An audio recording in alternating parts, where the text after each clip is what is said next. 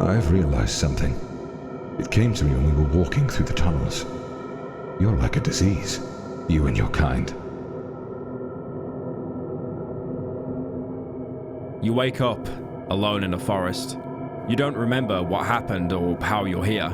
You feel the insides of your coat pockets, mostly empty apart from a big metal key. You clutch it tightly, knowing it's the only way out.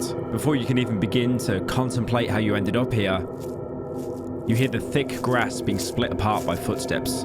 A man stands before you. Before you can make out his face, he lifts you onto his back. You don't know his intentions, but you don't have any energy to ask questions or fight back. You lose consciousness. The infinite void of blackness is almost soothing. Imagine never having to wake up and face the absolute hell ahead of you.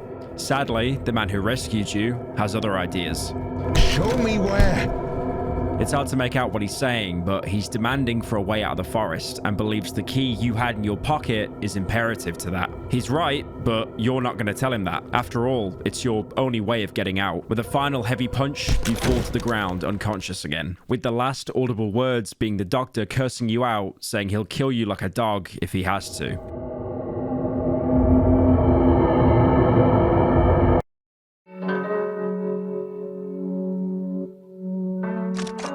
And that is the introduction to Darkwood, one of my favorite all-time games, and I still cannot think of a better way to open a game. And because no one wanted to sponsor us, we're selling Darkwood merch with permission from the creators. You can buy 2 different designs.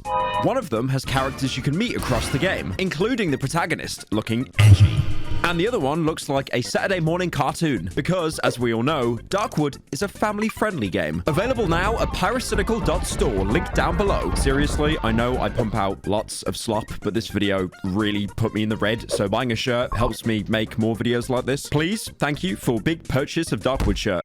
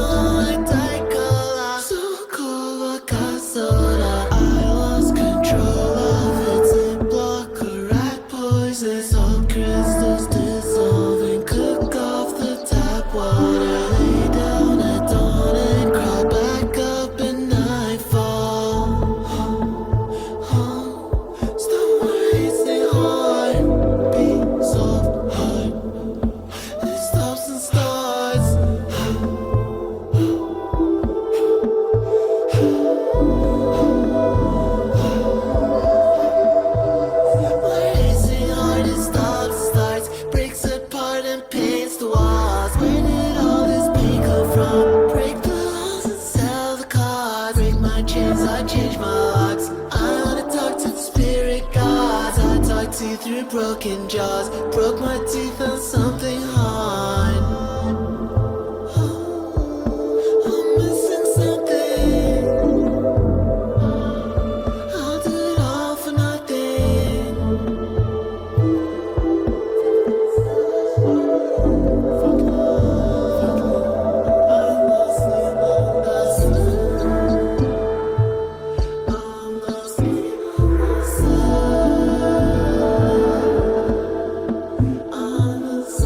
I'm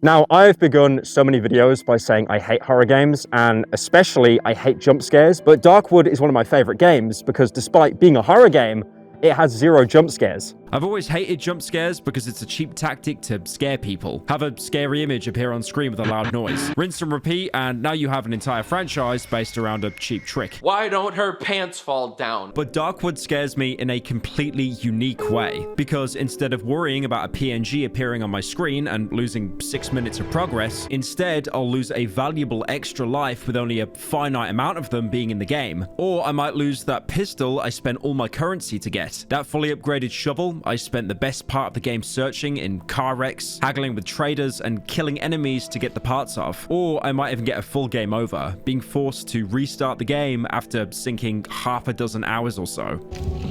There's no... I died. Why did I not switch? Cry about it. I feel happy. Sorry. Get a packet of Smiths to calm down. Shut up! Many games don't punish you for wasting time or resources. Standing in one place, swinging a weapon, or shooting a gun will have no consequence, apart from maybe slightly emptying your ammo pool of hundreds of bullets, or alerting enemies to your presence, or giving you a wanted rating in most open world games. But in Darkwood, if you stood in the same area firing your gun, you're wasting incredibly rare and expensive ammo, given how the woods are cut off from the rest of the world. And even if you acquired enough influence to buy ammo from traders, you're still at a loss because now you owe them something in return. You suck my dick and shut the fuck up, huh? Well, okay, instead, let's say you swing a plank with nails in the air aimlessly. You're not doing any durability damage because you're not hitting anything, and even the stamina bar replenishes pretty quickly. Except now, you just wasted the day because it's night and you've gathered no resources to fortify your hideout. No traps to ward off intruders. Idly ho, neighborinos! No fuel to keep the lights on at night. And now the scary floor gore is chasing you because you forgot to even turn the oven on. Something you can't outrun, and once it catches up to you, will slowly drain your health until it kills you. Even time itself is an extremely valuable resource. I manage my time very carefully, Mr. Alderson. Each beep indicates 1 minute of my time that has passed. I have allotted you no more than 3 minutes. She's trolling me. Now, if you couldn't tell, Darkwood is a very hard game. So hard, in fact, that less than 10% of people that bought the game actually have the achievement for reaching only the 2nd chapter in the game. It gives you 3 difficulties upon starting up a run: normal, hard, and nightmare. Normal is the forgiving mode, as in when you die, you'll drop part of your equipment and respawn at your hideout, where you'll have to go back and get it yourself. A bit annoying, but nothing you can't recover from. Hard mode puts a spin on this, because you spawn with skull icons next to your health. These are your lives, and once you run out of them, the save file is deleted and you're bumped back to the main menu. And nightmare, where the same applies, but you only have 1 single life. And if you decide to play the game on Nightmare, obviously whatever trauma you endured as a child clearly wasn't enough, because it is one of the hardest difficulties imaginable, and anytime you die, you'll totally feel like it's out of your control, despite it probably just being that you didn't prepare enough. Darkwood was developed and published by Acid Wizard Studios, except if you played it on the Switch, which was done by Crunching Koalas. And funnily enough, is probably one of the few Switch games to not run like a PowerPoint slideshow. They were an incredibly small team with only 3 employees. Programmer, and I'm gonna butcher this now, Gustaw Stachaszewski. Artists Arta Kordas and Jakub Cook, with Jakub also doubling up as the game's music composer. If you couldn't tell by the names being completely incomprehensible to read, they're a Polish team, meaning they already had a lot of experience with living in desolate wastelands prior to making Darkwood. The company was originally founded on March the 1st, 2013. You can even find some pre-alpha gameplay from that year on their YouTube channel looking very different to the final product, but the foundations are still there. Wait, is that the painting of the soy face man? That's not in the final release. Originally, Darkwood was funded as an Indiegogo campaign, the website that iDubbbz made a series on over 8 years ago. You've now just been reminded how old you are. The campaign was a success, getting $57,000 of their $40,000 goal, which is 143% of the goal for the cool math people, minus Indiegogo's 5% cut, and they're still well into the green of their initial goal. They also had a stretch goal for a new game plus, 2 additional translations, and multiplayer. But unfortunately, the goal wasn't met, so these were cast into the void. July 24th, 2014, Darkwood entered Steam Greenlight and finally came out as a full release on August 17th, 2017. Acid Wizard said themselves they played hundreds of video games and tried to analyze what would make the perfect game. They play games all the time of every age, platform, and type. I also found this from a video that they made for their Indiegogo campaign where they're all dressed up as wizards in some random Polish forest. What are your names and how were you involved in the production of Darkwood? I'm Gus. And I am Jacob. There's also Artur, who is not joining us today. I've been responsible for most of the technical stuff and most of the marketing and also 1/3 of the game design and story and a little bit of story and stuff. I was mainly responsible for the animation in the game. Darkwood was made early by 3 of us when talking about the lore and design also. And Artur was responsible for pretty much all of the art and music and most of the story. So what makes Darkwood so good? Well, if you go onto the frequently asked questions part of the game, the devs give a brief summary that it's a horror game with elements of black comedy. And I can confirm that is 100% true. Darkwood, like other games I've talked about, like Cruelty Squad and more recently Lethal Company, it never holds your hand. You'll be given brief tips on gameplay elements, but most of these are done diegetically, like the protagonist muttering to himself that he needs to get back to his hideout before nightfall, because being outside at night is a death sentence.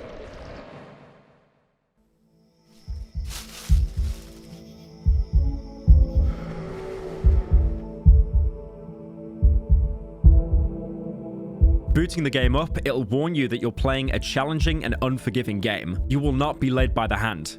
But if you respect the woods and be patient, focus, there might be a chance for you to survive.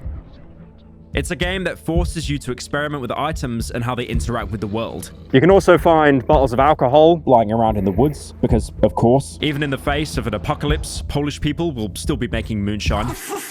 You could drink said alcohol to get a decent health boost, a great substitute if you don't have any medical equipment on you, but because it's Polish vodka, which is over 100% proof, it'll impact your field of view, speed, and vision for about 30 seconds, making you pretty much useless in combat. Oh, sliver bits. It's Polish. It'll make us go blind. But let's say you're a teetotal like PewDiePie. You can instead wet some bandages, giving you bandages with alcohol that gives you a much more potent healing item that'll continuously heal even when you're taking damage, making pre-medding a very viable strategy, just like that other Eastern European survival game. If he dies, he dies. Oh my god. Or you can stick a rag inside a bottle and light it with a match, and now you have a Molotov cocktail, which is great for setting up areas of denial and choke points. Or you can add a wooden plank, and now you have a torch, a decent melee weapon that can also light the way in darker areas. That's just a single item in the game, and you already have a multitude of uses for it. But let's say you're cosplaying the average beer-drunker, parking lot-dwelling Polish citizen, and you drank the bottle anyway. Well, now your bottle's empty, but it is still incredibly useful. You can now throw it on the floor to create a broken glass trap that'll deal damage and alert you to enemies. Or you could even fill it with rotten mushrooms native to the Darkwood and create a gas trap, which deals low damage because the farts aren't very potent, but you can also ignite the gas to create a huge explosion. You can even make a lantern by combining it with fuel and rags, a much more powerful light source than the torch. Again, you've got so many options from literally a single item you find in the forest. And keep in mind, there are over 200 items across the entire game. You'll notice that you have a cone of vision wherever you're looking. Places you aren't currently looking at will still be present, but will be purposely obscured. Things like important objects, key items, and of course, enemies. You want anal sex? It's almost like the player has a mental image of how the area would look like in their head. You can still see big objects like tables being moved around or doors opening. This can be terrifying for combat encounters, because although you'll be able to hear an enemy at all times, you won't be able to see them unless you're looking directly at them, or relying on your pathetically small 360 cone of vision, which will only show you the enemy when they're already chomping on your flesh, which usually means a stun lock until you die. It means certain strategies are way harder to pull off, like baiting enemies, as you don't actually know how far away they are apart from their sounds.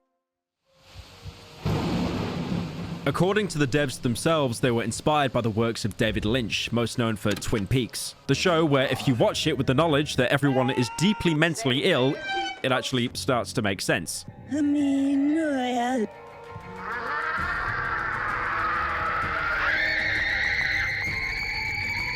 but also science fiction writers like Stanisław Lem and the Strugatsky brothers, who are most known nowadays for writing Roadside Picnic, the book that directly influenced the Stalker franchise. But as much as it sounds like it, this game isn't just a top-down Stalker, even though both have RPG elements, looting, merchants, and quests. Look, Stalker doesn't have a woman that you can hit with a shovel, so this clearly isn't some poor imitation. Funnily enough, whenever I see a top-down perspective game, I let out a comedically loud yawn and then just turn the game off. I usually gravitate to first-person games for the best immersion and maybe compromise with a third-person game, but top-down, it has to be really, really good to keep my attention, and Darkwood does exactly that. I have well over 100 hours on this game and would happily do another run right after I upload this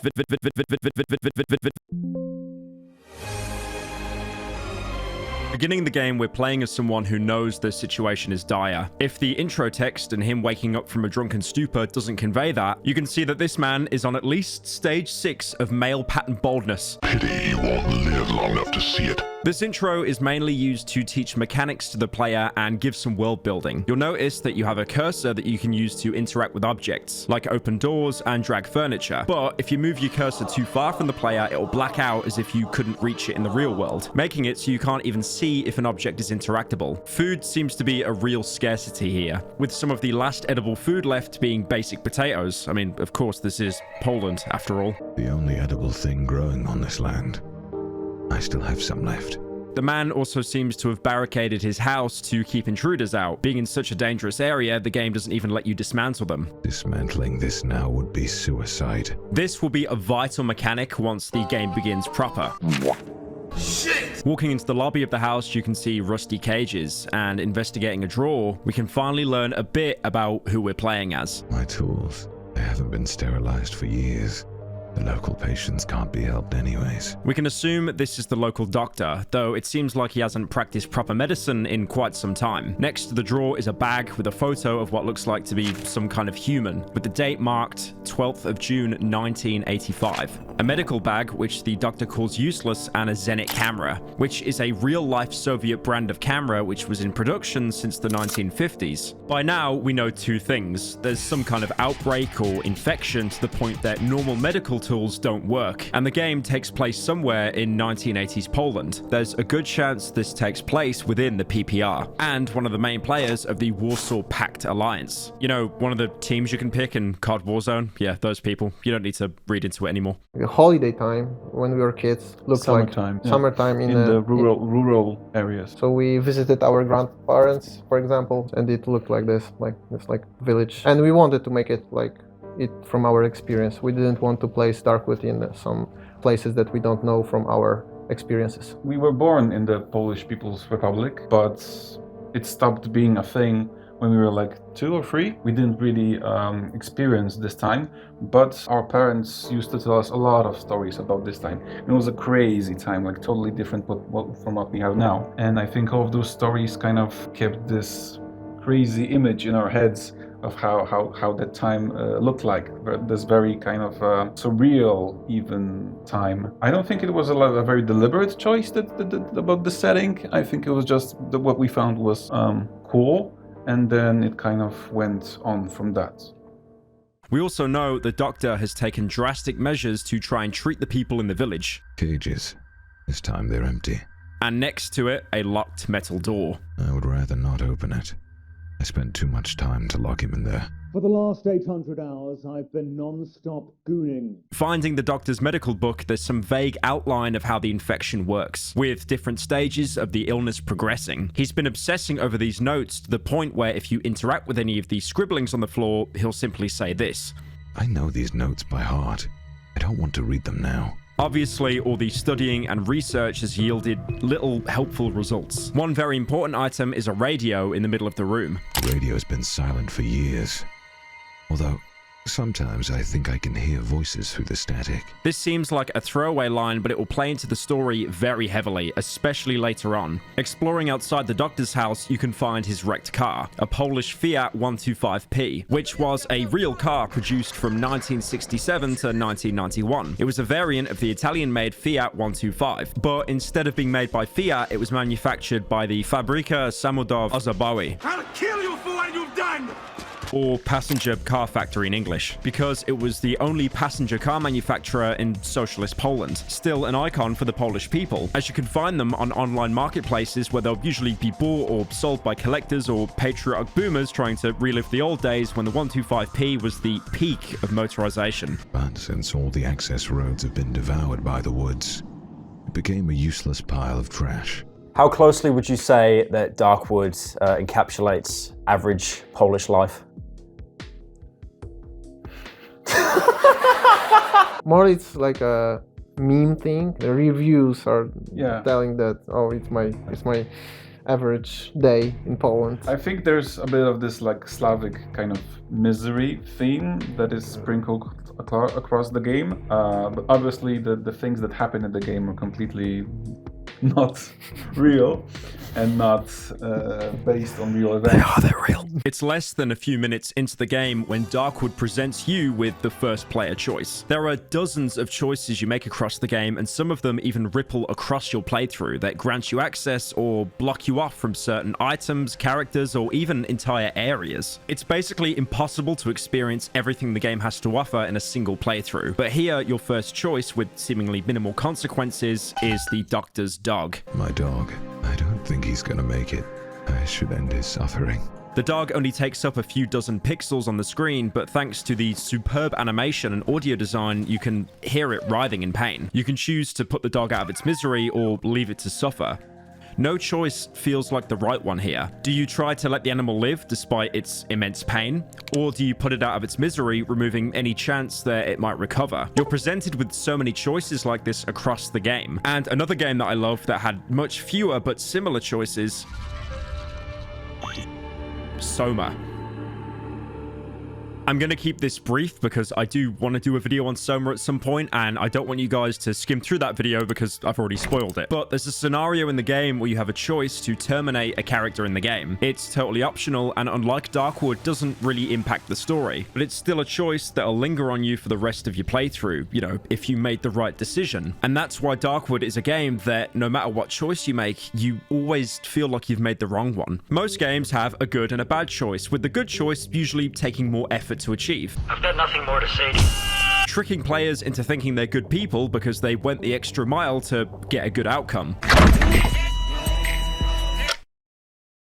But here, in the woods, there's no time for that because every second counts. Games can also just go down the Fallout 3 route where you have the obviously good don't kill people choice, and the one that blows up an entire town. Wow. What an engaging moral dilemma. In Darkwood, though, the choices are never that simple. Outcomes usually just being a slightly different shade of grey, which makes the game feel so much more personal. Almost like it's asking you personally, what would you do in this situation? So how hard was it to plan for like all the choices in the game? It was really hard, both in terms of game design, because like the game started off as a roguelike and then kind of evolved into not roguelike. It was hard to design all of this during the transition, and on top of that you have kind of all the technical stuff like random generation and procedural generation, and also kind of how it impacts the story and stuff like that. So I don't even know how we did that, honestly. It was just so fucking hard.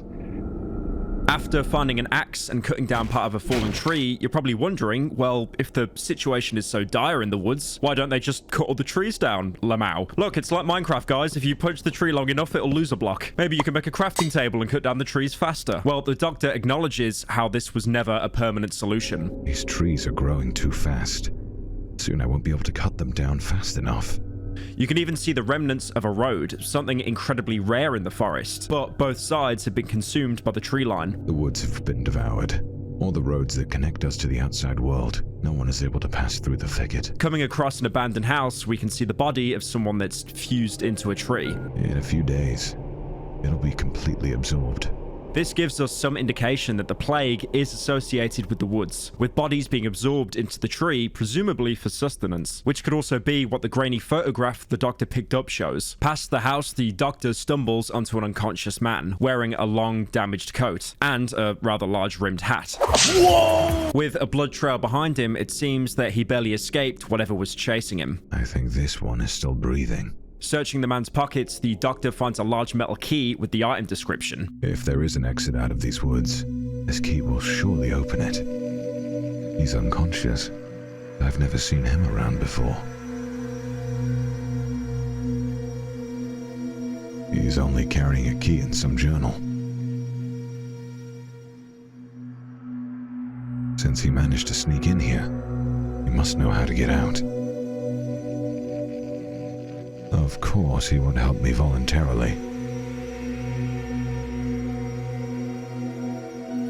But that is of no importance.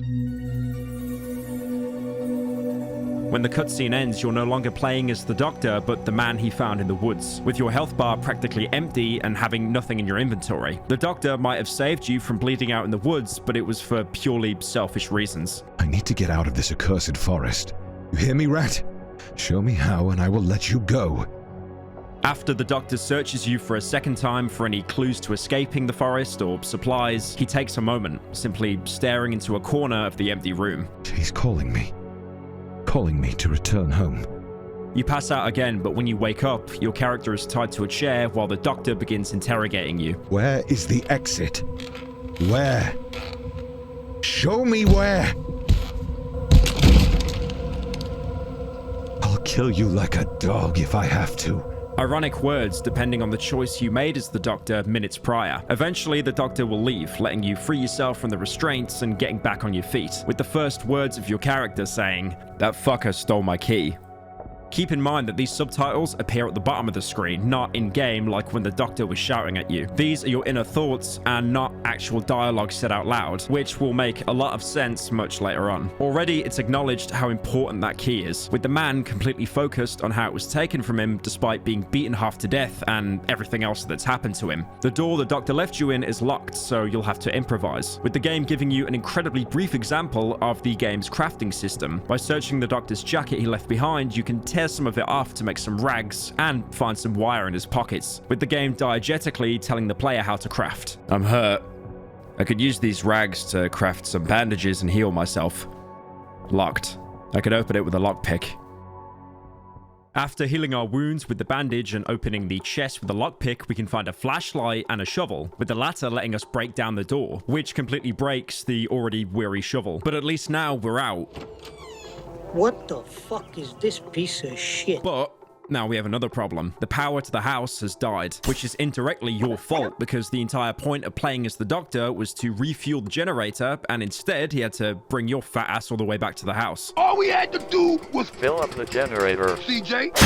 Before the power goes out, you can briefly see the doctor standing in front of you before disappearing. If we were playing any other game, there'd probably be a loud jump scare noise right after, but we're playing Darkwood, where instead of a scary face appearing on the screen, you get scared more often by the characters disappearing once you turn around.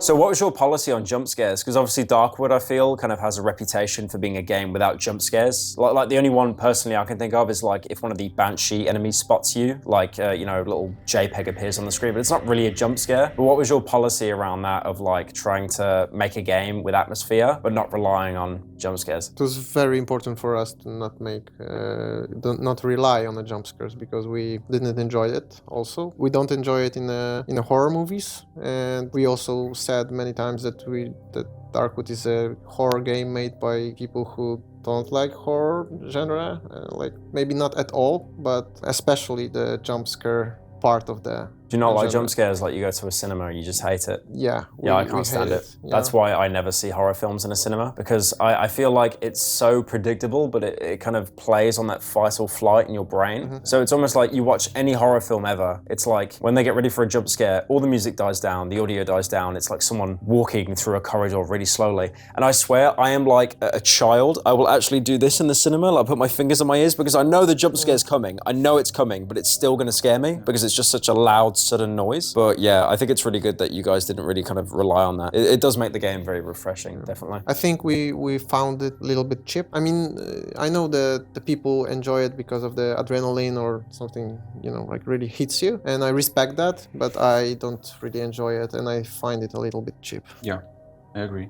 We actually were, when we were talking about inspirations of how we want to make horror, I think a lot of the inspirations were completely outside of the horror genre. You remember the first UFO games? Yes. And stuff like that, where we remember from the childhood, and we like the idea that you have to the horror plays in your mind, not exactly in what you see, but what you hear and what you don't hear and see kind of makes this a bigger impact on you than just a jump scare, right? Your imagination kind of filling in the blanks kind of thing. Yes, exactly. So we like that, and I think it's played really well in Darkwood. We're now exploring the Doctor's house, but without the knowledge of the Doctor, so everything is alien to us. The door that was best to not open will now present us with a combination that we don't know the code to, and we can see more of the Doctor's experiments. A metal table with leather belts strapped on. Inside another chest is a half-empty can of gasoline and a table leg, which we can use as a melee weapon. It's very apparent the Doctor wanted to forget about this room because it was blocked off by a wooden shelf. And there's also gasoline that he could have used earlier instead of having to scavenge. Pouring the gasoline in and turning on the generator, the seemingly useless radio in the middle of the room has now been replaced by something else entirely. The corpse has 2 dials instead of eyes. His mouth is wide open, and I hear a distorted voice, barely distinguishable from the radio static. The corpse also tells us a code.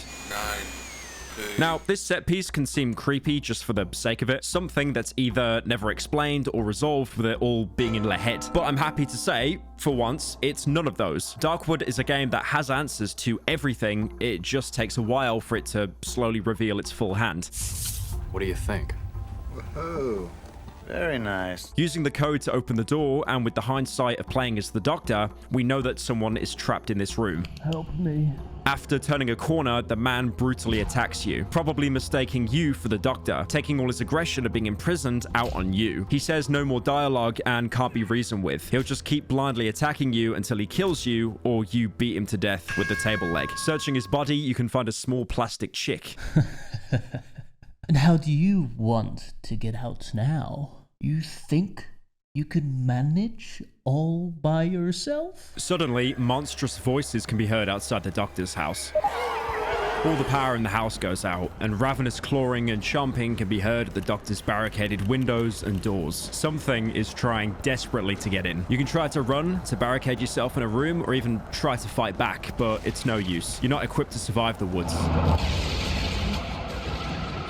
No one is. But maybe it's not over yet. The blood-soaked screen fades to a washed-out grey. You make out the figure of someone in the distance behind the woods who recognizes you. He reaches his hand out to you, unlike the Doctor who forced you onto his back. It looks like he really does mean to help you. Maybe you'll just make it after all.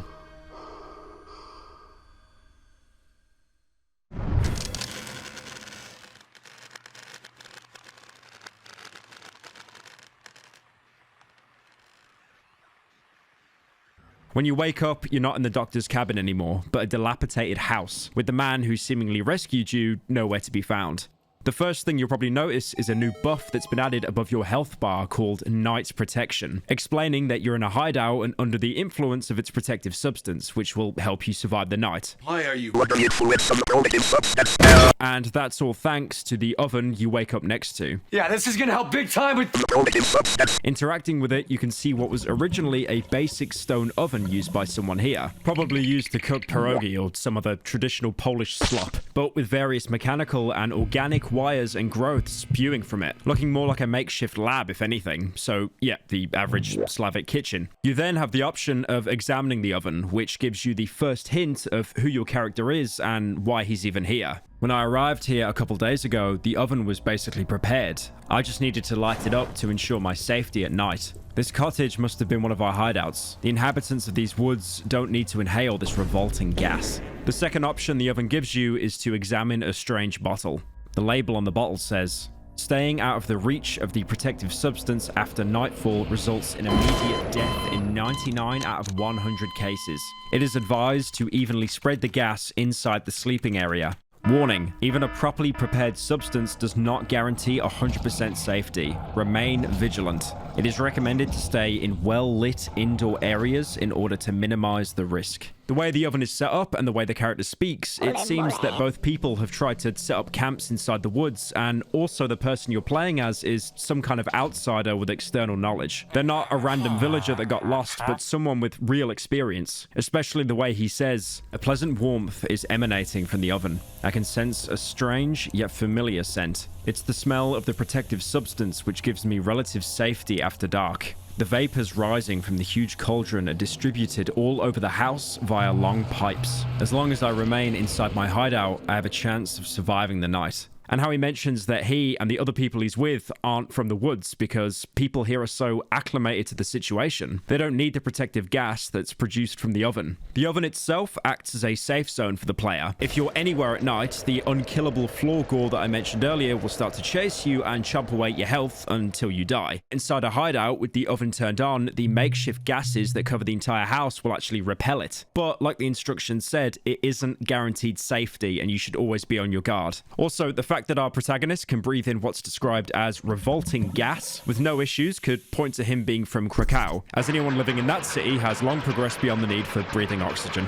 I really hope you guys like the Polish-centered jokes, by the way, because there's going to be a lot more. There's one more option unlocked with the oven, to look inside the pot. Pressing the cook option shows the player holding an empty syringe with probably the crustiest fingernails imaginable. Brother, You'll see the oven's efficiency, how many doses, and how much essence you need. This is basically the leveling up system of the game, which I'll come back to later. You'll notice how the protagonist, which I guess is what we're calling him now since the doctor is long gone, mentions how he has no thirst or hunger since the accident. Despite Darkwood being a survival game, there's no thirst or hunger mechanics. That's actually kind of uncommon for modern survival games, since the genre tends to crutch onto them as something to make you leave the safety of your base. And then, oh, fuck. Anything you eat or drink will usually heal you or give differing effects. If you find common loot like bread, eggs, or potatoes, they'll briefly give you the endurance stat, which reduces your stamina cost while sprinting or fighting. So even though you don't need to eat anymore, they do still have a use as basically stimulants. They also have another important use, which I'll come back to later. I know I'm saying I'll come back later a lot. There are a lot of mechanics. The protagonist also has a journal which you can access at any time. Here, he'll write down his thoughts and characters he's interacted with. Opening the journal, you'll see that pages are missing, ripped out by the doctor in the prologue, finishing with a sentence that's missing context. He ruined my dream journal!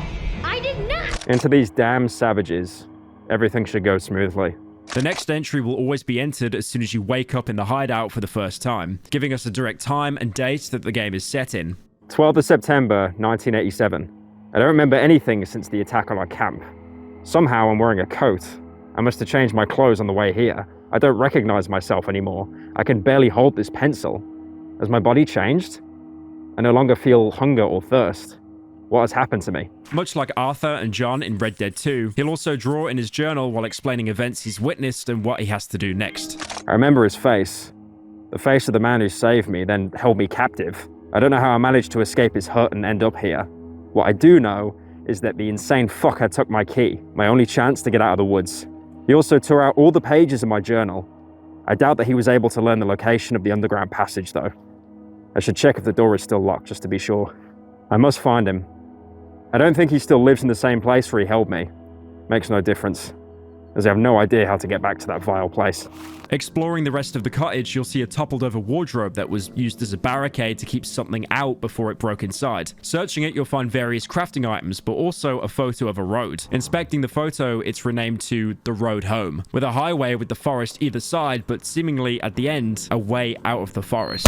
I'll be waiting for you in woods, Nerevar. Now, it's pretty obvious that you, or someone you were with, set up this hideout, but in another diegetic tutorial on how to survive, your protagonist will just say this outright. Yesterday, I barricaded one of the windows. If I want to stay here for some time, I should do the same with the other windows. Barricading is one of your first lines of defense in your hideout. It can really help delay enemy attacks. Sounds like someone breaking in. Yes, just like in Siege, even though I hate to make that comparison. Keep in mind though, I said delay, not deter, because once an enemy starts breaking down one of your barricades, they usually won't stop until they break through, or you go outside and stop them, which also puts you at a huge risk of exposure. But also at the same time, the barricades can actually end up trapping you, because while you can vault over regular windows to get some space from enemies or bait them into vaulting themselves, you can't do that if the window is barricaded, closing you off from potential escape routes. One thing you might notice during during multiple playthroughs of Darkwood is the hideout you spawn in after the prologue, despite having the same general layout, could be differently shaped or have an entirely different orientation. This is because every Darkwood game is randomly generated. Opening your map, you'll always have the same 3 general regions in Darkwood, with you starting off in the dry meadow. The way to progress to each region is usually the same, but the shape and placement of key locations will be totally random, which can be a huge help or hindrance. Like for example, if you're trying to reach a location to progress the story, it might be right next to the hideout or on the complete opposite side of the region. You always start in the dry meadow, but like the orientation and like where locations are randomly generated. Full generation. Like, it's random generation and part procedural generation. Yeah, because the progression's always the same. The areas you go through are the same, Yes. but like where locations it appears are in different places. Right? Yeah, yeah. That's the random generation, because the locations themselves are mostly the same. The loot is distributed among the biomes. The orientation is different, but the forest itself between those locations is procedurally generated. But it doesn't really, I think, impact the game like in a meaningful way. Now, each hideout will always have the same objects for you to survive in the forest, that being the cooker I mentioned earlier, but also a generator, wood chipper, well, and a workbench. The generator is filled with gasoline that you can find in the forest. This is a very valuable item as you can't craft it, so you'll have to rely on finding it as loot while exploring the woods. The game is forgiving enough to already have the generator filled up to survive at least the first night, with a full night's fuel cost being indicated by the notches on the bar when you examine it. But after that, it's up to you to keep it filled. Generators help a lot because without them, you're basically fighting in complete darkness. And also certain events during the night require you to stay near a light source or you'll be forced to experience what Polish people have to go through when they run out of alcohol. Next up, the wood chipper. Now, this thing is a gasoline guzzler because wood is such a huge part of crafting in this game for barricades and also many other items. You'll also want to keep some planks handy. Now, you're probably wondering, in a game called Darkwood, which takes place pretty much entirely in the woods, why is it so hard to get wood? Well, like the doctor explained in the prologue, the woods are expanding at such a fast rate that no one can control them, and normal tools aren't able to cut them down. So unfortunately, this isn't like Minecraft where you can just hit a tree until it turns into a block of wood. In the intro, he was able to cut down some branches with his fire axe, but it was basically a twig, and secondly, you don't have an axe. You can find planks out in the world, but very infrequently. But what you will find in abundance are logging areas where people were harvesting trees, probably before the outbreak. You'll get a few of these in each area, and looting the logs, you'll be able to collect the wood. Among other important loot, like nails and stones. What was, no, I saw you put something in your pocket. What was that? What did you put in there? The logs are useless on their own, but by sticking them in a wood chipper, you can turn them into planks, with each log taking up an entire chunk of the wood chipper's fuel. You'll need around 2 to 3 gasoline canisters to completely top up the wood chipper, and carrying an entire stack of logs will use up pretty much all of that fuel. So, in my opinion, always prioritize the generator, then if you've got anything to spare, stick it in the wood chipper. The well is located right outside any hideout. They always spawn broken, but can be repaired with just 4 boards. Afterwards, you can drink from them once a day to quickly and fully restore your health. Now, this is a great option when you're out of healing items when trying to survive the night, or to save up using any healing items when going out to explore. Despite rain actually being very common in the game, it doesn't actually fill up the well, so it's apparent that the benefits you're getting are much deeper in the earth. There's also a cut mechanic related to the well. In early builds of the game, you'd actually get a debuff called Thirst in the evening, forcing you to either drink from the well or continue taking damage throughout the night. Apparently, it was supposed to be caused by the plague's influence, but probably more likely the protagonist suffering with alcohol withdrawal. I mean, it's never marked what the alcohol is you find in the game, so it's probably just pure ethanol. I assume it was a way to force the protagonist outside at uncomfortable times, but obviously, as I talked about earlier, there's no thirst, there's no hunger. They're not mechanics in this survival game. There's also the workbench, an essential tool of any hideout. In it, you're able to store any excess loot that you find, because your inventory in Darkwood is comedically small to begin with. And it actually kind of makes sense, because you have no backpack, and you're probably just sticking everything in your coat pockets. Again, I don't really understand how you could fit an entire wooden log or a car battery in a coat pocket, but video games. But it also doubles up as a crafting bench. You can only craft smaller items on your person, like bandages, torches, and lockpicks. You'll be crafting anything more advanced at your hideout workbench. To start off with, your workbench will always be level 1, and the items you craft are pretty limited. You'll be able to craft a chain trap. This costs 2 scrap metal, an incredibly rare and important resource, especially late game. The most common way to find them is by scavenging bear traps left around the forest, which people were probably using to catch the last remnants of food here. I don't have a bear trap for this video, so I just bought a mouse trap. You can interact with it where your character dismantles it. Luckily for you, there's already a bear trap set up inside your hideout from whoever was last here. The bear trap under the window is still open. Looks like this night was exceptionally uneventful. Unlike bear traps, the chain trap doesn't actually do any damage when stepping on it. Instead, enemies that step on it will be stuck onto a chain for 30 seconds, giving you the opportunity to get some cheap hits in. The only problem is, unlike the bear trap, it's single use, and there won't be any salvageable metal once it's used up. But you can pick it up to get the scrap metal back if you want to place an unused one in a better location. Both of these traps are great to place at choke points like doors and windows, as enemies are never actually smart enough to do a Dark Souls iframe to dodge the traps, and will just take the fastest option to get towards you. Next up in the crafting is the antidote. Now this thing costs 1 mushroom, something I'll get into later. It'll cure any poisoning the player gets and gives you immunity from any other poison for about 30 seconds. Thankfully in Darkwood, and I do want to say thankfully for how unforgiving this game is, no enemies actually deal poison damage. But what you'll come across, especially in later areas, are patches of poisonous mushrooms randomly scattered across the map. These skinny, pale mushrooms will poison the player when stepped on. Now usually if you step on one for the first time, you'll panic, and then you'll probably start running around, probably onto other mushrooms. And the thing is, with poison, it stacks. So if you step on too many, you'll just end up dead on the ground. I found this out the hard way when I was streaming the game and had to give $100 to chat every single time I died. Okay, I'm losing health very quickly. No,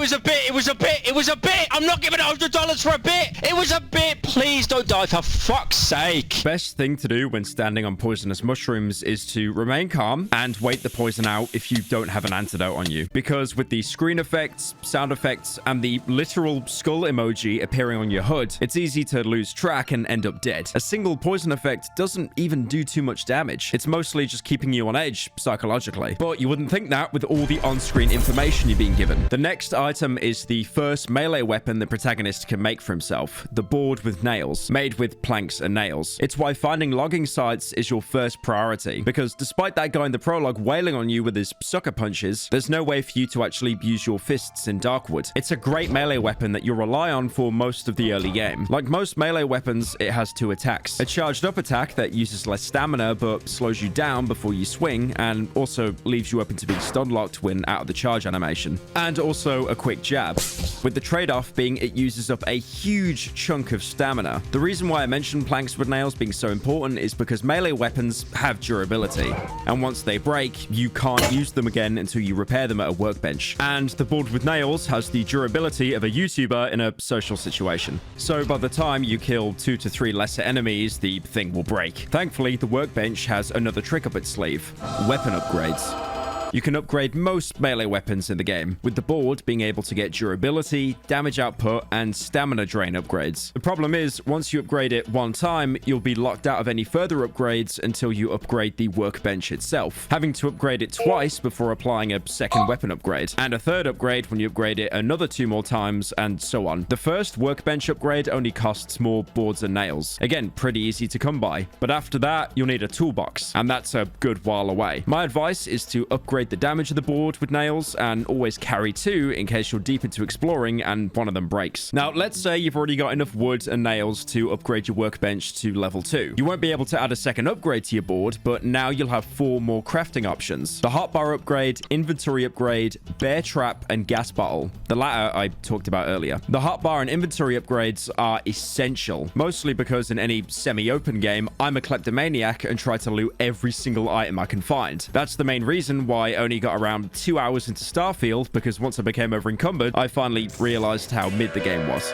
The hotbar upgrade will give you an additional slot in your quick selection, and the inventory upgrade will give you 2 slots in your pockets. Sounds like a no-brainer upgrading your inventory, but any item you want to use in-game will have to be in your hotbar, unless you want to rummage around in your pockets in the middle of a fight. On top of that, certain items like weapons have to be in the hotbar to even be usable. Another big thing is that on normal or hard difficulties, you don't lose items in your hotbar when you die, meaning you can use it as storage for any valuables that you're terrified of losing. Both the inventory and the hotbar can be upgraded 3 times. You'll start off with 12 inventory, which can be upgraded to 18, and then you start off with 3 hotbar slots that can be upgraded to 6. And even with a fully upgraded capacity, you'll still be deciding what loot is more important to take with you. You can actually get around that 6 hotbar slot limit, but I'll come back to that later. Both of these use the same items to upgrade, a rope and fabric, both of which, again, as you can probably expect, are incredibly rare, usually being found at preset areas in the game. Ropes being found mostly in wells, and fabric being found on specific loot containers. This is another reason why it's so important to do multiple runs of Darkwood, because even if the map is slightly different each time, you'll be able to recall placements of important loot that help you survive. The bear trap is a direct upgrade of the chain trap. It costs an extra scrap metal, but will hold enemies completely in place. It only works for half the time of the chain trap, but will deal heavy damage as a compensation. You can also harvest them after they've been stepped on. Just make sure to never step on your own bear trap, because you'd have no idea how easy it is to do that. You know, like if you place one inside your house to stop enemies from using the windows, and then you use the same window to get in because you completely forgot about the bear trap. Looking around the rest of the hideout, in a drawer, you can find a book talking about mushroom-related culinary called... Oh my god, I'm not reading all that, bro. Can someone Polish read this, please? Użytek z grzybów w gospodarstwie domowym. It's not fucking real. This is actually a real book written in 1928 by Joseph Swoboda. You can even read it online, listing what mushrooms can and can't be eaten and how to even prepare them. More on the mushrooms, you might have noticed near the generator there's a growth of pulsating mushrooms. Mushroom! Mushroom! Mushroom! Enough about the mushrooms. We all know it's a mushroom. We get it. Like the poisonous ones, they will still damage you when you step on them, but if you keep your distance, you can actually harvest them for a single odd-looking mushroom. Now this sounds weird, but this is essentially your XP, because you can use them in the cooker to fill up the needle, probably by making mushroom pierogi, the Polish equivalent to magic shrooms. Ja pierdolę, jakie bydle! Mushrooms always spawn in preset locations like houses and camps, never as loot, but can also appear as clusters in mushroom fields, a minor location in the game which will be marked on your map when exploring. Now remember how bad I said the poisonous mushrooms are? Well, now you'll have to wade through a field of them, because at the center are 3 of these invaluable mushrooms. It's a great way to level up early, but that being said, get ready to count the literal pixels on your screen trying to shimmy through all the white mushrooms. If you do step on one on accident, like I said earlier, don't freak out. Stand still, don't move. Maybe even open TikTok for a couple of minutes to feed your Zoomer brain and everything will be okay. That is until later areas where a man made out of fucking mushrooms climbs out of the ground, chasing you while laughing, knowing how fucked you are, only to explode when he knows that he can't get to you. Like I said, the game is pretty unforgiving. Oh, and if that wasn't difficult enough, any mushroom you do harvest will immediately begin rotting.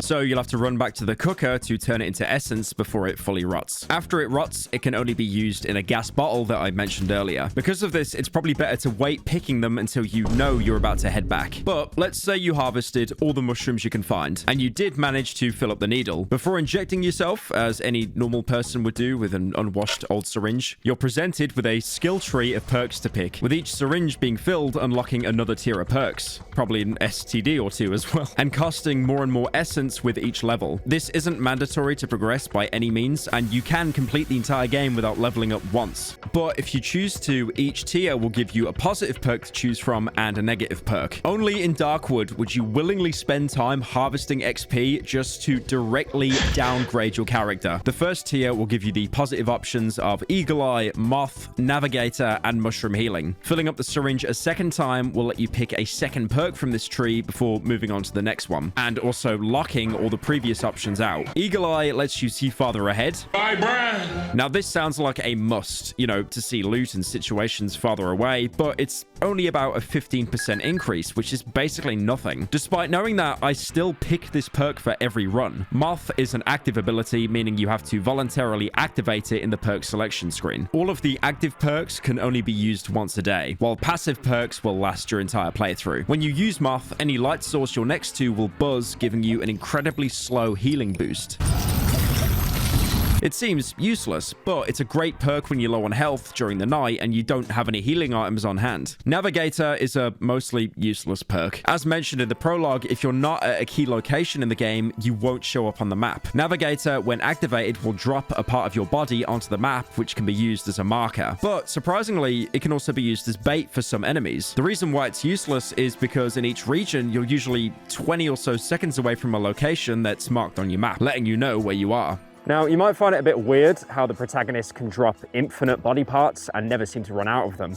But if you remember near the start of the game, he purposely wrote down in his journal that he doesn't feel the need to eat anymore and he's not thirsty anymore. Something has changed. And this explains why, in a gameplay and a lore sense, that you can be bit by dogs, hit with big sticks, or even shot with real bullets from a real gun, and you can heal with just bandages and pills over and over. Something has changed and you're really not human anymore. One thing that's interesting though, once you drop a body part onto the map and it's eaten by, let's say, a wild dog, killing the dog, you'll find a partly digested finger, nose, or ear, with the description being the remains of my finger. A very deadpan description for finding a part of your body in a wild animal. The final tier 1 positive perk is Mushroom Healing, which gives you the ability to restore health by eating any mushroom that you harvest. Honestly, the most useless skill, because like I said earlier, you'll want to score any mushrooms you find in the cooker to convert it into essence to level up. You could argue that late game, once you're at your max level, you could use it as a cheap health source, but they heal worse than the basic bandages in the game. If this was the Cruelty Squad video, I'd be putting them in F tier. Now, anytime you pick a perk in a tier, you'll also be forced to pick a negative perk. And I do mean forced, because believe me, I tried to back out the menu after picking a good perk and it straight up won't let you. Shadows is the only negative perk in tier 1,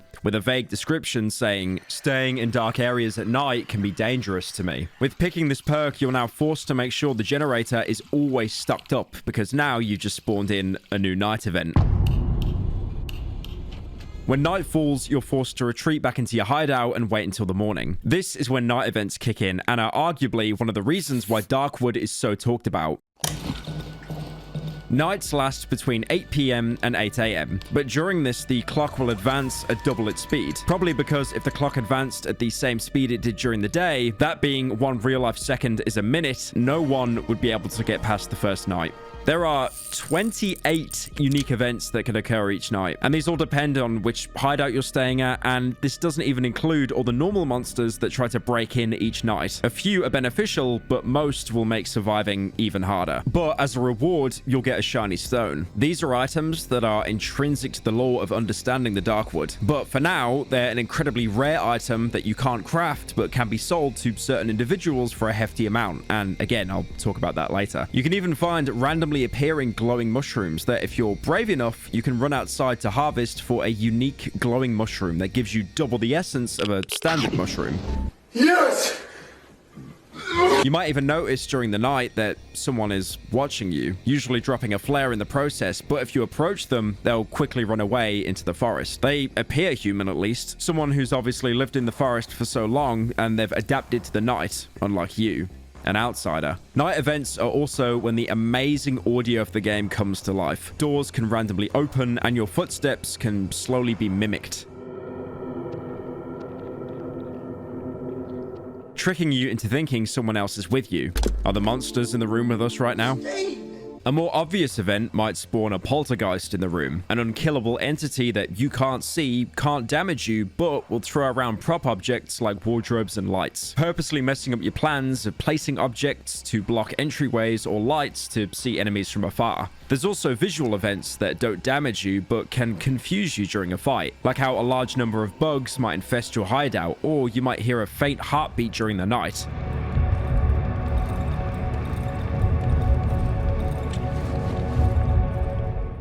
And when you investigate outside, you'll see how all the trees and grass are replaced with pulsating flesh, hinting that the forest is more alive than it seems. Earthquakes are also a common occurrence, with the shockwaves kicking up dust, massively affecting visibility and even temporarily killing all the power to your hideout you've spent precious gasoline to keep running. Remember that negative perk you were forced to pick earlier? Now, randomly at night, shadows will invade the hideout, killing all light sources except a single random lamp that you'll have to hug to avoid taking damage, drastically reducing your options for fighting back. It'll also instantly extinguish any torches you've crafted. I like how this is the first negative perk in the game, since that effectively baits every new player into picking it, forcing a trial by fire if you're lucky enough to get it early on, and basically teaching you that you should always try and stay near the light. Also, I found this out. Apparently, if you never leveled up the entire game and you never picked the shadows perk, it'll still be applied later on in the game anyway. The protagonist will also make a note of the encounter in his journal, accompanied with a vague drawing. It was a rotten, strange night. Shadowy silhouettes emerged from the corners of my hideout. I thought my eyes were playing tricks on me in the dark, but I'm certain I've seen something. If they come back, I should keep close to the light.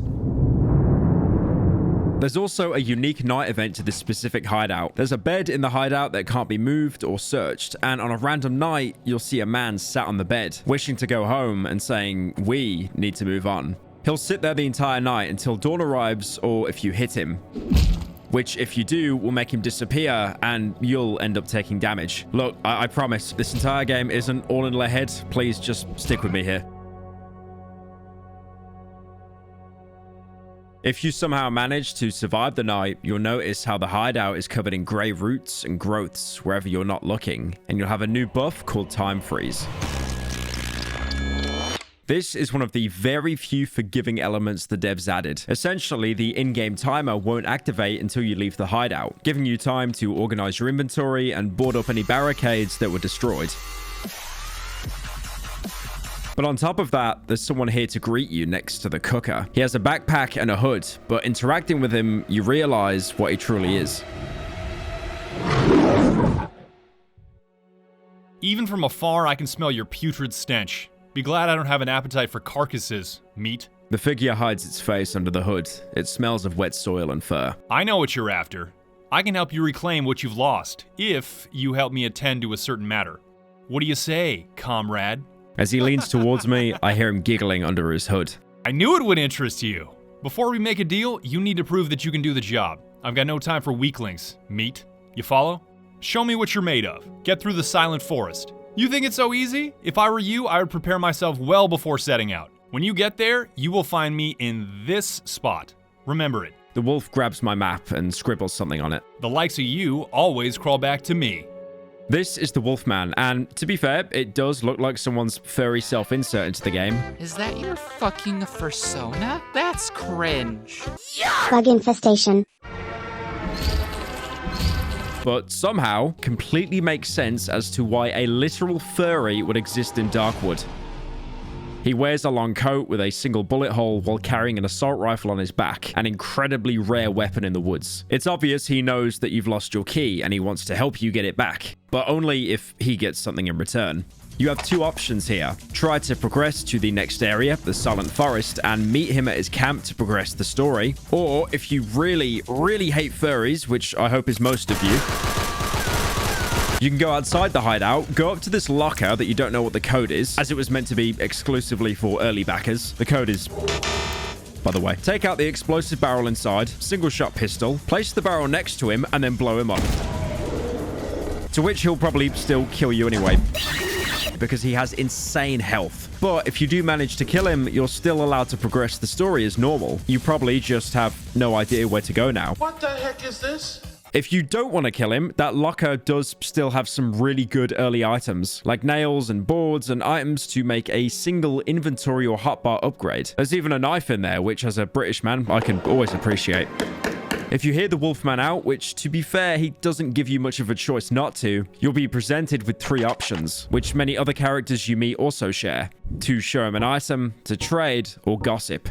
Gossip is usually just lore dumping, like a character giving context to the woods or talking about themselves. The Wolfman on the first encounter will only give you 3 pieces of incredibly basic advice. I wouldn't recommend wandering around these woods at night. It would mean certain death for you, meat. Better hide out in that hideout of yours before dark and pray for morning light. If I were you, I wouldn't venture too far from here, unless you got bored of your lousy life, meat. Only a few returned from the dense woods, and those who made it back were not happy to share their stories. I'd avoid getting into trouble if I were you, meat, or at least until you get a decent weapon. You can also show him some key items that you've found. So far, most players will only have the road home photo they found in the hideout. What's that you got there? The wolf snatches the photograph from my hand and studies it carefully. Finally, he snorts, his thick yellow spit landing on the photo. This road doesn't exist anymore, overgrown with trees, like all the other ones. The wolf throws the photo to the ground. Better forget about the road home, meat. Around here, all roads lead to nowhere. And the plastic chick on the body of the man that attacked you in the prologue. Beautiful item, perfect for a church fair. On a rare occasion, during one of the nights, you might actually hear a knocking on the door. Answering the door, you'll see an invitation left for you on the floor, inviting you to a celebration and giving you a randomly generated code to get in. If you've already had this event happen, you can show this invitation to the Wolfman. Excellent, meat! An invitation to a wedding party! The wolf snorts with laughter, his putrid saliva landing on my face. It's an invitation to that house in the edge of the dry meadow. The music there has been playing non-stop since I remember. Day and night. A never-ending wedding. The wolf throws the invitation back at me. It's wet with spit. Have fun, meat. Just remember to hide that disaster of a face, or it's no dancing for you. His last words are a clear indicator that the protagonist's disfigured face isn't just what he perceives, it's how others see him as well. There's also one more thing the Wolfman offers. As you might imagine, there are no Zabka stores in the forest, even despite their aggressive expansion, which I'm sure has no problem crossing the boundaries of time by now. So instead, if, like me, you need to buy 3 boxes of LaCroix... Why is that in the script, you dickhead? I don't fucking buy LaCroix, you fucking dickhead. So instead, if you need to buy 3 boxes of sparkling water, you're gonna have to trade. Any real-world money is long useless in the forest. The only way to trade being something akin to basic bartering. Every trader has a reputation value, which works as the game's currency, with it going up if you do something they'd respect you for, like for example, surviving a night or just giving them stuff, which is why it's basically just bartering but with extra steps.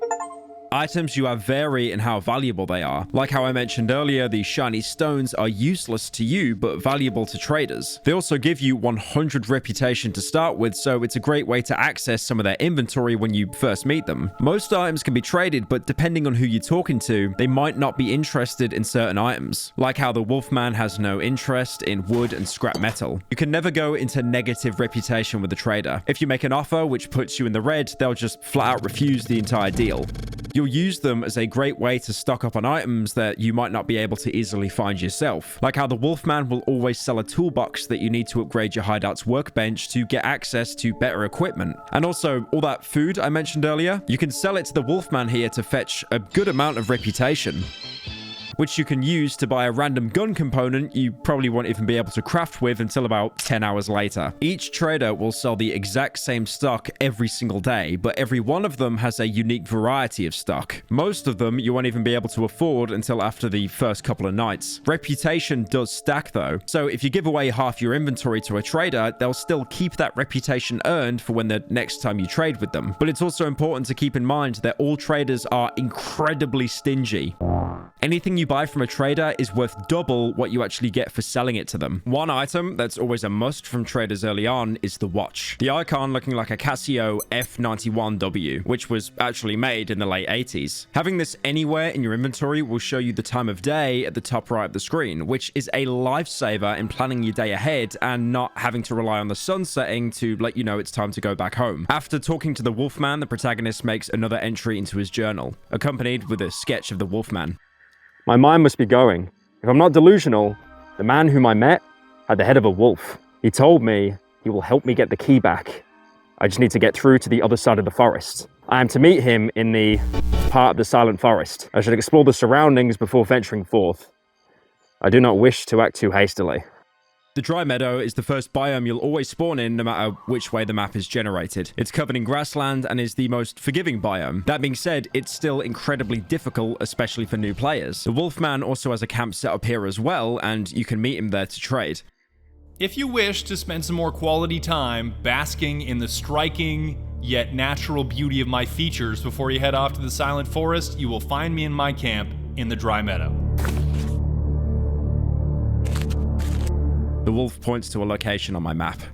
The main creatures you'll face here are dogs. They'll roam around and are incredibly territorial. If you get too close to one, they'll bark at you to stay away. And if you don't heed their warning, much like any beloved Rottweiler, they'll charge you, biting into your flesh until you're dead. All while the owner will probably go on an incredibly long rant how their dog is a beautiful princess and wouldn't hurt a fly. Dogs are fairly easy to deal with because of their easily telegraphed single attack of lunging at you. And once you kill one, you'll always find a single piece of meat on its body. This can't be crafted into anything, and selling it to a trader, you get a measly 5 points of reputation, but it can be used to bait and distract any other dogs from attacking you, even mid-combat, as apparently they can't give up a free serving of Rottweiler and will instantly stop attacking you to take the bait. So yes, you technically can do a non-lethal dog run of the game. The only other enemy in Dry Meadow is the elk. These things are terrifying.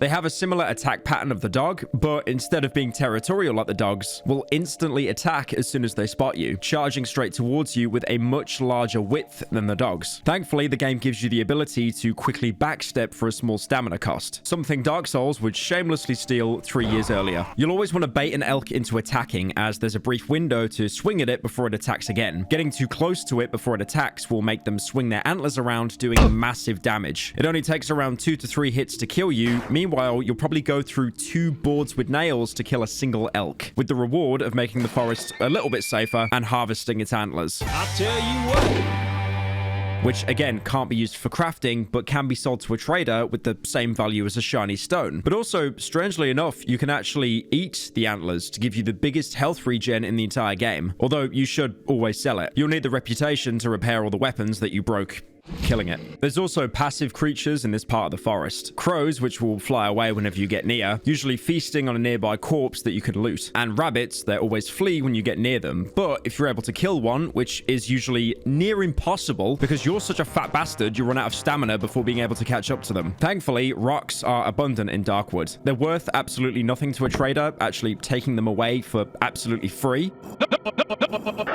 And as a weapon, you'll need to throw about 15,000 to kill a single dog. But because rabbits have 1 HP, if you throw one at a rabbit, you'll actually one-tap it. Finally, all those hours in the long dark paid off. It's time for the mean course. Let me bite you, please. And because the world technically functions without your input, there's actually a chance that a rabbit you're chasing might even wander into a random bear trap. The same applies to poison mushrooms, by the way, and is a very viable strat for both catching rabbits and disarming shrooms in dodgy placements. Lamau! Looting a rabbit instead of having meat like a dog will have odd meat, which you can actually cook in the oven for more essence to level up, if you can score it before it rots, of course. Odd meat can also be eaten, which gives you a stamina buff, but also an armor buff, which halves any damage you take for just under 2 minutes. But again, it's always best to cook this stuff. Someone cooked here. Also, the meat actually decays into rotten mushrooms for some reason. I guess the forest is big on plant-based alternatives. You'll also see creatures that resemble humans. Sometimes you'll see them praying to a destroyed shrine, most likely Christian. Poland's current Christian population is 98.5% after all. Europe.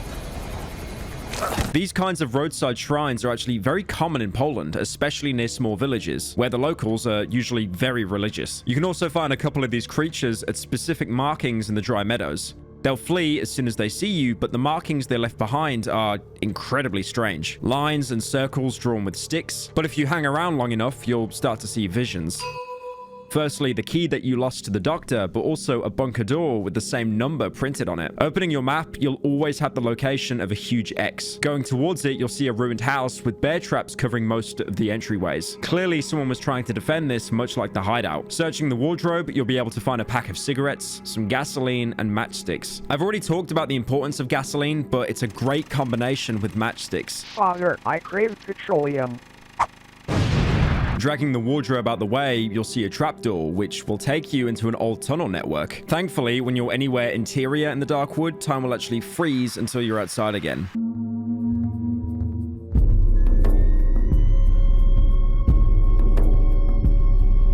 This area is incredibly dark, so you'll need a light source unless you want to hump the walls for the entire game. Going deeper into the tunnels, you can see that there's something above watching you, and up ahead is a bizarre growth, almost like a gaping mouth pulsating. You got fired, so you drowned your sorrows in booze. The protagonist won't comment on this, but searching the growth, you'll find some more odd meat that you can cook. You can also find a motorcycle magazine, with the description being from this year, showing a 1975 issue of Czasopismo Motor, a real Polish motor magazine with a Fiat 126 on the cover. Eventually, you can reach the bunker door, heavily rusted and covered with growths and vines. Locked. It's my only way out. I won't be able to open it without my key. You're then given the option to look at the handle. The hatch handle is covered in a thick layer of dust. It hasn't been opened for at least 2 weeks. Next, you can press your ear against the keyhole. I hear a faint voice throughout the howling wind. It sounds familiar. It seems to be coming through the keyhole. Someone is calling me. Finally, you can look through the keyhole. The art changes to show the keyhole with a faint light emanating from the other side. The protagonist doesn't comment on this. You now know where you can escape the woods, but first you need the key that the doctor stole from you. Trying to leave the tunnels the way you came, the power will go out with a sudden cave-in. You can still get out, but now there's something chasing you. You can try to fight it, but with how the tunnels are, it's basically a death sentence, as most of combat is relying on sidestepping enemies and attacking them once they're cooling down. Despite that, I'm such a greaser, I somehow managed to do it first try. This is an important enemy that I'll talk about soon, but for story's sake, let's say you never fought it and you escape back to the surface, after which the protagonist will make another entry in his journal. The armored door in the underground passage is closed. It hasn't been opened in around 2 weeks. The thief who took my key apparently doesn't know how to find the passage. Good. I, on the other hand, have no idea where to find the thief. Not so good. Exploring more of the dry meadow before meeting the Wolfman in the next biome, you can find various locations, like a former hideout that's been totally consumed by the forest, with only small parts of it now accessible. There's a generator here with barely any fuel left, but turning it on, you can see the corpses infused with the tree, writhing in pain before the power dies out. As unforgiving as the forest is, at least you escape this fate. But in true Darkwood fashion, when you go to leave, the game will spawn a dog to attack you. Again, Darkwood moment. Going towards one of the choke points in the map, you can see a burned house, though you're unable to open the door because it's made of metal. Wooden doors can be destroyed with enough force, but metal doors are usually implemented to stop the player from progressing too early until they have the right key, code, or open it from the other side as a shortcut. But what's interesting is you hear shouting from the other side of the door, an evacuation order. Out! The truck is here! No, please. Get the fuck out!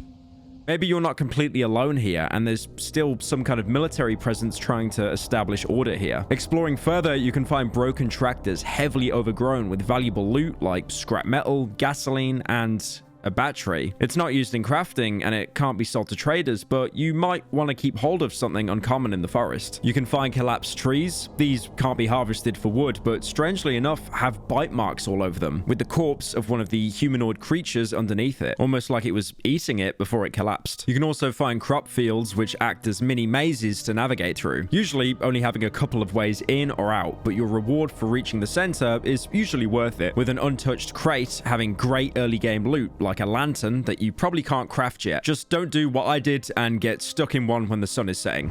Wait! More on the lantern, it's a great early game way to have a reliable light source. You can only explore during the day, but you'll quickly notice with how numerous the trees are, the forest is incredibly dark. Increased by the common rain that hits the forest, it's really hard to see a few feet in front of you. As long as you have the lantern in your hotbar, it'll emit a glow all around you, giving you a bit more visibility. And unlike other light sources, lets you use another weapon without losing the light source, just as long as it's always kept in your hotbar. It'll last around 20 minutes real time, which is pretty long compared to other light sources. If you explore enough, you might even stumble onto the Wolfman's camp in the dry meadow that I mentioned earlier. He marked his location of the other camp on your map, but you can meet him here and trade in the day in case you want to drop off any loot, with a dark, lingering theme kicking in whenever you approach him.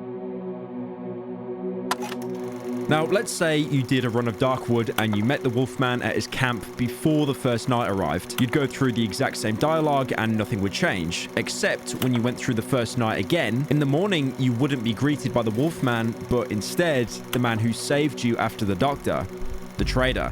A man roughly my size is standing before me. I can barely make out his disturbingly familiar features through the matte visor of his helmet. The massive helmet is covered with an old sack and seems to be an integral part of the unnaturally pale body. I remember him. He's the one who rescued me from the doctor's house. The man reaches out to me with his black hand. It's covered in charcoal. There's something written on his worn woolen glove. We need to stick together, brother. His lips are moving, but all sounds are drowned inside the helmet. He shrugs, then takes the huge sack off his back and drops it on the ground, revealing its contents. Only known as the trader, he's one of the most important characters of the story, despite the fact that he never says a single word to the protagonist apart from the scribblings on his arm. You can tell by his introduction text he has much more selfless intentions than the Wolfman. His mask makes anything he says to be inaudible, but compromised with writing messages on his arm with charcoal. You can't gossip with the trader, but you can show him one specific item: the picture of the road home. He wipes his left glove on his pants, takes out the charcoal from his pocket, and starts scribbling. When he finishes, he lifts his dirty hand. All roads lead deeper into the woods, clearly warning you of what's next to come, that you'll have to crawl through hell to escape the woods. This is someone with experience, someone who's survived here for a while. As kind as the trader seems, he's not running a charity.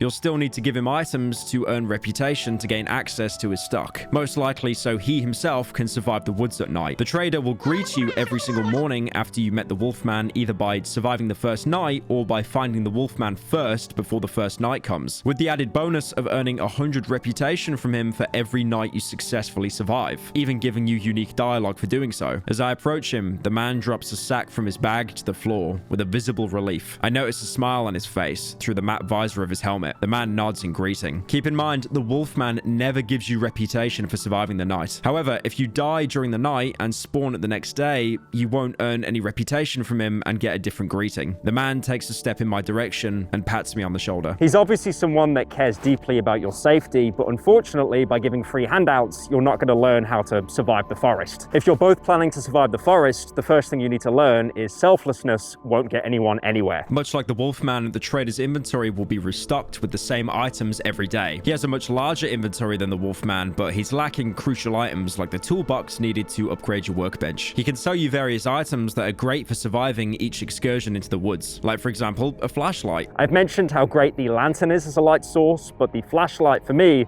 is a personal favorite. It's pretty expensive at 200 rep, but after the watch, it's a must. It'll shine a bright cone wherever the protagonist is looking, which can help with dimly lit areas, but also has the hidden bonus of revealing more shiny stones that you can find in the world. Most of these you'll actually walk over and not even notice, but the refracted light of the flashlight will give it a unique glint, so you can pick them up and get even more reputation. The main downside is they run out of energy very quickly and have to be refilled with 9-volt batteries, which can be bought from either the Wolfman or the trader, or you can find them in the world on random corpses. The thing is, 9 volts can be pretty expensive to buy and pretty rare to find. I say this as I'm sitting on 20 9 volts while recording this. Another downside is you can't use weapons when holding the flashlight, meaning it leaves you open to attack if you don't have a secondary light source on you. The trader will also sell you basic items like nails, boards, gasoline, but you're like 30 minutes into the video. You know how all that works by now. He'll also sell you more advanced but very expensive consumables like the pills. Pills here! One will increase your endurance so you can quickly explore before the stamina drain kicks in. Now, to be fair, this is pretty useless for how expensive it is. And also, don't tell anyone that I told you this, but if you run on the beaten paths around the dry meadow, it'll actually half your stamina drain. And these paths will usually lead you to major points of interest like other houses and key locations. But if you find some, you can sell them for a whole 30 rep. He also has healing pills. These are actually great if you're about to die. But honestly, with the panic that comes with the game, by the time you realize you need to heal, you're probably already dead. But they do have the added bonus of being quick to use, instantly removing any poison that you might be getting from walking on shrooms. But again, like the endurance pills, it's better to sell these whenever you find them. He can also sell you wire, which can be used to make lockpicks.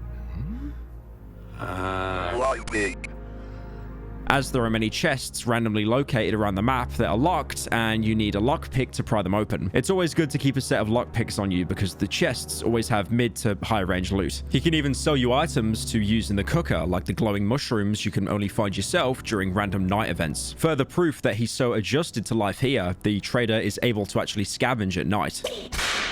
¿Quieres? Both him and the Wolfman can sell you a red chicken egg. Seemingly corrupted by the forest, it glows a bright red color. Look at this little fella on it. And can be used in the cooker. Both traders giving you a daily resource of XP if you have the reputation to trade with them. Moving on to the more advanced items, the trader will also sell components to craft guns, which is something you won't be lucky enough to experience until the mid to late game. He'll sell weapon parts, bolt handles, handgun frames, long barrels, tubular magazines, shotgun shells, small caliber magazines, and medium caliber bullets. All of these look incredibly tempting to buy, but keep in mind they're only as useful as your workbench is. So if you don't have it upgraded, you can't make any of these weapons. But let's say you greased the game and you got a toolbox from the Wolfman. You can now make the single shot pistol, Molotov, and lantern. Now, the single shot pistol is a complete scam. It's the first firearm you'll be able to craft, which will trick you into thinking you've just unlocked easy mode, despite the fact it costs 2 rare scrap metal and the even more rare or expensive metal pipe. The problem is, it's not a single shot pistol, but a single use pistol. You might be tricked into thinking that you can buy bullets from the trader, and this is the ammo to reload the pistol, but nope. You stupid. Once you fire it,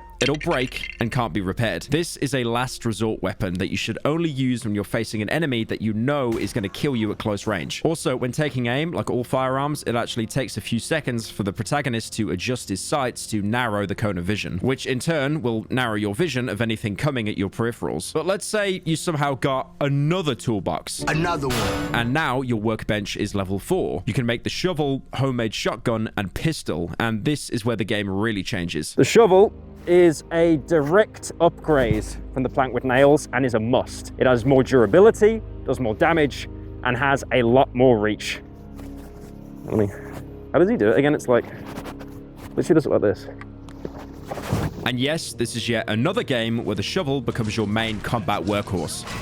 No game dev can resist the sweet pull of the shovel. The problem is, it's incredibly hard to get in the early game without being a sweat. The shovel blade can be bought from traders for 450 reputation, which, to say the least, is very expensive. It's actually the highest price on any base trader item in the entire game. Other crazy important items like fabric used for inventory upgrades also cost this amount, meaning you have to actively make a choice between getting an important upgrade or a new weapon, versus selling it to buy stuff that you really need at the moment. To make the shovel, you'll also need tape. Now, good luck finding that because it is incredibly rare loot, but the traders do sell it for about 40 rep. Now my bank account hurts. But the hardest item to get hold of at the minute is the staff to put the shovel together. You usually won't find this until the next biome where enemies start to attack you with sticks, the same guys in the dry meadow that would always run away from you. Now, remember how I said how useless the single shot pistol is? It is, but if you're able to get hold of one, find someone with a large stick in the meadows and creep up on them, and then one-tap them with the pistol, you can now get hold of their staff. Excellent work, 47. Once you make the shovel, it is absolutely game-breaking in early stages, as you'll be able to 2-tap or even 1-tap early enemies. It functions the same as the board with nails, having 2 attacks, a charge and a jab, but the charge swing has a much larger radius than the board with nails, meaning you won't even have to go into an enemy's range to hit them with it. And because the workbench is level 4, you're able to give it 2 upgrades out of the possible 4, either less stamina consumption, more damage, more durability, or much more durability. The latter costing a whole new shovel head to upgrade, but it's totally worth it. My pick is to save for another shovel head to get that 70% more durability as opposed to 30% with just the metal pipe, and to also pick more damage, which will sharpen the head of the shovel with stones to give it more of an edge. Finally, stones do have a use apart from throwing them at rabbits. Also, the durability upgrades do stack, so if you value saving resources on fixing rather than damage, that's always an option. There's also another early game secret, which I'm only telling you about. Remember that bunker early on that we needed the key for? If you enter the bunker for the very first time with the shovel before the cave-in, you can dig a certain spot that gets blocked off after the chase sequence. It'll waste the shovel's durability, but it'll reveal a corpse holding some amazing loot, like a long barrel and a tubular magazine. Take that, trader. I'll keep my reputation, thank you very much. The only problem is, with a much more advanced melee weapon, you'll need much more advanced resources to maintain it. You'll still need wooden planks, like maintaining the board with nails, but now the nails have been replaced with scrap metal, which can only be found by trading your own reputation or disarming a finite amount of bear traps in the world. Even with the massively upgraded durability, you'll always have to keep a high stock of scrap metal to be able to repair it. Next on the workbench is the homemade shotgun and pistol.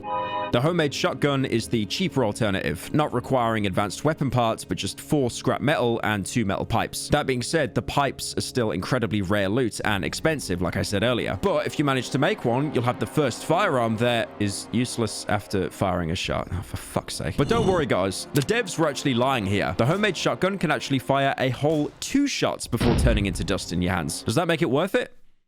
No. It'll definitely kill anything chasing you, and if you panic and miss a shot, you can rely on the second barrel to finish the job. But even then, it's always better to save your ammo for better shotguns later, and scrap metal to repair the shovel and pipes to upgrade it, because you can't upgrade firearms in this game, only melee weapons. The final unlock on this tier of workbench is the pistol. Now, this isn't easy to make. Even if you use the shovel exploit to get some expensive weapon parts for free, you'll still need that handgun frame, which is pretty expensive. Wrap it all up together with some duct tape, and finally, you have the first firearm in the game that won't actually break after being barely used. And in typical Darkwood fashion, the fully crafted pistol is actually worth less than the individual parts to make it. I hate this game. Thankfully, the good news, the pistol never breaks. Its durability being replaced with an ammo counter. It slowly degrades the more shots you fire and holds 8 rounds a magazine. It uses small caliber magazines that you can find sometimes in the world, with the trader and Wolfman always having a single clip that you can buy at the start of each day. It also has the lowest damage output of any firearm in the game, but with the guarantee that it'll never break. That being said, much like Cry of Fear, when you reload the gun before using all the bullets, you'll dump the mag on the floor, wasting any spare bullets you have. So you'll always have to make the active choice of wasting a few precious bullets so you can guarantee you'll have a full magazine for the next fight. Through and through, Darkwood will always be a melee focus game. If anything, it's a little bit similar to another game I covered years ago, Condemned Criminal Origins. In that game, you would get ammo, but it would always be incredibly scarce, only holding a certain amount of bullets in each clip. You need to always treat firearms like they're invaluable, because if you go around spraying and praying, you're going to run out incredibly quickly. The Virgin Pistol Abuser and the Chad Shovel User. You might have also noticed that the trader is selling the parts to make an axe, the same one the doctor used in the prologue. This would seem like the best thing to do, but is a giant scam, because you actually won't be able to make the axe at the workbench until much, much later into the game. And I do mean much later. So hold off on buying it for now. You might remember earlier I mentioned how you can get a letter delivered to you as an invitation to a celebration. You can reach the location where it takes place anytime, but the door will always be locked with a code that's randomly generated on the letter. This is totally optional, and it isn't needed to progress the story. You can completely ignore it, but the side content is some of the best of what Darkwood has to offer. After accepting the invitation and going inside, you'll see a lone woman in a bride outfit dancing. One of the first passive humans we've seen apart from the trader and the Wolfman. There's no way to talk to her though, so I interacted with a woman the only way I know how. Alright, I'll be honest, you're kind of pissing me off with you dancing a little bit.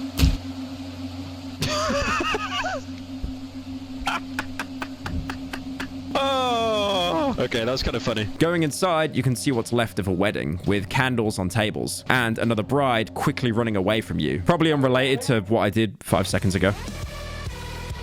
After vaulting over a broken window, you can get into the main room, barely lit with flickering lights. You can hear a banging noise. Investigating, you can see a man slamming his head repeatedly on the table.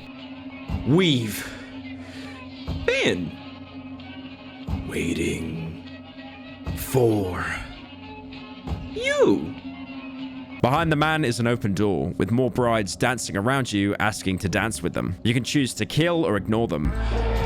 It doesn't change anything, because when you return into the main room, the man is gone and you can see a lamp quickly move, letting you know that there's someone behind the door.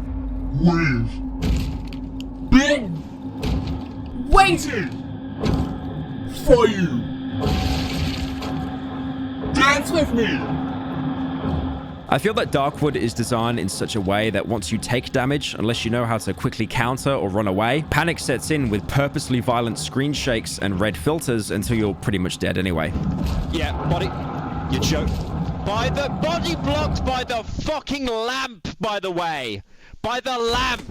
Prop blocked. That's why the opening text on the loading screen tells you to be patient. Like the trader said when you showed him the road home, all roads lead deeper into the woods. But you're allowed to spend as much time as you want in the dry meadow before progressing. You might even notice some different night events for staying here so long. Like how a creature you've never seen before will spawn near the hideout at night, but when you go up to it, it'll scream and disappear, only to leave behind an object called... Huh? This can be cooked in the oven for essence, but more importantly, in the game's files, it's called piskel, which is Polish for chick. If you manage to fill up the needle a second time, you'll have one of the first dream sequences in the game. The heavy psychoactive substances you've been injecting into your arms to make yourself stronger will translate into your dreams. Mostly because anything you find that can be cooked has now been tainted with the forest, or is a direct creation from it. So these dreams are almost like the forest is trying to communicate with you. In the first one, you'll wake up with a military flashlight, an incredibly powerful flashlight that even the trader doesn't have access to. You'll run through the underground tunnels again towards the same locked bunker door, but this is different. I can hear a faint voice throughout the howling wind. It sounds familiar. It seems to be coming through the keyhole. Someone is calling me. Looking through the keyhole, instead of a faint light, it's completely blocked by some kind of growth that beckons you forward. Go on, we're gonna look back at that fucking cringe. That was me. The door will then swing open, with the environment changing into a vast swamp area, a massive change from the dry meadow. Your only guide here are shiny stones that refract off the military flashlight. You can loot each one individually, like that James Woods bit in Family Guy. Ooh, shiny stone. Ooh, shiny stone. Ooh, shiny stone. Or you can keep pressing forward. Eventually, you'll come across what looks like an indoor lamp. Switching it on will replace the swamp with seemingly hundreds of human bodies. Walking over the bodies, the lamp will begin to glow, and returning back to it, you'll see a giant fetus.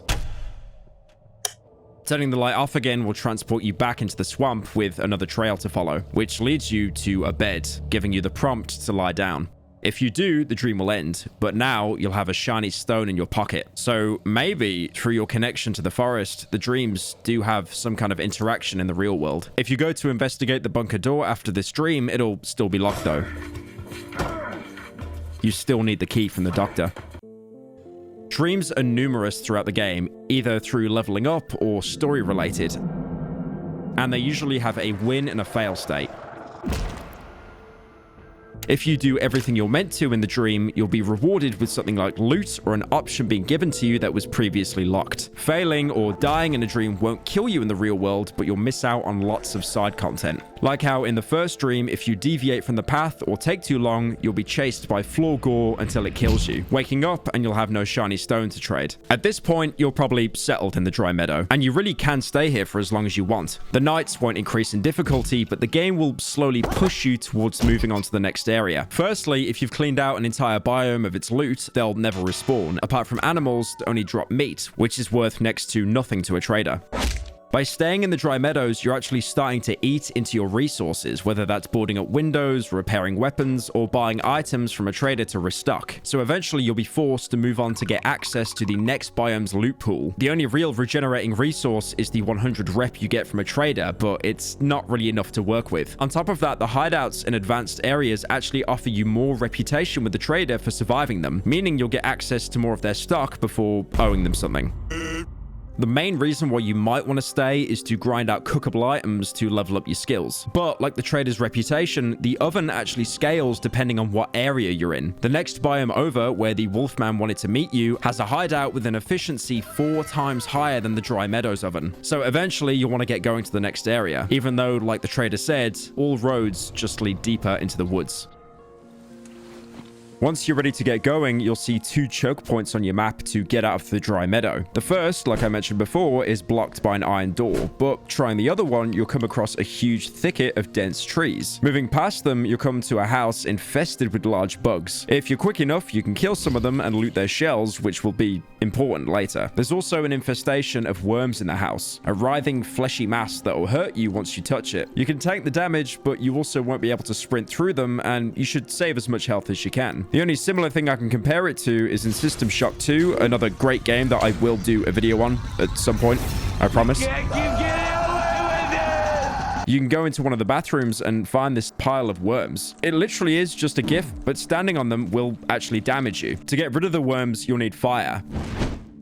You can whack them with a torch, leave a trail of gasoline with a match, or throw a Molotov to burn them all. Past the worms is another iron door with a code, but next to it is a strange growth. Something is floating inside. The skin looks to be quite thin. Maybe I could puncture it or pierce it with something. The loot inside the growth is an embryo. There's only a few of these placed across the whole game in scripted locations, but they have a lot of uses. They can be sold to a trader, cooked in an oven for a huge chunk of XP, but most importantly, if you're playing on hard mode, where you have a finite number of lives, you can eat the embryo to give you an extra life, an extra try to survive the forest. Exploring the rest of the house, you're attacked in the dark by one of the first human enemies wielding a huge stick. They're called savages. They can't be reasoned with and will keep attacking you until you put them down, not saying anything apart from the occasional grunt or shout. But by game ending one, you can loot its staff, which you can use to finish the shovel, if again you weren't able to catch any running away in the dry meadow. Inside a container next to the savage, you'll be able to find a note to the door. The code is 3333. It can't get any easier. Remember it. I'm not opening that door after dark anymore. I went to get some gasoline from the pig shed. I'll be back after dark. After using the code, obviously left for someone else, you can get access to the Silent Forest. But before you can do that, there's the corpse of a man you can search, giving you some shotgun shells and a map, which shows you the location of the hideout in the area, but also another location. But then you quickly realize the man's actually not dead, but sleeping, and despite that, he'll still talk to you. Hey there, friend. In the last hideout, look for an exit beneath the floor. For now, it sounds like nonsense, but it will make sense much later.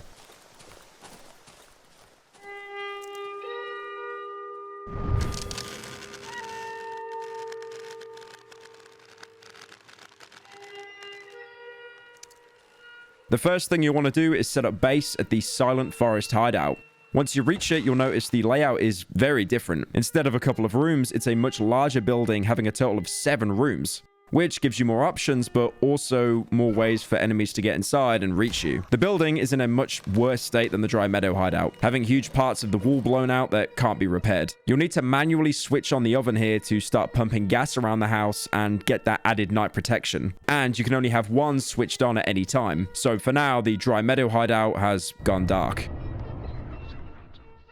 The Silent Forest hideout and all future hideouts function mostly the same, having a cooker, generator, and wood chipper. One problem you might find is dragging all the loot you've found between the two hideouts. This can waste an entire day or even more if you've hoarded everything you found, having to drag it back and forth because of your small inventory. But thankfully, the devs did think ahead with this. Investigating the workbench, you might notice that it will be the same level to the previous workbench you upgraded. This thankfully applies to all future hideouts. Inside it, you'll find a single item, a bell, a rusty bike bell. Someone has attached a note to it. Opening the note is a small message that reads like an advertisement. Ringing the bell, you'll get the notification that something is happening, and eventually a new character will spawn outside the hideout, a man on a bike. Hey there, boss man. I'll be honest here, boss, I'm real thirsty, you see. If you could share a refreshing beverage with a weird traveller, I'd make it worth your while, boss. Ashes to ashes, dust to dust. When life's a bitch, booze is a must. He doesn't act like a trader. The only option you can do is show him an item. Like most characters, you can show him a picture of the road home. Beautiful road, Mr. Boss Man. Long and straight. You'll find only twisted paths in these parts, mister. The man waves his hands sloppily, almost losing his balance. Let me tell you something, mister. Good liquor straightens out all the paths. Every single one of them. The other item you can show him is a bottle of alcohol if you have any. Ah, good vintage. A bottle a day keeps the monsters away. To your help, boss. If you want, boss, I can bring you junk from the other hideout. This option trades the bottle of alcohol, and in return, he'll travel to any previous hideout and bring all the items you've stored in your workbench. If you choose not to, you can just shake your head and he takes the booze anyway. Have it your way, boss man. Thanks for the booze. If you can't leave the woods, drink up all the booze. You might want to kill him for this, but believe me, it is not worth it because he has no loot and now you've lost the only way to quickly move your gear from each hideout. After he takes off and a couple of in-game hours pass, you'll have a package delivered in front of your workbench. So now you can board up any windows you need, set your traps, refuel your generator and wood chipper. Basically doing the exact same thing all over again. Hooray. You know what, to be fair, with every video essay I do, Vars's words just become more and more accurate. Did I ever tell you what the definition of insanity is? Insanity.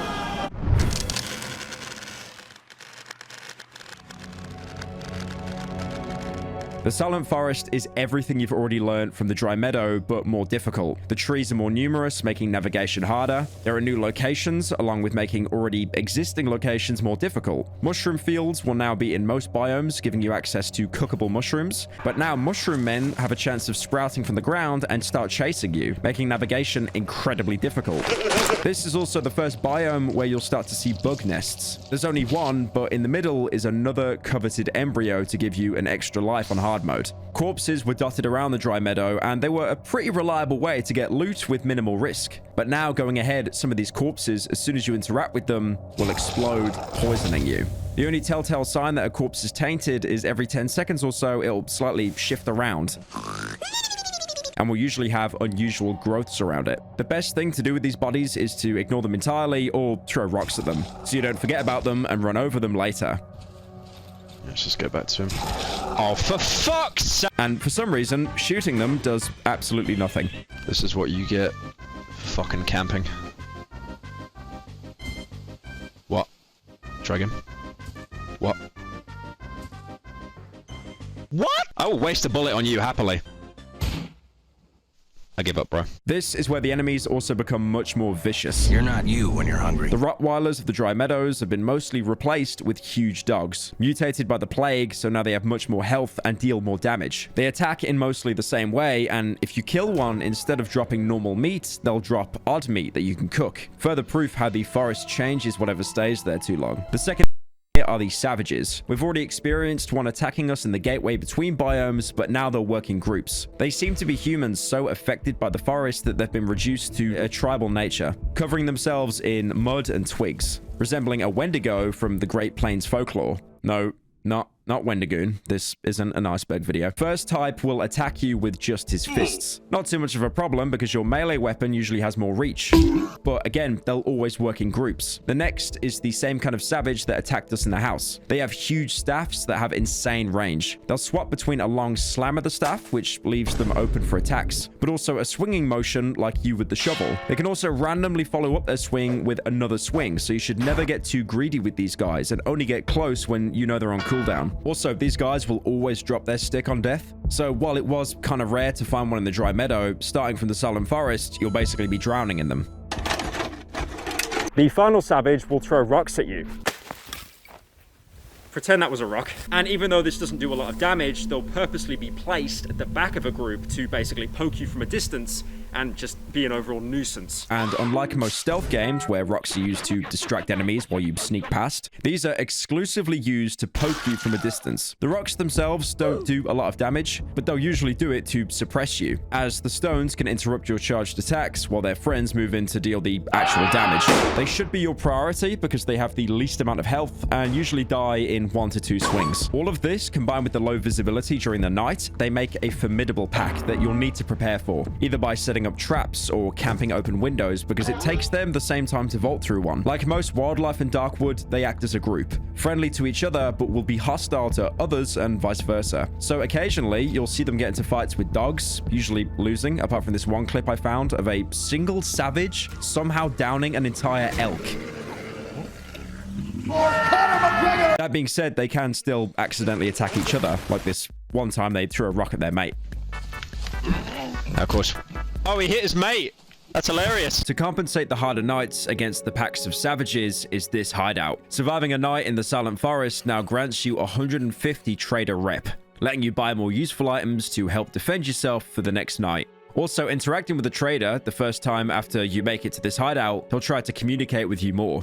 The man stands before me, motionless. I can only see my own faint reflection in the semi-transparent visor of his helmet.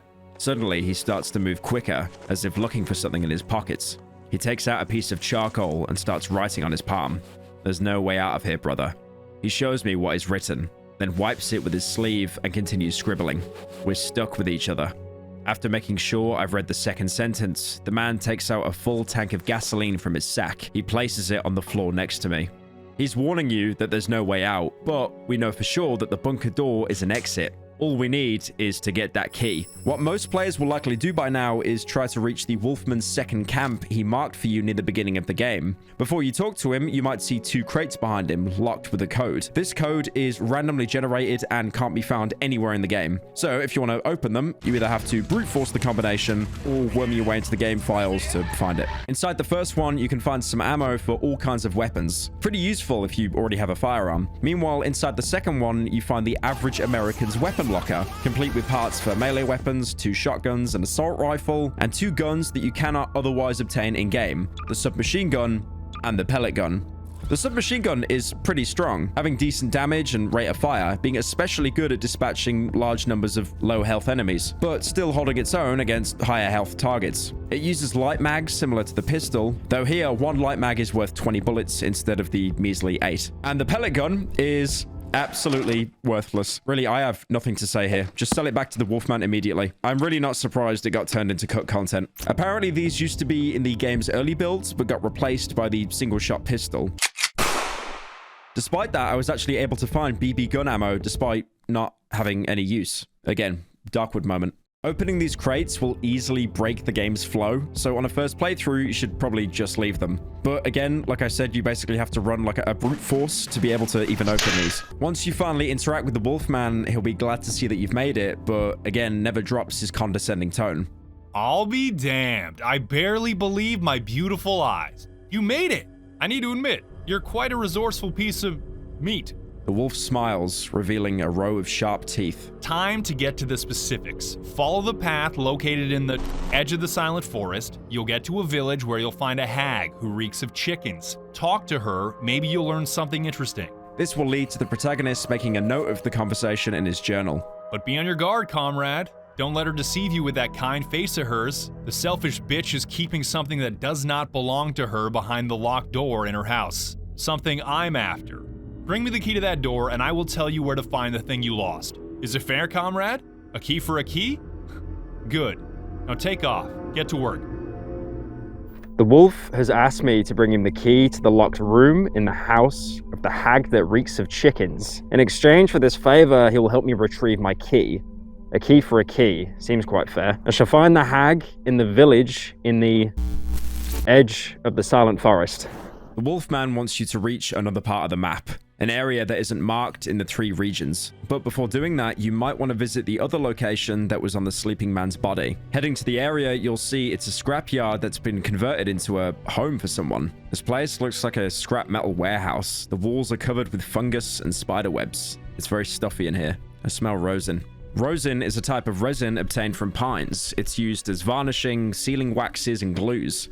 So whoever's been here has been working on putting something together. Inside one of the containers, you can find a postcard with the portrait of a man with the caption, 1961, the sky is dark and the earth is blue.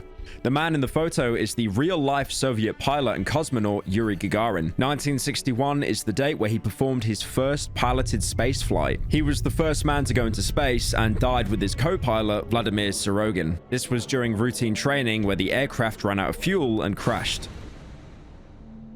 You'll also notice whoever lived here was frequently experimenting with metal parts. There's a tractor inside one of the warehouses, which is usually a good source of loot, but it's been mostly stripped clean.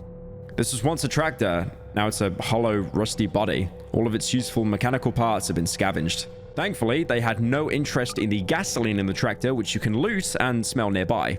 A heavy smell of gasoline fills the air. You can also find a blueprint in a container, which shows crude drawings of a rocket ship and various vehicle parts. Lastly, inside the house is a metal door, which is locked. But you trying the handle gets the attention of whoever's inside. Who's there? I'm not coming out until that beast lurking in my garage is gone. What the voice is talking about is a lone dog lurking around the scrapyard. So sadly, the vegan run of the game ends here. No! Killing the dog, the door will be unlocked and you can meet a new character called Piotrek. Oops, I didn't hear you come in. The boy's eyes wandering around the room. I found this wiggly metal thing yesterday. It was laying there in the grass. I don't like grass. It's so slippery and it tickles your feet. Rather than grass, I would prefer these metal wigglies, yes. I would wrap myself in them like in a spacesuit. The metal antennas in his wiry hat suddenly start vibrating. Do you have any metal wigglies? Piotrek, which is basically Polish for Peter, is an eccentric builder. Like most of the inhabitants of Darkwood, he's abnormal, but you pretty much have to be to survive here. His obsession with technology is apparent with his metal hat and half a dozen wristwatches on his hand. You can start off by showing him various items, but his brain is so scrambled he doesn't really make much sense of them. You can show him a photo of the road home, which he also agrees, like the trader, isn't the way out. You won't be able to make it home via this road. You should build a rocket. You can even show him the postcard with the space pilot, which you took from him, but he'll have no idea and just think it's another copy. Oh, I have one too. It's such a beautiful photograph. You can show him the crude picture of the blueprints he obviously drew himself. These are the blueprints for my space rocket. Almost ready.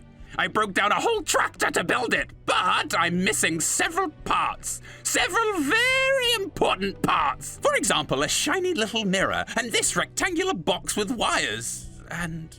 The boy suddenly becomes lost in thought. If only I had more tractors, I would definitely go into space. You can also show him the chick that you got from killing the man attacking you in the prologue. I had one just like this. I melted it into a perfect little ball shaped like the moon. I melt everything plastic into moons. Piotrek suddenly becomes excited. And have you seen my vehicle?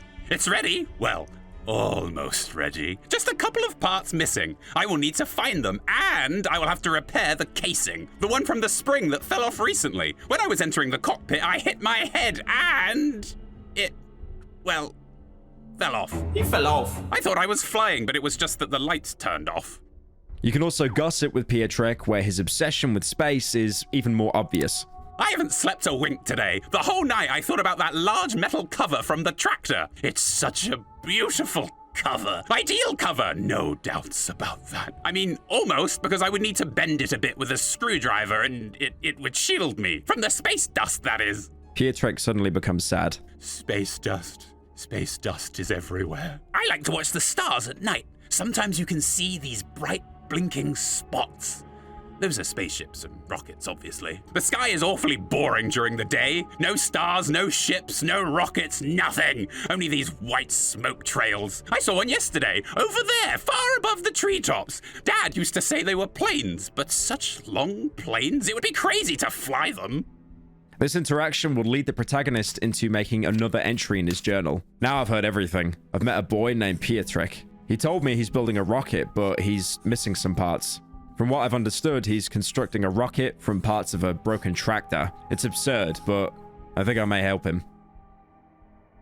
Now, while looting around Darkwood, you might have noticed that some cars and tractors have various parts in them that have no value and they can't be used in crafting. Well, Piotrek, no association to Pietre in the Yellow Killing Show.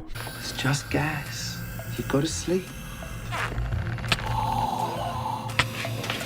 Wants you to bring them to him to complete his rocket ship. There are 6 possible items you can bring to him to help him, the most common one being a large battery. A hybrid rocket engine. Wow, this will fit perfectly in my rocket. Have you seen it? Have you seen my rocket? It's almost as pretty as Gagarin's. Well, almost. I just need to find some parts and it will be completely ready. Would you like to bring them to me? The other parts? I would then fly to space and to the moon and to Mars and Jupiter and to the sun. I mean, I would land at night. The boy suddenly looks into my eyes. Look for old tractors. You'll find the missing pieces for my rocket in them. A fan belt, which he calls hold door frame stabilizer. A tractor tire. Space rocket chassis. An old exhaust pipe. Carbon dioxide exhaust system. A rearview mirror. Advanced information display. And a steering wheel. Trajectory guidance system.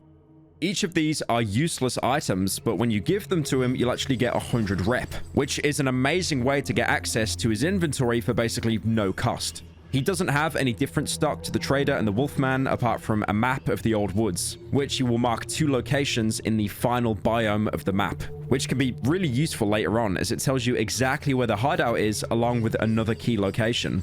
After bringing him 4 of these 6 items, he'll tell you that he has enough to build his rocket ship. Yay! Finally, I have everything I need. Go on your way now. Go now, please. I need to install these parts in my beautiful rocket. And then, whee! Off I go! I will wave to you when I'm on my way to where no man has been before. after which he'll give you 2 weapon parts, which are incredibly valuable. But more importantly, the welder, which so far is the only way to upgrade your workbench to the next tier, after which you'll need pliers, which you can't find until much later. So you're essentially locked onto this tier for the foreseeable future. It's not all bad though. Level 5 of the workbench gives you access to 3 new items. Firstly, the light armor. Despite it being called light armor, it's some of the only protection you'll find across the whole game. It can't be found or bought, but now it can be crafted with common rags and bug shells. Which is why I said earlier it's important to kill any bugs that you see. Work at home in your community.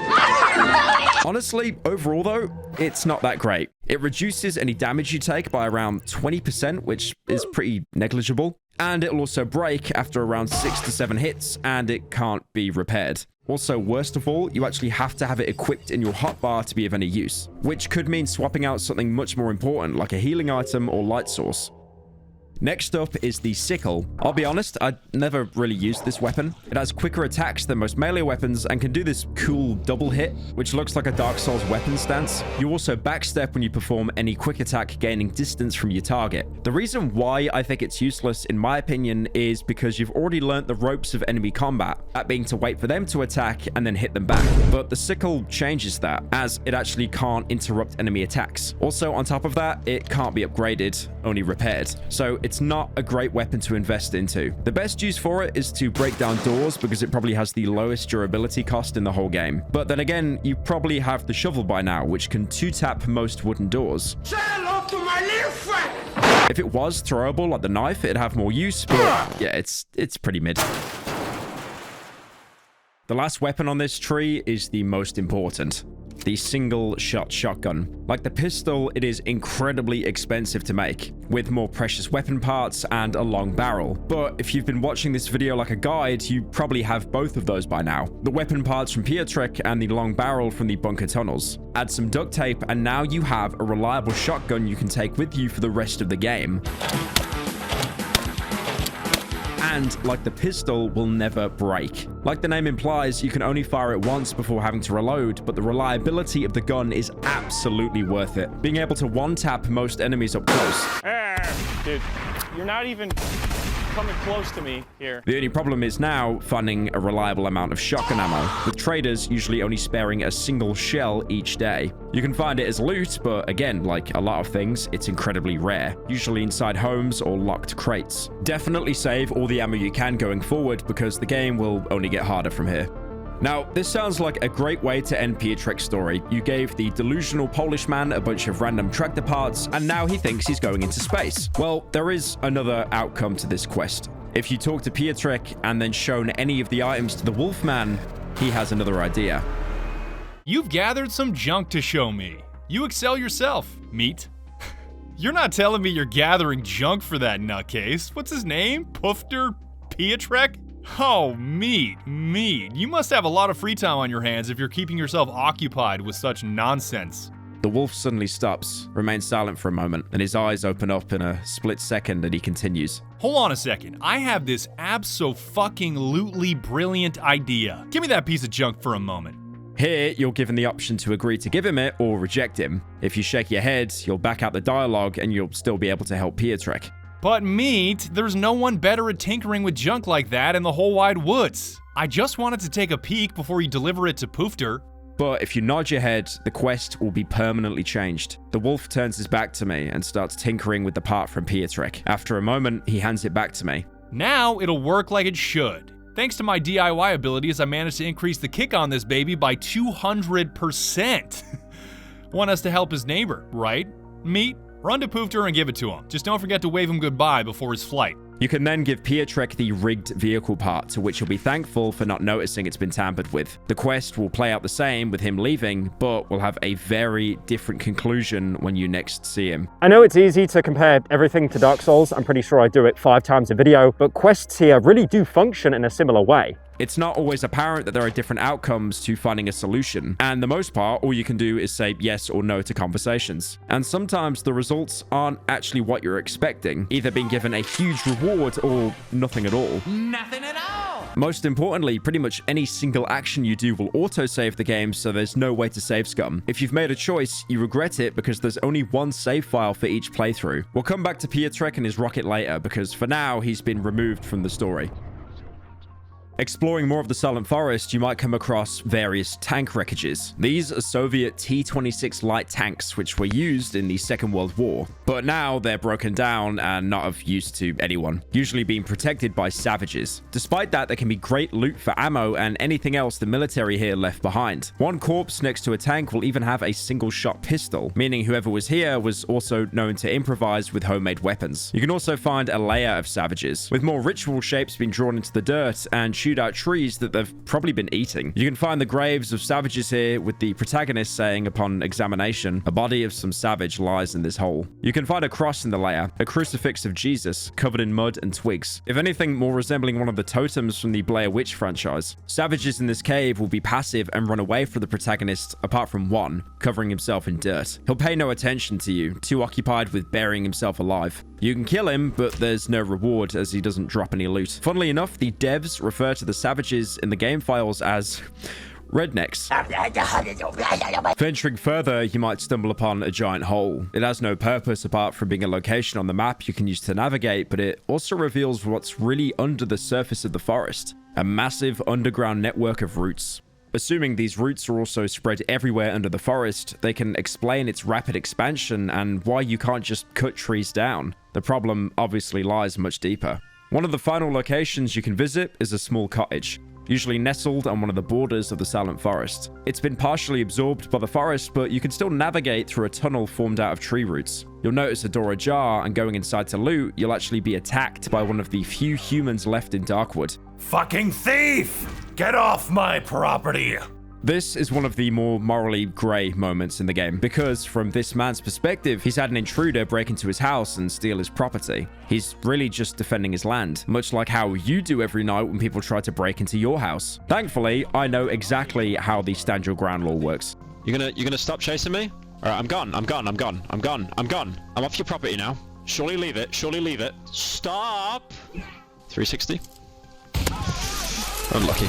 If you loot the rest of his house, you'll find a key on a corpse which you can use to unlock a crate back at your hideout, giving you access to some decent loot. Going back onto the Wolfman's advice and going into the village, you'll find the entrance at one of the borders of the Silent Forest, where the grass is slowly replaced with a concrete road, almost resembling the photo of the road home. Trees have been knocked down, and upon examining one of the last few standing, you can see a gutted pig tied to the tree. The village has a few different features to the rest of the game. There's no map to navigate, and time freeze is in effect until you go back to the Silent Forest, so you're free to explore here with no worries about the night calling. The first thing that will probably grab your attention is a shrine at the entrance to the village. Investigating it, you'll see a shiny stone has been pressed into the mud-covered head. This was originally a statue of Saint Mary, Mother of Jesus, but it's been covered in mud and twigs, much like what the tribals have done to themselves. You have the option to leave it or to carefully remove the stone, giving you another shiny stone for trading. If you head to the right, you'll come to a heavily barricaded house with a door that's locked on the other side. It's impossible to enter without removing whatever's blocking the entrance from the inside, so you'll have to leave it for now. Going left, you'll see a crop field, and going inside, you can see for the first time someone who isn't a trader who's not actually aggressive to the player. Despite that, they're still pretty standoffish. Who are you?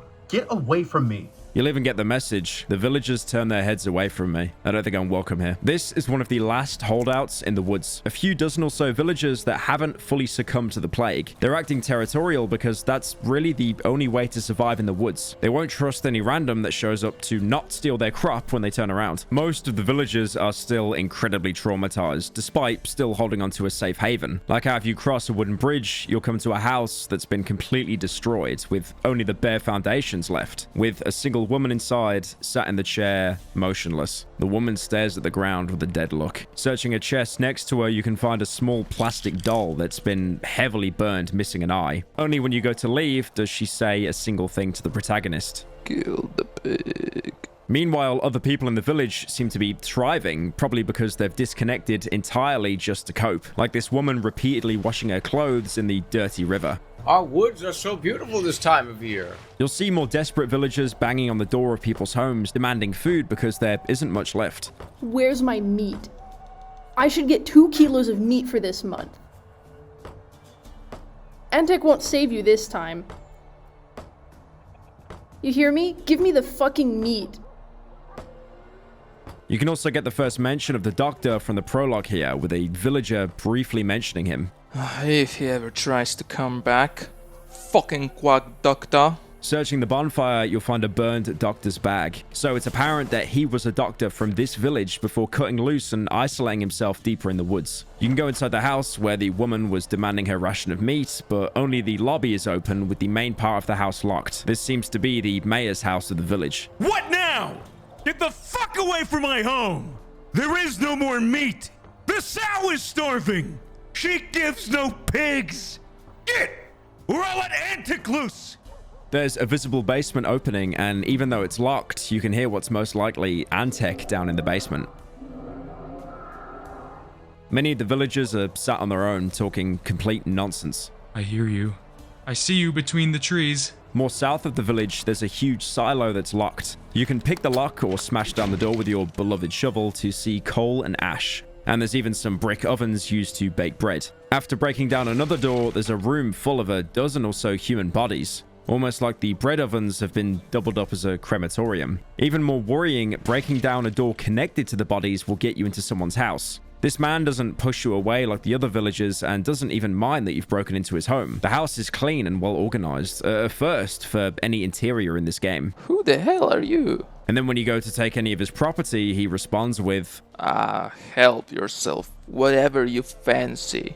But don't tell anyone about it. Inside his cupboards are unique items, jars filled with an unknown minced meat, and a singular bone. Going to a wardrobe and picking the lock, you can find some normal loot, but also another story item, a meat grinder. If I chop you up in a meat grinder... There's a theory that this villager, especially with how he wants to maintain his secrecy with you, has probably turned to cannibalism, using recently deceased bodies and cooking them in the bread oven to use as food, as the village is currently going through a famine. Although this might not be true, because the bone you find in the cupboard is also the same bone you can find on a cow's carcass as the doctor in the prologue. But it's still horrifying to think of the possibility that these people have had to turn to cannibalism just to survive in the forest. You can even consume the jar of meat if you want to, which gives you a huge health regen boost. But would you really want to take that chance of potentially throwing away what's left of your humanity? You know, after you gun down the guy that was just simply protecting his home 5 minutes ago? A lot of the village homes are boarded up, blocked with wardrobes and various furniture. But if you push past, you can get inside to loot them. But inside, you'll see incredibly sick villagers, sounding more like the monsters that you'd hear in the forest at night, while others mumbling about trees. Trees humming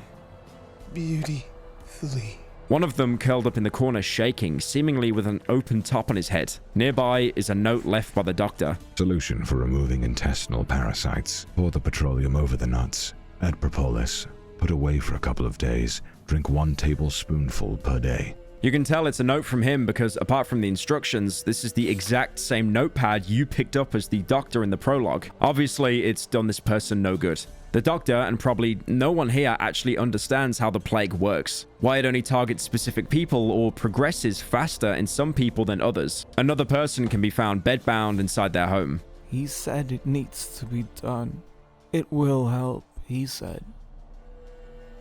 I don't understand. Next to them is another useless instruction from the doctor. Burn a mix of herbs in the oven. Lovage, chamomile, nettle. Keep the patient warm. Twice a day, 1 tablespoon of sauerkraut juice by the mouth. Now, it's pretty obvious the doctor had no idea how to treat the plague, so he came up with random remedies, hoping to either distract the villagers, put them into such a comatose state that they didn't even know they were dying, or just complete placebo effects. It's really obvious he was only doing this to delay the village turning against him for not finding a cure. In the back of the same house, you can find a charred corpse bound to a chain in the back room. Maybe one of the villagers took the instructions of staying warm too literally. They could have also been burning herbs in the oven and accidentally cooked themselves alive. Originally, I tried to not attack any of the villagers because I thought, like any other open world game, they would all turn hostile on me and I'd be beaten to death, or it would lock me out of a huge chunk of the game. But for the most part, any villager that you bludgeon or gun down, the rest really don't seem to care. Probably because they just see it as one less mouth to feed. The final house you can explore is home to a dozen or so chickens, and also home to the chicken lady, the only NPC in the entire village that you can actually properly converse with. The old lady squints at me, her eyes full of suspicion. She hugs her chickens possessively. Better keep them hands off me, hens,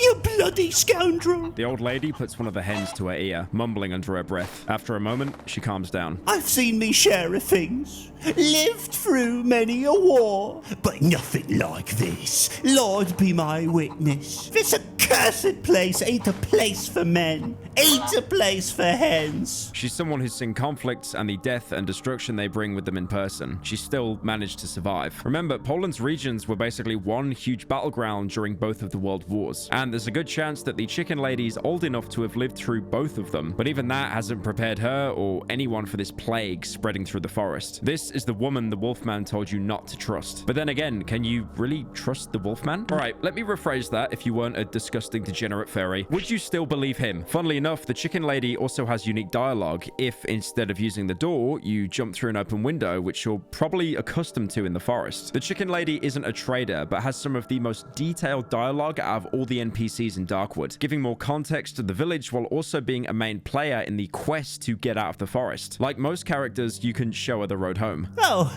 I remember this place, I do. It's been 6 years since I've been there last. This road used to lead to the other village. You could also take it to get to the city, not that far from here. You won't get there now. These devilish trees have overgrown everything. This is the most descriptive response we've had for the photo yet. But even she says that the road is overgrown and it's of no use to anyone. So that also means the trader was right with all the roads leading deeper into the woods. Another really important item you can show her is the plastic chick you picked up in the prologue, which she has a very unique reaction to. Hell's bells! Where did you get it? Where did you find it? The old lady seems disturbed. The hens fall silent. I can feel the tension in the air. Holy mother! It's Yannick's little hen! A gift from me! My little brother! A couple of days ago, he got mad. I told him, stay. You're not one of the brainy fellas. You know nothing. But he wouldn't listen, and off he went to that other fella. Here, take this. He went to see this fella. See him? He never came back. The lady shoves a crumpled photo in my hand. The woman trembles violently. The hen on her shoulder struggles to maintain balance. You're all I have, my little sisters. Yannick isn't a name we've heard before, but if he was given a plastic hen by the chicken lady as a gift, we can presume that the man we beat to death while defending ourselves in the intro was Yannick, with her even saying that he wasn't the smartest, like how you couldn't reason with him in the prologue. Saying that he went off with the other fella, and investigating the crumpled photo she's talking about, we can see a group of people. The damage to the photo makes most of the people unrecognizable, apart from the man sat on the bed smoking a cigarette. The doctor. The old lady who lives with chickens told me the plastic chick belongs to her brother, who went missing a few days ago. She gave me a photo of the person she saw him last with. It's the local doctor. I recognize the fucker. You can also show this photo to Piotrek before completing his quest with him. Beautiful. But I don't see Gagarin in it. I have never seen a photo without Gagarin in it before. Gagarin was this astronaut, a man who flew to the stars. I'll reach the stars too. One day. Gagarin, the astronaut I mentioned earlier, he was obsessed over. It's of little help, but showing it's the Wolfman, he recognizes him instantly. Well, I know this quack, a non-entity, a third-rate witch doctor. Useless fucking clunker, but he still managed to screw you over with that key, eh, comrade? This at least proves the Wolfman isn't lying about knowing you've lost your key, and knows who's taken it. For a doctor who's failed his entire village, though, it's not like anyone on the outside managed to create a cure for the Darkwood plague either. So it's more like he was put into an unwinnable situation rather than failing on his own ability. He's still incredibly resourceful. I think it's genius how the game briefly gives you control of the character you're unknowingly going to be chasing for most of the game. Apart from the items, you can also gossip with the chicken lady. Poor Hanuska has lost her mind. Her fella knocked her up with this abomination. Even the mongrels tucked their tails and yelped when they saw it, I tell you. They burned her fella with a shack and took the horror somewhere. Everyone got the jitters. Little wonder. The old lady smiles kindly. baring her 3 yellow teeth. It was a long time ago, but you remember it still, my little hen, don't you? The chicken lady is probably talking about the lone woman we saw sat in the only burned house in the village, losing her family and home because she gave birth to a monster. Probably because the villagers thought that she was cursed or something. In the center of the village is a well that's been boarded over. You can repair the well and rappel down with a chain. This is the only use for the chain in the entire game. Piotrek and Wolfman will sell it to you, but you can also get one by pulling it off a burnt body near the doctor's note earlier. Once inside the well, you'll quickly realize it's a sprawling network of tunnels with loads of mushrooms to harvest for the cooker. Yeah, nice big Genopolis. Except you'll quickly realize that you're not alone.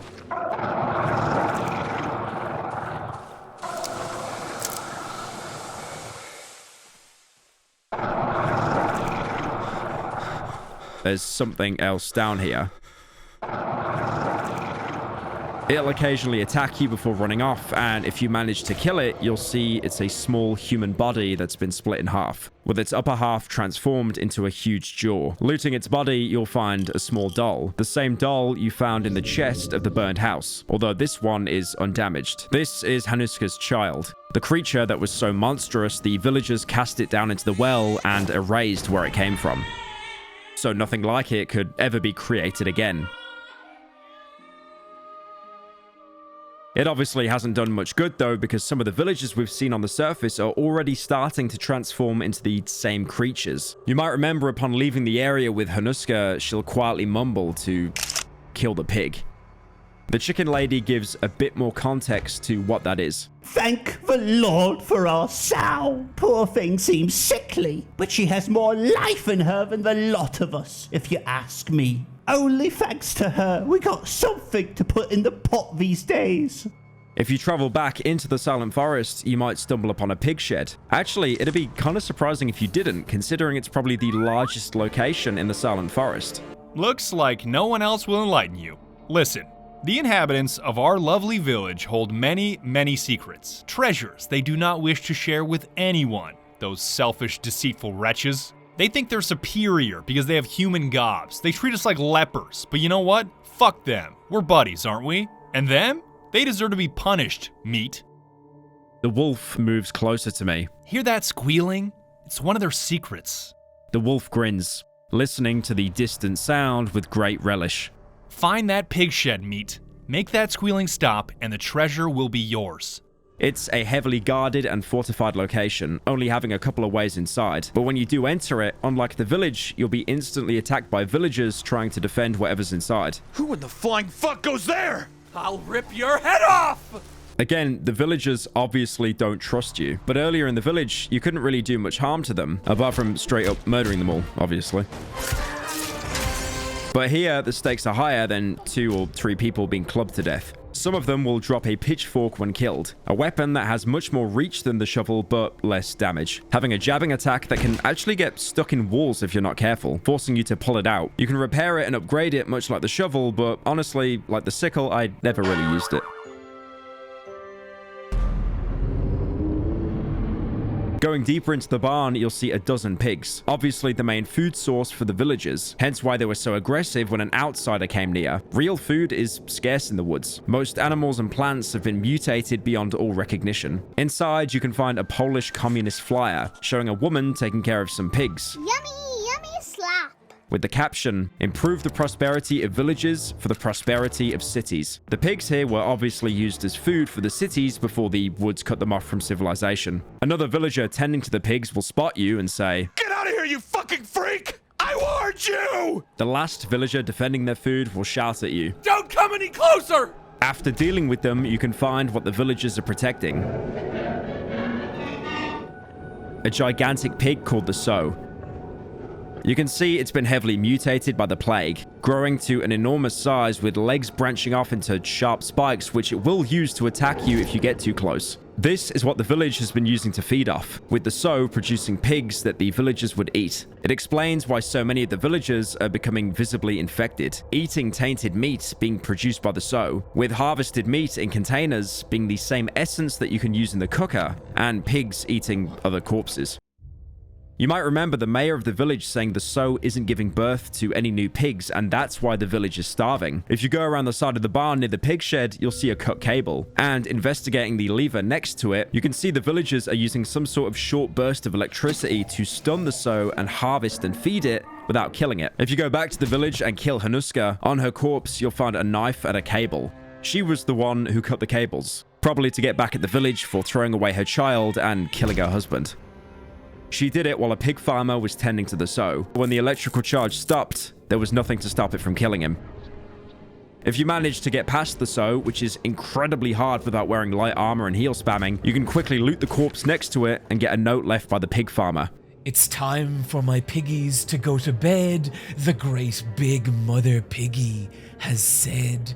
So I will count them first to see if all my piggies come back to me. 1 little piggy, 2 little piggies, 3 little piggies. You'll also notice the letter has 2 numbers on the edge of the paper. You can find the other half by going back into the village and searching near the mayor's house. What a joyous day! We shall meet again today! I hope she'll enjoy what I've prepared for her. She hasn't had much of an appetite lately, but it's okay. We have our ways around that, don't we? She must eat rich meals. I've dug out something delicious for her today. My queen, only I can be close to her. No one else! No one! No one else will get close to you anymore.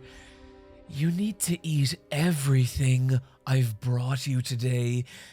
If you're mannerly, I shall show you something I've found in the woods. This letter hints that the pig farmer has been digging up human bodies of dead villagers to feed the sow, which might be the reason why the meat it produces is tainted, as most of the corpses in the forest end up infected, even if they died from, natural causes. Why'd you give me this fucking thing? I thought it was airsoft. It might also hint that the farmer himself was going insane, calling a mutated pig his queen. Similarly, how Discord admins call men their kittens. Hug you while rubbing you against my huge, sweaty moves. With the complete code, you can now use it to open a crate in the barn, which will give you a picture of the farmer before his demise with the sow.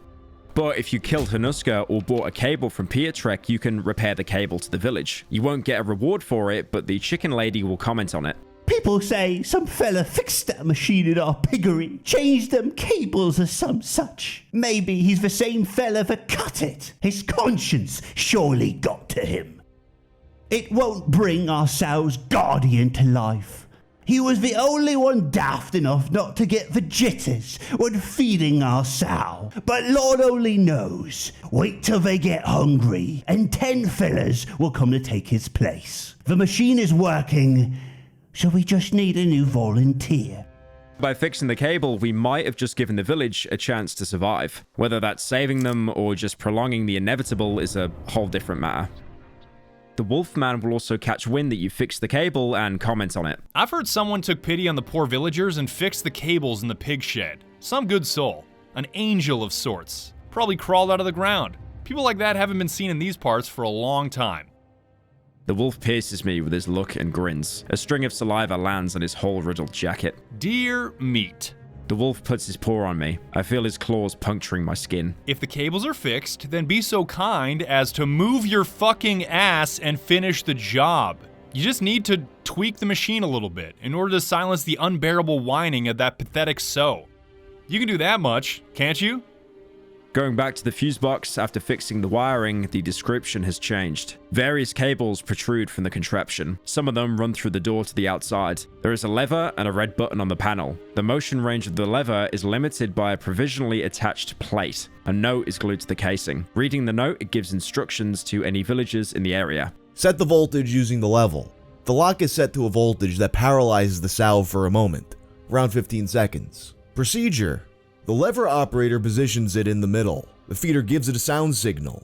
The operator then pushes the button, and the feeder feeds the sow. Repeat until the feeding is complete. Remember, the sow is our common good. Do not remove the lock. Without the functioning cable to stun the sow, the villagers were unable to feed it, so that's why she was starving and not outputting any more offspring. No one could starve. You can stun the sow with the intended voltage, which will do pretty much nothing.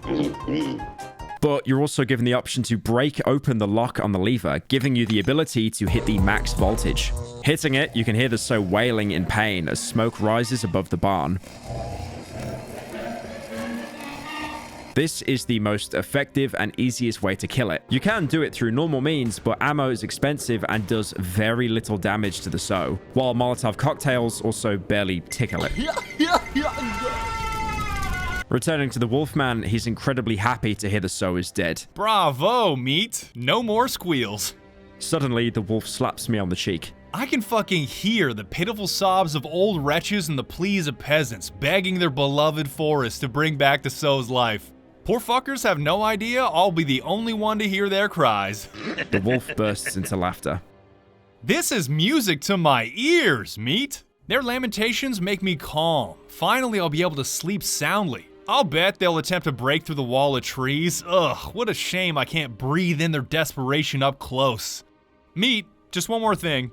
Say hello for me when you're in the village. Send them my greetings. The wolf checks his pocket, his paw trembling with excitement. He takes out some item and throws it on the ground. Here.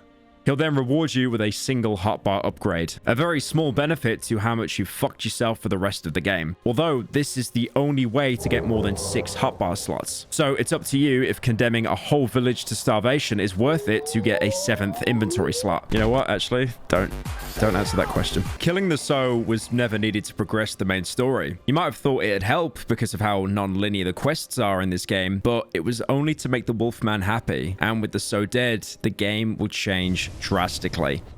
Upon returning to your hideout, you'll see a bloody circle of pig heads on the floor, kindly letting you know that the villagers know where your base is. When you next return to the village, you'll see the corpse of the sow, with villagers praying for it to come back to life to feed them. The villagers are in an even worse state than when you first saw them. Villagers know that without the sow, there is no other steady food supply apart from a few potatoes or resorting to cannibalism. We're never going to make it. These woods have no end. They'll definitely all starve and die. Investigating a newly open path, you can see one villager trying his hardest to make some kind of dent in the woods, chipping away at the trees with his axe. My hands are killing me. Stashik, it's your turn now. He's made some progress, but the network of trees probably stretches on for miles, and any progress he's made will quickly grow back. Killing him, you can loot an axe head, which you can use later. Before leaving the village, you'll get someone calling out to you. Hey, you! The village leader wants to have a word with you. He's waiting inside. You're now finally granted access into the mayor's house. It's empty, but you can investigate the cellar. This place is cold and smells of raw meat. Eventually, you'll see the town's leader through a small crack in the wall. Come here for a second. It's him! He's the one who killed our sow! Unleash Antic! Antek is the same person hinted at earlier as being unleashed on the villagers that were asking for more rations of pig meat. It's a monster similar to the child in the well, but an adult version and hooked up to a long chain. It shows the hypocrisy of the village, how they'd cast an infected child into a well, but weaponized an even more dangerous adult plague carrier to use as an enforcer, despite it having no capacity to be reasoned with.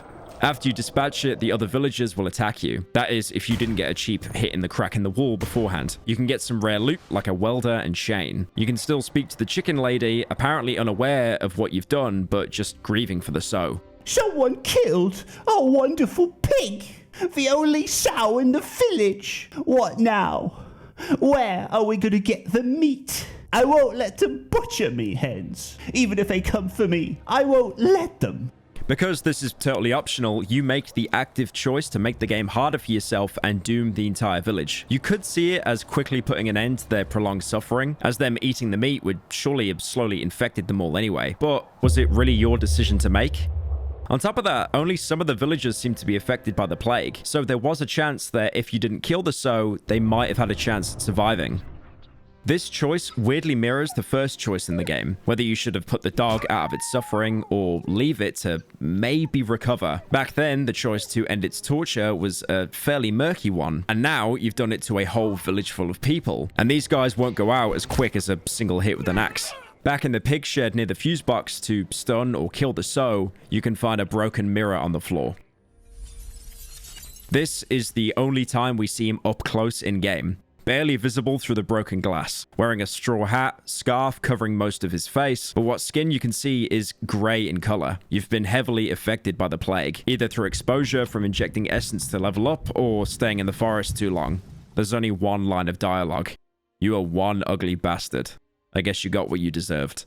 This line lines up with how earlier on the Wolfman called you repulsive and how the villagers look away at you, calling you a freak when they see you. The animation shows the protagonist clutching his hands, disgusted with his appearance. There aren't any more lines of dialogue.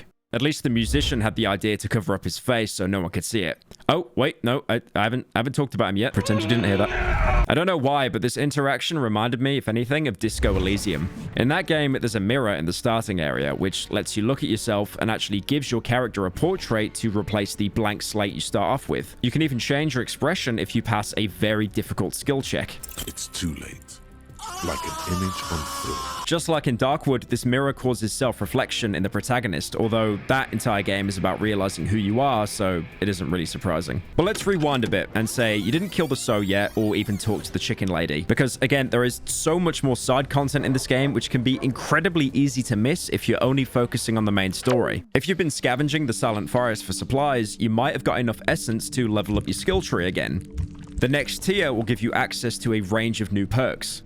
Acid Blood, Third Eye, Runner, and the negative perks, Poison Vulnerability, and Fearful. Like I said earlier, each tier you can choose 2 positive perks, but you're forced to pick a single negative perk. After that, the entire tier is locked out, and you move on to the next one. Firstly, the positives. Acid Blood, which sounds amazing, is honestly god-awful. It turns your blood acidic, like an alien xenomorph.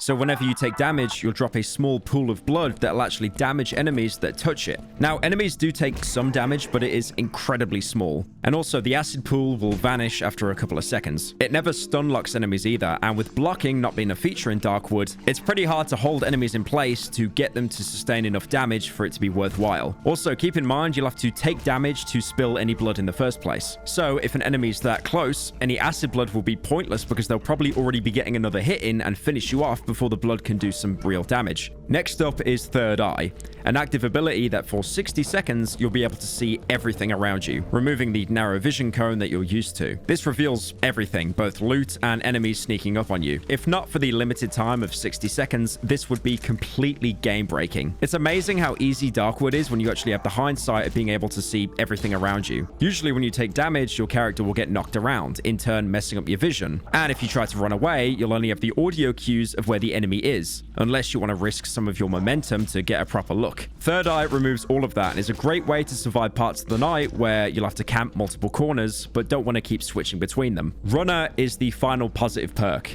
another active one giving you unlimited sprint for 20 seconds. It sounds like a short time, and it really is, but it can get you out of really bad situations, like making it back to the hideout before nightfall or cutting loose from an enemy that you just can't beat and you've wasted all your stamina trying to kill. Anytime you open up the menu to use an active skill, the game will also slow down, giving you the time to activate the skill and get out without getting stun locked mid-menu. So those are the good ones. Now for the bad ones. Poison Vulnerability is pretty bad, which means it's good because it's bad because it's a negative perk, I think. It'll change the protagonist's body so he'll be more susceptible to any poison damage. So what would have been an inconvenience stepping on a mushroom could now end up killing you. Okay, I'm losing health very quickly. No, it was a bit! Please don't die, for fuck's sake! And it will make the rest of the game harder because as you progress to new areas, these mushrooms only become more numerous. Thankfully, like I said earlier, you can make antidotes or take pills to counteract that. Fearful is somehow even worse. It'll make the protagonist more anxious. Whenever you take damage, your cone of vision will become incredibly narrow for a few seconds, which can be a complete run killer, especially if you're trying to keep tabs on multiple enemies. You can counteract this with Third Eye, but that can only be used once a day, while Fearful will kick in whenever you take damage. Injecting enough essence, you'll probably pass out and have another dream. This one's very different, as you're somewhere far, far away from the forest.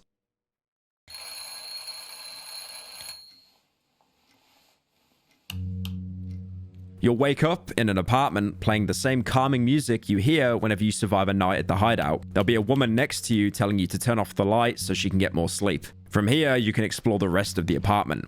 Going into the living room, you can turn on a black and white TV set. Yay! Stars are falling from the sky. They twinkle first, and then they fall straight into your paws. But Floppy Bear, these are not stars. It's snow. What are you talking about? These are surely stars. I can see. You can walk around the rest of the house to see it's just a normal Polish apartment with a kitchen, cooker, and bathroom. This kind of living space would probably cost around $2 million in today's housing market. You can search the cupboards for normal household items you can never find in-game, like detergent, spray cans, scissors, and even fresh pears. Surprisingly missing is the bottle of spirit that's at least 70% alcohol, which is pretty much present in every single Polish household. I guess that stash is just hidden away pretty well. Looking outside, you can see sidewalks and other apartments. It's amazing how something so normal seems so alien in this game. Eventually, though, the facade will stop. The music ends and all the lights in the apartment go out with a knocking on the door. When you go to answer, you'll see the man who's knocking is you, the protagonist, before waking up again in the hideout. There's also a secret ending to this dream. If you answer the door but never look at the protagonist, you can shimmy past him and walk down the corridor, opening another apartment door and walk down a corridor filled with chairs and valuable shiny stones. Reaching the end, you'll see another TV set. Teddy, drop here. You shouldn't be here. The dream will end and you'll wake up again in the hideout. Teddy Drop Ear was a Polish stop-motion children's animated show, which ran from 1975 to 1987. And as we know from examining various magazines in the real world, the current year is 1987. By now, you might feel ready enough to explore the rest of the map and head towards the third and final area, the Old Woods. You can access the Old Woods as soon as you reach the Silent Forest. There's no quest or items you need to get to the next area. The devs knew you'd try this, so placed its most common enemy on the bridge waiting for you.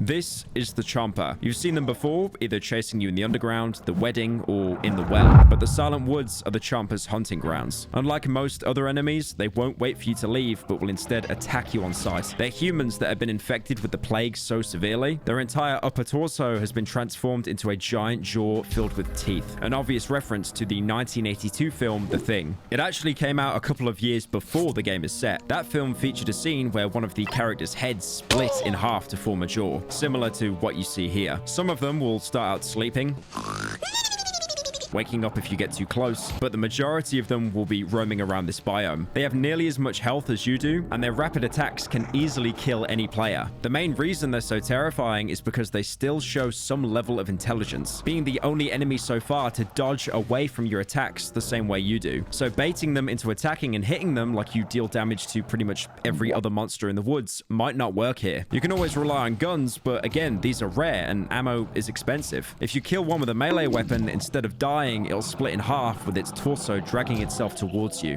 They drop odd meat when killed, which you can use again in the cooker, but resource-wise, it's usually best to avoid them entirely. Thankfully though, because they're carnivores, you can actually bait them with meat to distract them. If you really want to go into the Old Woods, the first priority should be to get to the biome's first hideout and set up a base there. This location is even larger than the Silent Forest hideout and is vastly different from any previous ones. Instead of being a cottage or a large house, this is a sprawling complex and is the most difficult place to survive out of all three regions. This is probably where the majority of the military was organized before being separated. You can even find a letter of desertion in one of the drawers inside. You can also find a gentleman's magazine, again with the current year's issue. The devs really want you to know what year this game takes place in. Despite this probably being a military outpost, it's been picked clean with no firearms or ammo left over unless you get lucky searching a container.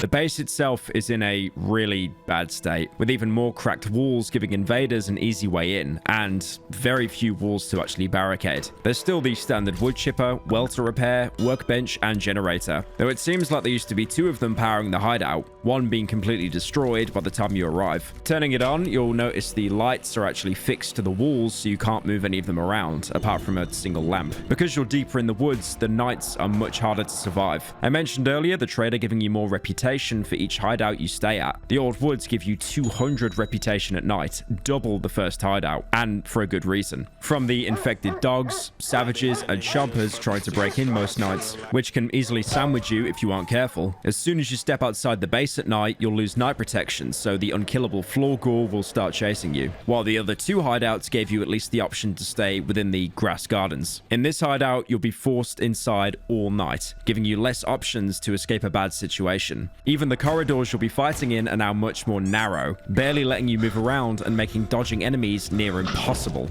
Also now, there's even more night events. Black fog can form on top of you, which will drain your health and give you a gas debuff for inhaling dangerous essence. A red orb can spawn inside your base, warping around your hideout, illuminating the area much like a flare, which seems to be a benefit, giving you more vision. You'll chase it, thinking it's something beneficial, like how mushroom growths would work at night, but looking directly at the source, you'll be given the pain debuff, damaging you whenever you maintain eye contact, with the icon being a melted face. You'll also encounter a brand new enemy, one that you could have seen back in the Silent Forest, although it's much more common here. You'll hear a large number of crows overhead, and after that, nothing, until you hear slow, heavy footsteps closing in on you.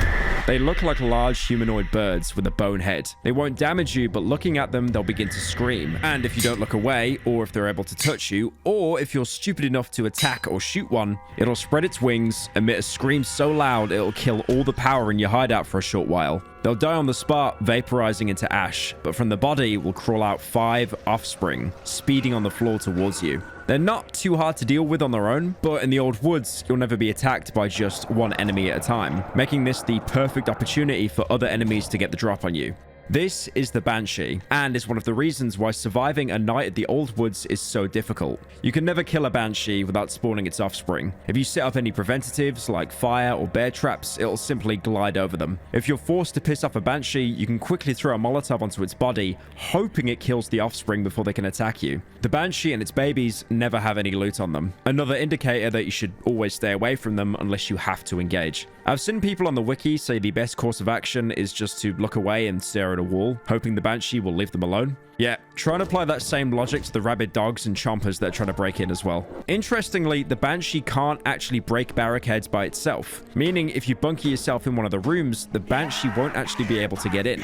Although again, the Banshee will probably never attack alone, and all the other night creatures have no issue breaking through wooden boards. All of this might make you want to go back to the Silent Forest for the nights instead, which, to be fair, is a viable option. That is, if you want to spend half the day walking to where you need to go. At least the Old Woods hideout compensates with the oven being much more efficient than the previous one, letting you inject even more Polish crack for less mushrooms. If you manage to survive the night and get a hefty reputation boost from the trader, you might want to stock up on some ammo and go exploring the area. The plentiful chompers aside, there are some unique locations here not found anywhere else. But first, give me that bug nest. I need an extra life. Talking to the trader after your first night here will have some unique dialogue. Visibly struggling, a man drops the sack from his back and bends in half, as if out of breath. He shakes the dust off his clothes, then rolls up the sleeve of his seemingly too small jacket. I see some words written on his forearm. The forest wants to devour you. You're heading straight into its jaws. He's again warning you against progressing through the woods. Stop right there! But you can't stay in the forest forever. You have to get out. You can see that the Old Woods are suffering much more infection than the previous areas, coming across roots of trees looking sickly with mushrooms growing on them. There's also the remains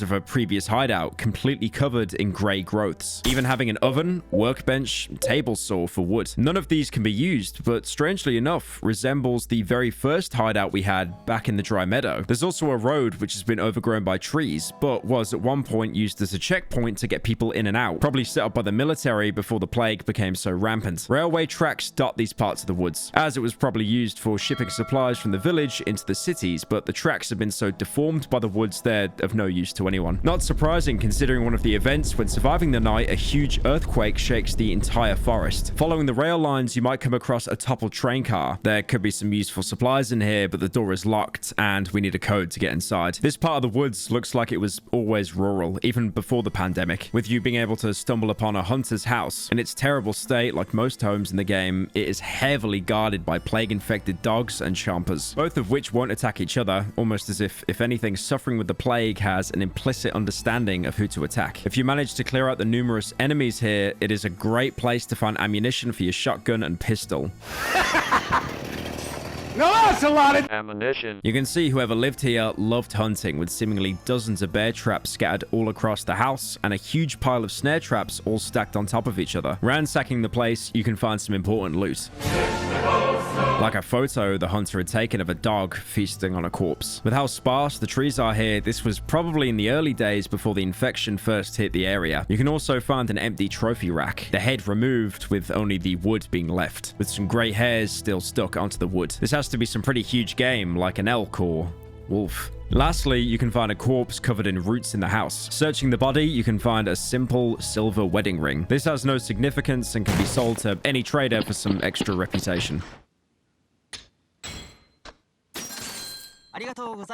One of the last places you can find, which was marked on your map already if you bought the map from Piotrek in the Silent Forest, is a huge church. The front of the church is collapsed, but going inside, you'd see what would normally hold a congregation. Behind the altar is a door leading to a cellar that's locked with a code. To learn the code, you'll need to collect more items from the oven to level up your character. If you find enough mushrooms, odd meat from infected dogs and chompers, or buy cookables from traders like the delicious red egg, you'll be able to get into tier 3 of the skill tree, which will give you 3 positive perks and 2 negative perks. Careful Step is a passive perk that grants you a single instance to ignore the effects of a trap for each day. This includes bear traps, poisonous mushrooms, or infected bodies that you interact with. I feel this perk is mostly useless because by now you'll be aware of the hazards that the Darkwood has and you'll be able to avoid them as best as you can.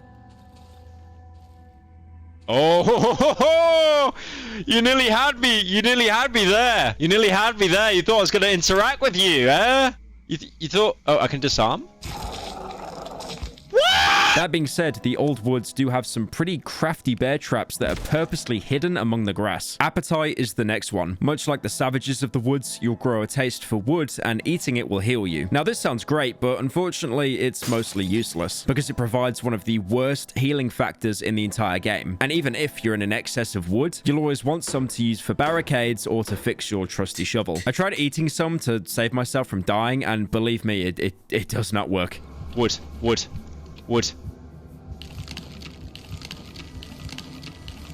I ate the wood! Please!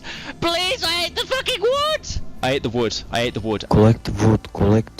I ate the wood. Please, oh my god, it's gonna be so close, it's so close.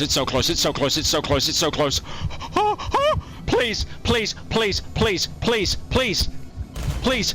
Fuck's sake! Yeah, and then it disappears as soon as I die. Yep, okay. Funnily enough, this skill is actually a reference to what some of the Polish did in World War II. When food was so scarce, they actually had to marinate wood and eat it. The only worthwhile perk on this tree is Scream, giving the protagonist once a day the ability to emit such a terrifying shout, it'll scare away most enemies around him. Now, this is great if you're being attacked by enemies from different angles. Your Scream will make them flee away from your line of sight, but they'll still be hostile if they see you again afterwards. This is the single best get out of jail card in the entire game. The only enemy it won't scare off is the Banshee because of course it doesn't.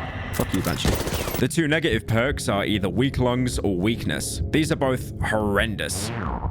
You'll notice with each tier, as the skills get better, the negative perks also become more effective at hindering your playthrough. Firstly, Weak Lungs. Do not ever pick this skill because you are screwing yourself for the rest of the game. Because of it, you'll be watching that stamina bar 90% of the time because if it empties completely, you'll have to wait double the time until it begins to regenerate. That doesn't sound too bad, but like I said, you'll be anxiously watching the bar to make sure you've set your limit. And while you do, you'll probably end up walking into bear traps, exploding corpses, or enemies.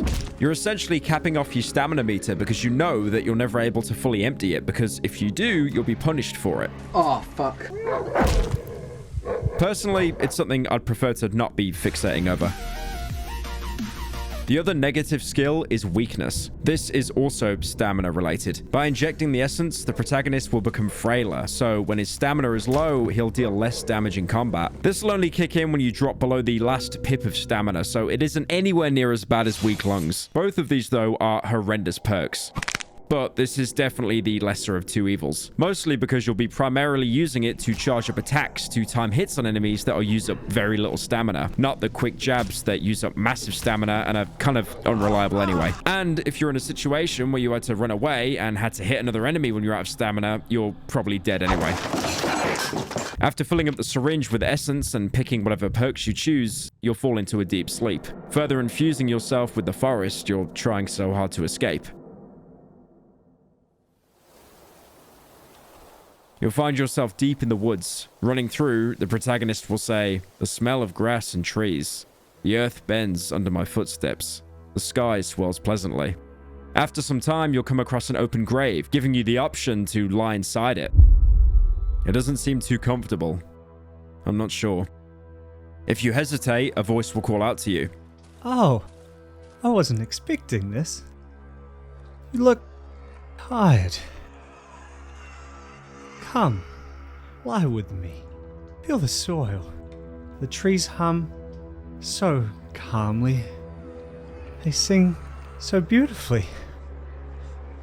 Can you hear it? Crows will fly by, distracting you, and when you look back, the talking corpse will disappear.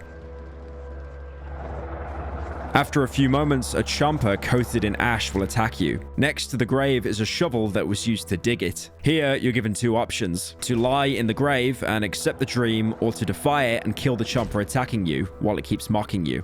Can you hear it? Can you hear their song? Your life literally is as valuable as a summer ant.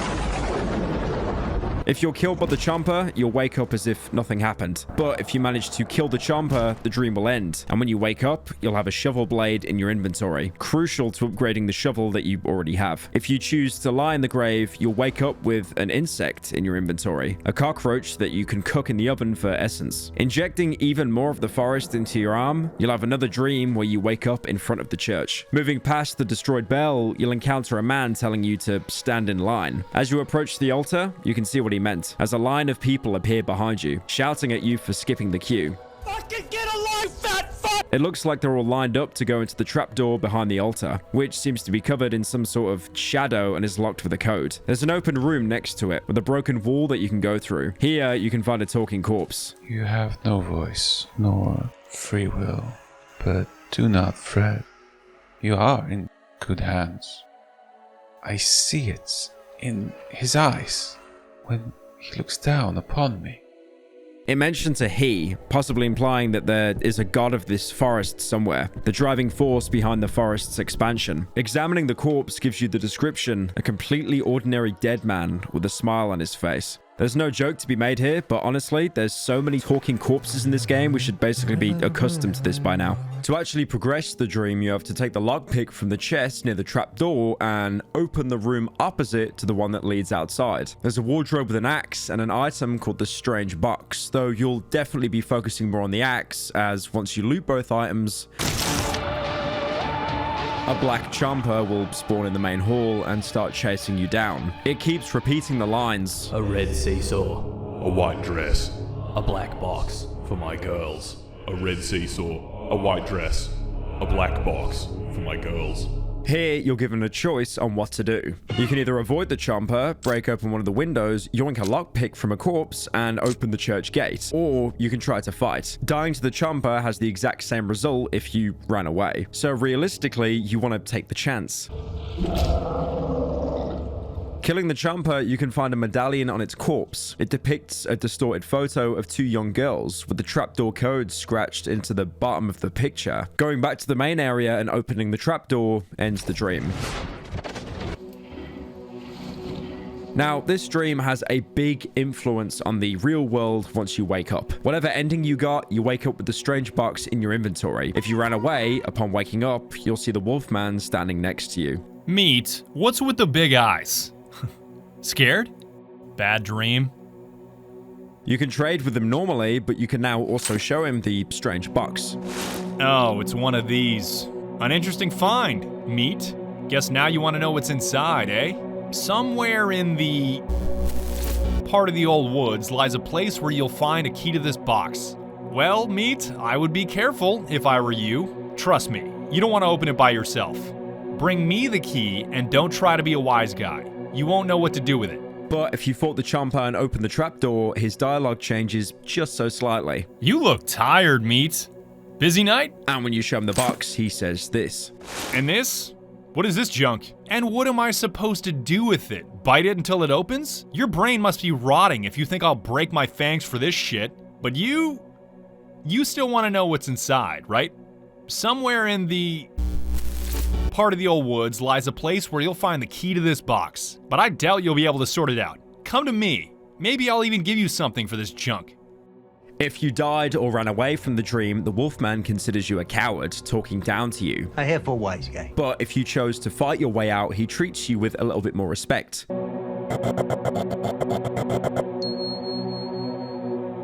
Just to get angry at you immediately after. Probably because you now seem like more of a threat, cutting your own path into the forest instead of assimilating into it. But this isn't all that changes inside the forest. If you come back to the church after running away in the dream, you'll meet a madman. Maybe even the same one who told you to stand in line back in the dream. He keeps repeating phrases similar to what the Black Champa was saying in that dream, talking about giving candles and flowers to his little girls. When you approach him, he'll instead tell you to go below the floor where you belong.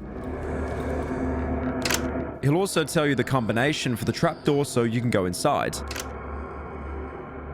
And if you kill him, he'll drop the medallion, the exact same one that you would get if you killed the Chomper in that dream, although the faces aren't distorted anymore. If you ended the dream by killing the Chomper and going into the trapdoor, you'll find a corpse cut in half in the middle of the church, also containing the medallion with the code to open the basement, with the madman now absent. Naturally now, you probably want to go into the basement, but please, for your own sake, do not go down there unprepared.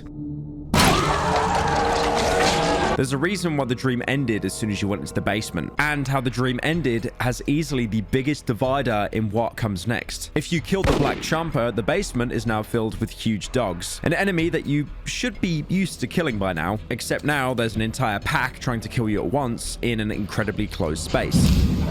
By the way, that's the good outcome. If you died or ran away in the dream, the dogs are replaced with red chompers, which, as you probably know now, are extremely dangerous. And like I said earlier, the basement is incredibly cramped. The cellar itself looks like it was used as a hiding space for survivors, with corpses lying in makeshift beds everywhere. This is probably what everyone was lining up to do during the dream. They were trying to get into the basement to use it as a safe house.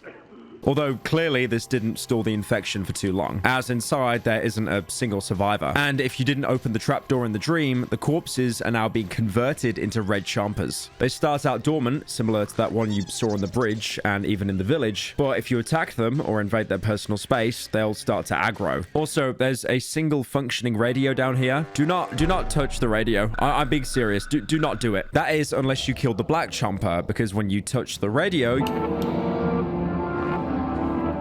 you'll actually spawn a dog that has something very important in its inventory. That being the twisted key. And if you go back and show it to the Wolfman, this happens. Give it to me. The wolf snatches the box and key from my hands. With things like that, you need to be careful, meat. This may be a trap. Muttering under his breath, he attempts to open the box. After a while, the lid gently slides open and the wolf peeks inside carefully, squinting his eyes. He also looks at the contents in silence, then lifts his gaze at me. Is this a fucking joke? Are you some sort of fucking clown or something? The wolf takes out a few crumpled pieces of paper from the box and throws them in my face. As they fall to the ground, I notice a shiny stone among them. Some fucking scribbles. I'm warning you, meat. Do not dare waste my time again.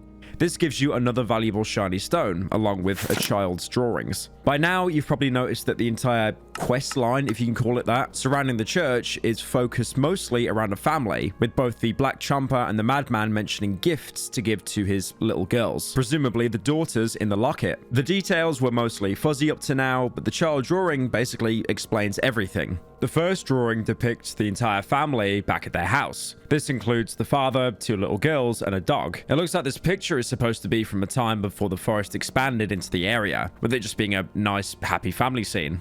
How wholesome.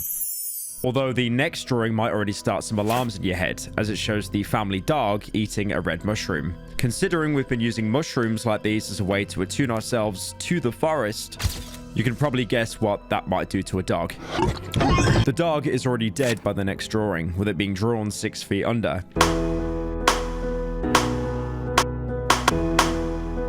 Its name is also given here, Burek, which is a pretty common pet name in Poland, and also a Albanian pastry. I'm not really sure about the law implications of this one. Besides dying, the dog does actually contribute a bit more to the story, as in the same drawing, we see the father bleeding from an open wound, probably due to the dog biting him. This could also point that the dog didn't die from the infection, but rather was put down after attacking its owner, the aggression being reminiscent of the dogs we've been fighting throughout the game. The next drawing shows the father dismantling the doghouse, presumably to build the red seesaw the girls are playing on. This, of course, calls back to the dialogue from the Black Chomper in the church dream, where it talks about giving a red seesaw to its girls. But if you've been paying attention while scavenging through the dry meadow, you might remember the burnt house's location, which features both a red seesaw and a destroyed doghouse. You can also find the white dress the Black Chomper talks about in a safe hidden under the furniture, pretty much confirming that this is where the family lived. The house is even filled with hostile dogs, probably referencing how the whole thing started with a dog. But just in case you weren't all that convinced yet,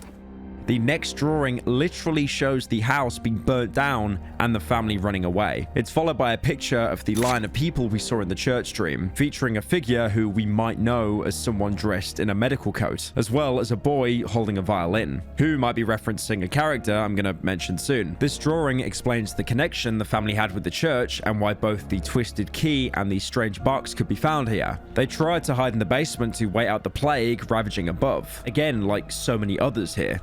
Unfortunately, as we know, hiding in the basement really didn't help. The last drawing shows two children hugging each other with corpses lying behind them, probably in the process of turning into red chompers that we encounter in the game. Strangely, the father seems to actually not be with them. I'm sure if he was, he would have been marked instead of just blending into the wall of bodies. But there is something that could explain this. Back at the burnt house, you can find a note, presumably from the father. I know they're there. I can hear them laughing. They're behind the wall of trees. I can't get through by myself. The trees go back too fast. This suggests that he might have left his daughters in the basement to keep them safe and gone back to his house. He probably knew he was infected from the dog bite by now, so in a way, he was protecting them from himself. After returning back home, he clearly wanted to go back and find them, but I doubt that was his own choice. He's hearing voices in this note, so it's more than likely he was starting to go insane from the plague. I think it's safe to say that the madman we find in the church is the father, considering we can find the medallion on his body and he's very clearly infected, as when you kill the Black Chomper in the dream, the corpse you find in the church much later looks like a mutated chomper. This entire plotline is completely depressing, but it's a good study of how the plague actually affected normal people living in the region. Even though the story is told through a couple of lines of dialogue and crude drawings, it does a really good job at communicating how horrible being here was. This kind of storytelling really makes Darkwood special. It feels very human, despite the eldritch horrors we've seen all over the forest. Look, I get it, okay, like so many horror games, you pick up the audio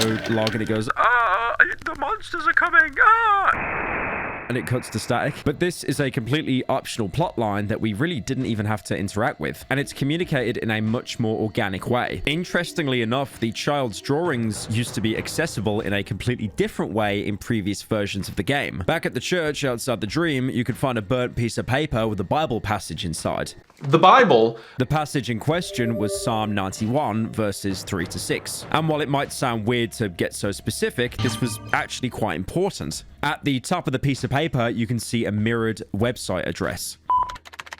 darkwoodgame.com/Burek. Going to the website, you can see a code lock, similar to the ones you could find in the game on various storage containers and doors. Now, if you input the numbers of the Bible passage, 9136, you're shown the same pictures we've been going through. This is a pretty good puzzle with a nice lore reward, but I can totally see why the drawings were changed to be entirely accessible in-game. It definitely grounds the story better instead of, needing a Bible scholar to solve an ARG. Coming back to the church itself, in the same room where you got the strange box in the dream, you can find the electronic game. Upon inspecting it, you can see a game console with two characters resembling wolves. This item seems to be based on a Russian-made single game console, where one of the games apparently involved a wolf stealing eggs while trying to not drop what he's already collected. So technically, this game has still more games than the PS5, by the way.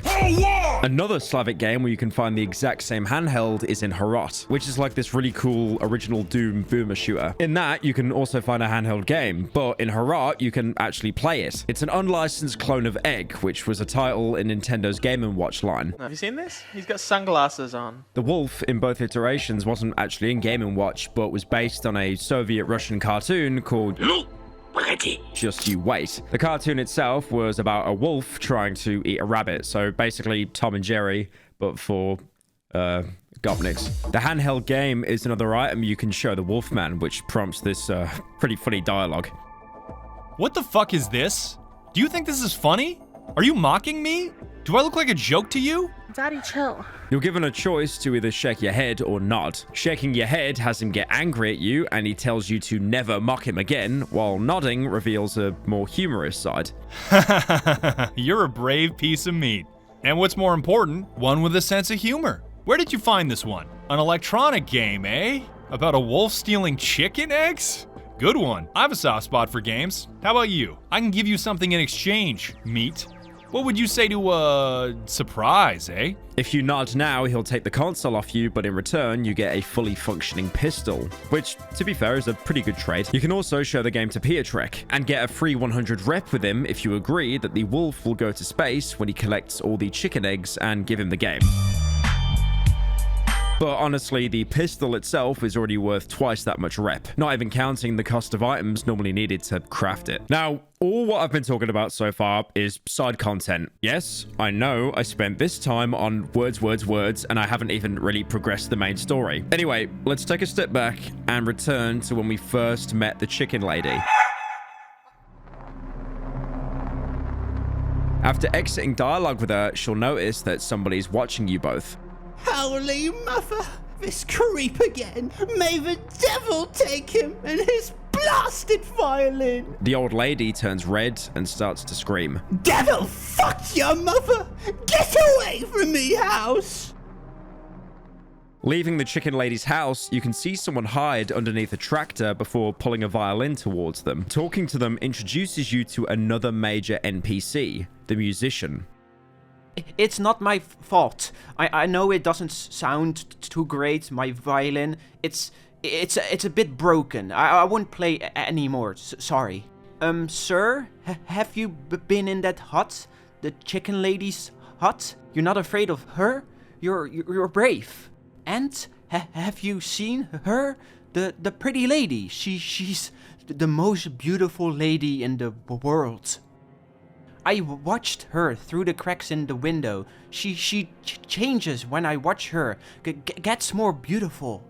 I play for her. I want her to be happy, because she doesn't seem to be. The chicken lady locked her in that room. She keeps her there. She envies her. She won't allow anyone to see her, even me. She knows very well that during the last Kupala night, I fished out that pretty lady's wrath from the river. Yes, sir, the chicken lady knows what it means. Oh yes, I will become the pretty lady's husband. We will walk hand in hand. Sir, I will play for her. Mister, sir? I tried to release her, but the chicken lady, she chased me off. She always does. I also looked for the second key at Mr. Jan's, but now he's disappeared. I don't know how to get into his house. Kupala Night, or Not Kapali, being a major folk holiday with Eastern Slavs. Basically their equivalent of Swedish Midsummer. Midsummer Sweden lunch.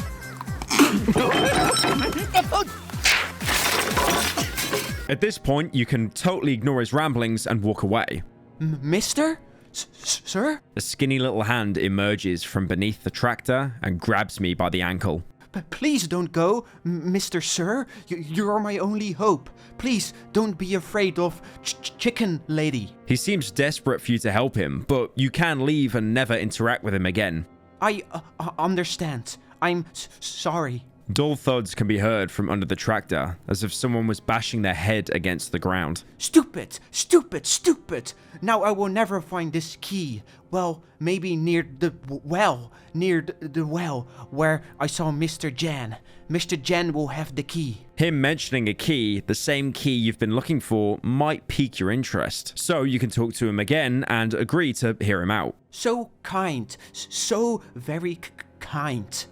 You are just like him, my daddy, but my papa has changed, mister, just like my mommy. They will not listen to me. They won't hear how sad I am, sir. But am I not boring you, sir? Please don't go. Please hear me out. Don't go. Nervous grunting can be heard from underneath the tractor. Perhaps you could help me? This is where the game diverges into two paths, because both the musician and the Wolfman want what's behind the chicken lady's door. Investigating the door, you can hear raspy breathing, but not much else. Only called the pretty lady by the musician. The boy just wants to play music for her, but the Wolfman's intentions are much less obvious. Both of them want you to find a key to a locked door and bring it to them so they can get to whatever's inside. Lastly, he'll mark on your map where he resides. Please find the key, good sir, to the pretty lady's room. The chicken lady has it. Well, Mr. Jan also has it. I saw him recently near the well. He used to play with me.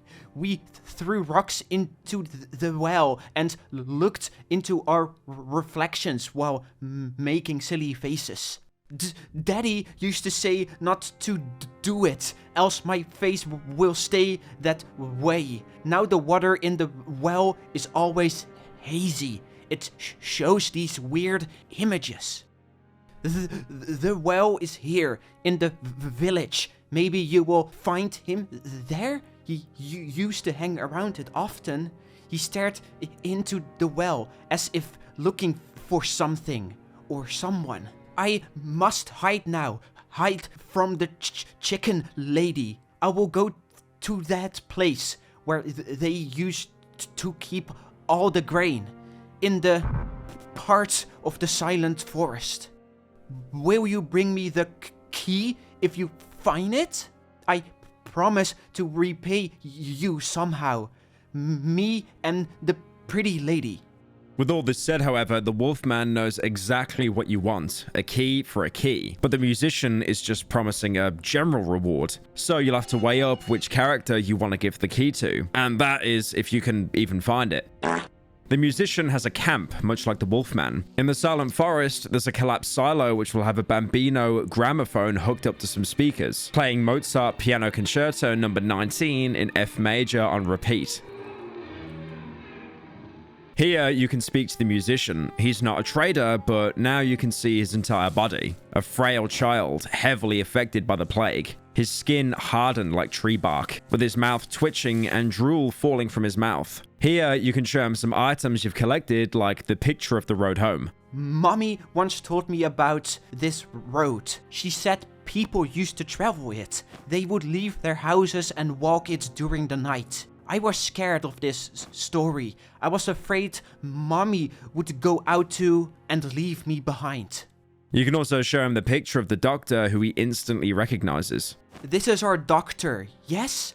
He is just as brave and good as you are. He helped me. He is helping all of us. He gave me this beautiful mask so I could be healed of my afflictions. Maybe you could have one too. Maybe the doctor would make a mask like this for you? I could ask him about it. Further going to show the doctor had no idea how to combat the plague by making masks to hide people's afflictions, but also saying he could ask the doctor despite him leaving the village, and this hints that he does actually still have contact with him, so giving him the key might actually prove useful after all. He'll also comment on the sow in the pig shed that the villagers have been feeding off. Have you heard about the sow? The villagers keep this sow in the nearby pig shed. They call it the mother of all pigs. They say it's beautiful, but I've never seen it. They don't allow me near her. They chase me off. They always chase me off. The little musician drops his gaze. Maybe you would be able to see her, mister? If you manage to get inside, maybe you could take a wee piece of meat for me? I've never eaten pig, and I've heard it's very tasty. Would you take some for me? If you killed the sow like I mentioned earlier, sadly, he'll be able to relate to it from appearance. I saw the villagers dragging a cart with a dead sow. The one they called the mother of all pigs. It wasn't as beautiful as they said. Nowhere near the pretty lady. The boy drops his gaze. And that piggy.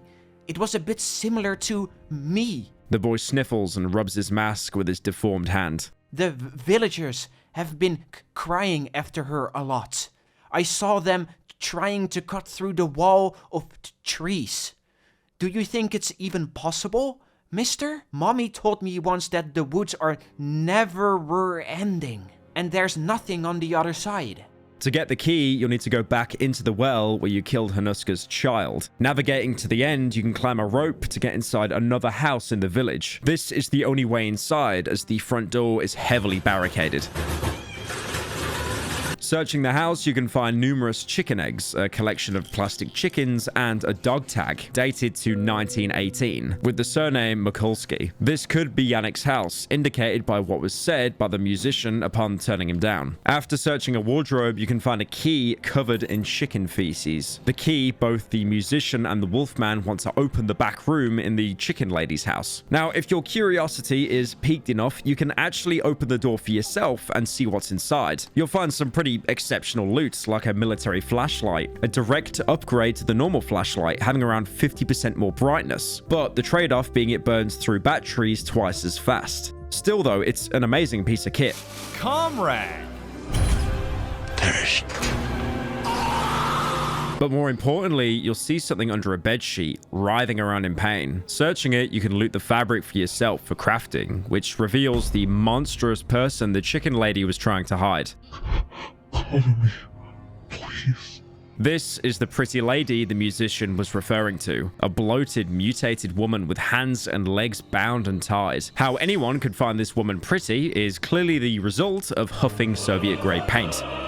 There's also a silver wedding ring you can find in the bedding next to her. With the key in hand, you have the option to give it to either the Wolfman or the musician. You can only give the key to one of them, as they'll take it off you and use it to visit the pretty lady. This is also where the game majorly diverges into two different paths. The Wolfman's is the most straightforward. He'll give you the location of the doctor's hideout straight away. As I produce the key, the wolf's pupils widen with excitement. Well, Meat, I didn't think you could succeed. I'm impressed. Time for your reward. You'll find that quack thief here, but he locked himself away from the world and he won't let anyone in, so I don't know if this information will be of any use to you, Meaty. What the fuck are you looking at? I promised that I'd tell you where to find him, and I did. Did I tell you you'll be able to get there? That's something else, isn't it? The wolf bursts out with laughter. Now get out of my sight, Meat. I have important business to attend to. If you're interested in continuing our wonderful relationship, look for me in the edge of the old woods. I predict a tasty future together. The wolf sinks his hands into the deep pockets of his coat. Here, deliver this to that insane old bitch as a way of saying thank you for her beautiful sister. The wolf throws the head of a chicken under my feet. As I lift my gaze, I realize that the wolf is gone. You can take the chicken head to the chicken lady and show it to her, and this does absolutely nothing except terrify her. Jesus almighty, my little darling, what have they done to you? This is a bad sign, mister. A bad sign. What will happen now? The Wolfman is using you as a messenger to let her know that her sister isn't safe anymore. One thing you'll notice, when you side with the Wolfman in a lot of quests, you'll actually be completing the game a lot more quicker, except with the instance of killing the Sow. But in that situation, you did have the choice to just leave the Sow completely alone. Because there's no karma system or warning message saying, uh-oh, you did a bad thing. Or Kenny will remember this. What's your name, sir? My name is Deez. Deez what, sir? Deez. It's really up to you to side with someone so malicious to escape the woods faster, because the Wolfman has no intention to leave. Why would he? He's using you as a tool to spread misery onto others. You can even kill the chicken lady outright, which gets you no extra reward apart from the Wolfman's satisfaction. You've killed her? You've killed the hag that reeked of chickens? My dearest Meat. Finally, I will be able to wolf down as much poultry as I wish. If you gave him the key, he'll tell you where to find the doctor's house, and adds that if you want to continue your wonderful relationship, you can find him in the old woods. If you go looking for him in the edge of the map he specified, you'll eventually stumble upon an old barn filled with dogs. Making your way through the pack, you'll find the wolf, covered in blood and smelling absolutely foul. Interacting with him now has him act like the average furry convention attendee. If you see him, shoot him in public, with him jumping up at you and licking your face. Comrade! The greeting sounds like an angry growl. The wolf makes a quick leap, bouncing against me with his swollen belly. That's giving me like my response video flashbacks. Oh, Jesus. Well, to be honest, I'd God. pick you up, hug you while... He puts his paws on my shoulders. He ostentatiously licks my face. What a gift have you given me? I notice fresh bloodstains on his fur and feel streaks of his saliva dripping onto my coat. He leans towards me, as if he wanted to say something to my ear. You can now either push him away or do nothing. If you're a normal person and don't want to have your personal space invaded by, you know, an anthropomorphic wolf covered in blood, you would probably push him away. The wolf takes 2 steps back. I can only see a row of filthy, sharp teeth underneath his hood. Well, look at this, ladies and gentlemen. He's apparently addressing the stuffed human corpses sitting by the walls. This carcass thinks he's better than you. This rotten pile of meat must be delusional. The wolf turns towards me, adjusting his coat. Are you pretending to be human, or are you just cracking jokes? I'll help you recover your stupid key. I'll take you back to the doctor's house. I'm sure you'll find some clues on how to reach his current hideout while there. You two will have a little chat, you'll get back what you've lost, and then nothing will keep you from getting the fuck out of my part of the woods. Do you hear me, meat? You will pack your bags, dive into that stinking hole of yours, and dis-a-fucking-peer. And? Are we going, comrade? This option has Wolfman reward you with a hunting rifle, a pretty decent long-range gun you won't be able to obtain otherwise for quite some time. However, as we already know in Darkwood, the reasonable choices always make the game harder on you. Choosing to do nothing instead will have him do this. The wolf squeezes my arms and starts licking my face. Once from the left side, once from the right side. Comrade meat. His breath stinks of rot. What would I ever do without you? You're not such a worthless piece of carcass as you look. Thanks to you, I feel fulfilled. I got my girl, my sweet little lady back. Hard to believe the same blood flows through the veins of the bitch who reeks of chickens.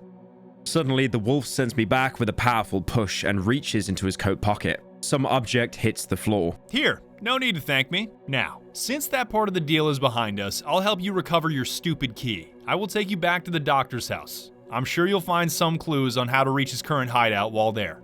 This does tie into the Wolfman's instructions, apart from the dev just trolling you. It's pretty obvious that the Wolfman wants complete and total dominance over you, and if you abide by his rules, he basically ends up treating you like a pet. Rejecting his hug is a massive act of disobedience. When you do that, it shows that you still have some independence and you're not entirely his lapdog. Entirely. But if we choose to push the wolf away, you get nothing. One single dialogue option just fucked you over from getting a gun worth 400 rep, which is, as we know, a certified Darkwood moment. Also, how the fuck did he keep a hunting rifle in his pocket? But on the other hand, what's wrong with following him? Granted, basically every quest he sent us on was to spread misery onto anyone still alive in the forest. But he has rewarded us every time. Submitting to him did make the journey out the woods easier. And in the end, is that all that really matters? It might be demeaning to become his servant, but dignity doesn't really matter when you're a half corpse stuck inside a forest intent on killing everything inside. Before you even find the Wolfman in the previous room, you can see the pretty lady, now a half-eaten corpse. This was the Wolfman's end goal, and seemingly something he was obsessing about for a long time, evidenced by how happy he is, saying he's finally fulfilled. We're not sure where this obsession comes from, but unfortunately, it looks like we won't be getting any answers anytime soon, as this is pretty much your last interaction with him. The Wolfman will also give you the option of taking you to the doctor's house. Pretty useful, since walking there can easily take multiple in-game hours depending on how lucky you are with the random placement. If you choose not to go with the wolf and instead leave his barn yourself, you can go to the other side where you came from and find a wooden door. You can't open it without a key, but it's wooden, meaning your shovel can make quick work of it. Turns out you could have just done that from the beginning instead of fighting your way through the XL Bully Rescue Shelter. Fuck you, Fido! And finally, after that, you can go to the doctor's house. The first thing you'll notice when you arrive is the area seems to have been flooded somewhat, with only the road in the middle being dry ground. Thankfully, the time here is frozen, much like back in the village.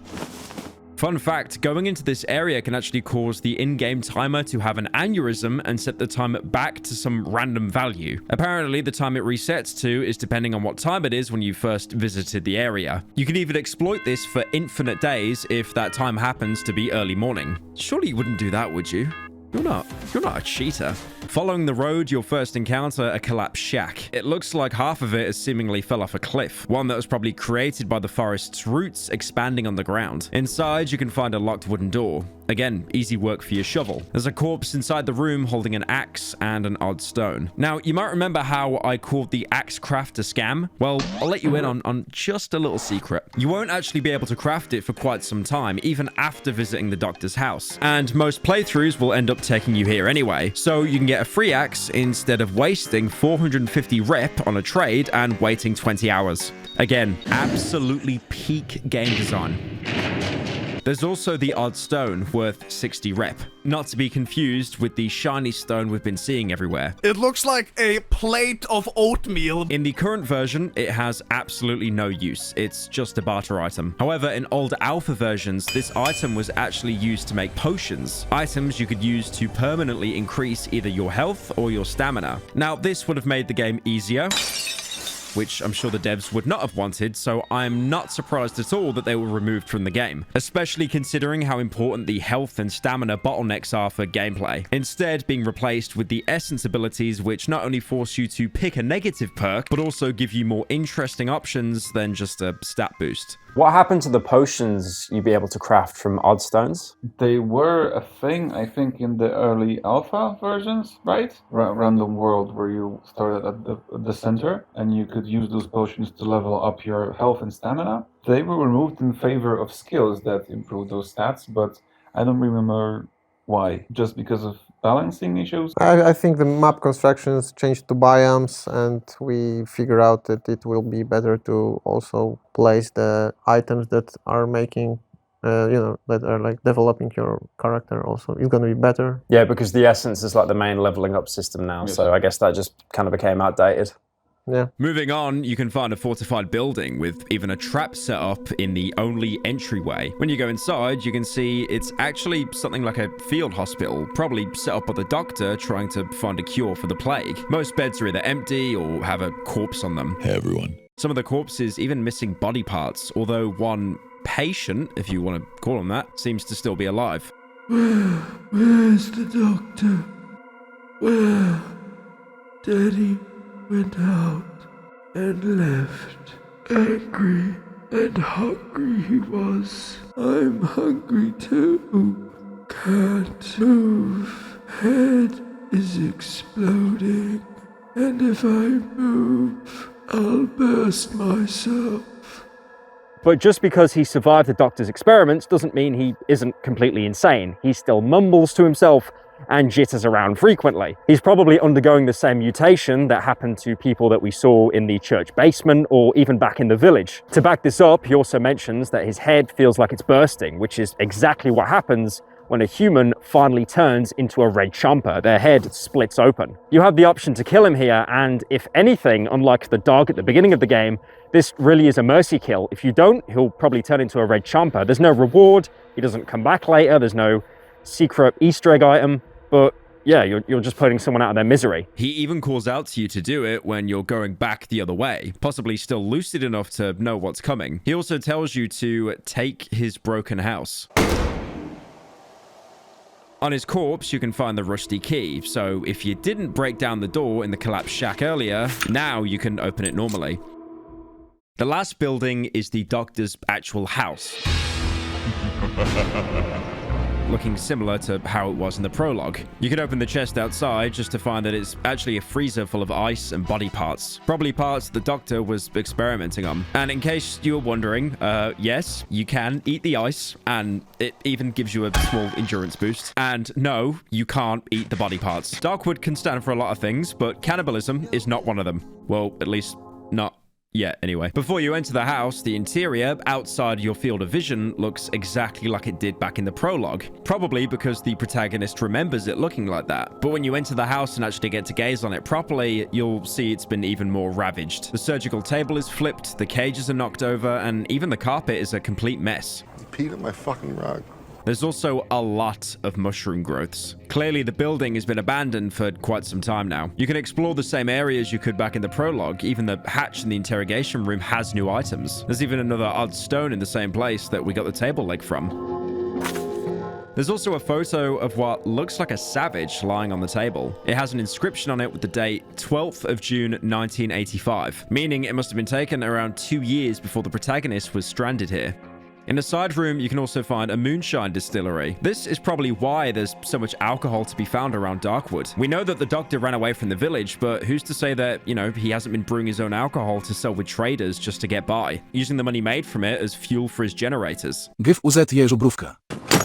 In the room where Yannick was locked in the prologue, you can find a dead body, with the protagonist even remarking that he remembers him upon inspection. The main importance of this house is the hatch located in the main room. You couldn't see it before because the carpet was covering it. Now it's rolled up as if someone has accessed it recently. By the way, in case you're wondering, you can't actually interact with the rug on repeat playthroughs because that would break the entire pacing of this game and you'd basically be skipping 90% of chapter 1. But when you interact with it now, you'll realize it's code locked. Now, I got a little bit worried here, thinking I have helped or hindered so many people within the 3 forest biomes, and this is what I get, a fucking code. Well, thankfully, you can actually find the code by following the lines scratched into the floor, as there are numbers scratched along them on the vertices. Some numbers can actually be seen when not looking at them, and your character probably remembers them from before, but now they're covered with sludge or debris. The last number is covered by a cabinet, but once you move it, you can finally open the hatch. Inside, you can first find a toy resembling a small rocket. Your first instinct might be to take it to Piotrek, but you actually can't do anything with it currently. Despite its value of 150,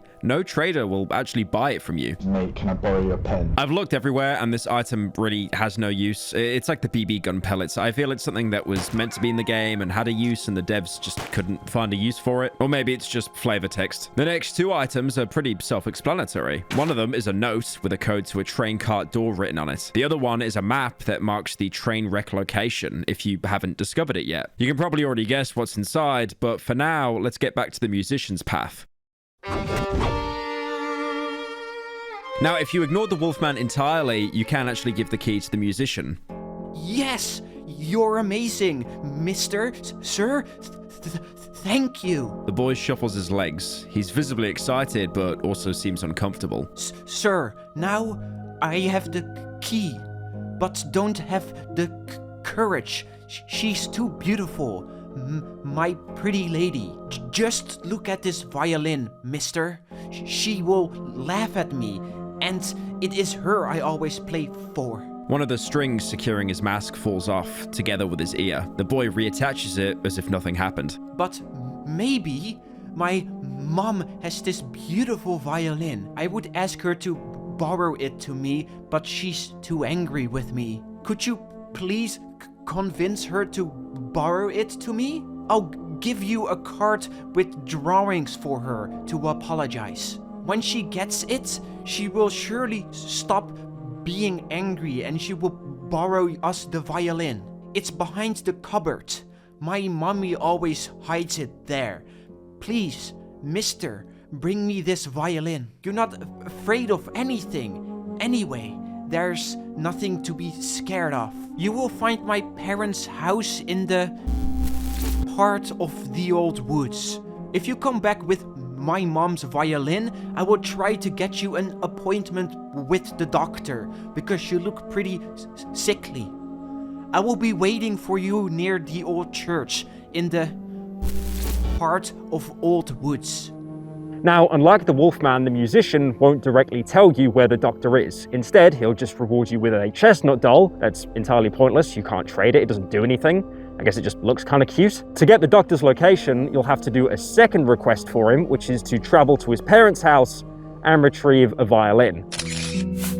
Marked as creepy house on the map, you'll see it's a badly damaged house like most other places in Darkwood. But inside, you'll find a half-dead man.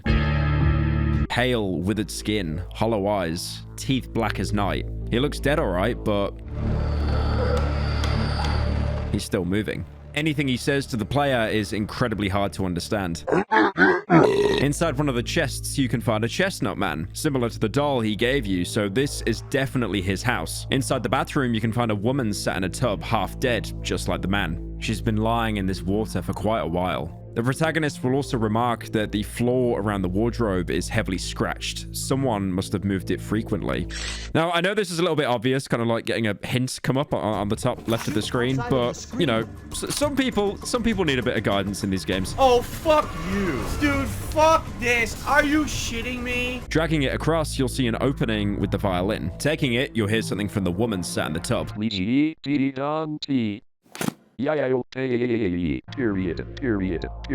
Ignoring her request, when you try to leave, the musician's parents will turn into chompers. Now, you could argue that their infection accelerated due to aggression, because from their perspective, someone really has just broken into their house and stolen their valuables. But regardless of that, escaping, you return to the musician. Gee, you did it? This is my mom's violin. So beautiful. Was she happy about the drawing? Is she feeling well? The kid stares at the violin with bated breath. Now I can play my pretty lady a visit. I will play her a serenade. Will you visit me at my parents' house, mister? If they borrowed you the violin, they surely aren't angry with me anymore. Ah, I almost forgot. We have an appointment with the doctor. He was happy to learn about a new patient. I told him about you. He's inside the train wreck in the edge of the old woods. Now, this should be a good ending for him. I mean, you know, we helped him get his violin, but the next day, if you do visit his house, you'll see his body being mauled at by his parents, probably still fueled by the blind rage of you robbing their house. Stay out of my territory. After finishing off the parents, you can take the violin off his body, although it's useless as it can't be sold. You can probably use it as the first of many reminders that everyone you encounter ends up worse. But if you take the musician's advice, you can actually leave the picture he gave you with his mum, which will thankfully stop them turning when you take the violin, probably distracted by one of the last happy memories they had of their child. But again, if you return the next day, they would have already succumbed to the plague and, as chompers, again eaten their son. Here's a protein tip. Eat your fresh board. The drawing the musician gives you is a song piece with a character made out of leaves. It was probably just enough of a reminder to pacify them but not actually reverse the infection. The only outcome to save the musician is if you kill the parents at their house before bringing the violin. If you return to the house the next day, you'll see him standing outside with graves that he's dug for his parents, unable to understand that you saved his life. Why did you kill them? The boy silently stares at the ground beneath his feet. He clutches the violin in his hands. Please, go away. For this path, this is the last time you'll ever see the musician. Ironically, him mourning his parents or being killed by them is a much better outcome to what happens if you don't help him, but I'll get into that later. Now, on top of the two choices to give the key to the Wolfman or the musician to get to the doctor, there's also the third outcome. Now, if you go back to the village, you can actually kill the pretty lady. But if you do this, this locks you out of either of the paths, making you have to pick up the pieces for yourself. Why did you kill them? The boy silently stares at the ground beneath his feet. He clutches the violin in his hands. Please, go away. When you kill her, you can loot the bloodstained shawl from her body and show it to the Wolfman, who also isn't very pleased. What's this? We had a deal, comrade. You were supposed to bring me the key, not use it and try to fuck about with something that doesn't belong to you. I should kill you, you know? Blood for blood. But you caught me on a good day, Meat. You can still make up for it. Kill the hag who reeks of chickens too, and the reward will be yours. He'll want you to kill the chicken lady in return for the doctor's location, but before you do, if you're feeling extra evil, you can actually show her the bloodstained shawl. Oh, lordy, lordy. The lady crosses herself 3 times. My sisters, where did you find it? It's all that godless quack's fault. Devil brought him. All he did was prescribe this and that. Scribble this no-good drivel. To hell with them papers. This is confirmation the pretty lady was actually the chicken lady's sister. She throws a crumpled piece of paper at you, and it's another note from the doctor. Remove growths with a sterilized, washed-in spirits knife. Drink plenty of water. Do not, under any circumstances, untie the legs or hands. In case of emergency, the path to my home is in the edge of the old woods. This is the only way to progress the story if you killed the pretty lady instead of giving either the Wolfman or the musician the key. If you instead killed the chicken lady as well, returning to the Wolfman, he won't reward you with anything, but at least now you have the option to trade with him again. The old hag is dead. You've been a good dog. What's that, boy? You want a reward? Better fuck off as quick as you can. Interestingly, if you aren't completely honest with the Wolfman and don't show him the bloodstained shawl before killing the chicken lady, he'll get even more mad and flip you off. What have you done? We had a deal, Meat. You were supposed to bring me the key, not use it and try to fuck about with something that doesn't belong to you. Fuck off. This instant, or I swear you'll regret it. The murder path has you follow the same steps as the Wolfman, except with the added benefit of both major characters now completely despising you instead of just one. Finally, you arrive at the train wreck, but depending on your choices, this sequence will play out very differently. If you went down the musician's path to set up an appointment, the car door will already be unlocked. Going inside, the door will be immediately locked behind you, and the room will be flooded with gas.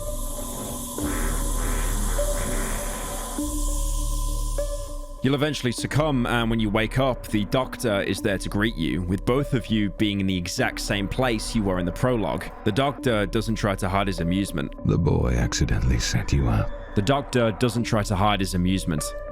You mentioned you'd like to make an appointment. As you can see, I found you just in time. Unfortunately, you won't be able to thank him for it. His face suddenly stiffens. I've waited for you, you rotten dog. You're a rare breed here. Your kind visits us whenever you please.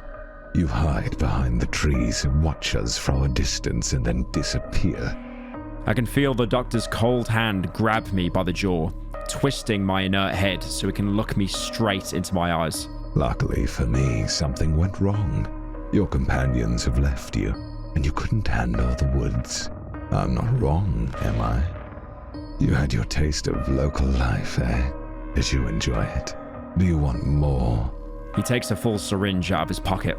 I'll show you more.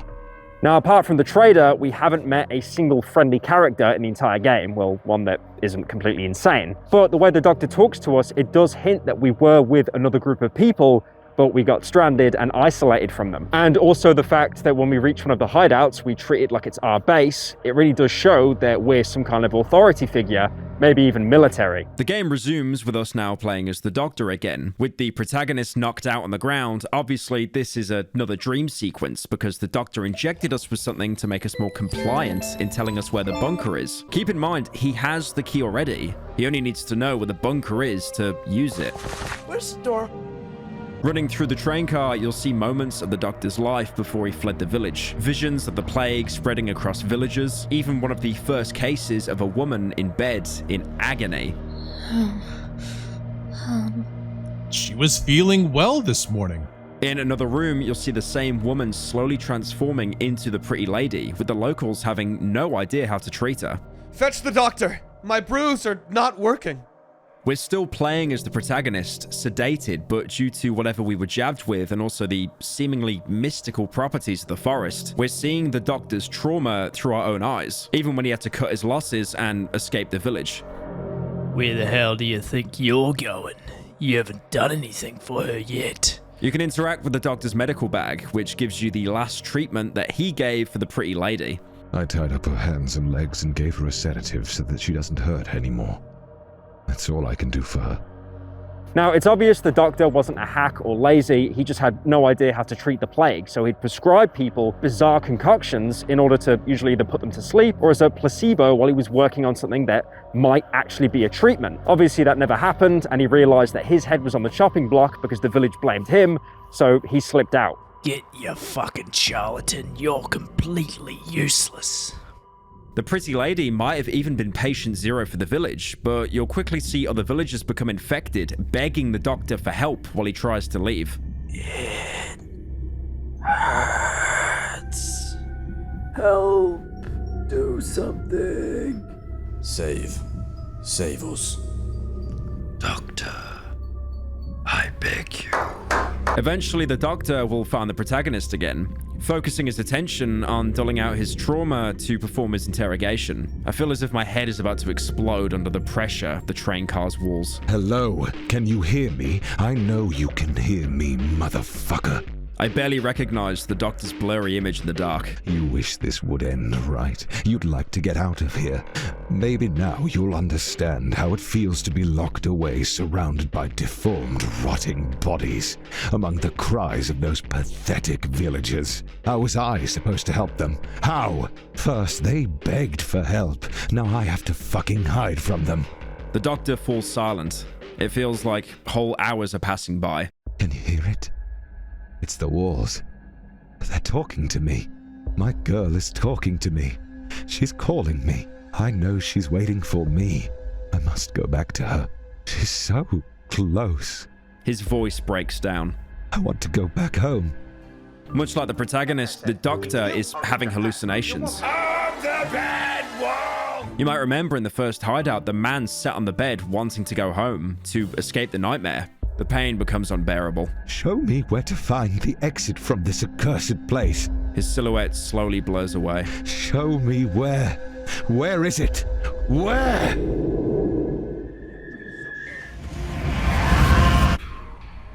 We're placed into another dream sequence, this time playing as the protagonist again. The outcome of this dream, though, has huge implications for the rest of the game. And if you don't like the outcome, get ready to edit your save file, because like I said earlier, this game auto-saves more than Dark Souls. You'll be out of your own body as you still see the doctor interrogating your unconscious body.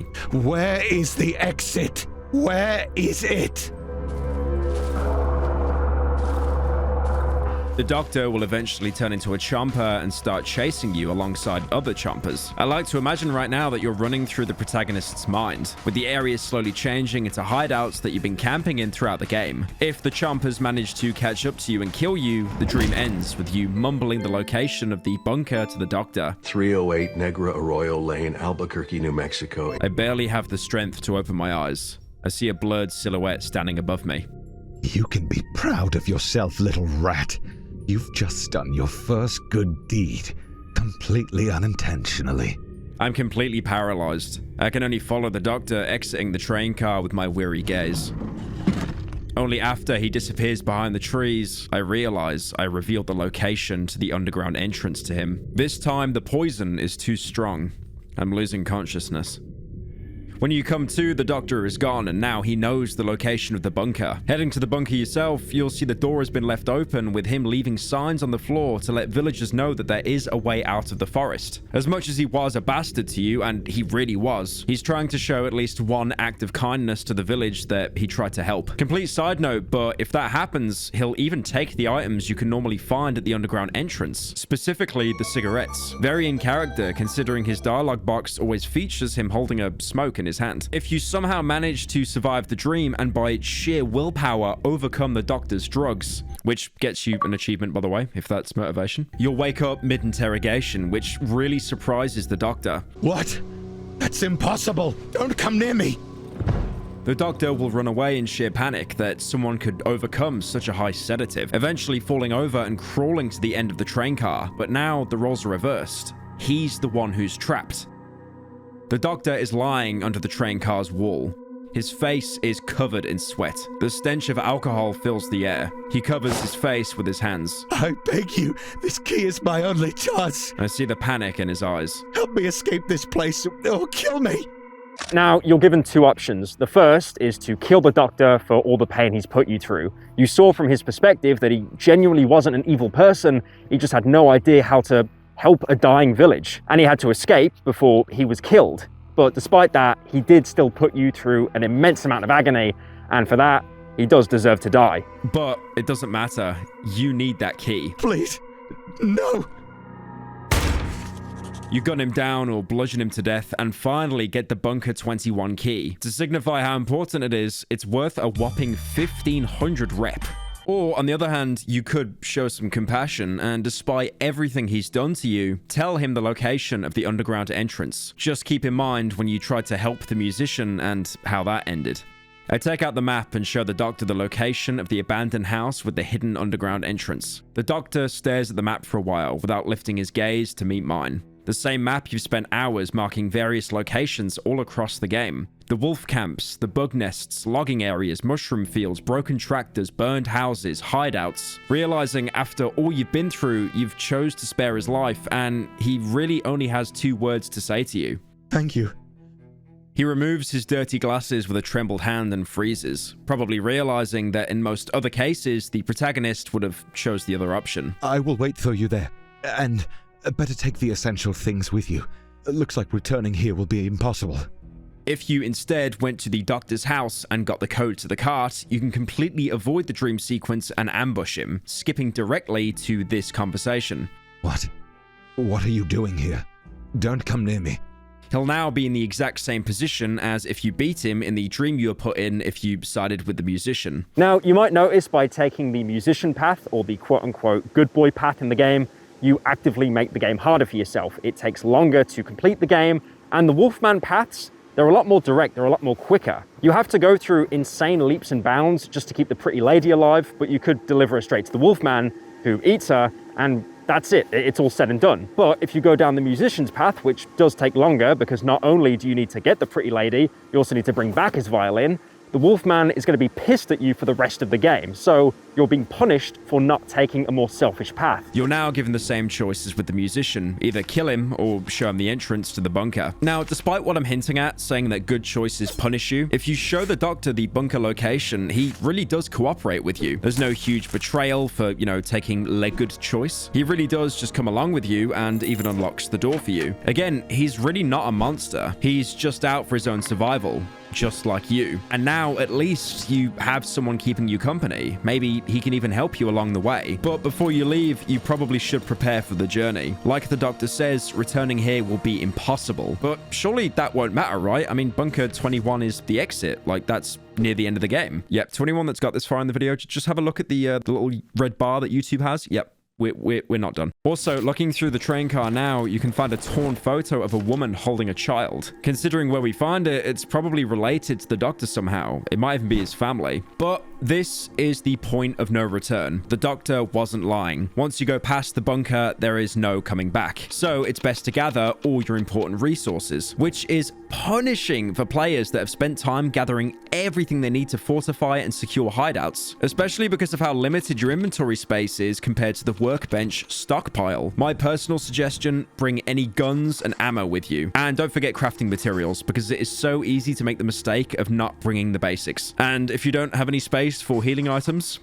unlucky. It might also be worth staying one more night at the dry meadow to buy some more ammo from the trader. If you do so, he'll have one more message for you. The man grabs my arm and pulls me closer. A strong smell of mushrooms assails my nostrils. The old sack covering his body slides down, revealing his chest covered in horrid growths. It is fused with a porous helmet pulsating to the rhythm of his breath. I'm starting to feel dizzy. Without loosening his grip, the man raises his left arm, bringing his forearm to my face. It's pale as paper and reads, "Do not open the door. Let's stick together." However much the trader has helped us, to stay is a death sentence, and all the effort for getting this key would have gone completely to waste. Finally, you arrive at the bunker door. If you gave the doctor the location, he'll be there waiting for you, still clutching onto a cigarette. Are we going? Immediately as you go through the door, the walls start trembling. Another earthquake. The doctor doesn't wait for you and runs ahead, almost consumed with the obsession of trying to escape the woods. As you go along, the tunnel becomes more and more overgrown. Clearly the forest has even reached here, trying to keep everyone inside. All along the corridor, you can find giant roots with your character commenting that this white sludge is draining from them and being pushed out along the main tunnel by an invisible force. The tunnel eventually ends with it being collapsed. The protagonist comments that this is a fresh fall. It's possible that it was caused by the earthquake way back when you first went underground, as the more recent ones didn't really feel strong enough to collapse an entire portion of a reinforced corridor. I've managed to walk a few good kilometers through the underground tunnels, but further passage is blocked by growing roots. Despite this, I feel that I'm closer to my destination. There's also another corridor splitting off, but the way is locked with armored doors and you don't have the key. The doctor, if he's still with you, will also comment something. I think someone's still moving there, under the rubble. Upon interacting with the rubble, you get this weird cross and the following interaction. The tunnel has collapsed recently. The reinforced steel protruding from the debris has not been covered with rust yet. When I gaze into the tunnel, I notice a silhouette of a man on the ground. Suddenly, the man snaps to life as if woken from a deep slumber. Who goes there? I hear a faint, unnaturally distorted male voice. Are you one of them? The man attempts to get up, but fails. I can see him desperately flailing his limbs around. It's as if his back has been glued to the ground. No, please. As I approach him, he shuffles his legs nervously, as if trying to retreat into the collapsed tunnel. I didn't do anything. I begged you. I just wanted to pass, to get back to my family. The tree has blocked the only way out, the only path home. A huge talking tree. I begged it to let me pass, but it wouldn't listen. I could not understand what it was saying to me, so we came here. The man props himself up on his elbows. With a huge effort, he tries to straighten his body, but something is firmly holding him down by the back and neck. I can't get up. The man drops onto the rubble and goes silent. He clenches his fists. My head hurts. The man places his hand on his forehead and feels a strange dent above his left brow. He freezes. What is this? He carefully inserts his index finger into the hole. His eyelid twitches. My stone. I hear a sound as if an eggshell cracking. The forehead bends under his hand. The stranger pushes another finger into the hole. A thick goo spews from the wound. I can hear his skull cracking. My little stone. The man slowly removes his finger from the hole in his head. A colorless ooze is dripping from them. He's holding something, a round object. That's why. He swings his left hand and throws the object at me. A small, irregular ball bounces off my arm and lands at my feet. This is what put me to sleep. His head lifelessly drops to the concrete floor of the destroyed tunnel and goes still. You pick up the bullet the man just pulled out. Both it and the cross are soft. I could understand the wooden cross since wood can rot into mush, but a fragmented bullet? Something isn't right here, but we don't have anything else to go on at the moment. The man also mentions something about a tree blocking the road home, which the protagonist takes note of in his journal. While in the underground passage, I met a peculiar man. He acted strangely, blabbering about a talking tree, which emerged on a path to some house in the village. I need to investigate it. It seems like this part of the tunnel did lead outside, but we can't use it now that it's collapsed. Also worth noting, if you spared the doctor, he'll actually run away when you end the conversation with the man, probably thinking that he can do better on his own rather than relying on you, which to be fair is his loss. I've got a pistol, a shotgun, a lot of Molotovs, some explosives, and he probably has a pack of cigarettes. Although that being said, it would be a cool concept if you were surviving the night with the doctor, you know, like both of you teaming up to fight against the enemies that attack, but I just don't think the game was designed around that. Suddenly, I hear the bang of the metal floor, followed by a sound of scraping footsteps. It's the doctor. Your character even makes a note of it in his journal, writing how the doctor would have just been dead weight. The doctor has escaped. So be it. It would only be a hindrance anyway. There's a corpse right by the door, holding a torch, rotten mushrooms, and a rusted iron cowbell. The cowbell doesn't have any inscriptions or anything, so there's not really any information to go on. But my game theory is it belonged to a door guard that had been using it to signal people in the main tunnel to open the door, as this area was clearly some kind of importance to an outsider group. Or it could just be an SCP-513 reference. Actually, yeah, scratch that. It's literally the SCP. As you follow the doctor's footsteps, it looks like this corridor is less of a tunnel and more of a cave, with its walls being irregular and made out of roots, even having people embedded in them, who try to speak to you as you move past them. I just wanted to pass. Return to my family. This entire area is flooded with deep water. Walking through it, you get slowed down considerably. You can sprint, but it barely makes you any faster, and uses up pretty much all your stamina in seconds. Trust me, you really want to save your stamina for water, as you first start seeing splashes and shadows of things below the surface. Progressing through the cave, you can find locked crates, but unless you brought lockpicks with you, you won't actually be able to loot them. The loot inside is pretty standard: pills, maybe even a lamp or bug shells. Finally, you'll reach a narrow passageway where the thing lurking in the water reveals itself. It looks like some kind of mutated alligator or crocodile, though neither, surprisingly, are native to Poland. So it's fair to assume that it's another mutation caused by the forest. It starts approaching you, but instead of attacking, it repeats the same phrases the people in the walls did. I just wanted to pass. Before slinking back into the water.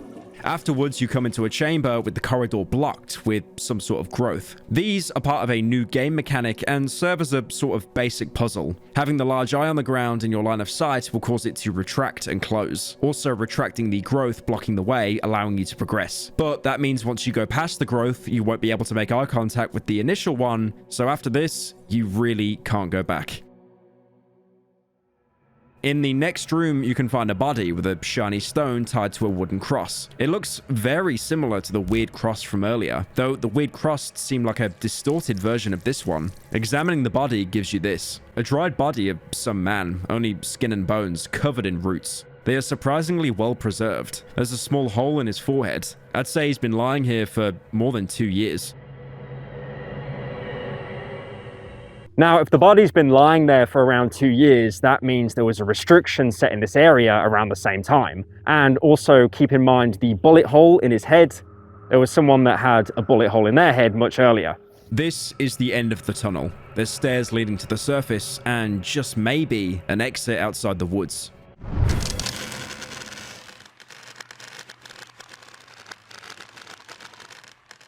Now, you should know by now, and by checking the length of this video, nothing is ever that simple in the forest. You come out inside another building, and this area is the swamp. This was actually foreshadowed by one of the first dreams in the game. When you opened the bunker door in said dream, you saw a half-flooded area with a path of shiny stones, which shows that these dreams aren't really dreams. Some of them are actually premonitions. So it's clear that you're not out of the woods yet.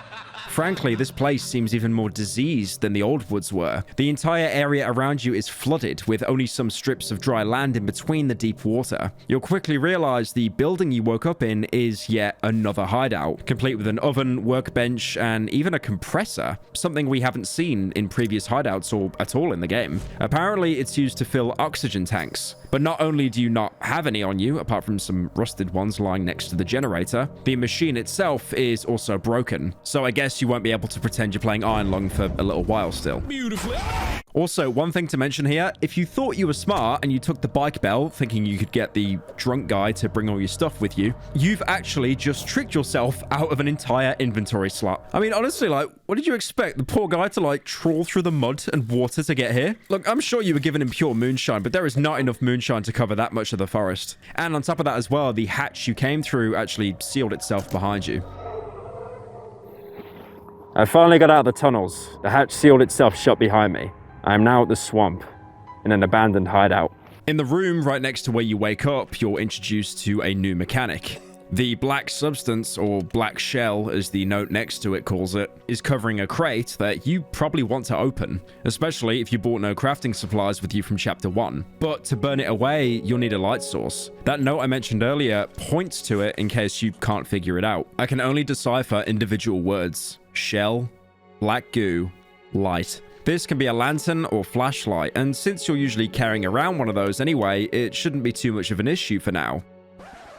Unless you're like me and throw an entire Molotov cocktail at the crate. You know, because Molotov is fire, fire is light. Fire should be a light source, but it actually doesn't do anything. This mechanic also spices up the game in ways that I'll talk about later. Compared to the hideouts that you're used to by now, this one is huge.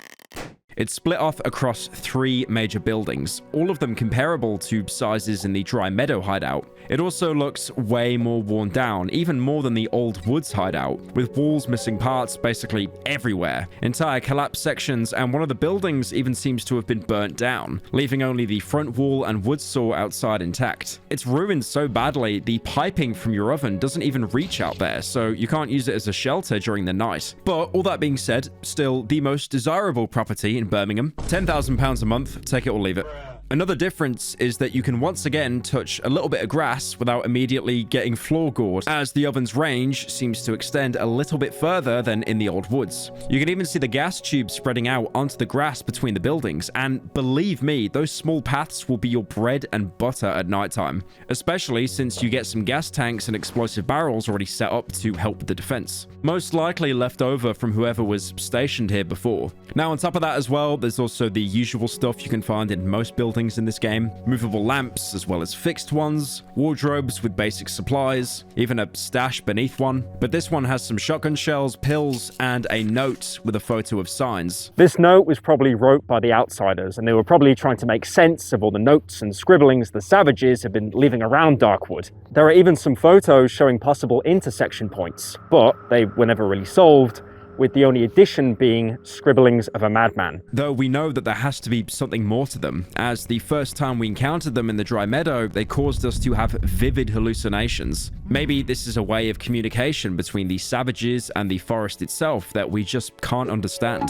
Like how the native Polish language is completely incomprehensible to anyone without unmedicated schizophrenia. I'm not joking, like I've been trying to pronounce Polish stuff in this video, I just can't do it. Why do they have like the letter C and Z in like every word? If you choose the musician path and fail the train wreck dream sequence, you can also find some tobacco inside a bag on the bed, as well as an extinguished campfire with a book inside it. It looks like the same book you could find in the doctor's house back in the prologue. Despite it being heavily burnt, you can still make out some words. Like how at the top of each page it says "Wiedzę lekarska," meaning medical knowledge in Polish. Collecting this book will also mark the cottage near the junkyard on your map. But there's one more place in your hideout affected by the path you take back in Chapter 1. In the same building as your workbench, you can find a metal door. In most playthroughs, this door stays closed pretty much forever, as there's no special key or code to open it. However, if you took the Wolfman path and on top of that killed the Soe, this door will open one night, revealing someone we've met earlier sat down in the corner. Something is lurking in the shadows. I'm sorry? From beneath the mask, you can hear a horribly distorted, resounding voice of a child. Very sorry. I didn't know you were living here. The figure tries to turn its head, but its enormous neck makes this task impossible to complete. I didn't want to disturb you, mister. I just wanted to hide. I don't know this part of the woods. Everything here is different. And the wee hut here seemed so cozy and safe. Please let me stay. Please, don't chase me off. I've got nowhere to go. The villagers don't allow me to live in the camp. I promise I won't play anymore. I'll be quiet. You can cover me with something if you don't want to look at me. Please, just let me stay. He appears to be heavily mutated, much more than before. He looks like he's struggling to stay alive, constantly shivering and breathing heavily. He hasn't gone feral like the Chompers, but it's obvious that the forest has heavily mutated him. Gossiping with him reveals why he's here.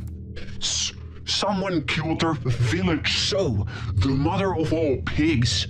The villagers cried after her a lot. They said there must be food on the other side. They cut through the trees with their axes. They barely managed to.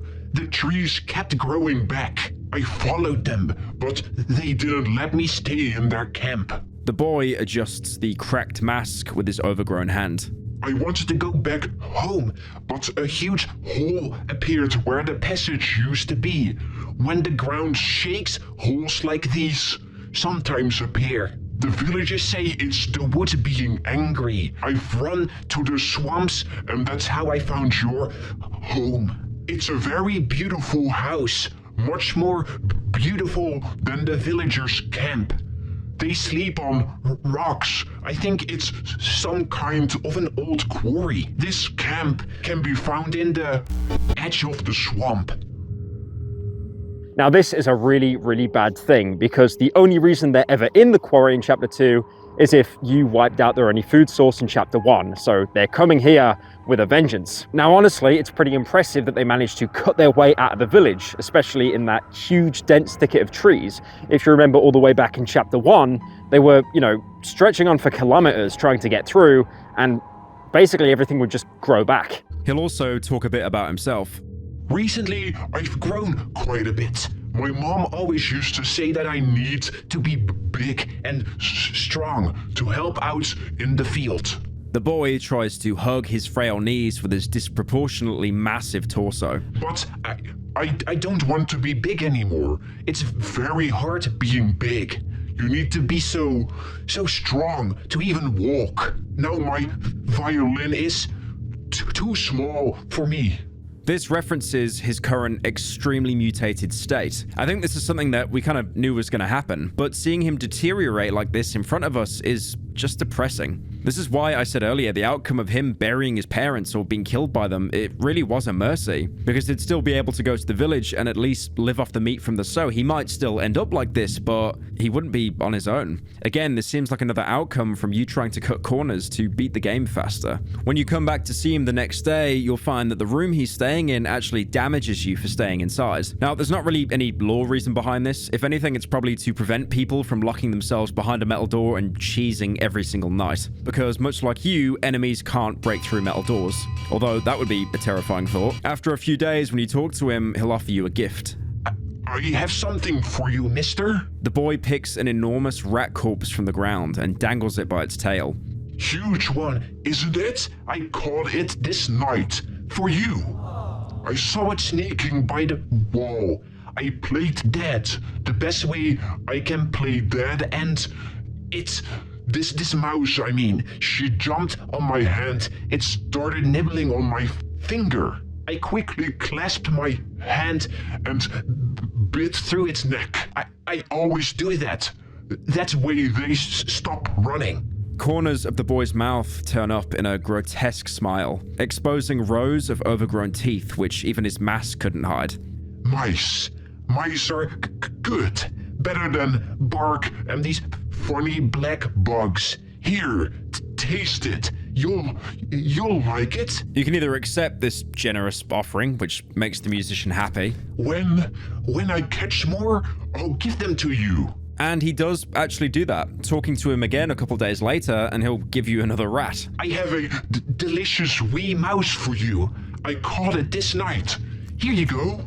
This rat is actually pretty useful as well. You can eat it to recover some HP or cook it in the stove for more essence, which goes to show that even the rats are heavily infected. Alternatively, you can lose out on it and refuse his gift, which just, makes him a little bit sad. You asshole. The boy quickly glances at the rat's blood-soaked corpse and freezes. But they are so tasty. I thought you liked them. I'm sorry. The boy drops the rat to the floor, then hugs his knees and falls silent.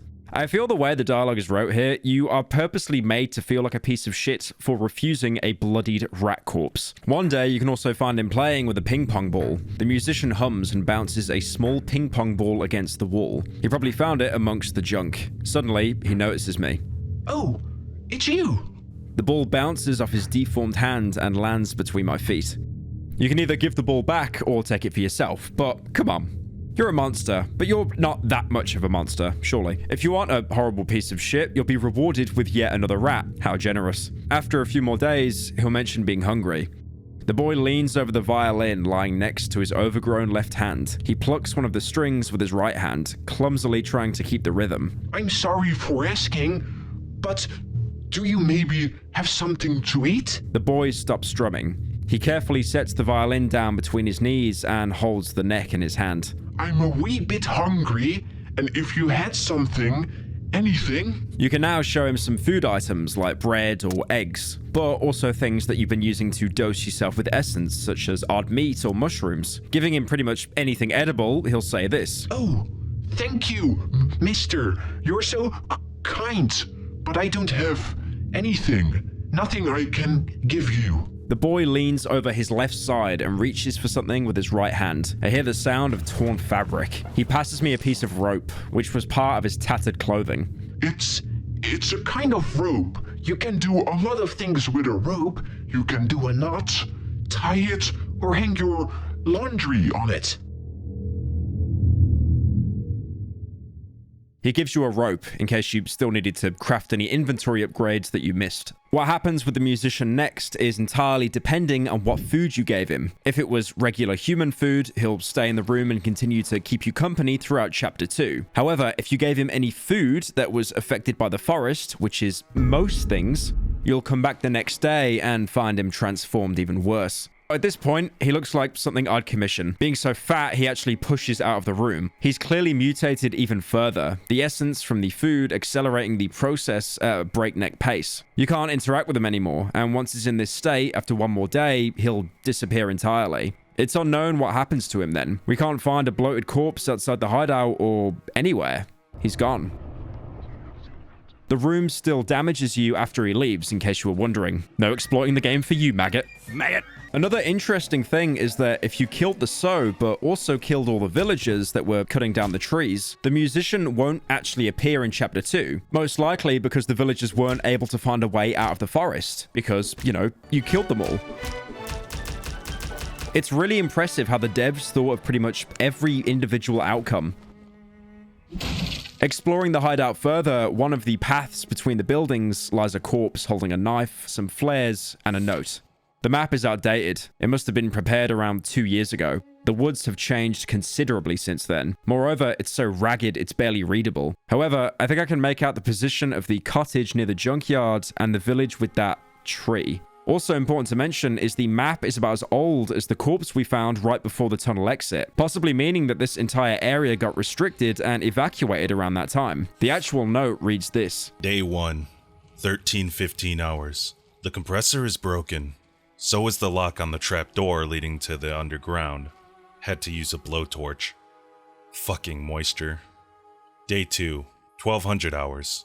We took 45 photos of the tree from the observation point in the vicinity of 3C. It grew twice its size in a month. Really quick, even for the local standards. Day 2, 1520 hours. I'm slowly running out of oxygen. I've sent 2 men to search the nearby junkyard. Maybe we won't have to go back for spare parts for the compressor. Watch out for the cottage near the junkyard. Someone could be living there. Day 2, 1812 hours. At least 10 locals lurking between the trees. How do they know about us? We won't be able to gather our equipment in time. The risk of getting detected is too high. Need to evac.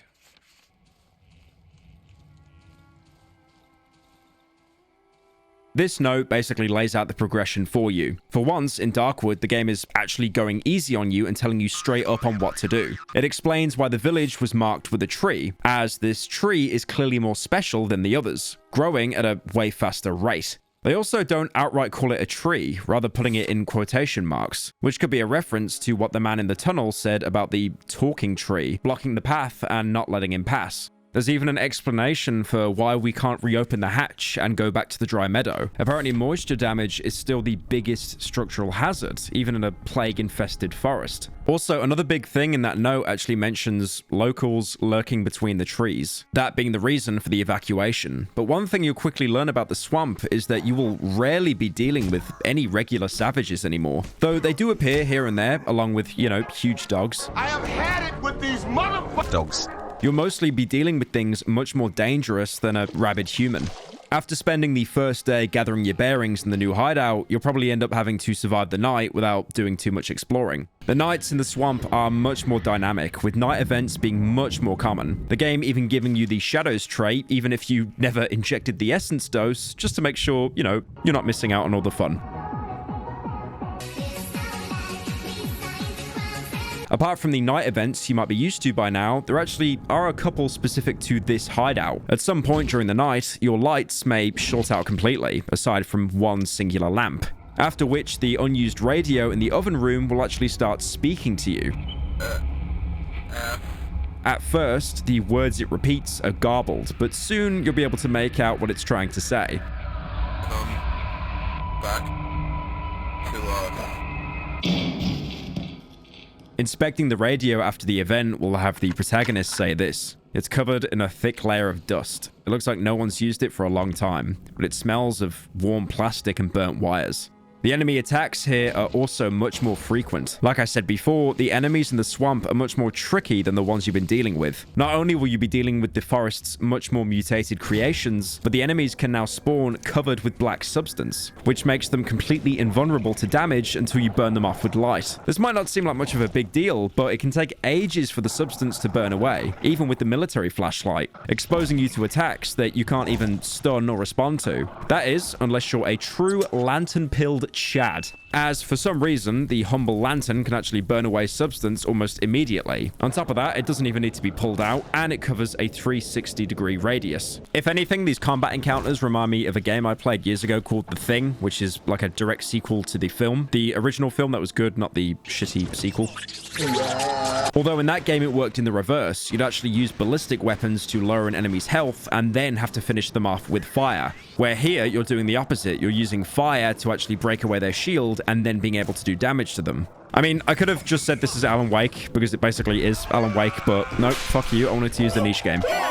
There are some upsides the hideout offers though. Like I mentioned, the entire safe area is actually much bigger, letting you dodge and avoid enemies a little bit easier. You might have also noticed the giant growth in the middle of one of the paths. Looking at it will trigger a red light, almost looking like a flare just outside the main complex. This can really help with night fights, being able to let you see enemies approaching before they start breaking down your barricades. I mean, it's not like it changes anything for me, to be fair. I just camp in the corner the whole time like it's round 4 on Siege. To be fair, this hideout really isn't the worst for surviving the night. I'm gonna die on this hill. I really think the Old Woods was the worst hideout to survive in, because there were so many corridors and it was incredibly cramped. But here, having a bit of breathing room to dodge with these square spaces, it makes combat much easier. Once you survive the night, you'll be able to meet your new daily traders, the 3. They completely replace the trader, appearing each morning during the time stop and giving you 250 rep for surviving a night. Just like the trader, the 3 will never talk to you outright, instead using body language to communicate. The 3 visitors stare at me in silence, as if waiting for my move. I can only hear the heavy breathing of the tallest figure, holding a giant bag. As the tallest figure opens the bag, the room is filled with an intense smell of mushrooms. Apparently, they wish to give me something. They offer a huge stock of items. Once again, of course, including that delicious red egg. Can I offer you a nice egg in this trying time? Honestly, by now, you probably don't have any use for essence items, as you probably would have maxed out your dosage even before entering the swamp. But if somehow you still need to cook, the oven in the swamp is even more efficient, meaning you'll probably get to max level with just a few mushrooms. On the topic of cooking, there's still a couple more perks you can get with the next dose. The negative perks you can choose to handicap yourself with this time are weak regeneration and shaky hands. Weak regeneration is not the worst, and all it really does is slow down the rate at which items heal you, but it doesn't change the duration of the healing effect, meaning you're getting half the total healing. This sounds really bad on paper until you realize that most healing items in the game restore much more health than your health bar has. Like the slowest and cheapest form of healing, the bandage, heals 170 HP in total, with your standard health sitting at 100 HP. With the perk, it's still healing at 85 HP, which should almost always be enough. To be fair, using a pill will still fully almost heal you in 3 seconds. Full health. If you pick this perk, all you really need to do is play the game a little bit more slower than you've already been playing the slow game. Shaky hands, meanwhile, absolutely sucks. It lowers your accuracy immensely, making it so you can't really shoot anything over 5 meters without wasting half a mag. So what positive perks can you get if the negative perks are so bad? Well, actually, these ones, for a change, are pretty decent. Adrenaline is very situational, doubling your melee damage output when you're very low on health. Risking dying to one shot by having so much damage, you can also basically one-shot everything else. It incentivizes risk-reward, so like a glass cannon build in Dark Souls, but it's not really something you should play around with unless you're confident in that kind of build. Another positive perk is Vitality. This one is a straight up stat buff, giving you a little bit more health to fall back on. It gives you around 25 more health, and that's about it. See ya. It doesn't seem that great, but it's just a very consistently decent perk. The last positive perk is Chameleon, which once per day lets you become invisible as long as you stand still. It lets you avoid an encounter if you're unprepared for one, especially at night, because you can pop it and then just tab out and watch your favorite React Andy streamer on the other monitor as the game basically plays itself. I didn't really get too much use out of it myself, but it could definitely be a lifesaver. Where did you get the idea for like the essence abilities? Because that's probably like the closest thing to an actual like leveling system in the game. We always like the idea that we have skills that have to be offset with some negative skills. And we did that with leveling, where you have those mutations. At first, it was like this way to introduce new mechanics, like for the shadows in Chapter 1. There were much more skills which you could have, because the game was like a roguelike.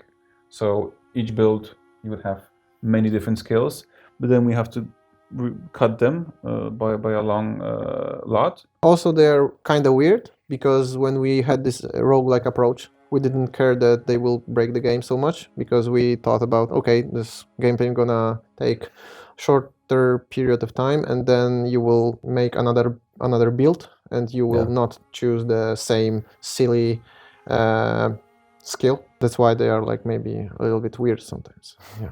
My favorite skill, I think, is when you have the ability to drop a part of your body, like a finger, and then you can see it on the map. It's like a map marker. Oh, that's right, yeah. You can't show them any items or gossip. They'll just stand there and stare at you unless you trade with them. But this isn't the only thing that happens after the first night.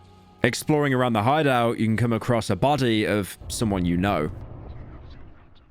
Now, surprisingly, the protagonist doesn't seem to recognize him, only saying body of a man and the head has been severed. But it's obvious to us who it is. It's the trader, and he's probably followed us from the Chapter 1 environment into Chapter 2. But the swamp was too hostile for him, overwhelmed him, and killed him. You can take his severed head, which is seemingly fused with the helmet, and see that someone has scratched the word Quamsa, or liar in English, on the helmet's visor. Maybe the murder was personal after all. But the biggest reveal comes with the other two items on his body, the key to the underground and a weird book.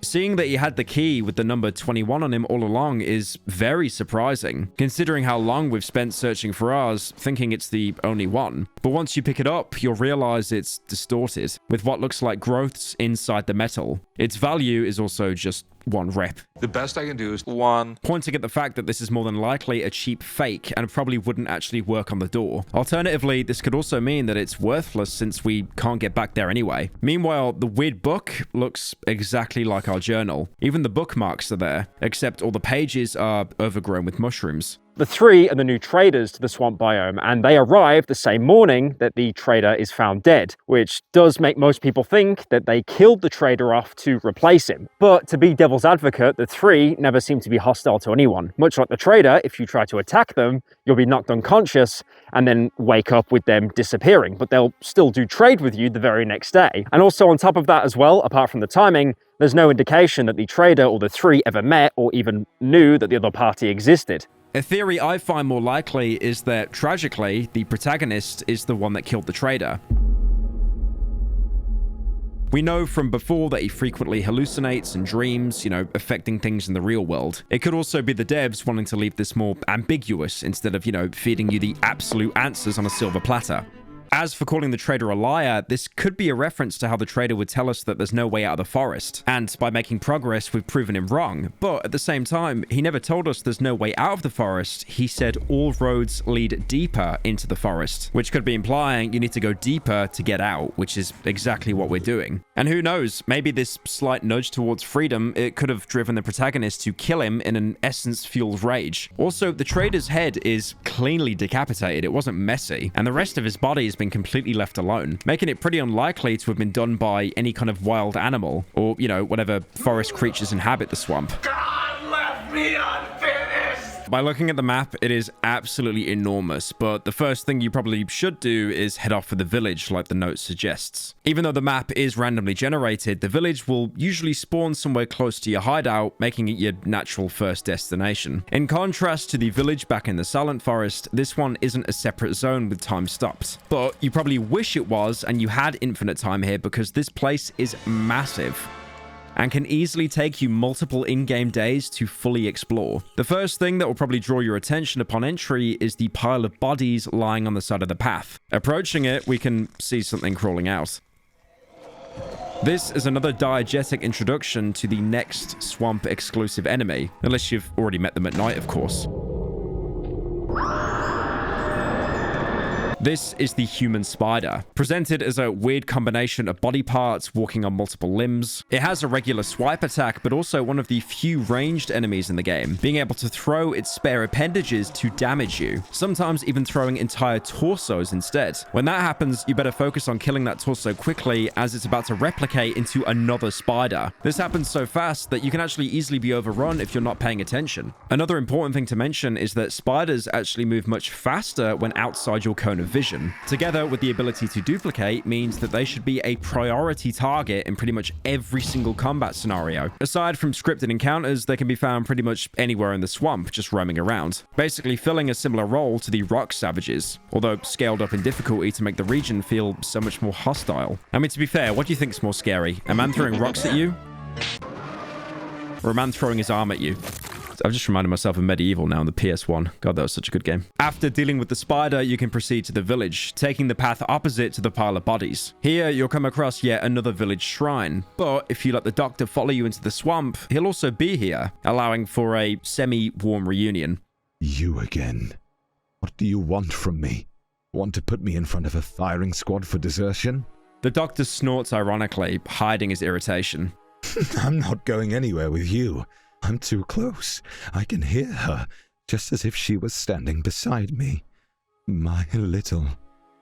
With shaking hands, he reaches for the cigarette butt between his yellow teeth. I'm sure someone is waiting for you too. He spits out the rest of the tobacco.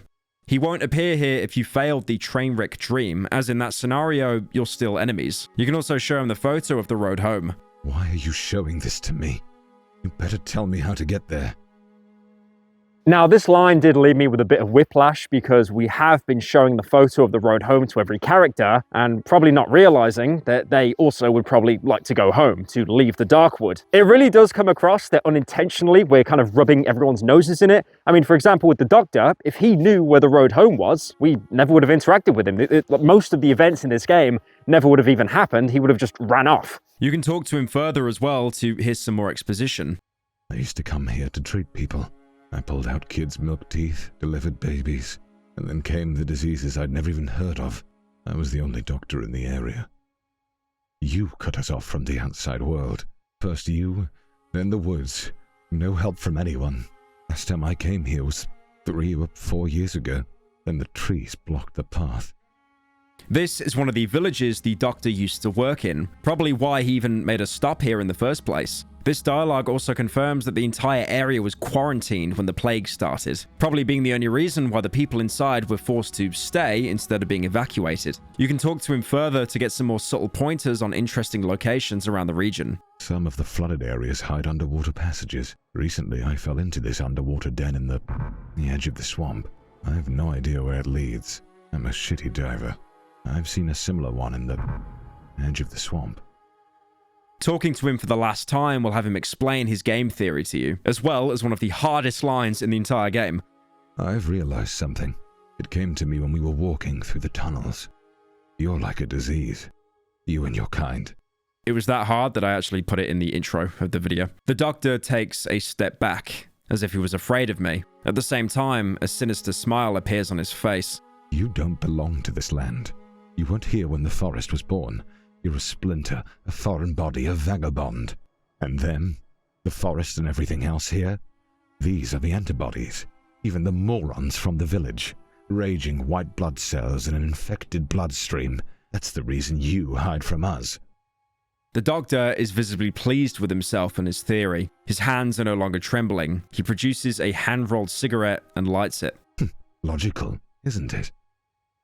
Now, it is pretty logical what he's saying, but in reality, the plague infected Poland first. So if anything, we're the immune system. So it's pretty obvious the Doctor has been completely brainwashed by Darkwood's colonizer program. This dialogue, along with the one that mentioned the quarantine, also confirms that at least the Doctor thinks we're part of this outside organization coming in and out of the woods. I mean, it does make sense. We did have the Bunker 21 key after all, and we knew where the underground entrance was. None of the natives seem to have one or even know about the tunnels, so it's only logical that they're exclusive to these outsiders. We finally have at least some solid clue about our backstory, but still definitely no nowhere near the full picture. Apart from yapping, the doctor will actually let you trade. Yeah, remember how I told you letting him live is going to actually benefit you more than just lore? For the low price of absolutely nothing, he will give you 100 rep to trade with him, possibly a reward for taking him with you. He only has 3 items in his stock though: an embryo, weapon parts, and another random crafting ingredient, like tape, a bolt handle, or a long barrel. Each one of these costs 100 rep, effectively meaning that you can get one of them for free. But the thing is, you can only get one because he won't accept anything to trade with you.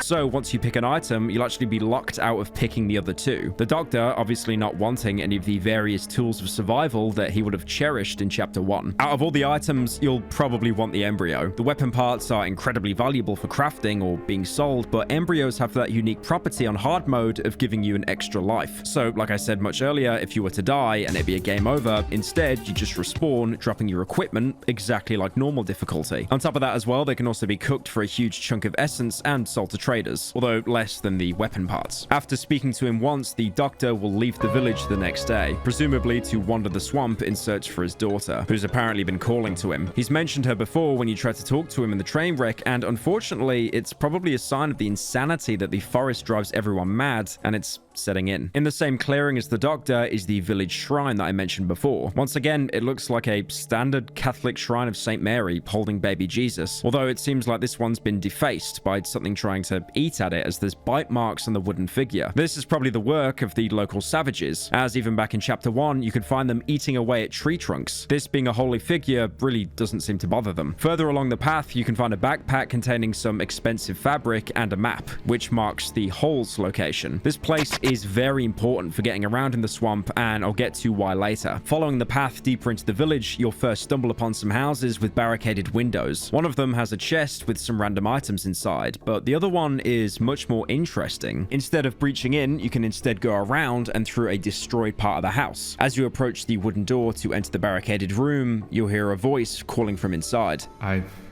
heard him. To open the door, you either need to breach it or use a lockpick. Going inside, you'll realize there's another small bedroom deeper in, where the voice was coming from. The floor in the room that you've entered has some kind of fungus growing from it and what looks like spores being dispensed into the air. Getting closer to the bedroom will cause the voice to talk more. Every day I can hear him more clearly. You don't believe me? Once you enter, you realize that there isn't actually a person there, just a skeleton lying on a bed with a torch on its body. Going back outside, you might start to hear growling in the distance.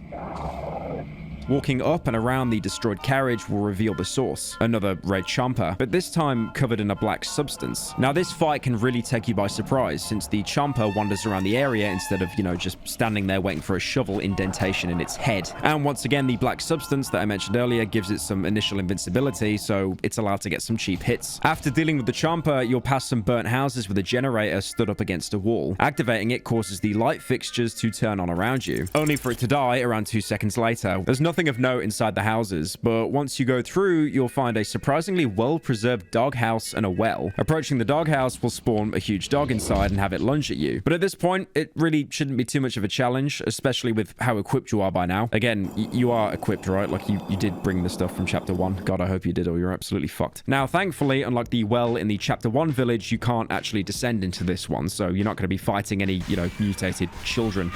There's also a locked house here, which you can either waste a lockpick on or open in the more unconventional axe way. The word zlodzieje, or thieves, is written all over the floor, and there's a bunch of good loot in the wardrobe right next to the entrance. On top of that, there's a shelf containing the photo of 3 boys, again with the word thieves scratched over it. Going back outside, the footpath you followed is pretty much non-existent now, instead being replaced by roots and trees growing out of the ground. To get deeper into the village, you're gonna have to breach through buildings and try to get around all the blockades that the forest has put up. Walking through the gap between the roots, you can gain access to 2 more buildings. The closer one has a really important item for progression hidden on a dead body: the pliers. With this, you can finally upgrade your workbench. That's right, you can now make the axe, the same one the doctor used in the prologue. It's incredibly expensive to make because of the axe blade, that is, unless you killed the sow in the village, and then you could just steal it from this guy who's trying to chop down a tree. Or again, like I said earlier, you could have just taken the doctor's axe if you explored his house in chapter 1. But it really does beg the question, why is a blade and a stick locked behind more upgrades than a gun? Now, the axe is the last and strongest melee weapon in the entire game. It has the exact same upgrade path as the shovel, having more durability, doing more damage, and having less stamina cost. But the main difference is it has a hugely different attack pattern. With the shovel, you do a wide swing, but with the axe, it is a single downward shot that does a lot more damage, but at the cost of having to be a lot more precise. I'll be honest, I played through like 80% of the game with the shovel, and it was doing me fine. So I kind of just dropped the axe and stayed with the shovel anyway. Good enough. The other unlocked crafting recipe is the exploding barrel, the same one you'd find in the very first hideout in the locked chest. These are pretty good to actually have set up at your hideout at critical choke points, as you can trade one piece of scrap metal and a bit of gasoline plus a single bullet to activate the barrel to dispatch an entire group of enemies. Even better, if you throw a piece of meat, you can actually bait enemies towards it. And remember, this hideout is huge, meaning that you can bait even more enemies into barrels to save ammo and health. If placed properly, the barrels can be an amazing panic button when you're getting overrun. This isn't the Cruelty Squad video, and I'm not making another tier list, but these would probably go in S tier. Aside from the pliers, there's a wardrobe next to a window for you to loot. Approaching it will have the protagonist look out the window. I can see the crown of a huge tree through the small window under the ceiling. Inside the wardrobe is some more fabric to sell, but also a lottery ticket, which, if anything, reminds me of that guy in Fallout New Vegas. Yeah, you know that guy goes like, "Who won the lottery? I did." This ticket is supposed to be a setup for a puzzle to unlock the crate in the next room. Except, like, I'll be honest, look, I've spent like way too long sucking this game off, but this puzzle, if you want to even call it that, is really unintuitive, and it's just kind of bullshit if you're playing the game without any kind of wiki open. It's actually so bad that someone actually put a note on the wiki itself saying, "Unrecommended to solve the puzzle yourself." Now, there's a lot of numbers selected on the ticket, so it's not like you just take a quick glance and you get the code. Nope. Instead, you have to check only the single numbered columns and only use the selected numbers from those, giving you 2531. Thing is, it sounds simple, right? But there's basically no indication on how this is supposed to be solved. Maybe aside from the fact that there's like 5 single numbered columns and only 4 are used. People stumbling on this, they're gonna think that they're gonna need another lottery ticket. Now, despite the puzzle being really mid, the reward is actually worth it. Inside the crate, you can find 8 shotgun shells, 2 long barrels, both worth 225 rep, and a metal pipe. The game is basically screaming at you to make the double-barreled shotgun here, though for that, you'll still need another workbench upgrade. Going through the window, you'll find some campfires, one of them still lit. It looks like there might actually be some human presence here after all. Inside a small blockaded room in the next building is seemingly the last human alive in the entire village. Who are you? Entering dialogue, you can see that he's an incredibly old man in a makeshift wooden wheelchair, his clothes being incredibly overgrown with branches and roots, but despite looking similar to a savage, he's completely coherent. Wait. Bloody hell! You're alive! The old man extends his hand, blindly trying to reach me. Oh, you're not from around here, eh? You cannot be. All them lads are dead. It's only me. Me and... He finally finds my arm and grabs it. For a moment, he clutches my hand in silence. Then I hear him mumbling under his breath. I don't have anything, mate. Only this chair. Bloody hell. His gaze stops somewhere under the leaky barn ceiling. What? The old man suddenly jumps up. What are you saying? I feel his long fingernails digging into my hand. The tree! Ain't no fucking tree, that. Well, it looks like a tree, yeah. But those faces, well, I know them, buckers. Every single one of them. So close and so fake. They're not real. They're not. From time to time, thank God I went blind. I don't have to look at them. The old man lets go of my hand to lean against the broken back of the chair. He sighs with relief. It disgusts me. It fucking disgusts me, this buggery. This fucking scum. All the time I have to listen to his pathetic blabber, complaining all the time as if I was supposed to believe it's human. And it's me, Zocker. Yeah, right. He suddenly reaches towards me with both hands, almost falling out from the chair. He grabs onto my sleeve and I feel all of his weight on me. You lad, you've got your hands and legs. Ooh, strong arms, I beg you. Get rid of that filth from our village. Can't bear another day of that abomination wailing and sobbing. I want to die in peace. Fucking hell. I want to die in peace. Listen to me. I thought about it for a long time. I've had a lot of time to think. For fuck's sake. His eyes widen, his pupils are milky white. I can feel him climbing my coat. You need to find the basement. Jassie's basement. Yes, I remember it. It's right next to the tree. The tree is too large, so if you can't reach it from the top, you gotta try it from the bottom. Find the basement. When there, well, surely you'll find the tree's roots. The bloody thing must have roots. That's where they are. Destroy them. Pull them, drag them, twist the fuck out of them. Oh, you'll find a way, eh? I know you will. The old man slides down my coat, straight into his destroyed wheelchair. For a moment, he searches for his stone, which he uses to prop himself up against the muddy floor of the barn. Thank you. Thank you.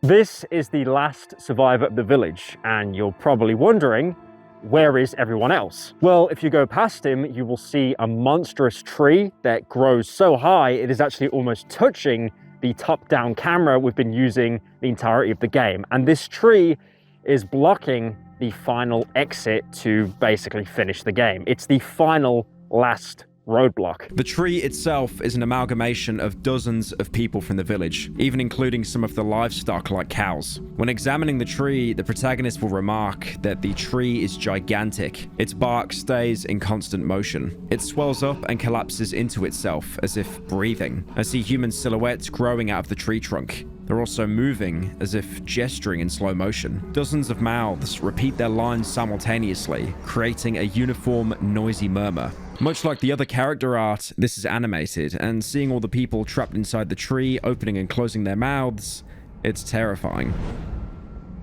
Between the bows, I catch a man's gaze. It's fixed on me. His body, similarly to the other beings, seems to form an integral part of the tree. His limbs are gnarled, and his face is grotesquely deformed. He's the only one to acknowledge my presence. His hand slowly raises, pointing to something on the horizon. Above the roofs of the destroyed village, the man's lips are moving, but the ghastly murmur of the other voices drowns out his words. You're now given various options. You can kick the tree, hoping the voices will go silent. I kick the tree trunk with all my strength, breaking a branch sticking out from between the roots. It hurts. I hear a silent voice coming from beneath my feet. It's the face of a man who has grown into the root. He's completely covered in bark. His lips barely stick above the mud, and his raised arms resemble branches. One of them is broken in the elbow. The stump bleeds a white, gooey substance. Instead of seeping down, it slowly flows upward, forming a new arm. Now, the funny thing is about Darkwood, with how unforgiving the entire game is, most people I've seen play through this game, either streaming or Let's Plays, they purposely chose to not pick this option, thinking it would punish them, maybe it would kill them, and because obviously the game auto-saves like every 5 seconds or after every stray cough the character does, they would probably think that they're going to be locked out of actual content or punished for it. But in reality, all it does is just show that the tree is completely unkillable. Also keep in mind, when you pick this option, the white substance that oozes out of it is the exact same white substance we saw when crossing Bunker 21. You can throw Molotovs and line up as many explosive barrels as you want, but you'll never be able to damage the tree. But now you're given another option to try to climb the tree, which, from looking at what it's done to the rest of the village, probably isn't a good idea, but nevertheless, you can still try. The bark is slimy and soft. Its creases move away from my shoes and hands. I feel the arms that protrude from the roots tugging at my clothes. I'm not sure if they want to drag me down or pull me closer. I barely break free from their grasp. Climbing up is out of the question. The final option is to try to focus on the lips of the only person in the tree that was making any kind of eye contact with us. Even though the figure speaks sluggishly, it's too high for me to read its lips properly. I think one of the words is radio. There's nothing else to do with the tree here, but exiting and re-entering dialogue will give some different text about various people stuck inside the tree. I notice a little smiling face of a girl gazing at me from behind a cluster of sleeping heads, oblivious to the chaos around her. She studies me with curiosity. Just next to her, a massive man calmly hums some melody. The lullaby drowns in the overwhelming noise surrounding the tree. It seems that amongst all the chaos, people have made their peace with the tree. Examining a second time, you'll see an argument break out. I knock your head off. You see this shit? I am barely able to make out any conversations and squabbles from the horrible noise of the tree bough. You took everything from us. The shouts come from an old man. Only the tip of his head and one of his arms stick out from between the tightly crowded bodies. You stole it! Thieves!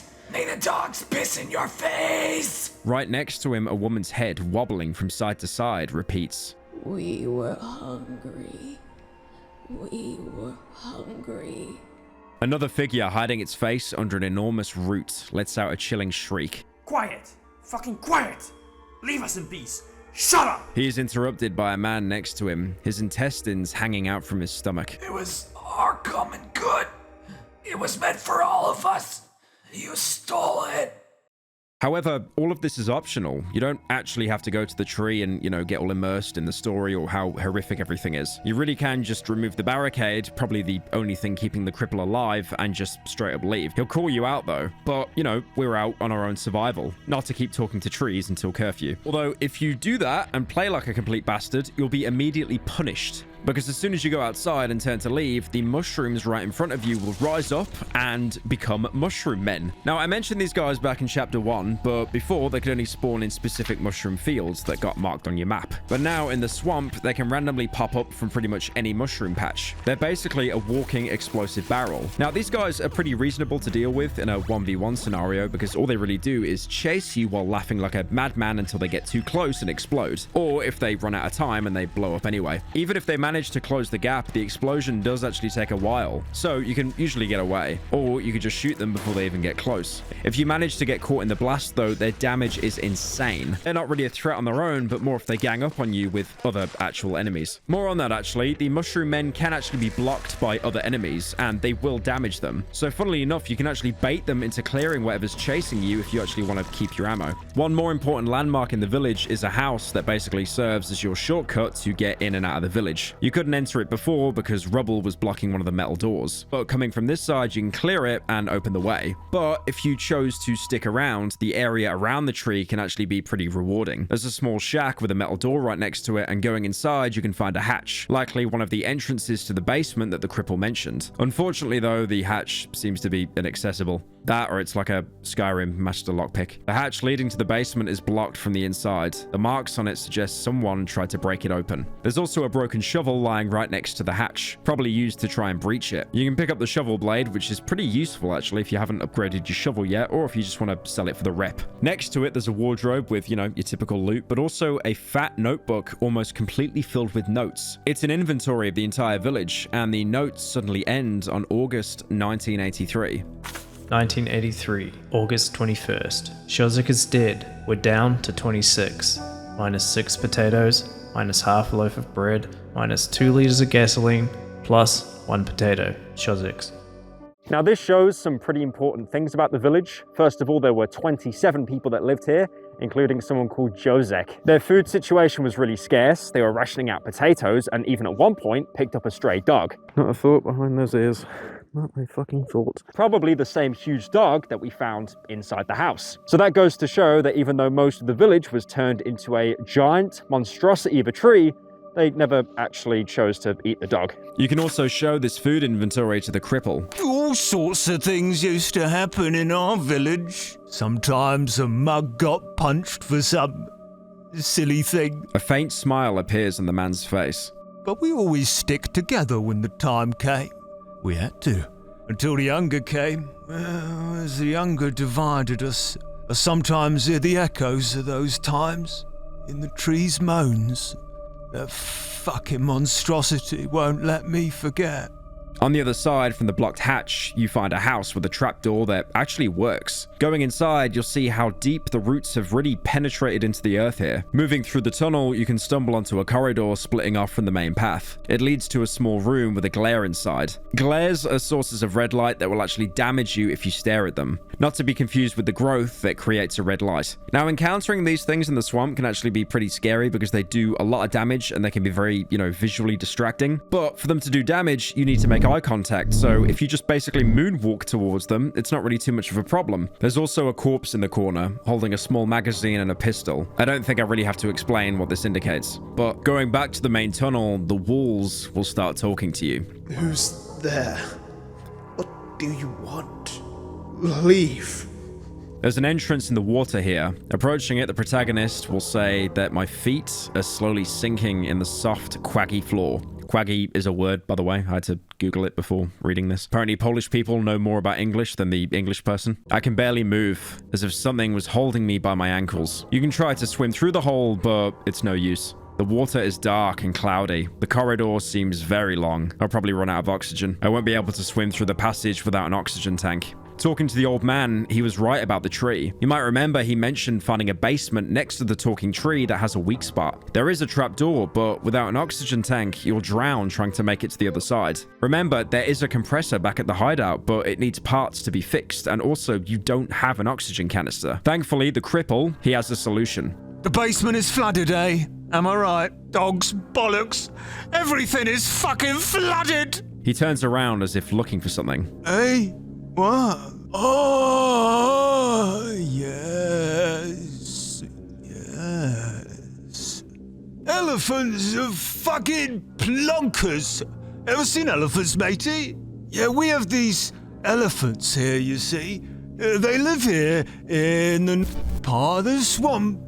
Their hut is in the thicket, in the flooded forest. Since the woods trapped us here, they keep to themselves. They don't fancy us. Bloody elephants. They have these oxygen tanks. Lots of them tanks. And if the basement is flooded, you could use an oxygen tank, eh? Now, if the man in the tunnel is to be trusted, then burning down the tree is your best means of escaping. I mean, he was clearly telling the truth about a talking tree existing, so it's not too hard to believe that the exit and a way out is directly behind it. But before we can do that, we need an oxygen canister first. Before that, you can also show the cripple the photo of the three boys. Upon seeing the photo, the cripple cringes with disgust. These ruffians, eh? Sons of a thief. There were 7 of them. The mother took the 4 youngest ones when the hunger struck. The other 3 stayed with the father. They were weak and sickly. One day, father got into his head that they were getting smaller rations because we've written them off. His hands start to tremble. So, he went with a group of people to rob us of our food in the night. They broke into the basement. Didn't end well. The cripple goes silent. The lads threw them out of the village. I don't know what happened to them after that. People used to say they wander the woods with the savages, looking for their place. He gives me back the photo. I can still hear the cries of that thief all the bloody time. 3 boys wandering the wasteland does sound familiar, but we'll come back to that later. Aside from the items found in the village, you can also show him the road home, just like pretty much every other NPC. The old man grabs the photograph, feels it, and then takes out a small glass object from his pocket and puts it to his eye. The road home. What a load of bollocks. The road to madness is what it is. This sounds very disheartening, considering the man is basically the person closest to where the road home might be, and yet he doesn't believe in it himself. You can also gossip with him to get some backstory on who he is and what actually happened here. What are you going on about again? The old man leans towards me, scowling. The wheelchair? Well, the war took my legs, and those wankers burned my house and my pigs. But it was years after the war. They said it was to fight the disease. So they said. My Zocca. The disease took her from me. All I have is this wheelchair. This land. The cripple is a war veteran, probably from World War II, considering the time frame. It's insane to imagine surviving one of the bloodiest conflicts in human history just to be left to rot in an all-consuming forest. This dialogue also confirms that the various burnt houses we found throughout the chapters were burnt by an outside group, possibly the one we're associated with to fight the spread of infection. There's also one more exposition on what happened to the village. It used to be different here. First, the woods changed, trees started sprouting up everywhere. We were cut off, then the water flooded our fields. People went crazy out of hunger. They fought over food. Once again, he brings up the village's hunger for the cause of why it died out. You might wonder how he managed to survive if there's nothing to eat. Well, in a backpack next to him, you can actually find a couple of fish. Considering how much water there is, it's not surprising that there'd be fish around. And yep. Wait, you can fucking fish? How the f did I not know that? How many hours have I put in this game? I have 90 hours on Darkwood, and I did not even know you can catch fish until now. Thankfully, unlike other games with a fishing mechanic, there's only one kind of fish, and catching them doesn't require, you know, inhuman reaction times. What? That's like a frame! The fish themselves aren't really anything special. You can eat them for an endurance boost or cook them in the oven for essence. But again, it's still a really nice touch. I was going to give this game like a 9 out of 10, but it's got to go straight to a 10 simply because you can catch fish.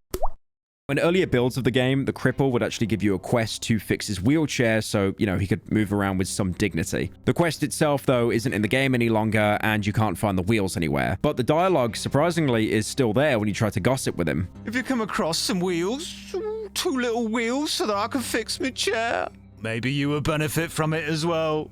Apart from cut content, he's also got more to say about the tree. Years ago, when my eyes were good, people used to pass through it. They would leave their huts and go there where that damn tree grows. They would often leave at night so that no one could see them. They went into the deep, dark woods and never came back. Some of them would say they're going home, but most of them were silent. I don't know. The land's changed. The trees have cut us off from the rest of the world. But home, for me, has always been here. Then that monstrous, moaning abomination grew out of the ground. It blocked the passage, and that's that. No one has managed to pass through since then. Maybe people found some other place. Maybe they died at the swamps, just like us. This is huge, as it's basically confirmation that behind the tree really is the road home. So maybe following the cripple's quest was actually rewarding after all. After you finally finish talking to the average British man after hitting the age of 26, you can continue to explore further into the village. There's another room with campfires, as well as some rubble you can clear off if you have a shovel with you, which opens up a passage deeper into the flooded houses. Following the flooded corridor, you'll eventually be taken to a house with, again, thieves being carved onto the floor. That is, unless you get jump scared by the mushroom man right at the entrance and, you know, die immediately. There's no items here. The only thing of note, aside from the carvings, is a completely indestructible barricade placed on the window. I originally found it a bit stupid. You know, you can't destroy a barricade because it's made of wood, not metal. But, you know, let's just say it's special, dark wood. But you can bypass the barricade by, you know, walking around it. Unfortunately, the only interesting reward you'll get is a map pointing to a burnt cottage location, which, spoiler, you actually won't even be able to access for quite a while. I know I'm saying that a lot, but this village acts as a hub to give you loads of different quests and areas to explore. Going back to the campfires in the next house over, you can find a destroyed painting. It looks like another defaced religious object, following the trend with the destroyed shrines and muddy crosses. This painting actually exists in the real world. It's called the Black Madonna. Oh my god. It's called the Black Madonna of Częstochowa. It's actually pretty common to find it in Christian Polish homes, so no surprise to see one here. It's probably been dirtied by savages trying to make an idol of whatever they're worshipping. There's a couple more houses around, but they're mostly just here to loot. And with a couple of enemies sprinkled around so you don't really forget that, you know, you're playing a survival horror game and not a visual novel. The only other interesting place left is a house with a floral doormat, but it's locked behind a metal door that you don't have the key for. Leaving the village, you can see that as small as that marking was on your map, the area to explore was huge. Chapter 2's swamp biome is around the same size as the entirety of Chapter 1's 3 main areas combined, and it's also dotted with various new locations. Now, I talked about this earlier, but because it's a swamp, a lot of the map consists of deep water that obviously slows your movement and drains your stamina incredibly quickly. That's bad, and you'll want to avoid the water. That's why the devs put all the high-end loot like mushrooms in locked chests right in the middle of them. Thankfully, you can never drown in this water because it's waist high, but if you venture too deep, you might encounter this chapter's new enemy, the Swamper. You might remember first seeing one in the tunnels between chapters. Now, why is it called the Swamper? Probably because it lives in a swamp. Somebody The one thing about this game, as amazing as the enemy design is, the names aren't very unique. The Swampers are humans who have been mutated, but living in the water for so long has made them look almost like crocodiles. They're a nightmare to fight in the water because they'll pounce at you and also hide, making them impossible to hit. Thankfully, they do give themselves away with ripples on the surface, so when you see one, you know to either steer clear or bait them onto land for a more fair fight. On land, they'll swipe at you with their claws or throw up bile that, if you touch it, will lock you in place to give them some incredibly cheap hits. This works in a very similar way to the chain trap that you might have used back in earlier hideouts. Another enemy new to this biome is the centipede, mostly living underground, but appearing from holes they've dug around the map. It looks more human than the Swamper, if you can call it that, but acts even more bizarre. Whatever parasite has infected this human has entirely replaced its head. It has a quick pincer attack, which can quickly stun lock you, charge towards you with 2 pincers coming out of its chest, and it can also burrow underground and quickly catch up to players trying to escape.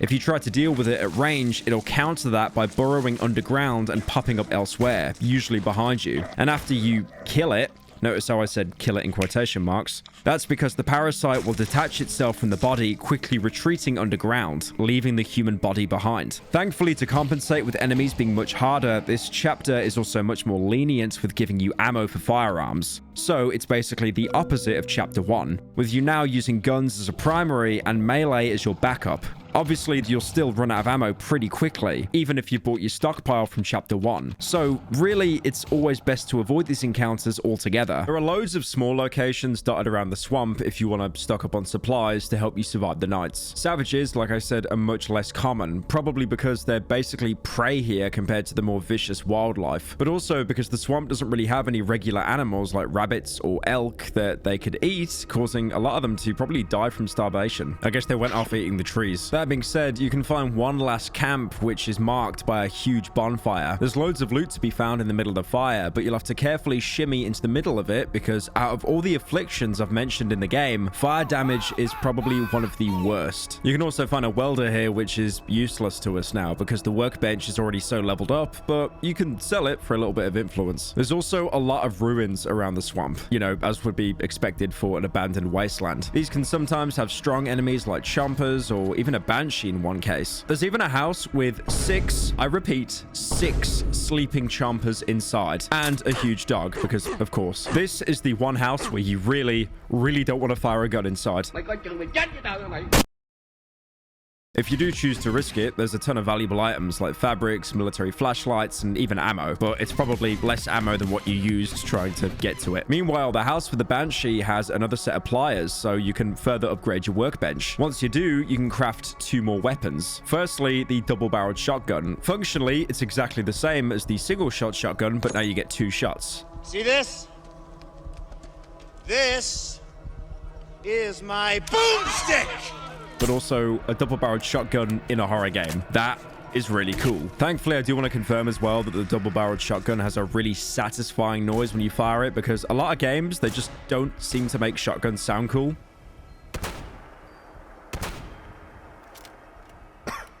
And, of course, the hunting rifle, which I mentioned way back at the end of the Wolfman path, which he gives to you if you pick the correct dialogue option. If you either messed up the conversation or you didn't take his path, you can now craft one. Now, as much as I like the hunting rifle, and I really do, I really just prefer using the pistol or the shotgun. The hunting rifle's really weird because it's an accurate gun, and it basically works as the single-shot shotgun, having to reload after every single round. It does a lot more damage, but at the same time, if you're not one-tapping a single enemy, you're a little bit screwed, and you'll probably have to rely on a backup weapon. Also, as well, so many encounters in Darkwood are at incredibly long ranges, so if you see an enemy at the corner of your screen that you could probably take out only with the hunting rifle, you might as well just ignore them anyway and save the ammo. I think the only reason why you should use it is probably because by now you have a lot of high caliber ammo lying around and you probably don't want to sell it. And if you're wondering, yes, you can technically do a 360 no scope because the hunting rifle has no scope.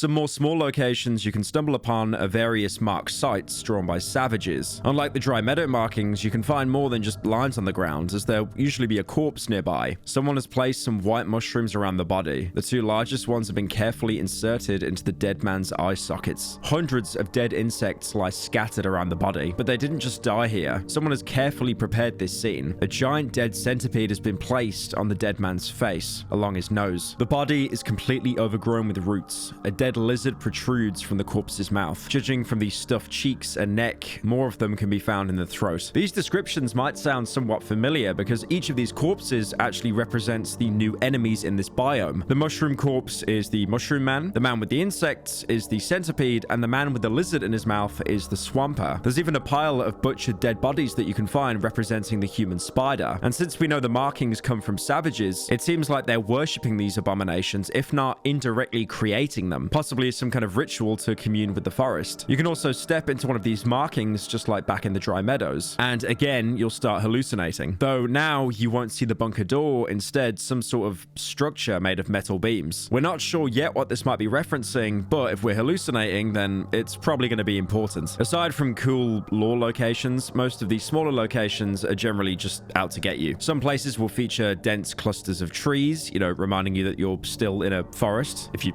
didn't know that already. If you explore these clusters, you'll probably find some items, as well as some red chompers. Or even worse, chain traps lying between the trees, and you're most likely going to miss them. Another location you can find is the holes, which should already be marked on your map when you found them in the village. The holes will usually be very far away from your hideout, but they're definitely worth the trek. Approaching them for the first time, you'll see the doctor digging in the ground, looking much more rugged, with sticks and mud now glued to his head, and his hand twitching wildly, but still holding that cigarette. This land hides more secrets than your little fucking rat brain is capable of understanding. The doctor digs through the mud. I think he's looking for something. Deep underground, there's a current of electricity. Fucking electricity. He starts flailing his arms wildly, throwing pieces of mud everywhere around him. And it flows underground from tree to tree. The doctor suddenly freezes, staring at me with his arms midair. And it powers everything. It connects it all. If I had a light bulb, if I just screwed it into one of these branches, it would light up. I bet it fucking would. He bends over a small hole in the mud and continues digging. Maybe this is where you're hiding. Maybe this is the way. He's obsessing over this newfound theory. We can't really confirm it ourselves because, we never get a light bulb and we can't really unscrew any of the light fixtures. But I don't think that's the point. It's to prove that, unfortunately, he's going insane, just like the rest of the locals. You can still trade with them here to get some items for free, and also gossip with Poland's most sane resident. I haven't slept a wink in many days. I don't think this is good for me. I hear this voice all the time. Can you hear it? A heavenly voice. The doctor stares right into my eyes. Mud drips from his face. He hasn't blinked in over a minute. No, you don't. Why would you? You don't know her. He steps towards me and lowers his voice. I'm a bit fed up with her. A bit. Little, tiny bit. She must know I'm heading her way. I'm doing everything I can. I don't eat. I don't sleep. I search under every rock, under every fucking bush. She must understand it. She must give me some time, some little time off. Tell her this, will you? He could be talking about the voice of his daughter, as he's mentioned hearing her before. So it's pretty obvious that the forest is slowly starting to reclaim him. He's losing his sanity. He's not completely insane yet because he is aware of, certain basic requirements like lack of sleep isn't a good thing, but for the most part, he just really isn't the same person anymore. The doctor is lost in his thoughts. A cigarette sticks out of his mud-covered mouth. Using what remains of his shoe, he draws lines on the ground. They seem to intersect in completely random places. I'm waiting for... He doesn't stop drawing. He moves away a bit and makes a wide arc with his heel. The doctor flicks his cigarette into the dirt, stomps on it, and then drags it along the ground, creating the last straight line. You... Fuck! Drawing was never my forte. He's now drawing intersecting circles on the ground, just like the savages did. It might be obvious to say now, but the doctor is slowly turning into a savage, even going so far as to glue sticks onto his head, like the antlers that many of them use. It's not surprising. I mean, he was already desperate before coming to the swamp, and since the forest clearly has much more influence here, he simply couldn't resist its pull. But that being said, you can still gossip with him one more time. Can you hear the trees sing? They're calling us. They're showing us the way. They're showing us the way at the same blocking it. I can't understand it. He kicks a stone. Are they trying to tell us something? Are they trying to put us to a test? I don't know. Maybe they're lost too and don't know what to do. He shakes his head, dispirited, and goes silent. After a long pause, he turns towards me. His glasses are so dirty, I can barely see the eyes hiding underneath. I see you haven't regained your speech. You need to find another doctor. He still remembers who he was, but now his mind is more occupied listening to the trees than healing anyone. There's no way to help him snap out of it, so we're stuck watching someone we got to know, fairly well, to the point that we basically saw life through his eyes now devolve into a raving madman. The line he says, though, talking about speech, is actually really interesting, because if you've paid close attention to the dialogue throughout the game, we actually haven't spoke to a single person. We've kind of just heard them ramble, and maybe we'll get the option to nod or shake our head, but that's pretty much it. Any dialogue we get from the actual protagonist is either thoughts in his own head with dialogue at the bottom of the screen or journal entries. We actually haven't said a proper word the entire game. After you finish with the doctor, you can actually check the location out. Walking into the house, you might be confused why I said the place is so critical for progression. I mean, there's barely anything here, just some holes in the ground. But there's apparently someone sitting in one of them with what the protagonist describes as a mud-encrusted man with a long beard. We can't talk to him or interact in any way, but he'll always be there, just watching. The real importance of this place lies in the largest hole. You can actually enter it, which spits you back out in your hideout, as well as permanently opening up an entrance that you can come and go whenever you want. This is the only means of fast travel in Chapter 2, similar to how you could fast travel from the village back to your hideout in Chapter 1. And this fast travel is really needed because, like I've said multiple times, the swamp is enormous. Once you come back through the hole to explore the rest of the building, you'll see a large worm-like creature jumping between the holes. This is a tunneler, the thing responsible for digging the holes. He seems territorial, even straight up screaming at you, but despite that, he won't actually ever attack you. Probably for the best, because he just seems like a centipede on steroids. Aside from the little guy, you can find a crate here with yet another set of pliers. So now you can finally upgrade your workbench to the final level. Now, you're probably thinking, what kind of game-breaking weapon am I going to get now? I've spent all this time collecting toolboxes, welders, pliers. Hello, everybody. What is the game going to reward me with? Well, apparently not much. Well, firstly, you get the pump-action shotgun. It functions pretty much exactly the same as all the other shotguns, but instead of holding 1 or 2 rounds, it can now hold 8. And the gas tank, which is an explosive barrel, except it just farts as well. Thing is as well, you could have just bought this from the trader back in Chapter 1 or the 3, and it only costs 50 rep, instead of having to spend precious scrap on a workbench. The pump shotgun, on the other hand, is, it's pretty good. 8 rounds is insane, but the thing is, ammo is so scarce, you probably won't ever have that much ammo to fill up the entire magazine. Now that the shortcut is unlocked, it's time to finally get that oxygen tank. Following the cripple's advice, we head over to the elephant's cottage, which he, of course, shown us the way to. If you somehow managed to forget about it completely, the protagonist even made a journal in his entry to remind you. The old man advised me to find the elephants and obtain an oxygen tank from them. It will help me pass the flooded cellar corridor. Supposedly, they live in the part of the swamp. Arriving there, you'll have your third encounter with the doctor. He now looks like a full-blown savage, with the top of his head caked in mud and twigs placed on his forehead looking like antlers. If last time he was already gone beyond saving, now he's pretty much devoid of all humanity, leaving only a blank shell of the human that he once was. The doctor turns his mud-covered head towards the sun and freezes. He then spreads his arms along his sides. A chunk of mud falls down from his exposed tongue. He chews it slowly and swallows with satisfaction. You can gossip with him as well, just to find out how bad he's really gotten. The doctor puts the muddy hand into his mouth, grimaces, and pulls out a yellow tooth. He puts it into the pocket of his torn trousers. The tooth falls through a hole. He does not notice this. The doctor begins staring at a nearby tree trunk, paying no attention to the blood flowing between his lips. The doctor glances at me, his head tilts sideways, lost in thought. After a moment, he extends his hand towards me, as if wanting to grab me by the throat, but stops halfway. He freezes. Slowly, he bends down and grabs a thick branch from the ground. He starts biting the bark off it. He swallows the bark with effort, but also great satisfaction. He places the stick among the other ones sticking out of his mud-covered head. This might point to the doctor still retaining at least some information before his transformation. Hello guys, here is the tutorial on how to become a savage from the hide in Darkwood. stopping himself from attacking us supposedly because he remembers that we did spare his life. But apart from that, he really is just a regular savage now, eating bark off random branches. Despite all this, he does make one coherent sentence. The doctor approaches me. I can feel him embracing me. I hear his hoarse breath and smell his odor. I hear his whisper.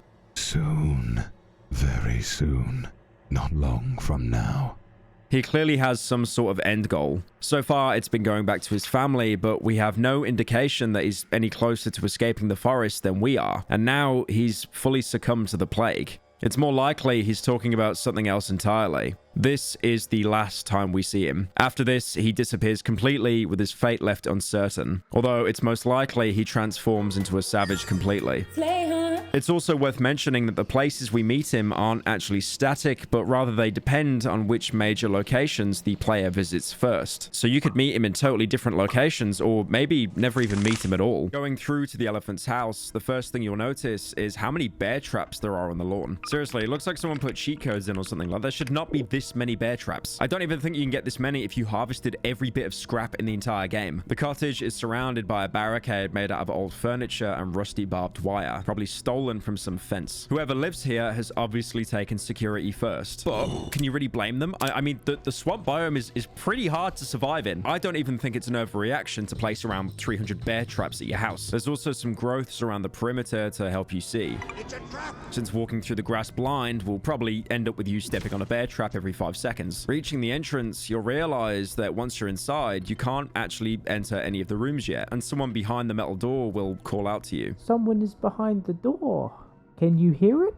Shh! Hey you! What are you looking for here? You're not from this goddamn village, are you? Prove you're a good man. Fix our generator and I'll open the door. It costs 10 metal scrap to do so, which is pretty expensive. But ironically, if you actually go around and scrap pretty much all the bear traps, you'll have more than enough. So by fixing their generator, you're taking out all their outside defenses. But thankfully, they don't really seem to notice or mind. I've got a bit of a game theory that when the devs created this house to show that the people inside were very defensive, they set up bear traps everywhere. But then later, they probably put in the quest to fix the generator with said scrap metal, you know, just so you don't get a bunch of stuff for free. Again, these devs, like, they don't want to give away free stuff, believe me. Before entering, you can also see that there's flowers spread around near the entrance to the cottage, with the protagonist commenting that an intense smell of flowers fills the air. Once the generator is repaired, the person inside thanks you. You can come in. Walking in, you'll see that it's actually a group of people, a parent and some kids. These are the elephants, and they're called that because of the gas masks they wear. The air hoses looking like elephant trunks. They're also dressed in full hazmat suits, emphasizing how focused they are on protecting themselves from the forest, not even letting the air touch them, which means they could be some of the last people in the forest to be completely unaffected by the plague. The air is filled with a suffocating, sweet odor of rot. Who are you? The woman is wearing a heavy, ruined coat. Her voice is suppressed by the cracked gas mask she's wearing. Can't you speak?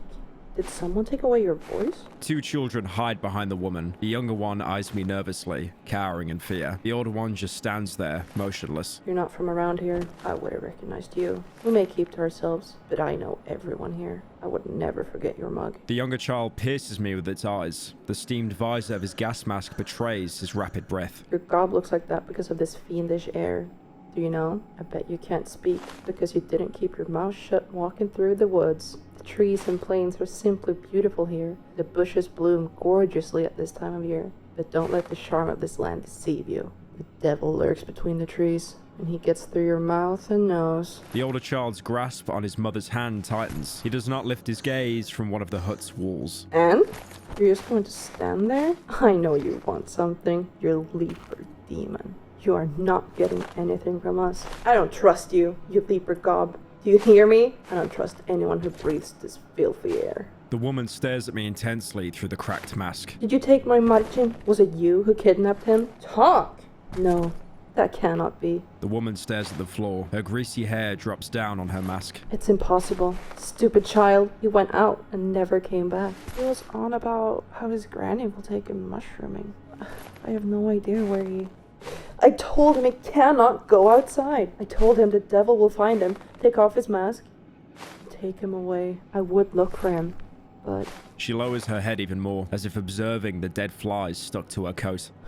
You want my trust? Bring my Marcin back. My stupid Machin. Find him and bring him home. There's a key to his room. He was spending a lot of time there recently. Maybe you'll be able to find something there that will lead you to him. Now, with all this talk of the devil, it's pretty obvious that she's someone who's fiercely religious, which is incredibly common in rural parts of Poland. You can even gossip with her about this. Apart from these two here and Marcin, there was one more boy of mine, my precious darling, a blessed child. The woman rests her hands on the oxygen tank of the children standing beside her. His love fills our tanks with clean air. For this, we are forever grateful to him. For the clean air, for the oxygen tanks, for those beautiful masks, and a book in which the devil has revealed his true image, along with his evil plan. My son took it away from the trees with his own hands and brought it here to us. She also mentions one of her kids that isn't in the cottage, who is supposedly providing her with clean air. Now, this could be interpreted in a lot of ways. She could be talking about another compressor, the same one that we have back at the base that needs repairing. But the way she talks in such a heavy religious tone, she could genuinely be talking about like the second coming of Jesus or something. Or on top of that as well, she could slowly be succumbing to the insanity, which usually happens if you've been in the forest too long. So even though these characters are covered in gas masks and they're trying to keep the plague at bay,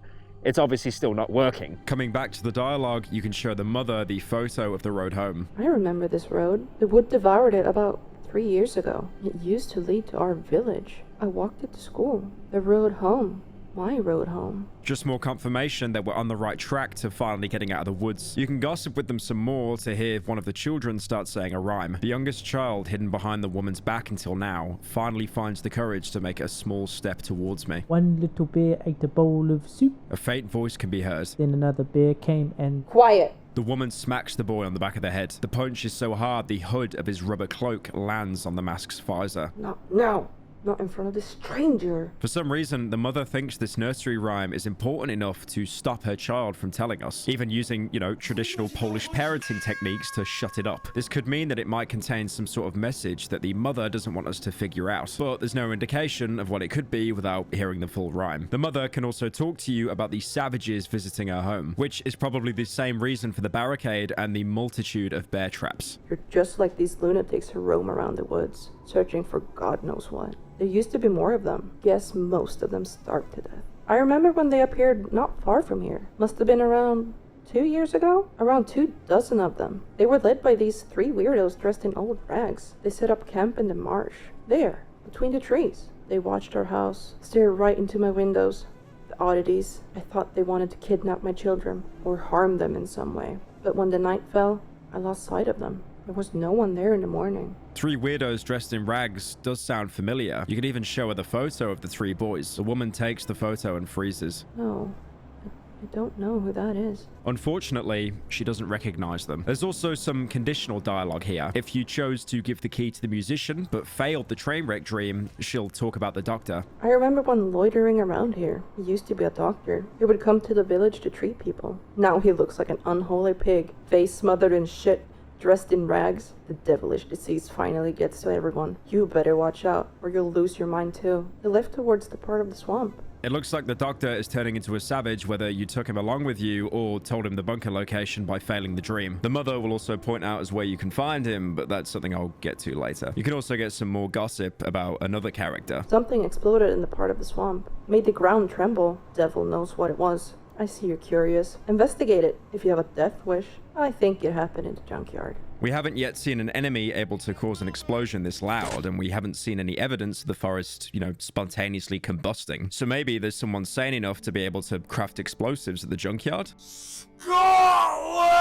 It seems necessary to head there anyway, since we do need parts for the compressor, like the note back at the hideout suggested. But this, if anything, just makes things more interesting. We already have the cottage near the junkyard marked on our map from the note back in the hideout. But if we didn't find it, at least the mother points us in the general direction of where the junkyard could be. Now, first of all, we have to gain the mother's trust. And the only way we can do that is by finding her child, Marcinek. You can first visit his room using the key that she gave you. Inside, you'll find some of his drawings depicting mushrooms, as well as people with mushrooms on their heads instead of hair. I'm pretty sure, if anything, my stream chat would make me believe that this is a reference to my haircut. There's a pile of clothes you can search with a single odd-looking mushroom inside. I think there might be some emphasis on the kid going somewhere related to mushrooms. I don't know. Maybe the devs are just trying to point us somewhere. Lastly, there's a doormat in the corner, which the kid apparently used as a bed. Once you fold it, you can find a map underneath, which the protagonist will talk about in his journal. I found a primitive map in the masked family's cottage. One of the kids must have drawn it. It's very inaccurate, almost scrawled. Looks like the kid wanted to indicate some place using it. I've circled the area where that place should be on my map. It's too primitive to make out exactly where the place is marked. But now you can at least narrow down your search to an area that you can use on your map. The logical step now would be to go searching through the circled area, though if you explored the swamp a bit more beforehand, you might actually connect the dots to where Marcinek might be. Confirm now, it fits neatly in the circle. The mushroom glade. With all the mentions of mushrooms, this is definitely what the clues have been referring to. This area is filled with poisonous mushrooms. Walking through it safely is incredibly hard, especially as well when you can just have a mushroom man pop up and force you to try and dodge and weave in between what are pretty much landmines. There is something you can do to mitigate this, but it will require finding and visiting a different place entirely. The Great Lake. It's less of a lake and more an area that's been flooded harder than the rest of the swamp, covered with deep water apart from some small patches of dry land and a single bigger island in the center. It even has its own weather system, being showered in a continuous rainstorm which clouds the sun, only lighting up the surroundings with the occasional lightning strike. A light source is pretty much necessary here, otherwise your line of sight is limited to a pathetically small circle. My name is Alan Wake. Although that being said, using a flashlight might be a bad idea, because the lake is also full of sleeping red chompers covered in black substance. Shining a flashlight on them does wake them up, while using the lantern thankfully doesn't. Once again, I have no idea why, but the lantern is just so good, even late game. The chompers can also be woken up with any noise, including running and gunshots, so both of these are basically off limits here. You can, however, use melee weapons with no issue, so a good strat is to surprisingly approach this like a stealth game, slowly walking up to the chompers, taking the substance off with your lantern, and stun locking them with the axe before they can react. Doing this, you can pretty much easily clear the lake, but this place is so huge, it's probably the largest area in the entire game and covered in deep water. Using this method is safe, but it will probably take you multiple days to clear it all out. So you can also try and run straight through, and surprisingly, this strat isn't even half bad, as the chompers, thankfully, are slower than you while in water. And the thing we're looking for here is located on the island in the middle of the lake, so there's no need to actually completely explore the place after. The first thing you see when entering the island is multiple sleeping chompers surrounding some sort of snout.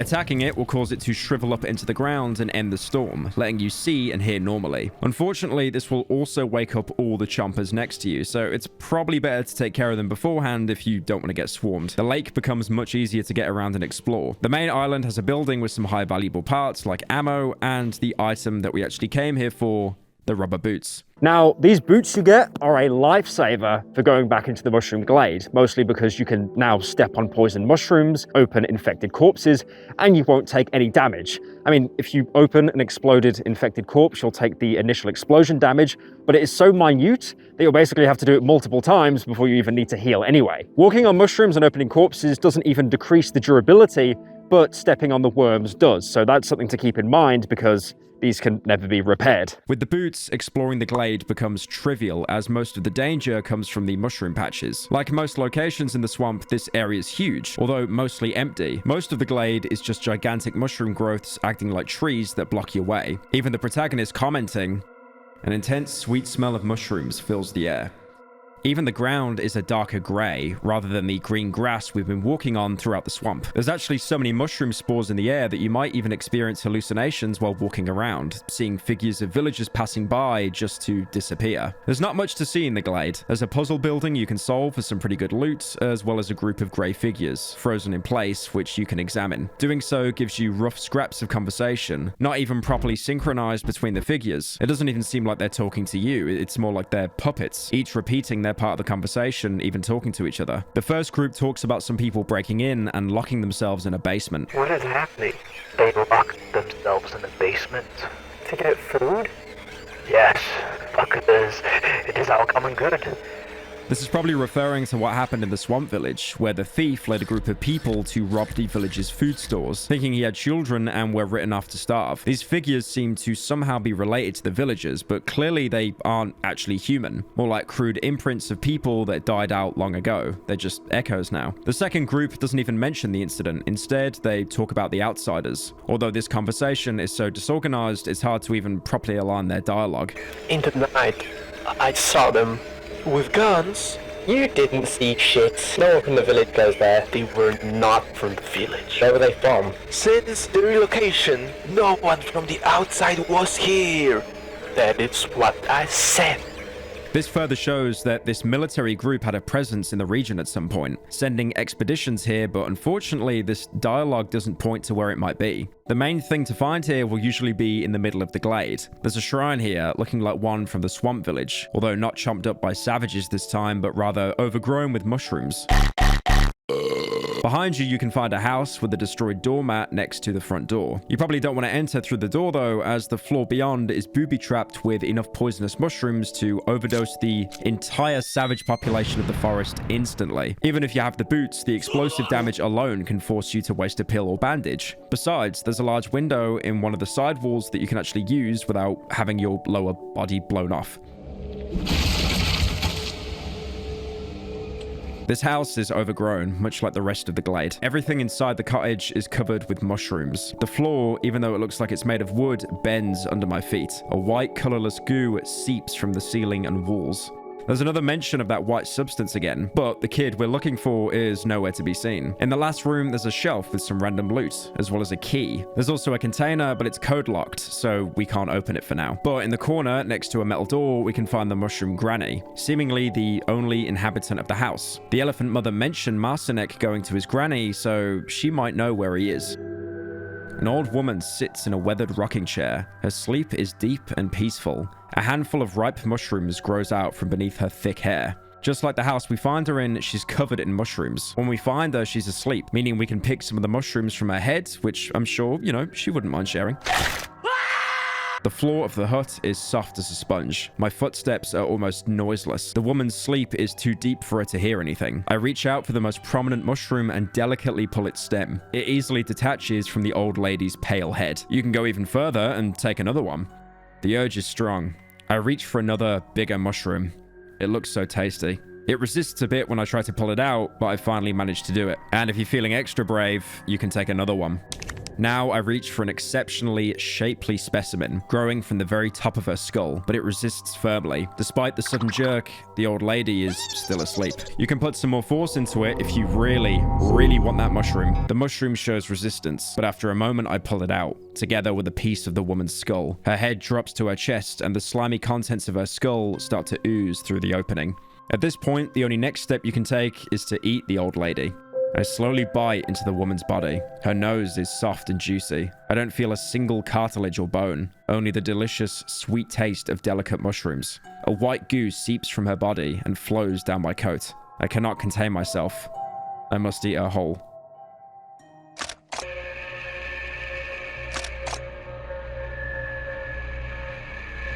So, yes, if you're wondering, you can just eat the entire person whole that you just met. Now, this is very in character for the protagonist, who's been injecting himself with mushrooms the entire game. But still, only the most deranged of devs could put in an option like this. And I mean, they're Polish, so it all checks out. It's funny as well, because another game that I covered, Cruelty Squad, did actually have a feature where you could cannibalize people. But the dev, Ville, was actually so surprised that people would take that option. And you could only get that option if you played terribly at the game, to the point you were on the lowest difficulty. But here, you're just given the option outright. Who on the team had an obsession with cannibalism? Because that is a very common theme throughout the game. I wouldn't say common. I recollect that there's this mushroom granny, who you can eat. Yeah. But she's not a human being. She's a mushroom, right? So there's no cannibalism here. That sounds like a bit of a cope, to be fair. It's like, she's made out of mushrooms, it's fine. There's also the jars with human meat in the village. Yeah, that's fair. But I don't recall... That's fair. I feel like I'm in like an O.J. Simpson case. Like, that's fair. I mean, maybe I killed her. But I will say Arthur. He's not here, so whatever. He's the one who's upset with cannibalism. Yes. Also, if you're wondering, you can stop trying to vore her at any point and go back to a more humane approach by, just waking her up instead. The old lady slowly opens her eyes. For a moment, she stares into space with an absent gaze. Finally, she becomes aware of my presence. Wait, you're not. Her empty eyes now take on a more questioning expression. I didn't expect any guests. She throws a nervous look at the door on her right, then gazes around the mushroom-infested house. She relaxes a bit. I suppose you won't tell me what you want, and you want something, since you're standing here in front of me, right? You can either do nothing or point your finger at the metal door, though whichever option you choose, the granny will still dismiss you.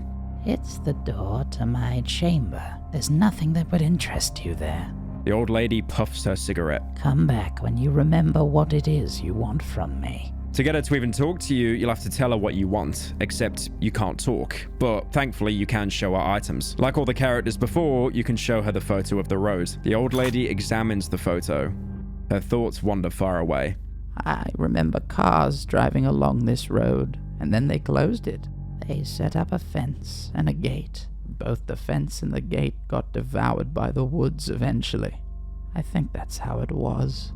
Once again, talking about how the area was quarantined, closed off from the world before the forest could even encircle it completely, all just to prevent it from spreading. You can also show her the photo of the 3 boys. The woman takes the photo into her hands. Lovely boys. All they have left is their father. She must have seen them before, but there's not much confirmation here that she was related to them more than just knowing their family. To get the mushroom granny to understand what you mean, you'll have to show her the drawings from what you got in the kids' room back in the swamp cottage. Unless, like me, you forgot to do that. Then you'll have to trek all the way there and back again, wasting an entire day just to fetch a piece of paper. You can show her the drawings now, but what happens next depends entirely on the choices you made back in Chapter 1. Again, like I've said so many times, choices you make earlier on in the game will have huge consequences later on. You might remember talking to the musician in your hideout, and him talking about the villagers coming down to the swamp as a last resort after you killed the sow, their only food source. This affects the granny, since as you might already know, if you cannibalized her earlier, she's made out of tasty mushrooms, and now a horde of starved villagers is camping out nearby. Yes. You're his father? Or brother? He came here a few days ago. He was very nervous. He hid in the corner and stayed there for what must have been the whole day. He relaxed in the end. I think he likes it here. I like when he's around too. He enjoys drawing, although his drawings are not very childlike. The woman casts a nervous look at the small window overgrown with mushrooms. This forest is not a place for children, nor old people. It's a place for the likes of you. I saw some villagers through the window yesterday. They were hiding. Right there. The woman raises her hand with great effort, pointing to an unspecified place with her trembling finger. They were hiding, but I have a keen eye. Despite my years, I saw their hungry, hollow eyes. I know what's on their mind. They want to devour me. Me and my house. At first I thought you were one of them, but you seem like you can control your, appetite. Get rid of these hungry madmen. The old woman lowers her voice to a silent murmur. Do a good deed, son, and get rid of them. I don't know where they live, but you're young and strong. You will manage. I'm sure you'll find some clues near my house. Make them go away, and the child will be safe. I will let him return home. So now we've got confirmation that Marcinek is in fact here. The only problem now is we need to deal with all the hungry villagers. Going outside the house, you can go around looking for the clues that she mentioned. There's a lot of footprints around, but those alone won't be enough to track them all the way back to their camp, as unfortunately they usually end up with dead ends in these swamps' deep water instead. But by following the footsteps, you can find some items that can point you in their direction. There's a pack of cigarettes inside a bag, and you can even find a corpse of one of the villagers. Your character even comments that he looks very skinny, showing how starved they must be. You can find a bloodstained rock on the corpse, no doubt the murder weapon. You can show both of these items to the granny. Yes, it's a stone. You can probably find some good ones here, because of the quarry nearby, but the woods have surely devoured it by now. It was in the part of the swamp. And why are you showing me this? A torn, empty pack of cigarettes? Bring me a fresh one next time. The woman examines the drawing on the packaging. Is it our quarry? Ah, yes. It's the one located in the part of the swamp. Both items will point you towards the quarry, which was also mentioned by the musician when you talked to him about the village. This is where the villagers have set up camp, and if you want to complete the granny's quest, you'll have to find and take care of the rest of the villagers. As you can expect, the quarry is built into a rock wall. There's less trees here. Instead, your way will most often be blocked by stone walls and columns. There's some campfires, wood piles, and sacks of rocks on the way into the main area. This is a great way to get small rocks because even though they're basically worthless, you might need them for upgrades to your shovel or axe, and surprisingly, small stones are very rare in Chapter 2. Approaching the area will have the villagers immediately telling you to get out. We don't want you here. Fuck off, you hear me? The way forward is full of traps. The villagers probably knew you were in the area and tried securing themselves. There's also a gutted pig right at the entrance, reminiscent of the gutted pig on the road to the Silent Forest village, all the way back in Chapter 1. Moving between the rocks, you can also listen in on some of the villagers' conversations. Divine retribution, I'm telling you. Come on, Shozek. Just as we manage to break through, our way back gets blocked. We're gonna starve here. Shut your trap already. Stozik told me that they found something in the woods. Said it would keep everyone fed. If only our sow was still alive. That fucker will pay. I'm telling ya. Approaching them, they'll instantly attack you. But to be fair, you are here to kill them, and you are the only reason they're even here because you killed their main food source. So it's not really an unreasonable reaction. One more thing you might find while exploring the area is that the villagers still have potatoes. My life, it's potato. Meaning they do have at least some kind of rationing system going on. Probably the only reason that they managed to survive so long and make it here. But living off potatoes alone is impossible, so it's really not surprising the villagers have turned to cannibalism. Before heading into the main area, you can take a small detour to see the deforested path the villagers have carved out to get here. And just like the musician said before, there's now a gigantic hole separating the swamp from the Silent Forest, making it impossible to pass and for you to go back. There's also an unfortunate villager still trapped on the other side, shouting at you. Who are you? What are you doing here? He's trying to alert the others to your presence, but no one's there to hear him. Hey, he's here! If you want, you can put him out of his misery. Help! I mean, he's doomed to die on that small patch of land anyway, as the forest has already grown way back.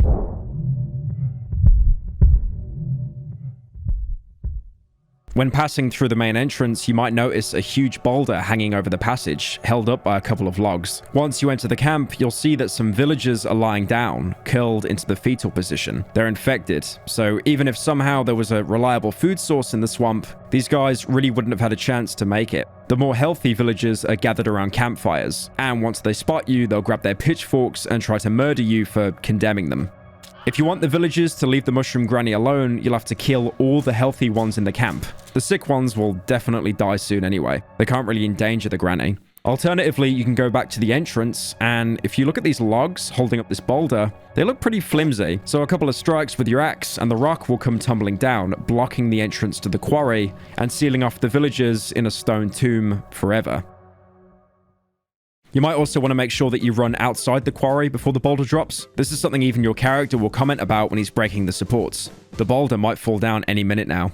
I must be careful not to trap myself in the quarry. However, if you manage to somehow avoid every single attempt the devs made to, warn you to not stay in the quarry when you knock out the platform. I mean, look at this. Even if you knock it, it actually takes a couple of seconds to fall. But yeah, if you're on the other side, then congratulations. You have now just soft-locked yourself. There's no way to get out legitimately because you can't turn the gun on yourself like in DayZ. So you'll have to reload a save and lose a bit of progress. Thankfully, I think the devs did accommodate people that were this stupid to ignore all the warnings because even though the game auto-saves every 5 seconds, it doesn't actually save when you knock out the platform. That is, unless you're on the hardest difficulty, then you're probably going to have to save scum. Even though the boulder is much easier and it feels cleaner because you technically don't get any blood on your hands, it feels much worse than just killing them outright. Death by starvation is incredibly painful, not to mention leaving them with the infected villagers which are slowly transforming into red chompers. The villagers will die either way, but honestly, again, it probably is better to mercy kill them because if you don't, they'll slowly starve to death, turning against each other, and then fade away into nothing, but incredibly slowly. Coming back to the granny, she'll have the reward waiting.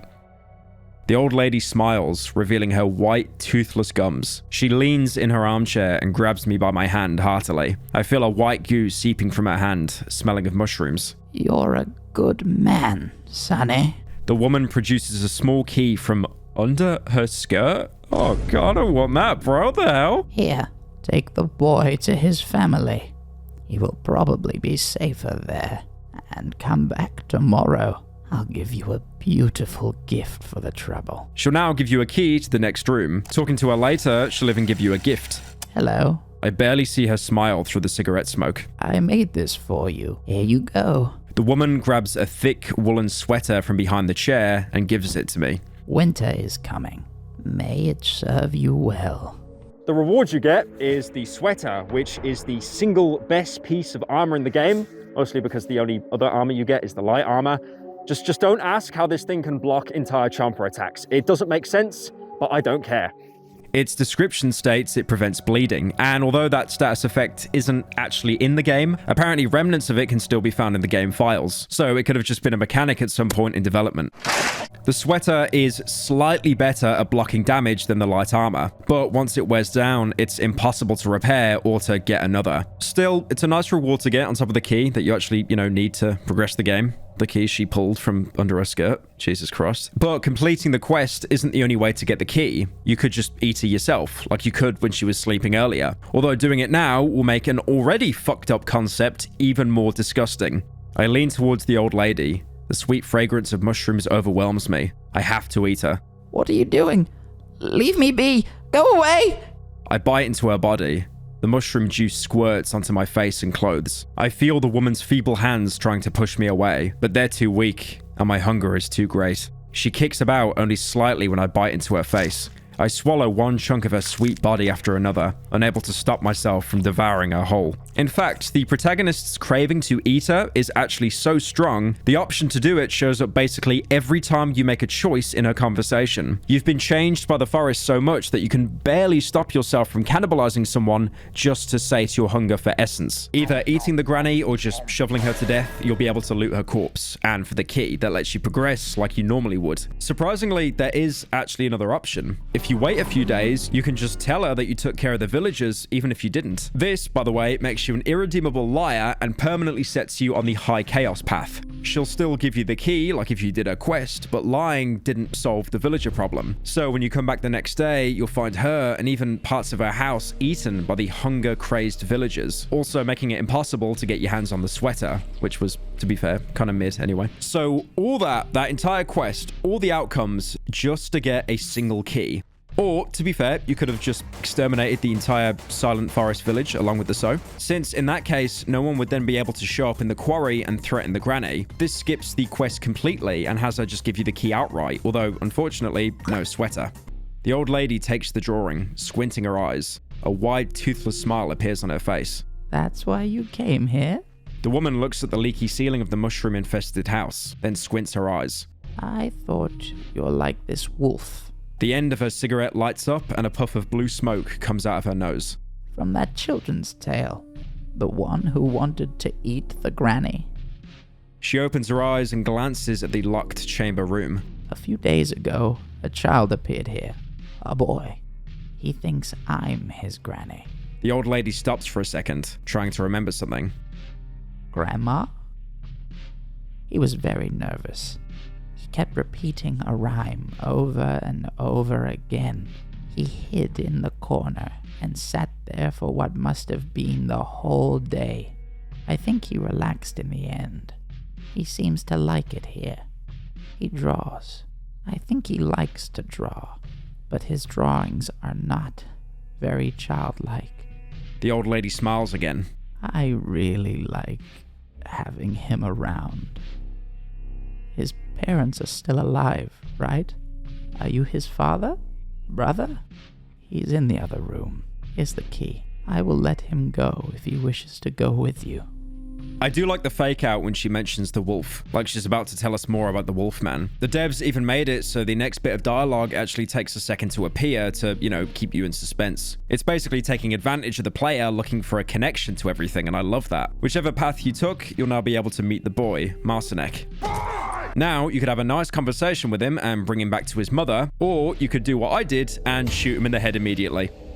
I didn't know you could kill the kid. I didn't know. Apart from the voices in my head telling me that he was some kind of spy, I genuinely had no idea that shooting a child in the head would actually kill them. Mostly because I've only played Bethesda games where the kids are completely immune to any kind of damage. Needless to say, if you do this, you are completely and utterly fucked. There is another oxygen tank you can get apart from completing the main quest and, you know, taking the kid to the elephant family, which is what you're meant to do. But that also requires talking to Marcinek, which is kind of hard to do when his skull has an additional hole inside it. The only way to progress now is just to kill the rest of the elephants. Which turns out you could have just done from the beginning and skipped their entire quest line. That's one thing I love about this game. No matter what choice you take, there's still always another way to complete a quest. That is, unless you lock yourself in the quarry. Idiot.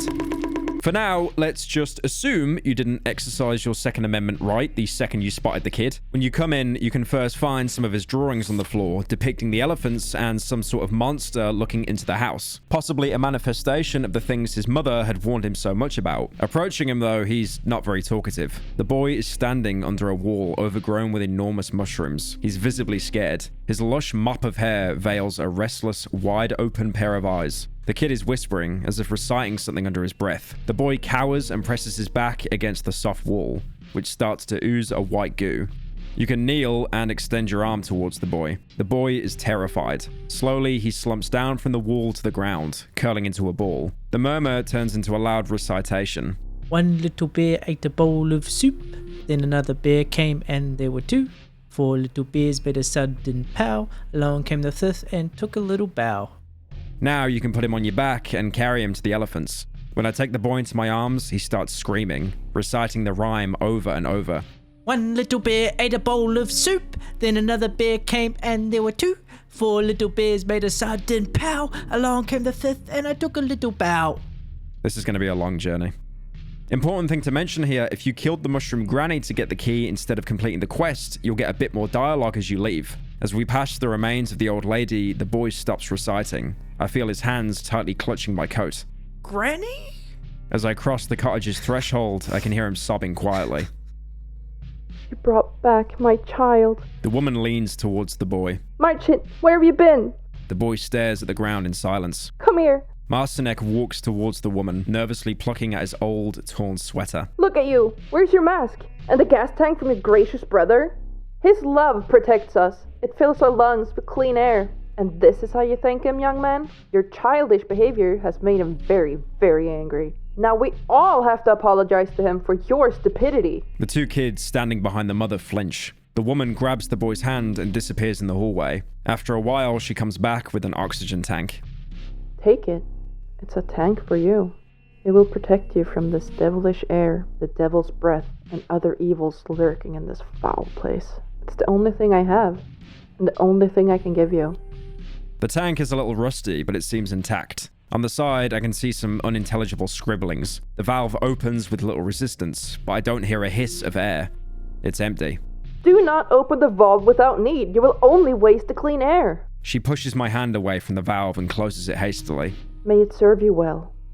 You finally get the oxygen tank you need. Funnily enough, even though the mother claims the tank is full, telling you not to waste any clean air inside, the tank is actually completely empty. Your character even comments on it mid-conversation. This could mean that the elephants are actually breathing in the same air as everyone else, meaning they're just as infected as everyone in the swamp, despite the gas masks and protective gear. Once you bring the kid back, he'll be locked in his room for the rest of the game, probably as punishment for disobeying his mother. I mean, it doesn't matter for us though, we've still got the oxygen tank, and with that, we're one step closer to escaping the forest. The other oxygen tank I mentioned earlier can be obtained by solving a riddle for a code. The riddle in question being the rhyme that Marcinek constantly repeats, with the protagonist even making a note in his journal about it in case she forgot it. The boy kept reciting this rhyme. 1 little bear ate a bowl of soup. Then another bear came and there were 2. 4 little bears made a sudden pow. Along came the 5th, and took a little bow. You might remember this back from the elephant's dialogue, as the mother kept one of her children from repeating this rhyme to us. The fact that she reacted so strongly to a stranger possibly hearing is clue enough that it might be important. And now we finally have the entire phrase. If you look at the completed rhyme, you'll notice it actually has a sequence of 4 numbers, corresponding to how many bears there are. 1, 2, 4, 5. This clearly makes a code, but where's it used? While looking around the area, you might spot a trail of flowers coming out of the cottage. The same flowers you could see spilling out next to the entrance. Following them will lead you to a small shed. Approaching it, you can find a rusted barrow. There are some blurred traces inside the barrow. Looks like recently dried blood. Next to the barrow is what looks like a freshly dug grave. This actually isn't the only one in the swamp, as you can find similar ones all across the map. You can even use the shovel to dig them up, which will usually get you some random loot. This grave is different from the ones you'll find outside though, as looking through it, you can find a body holding an underground key to Bunker 21. Whoever died here must have also been a member of your organization. If they had that key, maybe you even knew them before you were stranded here. Unfortunately, the key is basically useless now. We can't go back to the dry meadow anymore. Even the description says so. Key to Tunnel 21. Another one. I don't think it's going to be of any use. I got the keys now. Besides, we're so close to leaving the forest, if we really chose to go back now, we'd basically be undoing all the progress we've made so far. Whoever dug this grave probably used the barrow to transport the body. So despite the obvious connection to the elephants, it could have been anyone, and there's nothing else pointing to them being murderers. Seeing as the bloodstains on the barrow are recent, the person buried here could have came here with you. The time frame fits, and we haven't seen any other outsiders coming in after us. Looks like we were the only ones to make it after all. Going into the shed, your character will comment about the flowers. The floor is covered with flowers of various colors. Some are fresh, the rest must have been lying here for some time. They're clearly important to the elephants, but there's not a lot of indication as to why. One thing the usage of flowers and gas masks reminded me of was the plague doctor masks in real life, which were worn during the Black Plague epidemic. Its beak-like design was actually made to hold herbs like lavender and flowers to be put in to filter out the bad air, known as miasma. The belief at the time was that diseases, including the plague, were caused by breathing in miasma emanating from the bodies of the infected. The herbs were supposed to counter the bad air, and while the filter didn't actually do anything to stop the spread of the plague, the suit itself did provide pretty decent protection from the easiest forms of transmission, coughed up bodily fluids and infected fleas. The elephants are pretty clearly inspired by the plague doctor aesthetic, with the huge gas masks that earned them the nickname and their obsession with bad air, causing infection, and now even the flowers used in stuffing in the plague masks being everywhere. There's a shelf here, but nothing of note inside, just random loot. The more interesting bits are actually inside the next room, locked behind a metal door that you need the code for. Using the code from Marcinek's rhyme will actually unlock the door and let you enter, but the first thing the protagonist notices is an awful smell. The air is dreadfully rancid and stuffy. The heavy, sweet smell of the flowers mixes with the stench of rot. Next to the entrance, there's a crate, and believe me, it makes solving that riddle very, very worth it. Inside, you can find some extremely precious loot, like a bolt handle, long barrel, and a tubular magazine, as well as 2 weapon parts. This is well over 1,000 rep in total, and it's insane loot for a single container to have. There's also one more item here, a map pointing to a location called the radio tower. Going further inside the shed, you'll find a book on the table telling you more about the tower. The pages are glued together, creating a rotting chunk of paper. On the bottom of the note, it reads, Radio Tower, Door 21, 12 p.m. Kowalczyk, Trzeszkowski, Stelmaschuk, Zielinski. At the top, I can only make out the words, Devil Horns, Augur. This causes your character to make a note of it in his journal. I found an old journal in the elephant's cottage. Looks like it was written by one of ours. One of the notes mentions a radio tower and some downward passage. Might be worth investigating. According to the notes, the radio tower is located in the edge of the swamp. Now this is huge because it does 100% confirm that we're part of an outsider group, and there's also another way to get past the tree without having to destroy it. Although at this point, it really is just easier to destroy the tree because we're doing the cripple a favor, and also there are other areas we can get access to with the repaired oxygen tank. On the other side of the room from the old journal, you can find the source of the rancid smell. There's a corpse lying in a bathtub, with oxygen tanks all around, as well as flies circling above. A decaying corpse, probably of a young boy. Looting the corpse, you can get an oxygen tank. This is basically the game's failsafe in case you glitched out and lost it, or, you know, killed the kid before talking to his mother, like, some people. This body probably belongs to the elephant's 4th child, the one that the mother basically revered as a god for providing them with clean air. He's been dead for a while though, locked in a shed to rot. The flowers spread around everywhere were probably brought here to fight the smell, and it looks like the elephants only really came here to refill empty oxygen tanks. It's really nice to know that in Poland, they use dead children's rotting corpses as air compressors. Although they probably don't breathe that air, you can't actually fill an oxygen tank with just free-flowing gas. Even if it comes from a decaying corpse, the pressure just won't allow you to suck enough air out to breathe. That's why we need a functional compressor to fill and use ours. The more likely theory is that the air tanks aren't actually used properly by the elephants, as plugging in a tank with uncompressed air into a sealed gas mask would probably just cause you to choke and suffocate. Notice how that would only happen in a sealed gas mask. Most likely their equipment is actually compromised and worn down by constant use in the forest. But the elephants believe that this works, and there's no option to confront them about that. But in reality, there isn't actually anything protecting them from the forest's air anymore. If anything, they're just as vulnerable as us, if not more so after being exposed to the aforementioned corpse. I like how the more I go on about this plot point, the less and less chance this video has of actually gaining any monetization at all. Back at the Mushroom Glade in Granny's house, you could find a key called the key on a key ring with the description. A colorless key. It feels soft to touch. There's a drawing of 3 flowers etched on the key ring. The flower etchings are actually something you might link to one of the houses in the swamp village. There's a house right behind the shrine which features a doormat with a flower pattern. There's a metal door inside though, preventing you from entering unless you have this key. Opening the metal door, your character will comment about the inside. Roots entwine the cottage's interior all the way up to the ceiling. In the first room, you can also find a bed. You can already notice a striking resemblance to Mushroom Granny's cottage. The room layout is exactly the same. The bed is in the same position as well. If you weren't convinced yet though, the next room contains the obvious giveaway.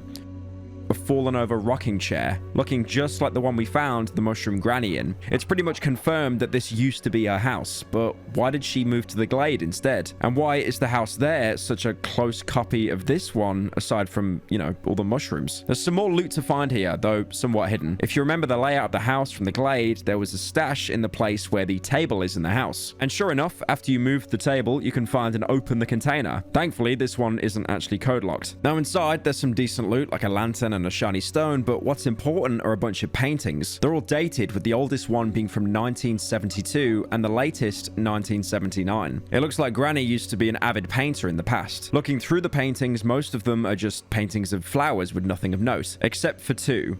One painting called Light from 1975, depicting what looks like a comet or a meteor, and her last painting from 79, which looks like another painting of flowers, but unfinished and uncolored. Alternatively, it could be depicting the white mushrooms that we find growing everywhere, but those don't grow nearly as high as the painting would suggest, so I kind of doubt it. That painting of a comet definitely stands out more, being unrelated to any flora unlike all of her other paintings. Another reason why this painting is so special is if you take the date from it, 1975, and use it as a code, you can actually open the container in the Mushroom Glade house. Although despite that, the only items you'll find inside are mushrooms, which, I mean, to be fair, is pretty fitting, seeing as the house just looks like an entire mushroom-fied version of the one in the village. But this pretty much ties both locations together even more, you know, in case you weren't sure about the connection yet. But unfortunately, as of yet, we're still not really sure what the painting is meant to represent. Next to the rocking chair, there's also a shelf you can loot. Inside, you can find a photo of a family depicting an older woman, probably the granny without the mushrooms, alongside a younger woman and a child. There's also a date in the corner,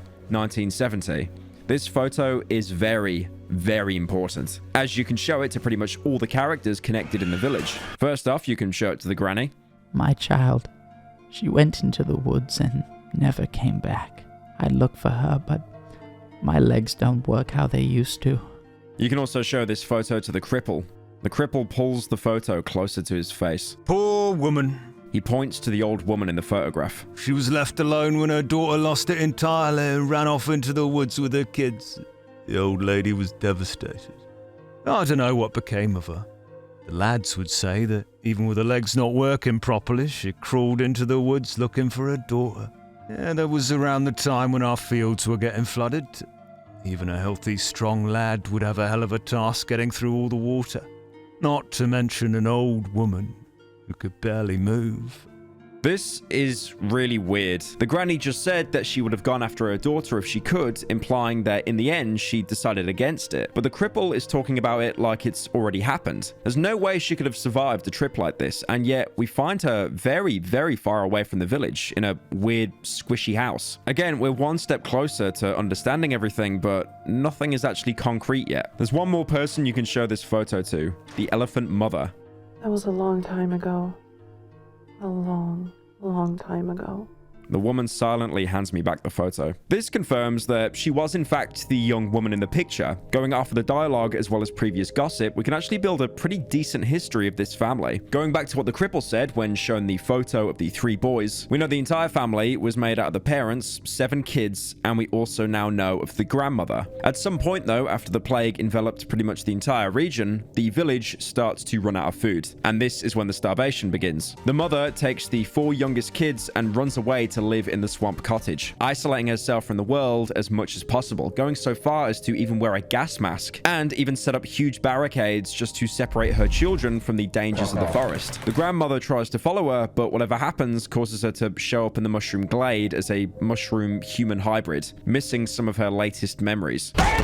The father and the remaining children go on to live in the house where we see the photo of the 3 boys. After a while, the father starts to believe that his family had been written off to die by the village, and the rations they were getting just weren't enough for them to survive on, as they were so low that even the kids were getting sick. He, alongside a few others, tried to steal the food by breaking into the village's basement. Because of this, the 3 boys are thrown out of the village like the cripple mentions, and they're said to be roaming the woods with the savages. The father dies, either killed by the villagers for stealing precious food or starving to death alongside the rest of the village, after which all their voices are incorporated into the talking tree. Give us your lighter. Fuck off, man. With the cripple now being the only survivor. So the 3 children that were thrown out of the village ended up roaming with the savages. This is actually something the elephant mother said in previous dialogue. You're just like these lunatics who roam around the woods, searching for God knows what. There used to be more of them. Guess most of them starved to death. I remember when they appeared not far from here. Must have been around 2 years ago? Around 24 of them. They were led by these 3 weirdos dressed in old rags. They set up camp in the marsh. There, between the trees. They watched our house, stared right into my windows. The oddities. I thought they wanted to kidnap my children, or harm them in some way. But when the night fell, I lost sight of them. There was no one there in the morning. The 3 weirdos dressed in rags are most definitely her lost kids, who tried to visit their mother. She doesn't recognize them here or in the photo of the 3 boys, but this is probably either her repressing her memory or slowly going insane by being exposed to the forest. We've seen evidence of her madness in the religious beliefs, in the gas masks, in the air provided by a dead child, and although we have no way to actually tell exactly when it started, even her initial departure from the village could have been caused by her slowly going insane or just desperate. Now, it's pretty obvious what I'm going to say here. The 3 boys that left the village are the same 3 people that trade with you at the beginning of every single day. It's a little bit on the nose, but now we do have definitive confirmation of it. The 3 even have the characteristic look of branches and ad hoc clothes we're used to seeing from the savages. Although these guys are a little bit more dignified, you know, they're not covering themselves in mud naked yet. There's even some more proof coming from the gossip dialogue courtesy of the cripple. No one lives around here anymore. Everyone is dead, only sometimes. The man lowers his voice. Sometimes I hear footsteps. They wake me up at night. The sound of bare feet against the floor. Bells sort of come out of nowhere. They move towards the trees, then come back. They pass me and fall silent. They're like a nightmare. A bloody nightmare. Bare feet are a pretty big characteristic of the savages. Meanwhile, the bell sounds are most likely referring to the bell that one of the 3 carries around their neck. Whenever they're nearby, you can actually hear this bell as part of the ambience. There's the question of why they could be visiting the village, but I think I've got a pretty reasonable explanation for it. Remember how I said that the thief, their father, is part of the chorus of the talking tree? I'm a thief, I'm not a grave robber. Even the cripple outright says it. I can still hear the cries of that thief. All the bloody time. Well, I think it's not too much of a stretch to say that the three came here to see him. Even in this form, it at least still reminds them of the father who tried so hard to keep them alive. Again, the game is dropping so many hints about the true intentions of the forest and what happened to the people here, but we still don't quite yet have a complete picture. But I do like how if you take the time, the game actually really does flesh out all the characters you come across. So now we have the oxygen canisters. Unfortunately, we can't just, you know, open them up and leave them to be filled with oxygen. It needs to be compressed air. So although we have one piece of the puzzle, we still need to fix the air compressor. So all we can do now is go back to the hideout, tuck ourselves in, survive another night, and then go out exploring. Or at least some of you can, because Darkwood isn't yet done punishing you for pretty much every single choice you've made. After a few days in the swamp, even if you haven't been progressing the main quest, coming back to your hideout, you can find a note inside your workbench. But even worse, half of your inventory will now be missing. Where's half my shit gone? You've just been robbed. It's funny how many times throughout the game we've broken into abandoned houses, or sometimes houses with people even inside, and just robbed them blind. But now we've been robbed by none other than the Wolfman. You've tricked me, Meat. You've ignored my request, and this action has its price. If you want to recover your things, come to the old sawmill. It can be found in the edge of the swamp. Don't think you can do whatever the fuck you like. It's my fucking forest.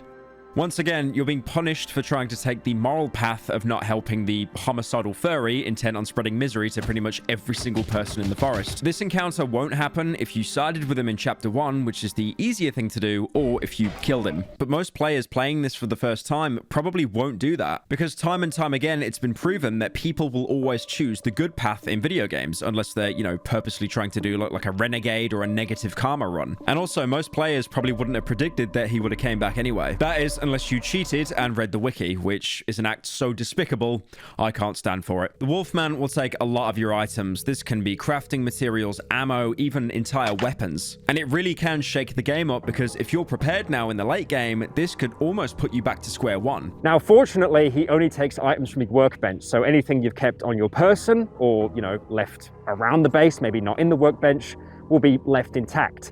But if you do want to get anything back you've left in the workbench, you're going to have to go to the sawmill, which he has graciously left you an invitation for. The sawmill itself is a huge structure, but it only has one entrance, right next to the train tracks, where carts would bring in wood into the sawmill. There's a couple of log piles here in case you still need boards or nails, but walking inside the sawmill, you can see the old machinery now covered in pulsating roots. In the corner is a metal door leading further inside. In playthroughs where the Wolfman doesn't show up for you in the swamp, there's pretty much nothing here to see. If you get his invitation though, the door is open and you can go inside. The next room looks like a connector between the entrance and the next hall.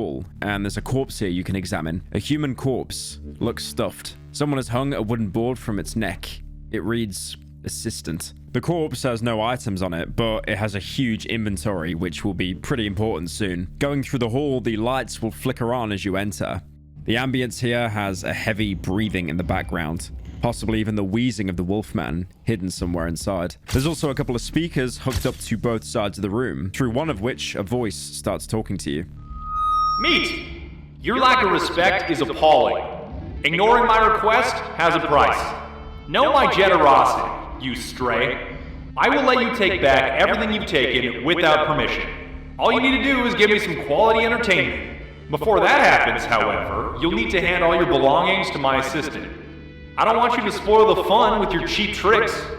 You'll now have to go back to the body in the previous room and leave all of your weapons and gear. Fun fact though, there actually used to be a glitch that would let you bypass this by dropping your items on the floor in the main room. So if you left one completely pointless item on the corpse and then pick everything back up in the main room, you'd actually be able to go through with this sequence, making this fight pathetically easy. Unfortunately though, while I was recording, this glitch has actually been patched, meaning you'll be forced to actually get good at the game instead. Once you come back into the room after dropping off all your items, the Wolfman will talk to you some more. Excellent! Now, pick up the gift I left for you. The gift being a table leg, which was the same weapon we used in the prologue, a knife, and 2 whole healing pills. The deal is as follows. You will now provide me with some quality entertainment by fighting my brothers. And in turn, I will entertain you by playing on this violin I found recently. Let's begin. The speakers start relaying Wolfman's attempts at playing the violin, and the first enemies start spawning in. 2 huge dogs. Enemies that, to be fair, we've definitely got used to fighting by now. Even facing them with such little equipment really isn't too bad. The main compromise you'll have to make is getting closer to enemies, because the table leg's reach is much shorter than the shovel or fire axe we've been using by now. I assume the Wolfman would have thrown more aggressive wildlife at you, like chompers or human spiders, but he probably can't tame them like he does the dogs. After killing the dogs, the real fight begins. The Wolfman barges into the room, screaming, "Bore me, meat. Time to die." He immediately begins firing at you. This is the only time in the entire game that a firearm is actually used against you, and you do not want to stand in that bullet spray. Fortunately, the Wolfman has no concept of ammo conservation, so if you step behind one of the pillars, he'll keep trying to wallbang you like it's a match in CSGO. Once he runs out of his magazine, he'll drop his gun and instead attack you by lunging at you with his claws. His greatest tool against you is the pure fear factor of having this gigantic creature leaping at you while you're still trying to charge up an attack. The Wolfman works like a giant dog, but has a much shorter delay between attacks. On top of that as well, the lights will constantly flicker, so you can't really see him winding up a lunge. He can also follow up with a double punch, which can be deadly, as it can pretty much stun lock you from attacking for a good while. Despite all of this, the Wolfman still can't compare to the strength of a Polish table leg. This fight overall is actually pretty fair, but because of the frantic atmosphere this game creates, it's very easy to panic and get greedy with hits. Who's a good boy? Who's a good boy? I think that's one of the scariest things about this fight, because if you fuck up, if you die, that's it. Like there's no save scumming, there's no way to go back. Instead, you'll die, and if you come back to the sawmill, you'll find a note from the Wolfman basically telling you that he's just gonna keep all the items that he stole from you. Fuckable meat. But don't worry, he at least left you with a gift. There's a key attached to the note, which you can use to open a side room. Inside, there's a gramophone on the ground, as well as a violin, both items that used to belong to the musician. To be fair, to even get the Wolfman to follow you here, he most likely followed the musician's path, and in that case, he's probably dead anyway. So at least the Wolfman didn't kill him, probably just robbed his corpse. Now, the gift I mentioned, the protagonist will be reluctant to open it, but once you do, it's piece of shit. Wolfman basically shat in a box and gave it to you. But if you're good at video games, you might actually knock the Wolfman down. He'll be unable to move now, as you can even take his assault rifle, but he's still alive, so you'll have to finish him off. But even when he's about to die, he'll still keep up that tough guy facade. You hit like a woman. After which, he promptly dies. You can loot his corpse to get the sawmill key, as well as the wedding ring. Although, this one isn't real. It's a colorless imitation. Now, if you can remember all the way back in chapter 1, that's where you can find the real rings. One in the hunter's cabin and one in the pretty lady's room. So there is a lore theory that the Wolfman and the pretty lady were actually related, hence the reason why he wants to eat her. You can now enter the back room of the sawmill. This is where the Wolfman has been living, as evidenced by a campfire stove and bloodied elk carcass. The musician's violin and gramophone are also present here. You can find all your stolen items in a crate in the corner of the room. Just make sure that you have enough space to take them all and the weapons you left before the fight. Apart from that, there's nothing more for you in the sawmill, so you can head back to your hideout. One good thing about being robbed by the Wolfman is if you manage to win the sawmill fight, you can actually get his assault rifle, a gun that you pretty much couldn't obtain legitimately until now. You might at first find it a little bit underwhelming. It's locked in a 3-round burst, with every burst summing up to about half the damage of a shotgun shot. The medium caliber magazines hold around 20 bullets, so just under 7 full bursts. It fires $200 custom tool cartridges. The magazines themselves are much more rare, as you actually can't buy these from any traders in the game. So trying to laser high health enemies with it pretty much comes down to you wasting an incredibly precious resource. Where the gun excels at, though, is crowd control. It's especially good against banshees, as each bullet in the burst can take out a different banshee baby, making it very ammo efficient. For me, though, it'll never replace the shotgun. No, fuck off. But it's still a really good gun to keep in mind if you've got some spare medium mags. I've even seen people say it functions as a direct upgrade to the pistol, fulfilling the same role the pistol does, just with higher damage and more rate of fire. Now, after killing the Wolfman, you can take all of your items back, but we're still left with the original objective, to get the compressor. Thankfully, from the note we found, we know that there's a clue lying for us in the junkyard. You'll even have the cottage near the junkyard marked on your map. Both of these locations are right next to each other, so you just need to explore around the cottage and find the junkyard. although the cottage itself is definitely worth exploring. The note you found before mentioned someone could be living here, and technically it was right. Approaching the house through a corridor made out of roots, you'll first see things that look like hybrids of snails and people. They'll speak to you in a distorted chorus, trying to finish each other's sentences but failing and repeating over each other's instead. Who are you? I'm here. Who are you? Here. Got me loose, please. The fentanyl got me moving like a claymation figure. When you get to the cottage itself, you'll see a gigantic snail resting on top of its roof. As you approach, it'll retract into its shell. There's also an organic cord leading from the building that you can examine. Some kind of organic cords. They're slowly pulsating. They are surprisingly hard and durable. You can't enter the cottage itself because the snail's blocking it, but you can actually talk to the snail by breaking down a vulnerable part on its shell and going inside. Who are you? The snail's speech is extremely slow and slurry. He moves his jaw with great effort. It looks like it's about to fall off. His eyes sag from their sockets. They dangle from side to side, trying to keep me in their sight. Why are you disturbing my forest rest? His right eye raises with great effort and wobbles. Your face! What happened to you? The snail's jaw falls so low, it almost detaches itself from the rest of the body. You scared me. You barely resemble a human. You should call me yourself. Suddenly, I feel a subtle shiver beneath my feet. The snail's body livens up. Quiet. Hear that? Do you hear that voice? The snail tucks his head inside his shell. She calls to me. Can you hear it?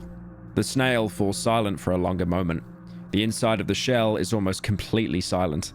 She's calling me, and I'm here trapped, bound. The snail's body suddenly leans forward. The wooden construction of the cottage creaks under his huge bulk. I barely keep my balance. Cut me loose, please. I need to get out of here. If you will release me, I will leave. Come back tomorrow and I won't be here anymore. You can live in my home. You like it. You just need to cut me loose. The snail falls silent. His enormous head slowly drops to the shell. Giant gleaming drops of mucus appear on his slimy skin. You will need to understand my predicament. I'm unable to do anything by myself. My legs are numb from lying here, but I can't feel my arms at all. I'll admit it. Lying in the sun gives me the strangest pleasure, but it's time for me to go. I have to. Like the other creatures outside the cottage, the snail is more of a human-snail hybrid, similar to how the mushroom granny looked like a hybrid of a person and mushrooms. His entire body looks like a snail, but he can talk normally thanks to a human skull and jaw embedded in its face. It makes a man hideous. For some reason, he still complains about the protagonist being barely human, despite itself having almost no human features. He even repeats this in some of his gossip dialogue. You're so ugly, I feel like puking. You barely resemble a human being. If anything, this reminded me of Soma. You'd find various robots throughout the game who were convinced that they were human, and you were the weird one. Now, this huge snail is probably what the other snails were referring to when they said to cut him loose. Much like the doctor, the snail can also hear distant calling, probably again from the forest. In fact, if you think about it, there is a voice calling to you as well. In the Swamp Hideout night event, even the radio keeps telling you to come back to us. Even all the way back in Chapter 1, when interacting with the bunker door, you could hear a voice saying, "Come to me." These could just be hallucinations, but then why does everyone hear the same things? The snail expands on this more when you show him the photo of the road home. Everyone is going there. It's the road home, after all. You might remember the cripples saying that a lot of people used to travel to the road where the talking tree grows. The snail seems to confirm this, although it's unclear why the voice would be calling him to the road, which supposedly leads out of the forest. You can talk to him a bit more about his life story. It was yesterday, or a few days ago, maybe a year. I woke up in front of the house. I thought I was dreaming. I took a step and I fell down. I fell straight on the roof. How did this happen? Considering that snails can't physically take a step, and that he was revolted by the protagonist's barely human appearance, it seems that the snail thinks itself to be human. He could just be a human mutated from the infection, unknowingly fused with a snail, or maybe just another one of the forest's abominations that, fortunately for you, ended up being less violent. This is even further shown by more of his gossip dialogue. Once there was a beautiful clearing. Now everything's covered in water, and I've lost my gumboots. Do you have any gumboots on you? Obviously, snails can't wear gumboots due to a severe leg deficiency. You know. Meow. You can also show him your rubber boots if you manage to make it through the Great Lake. Gumboots.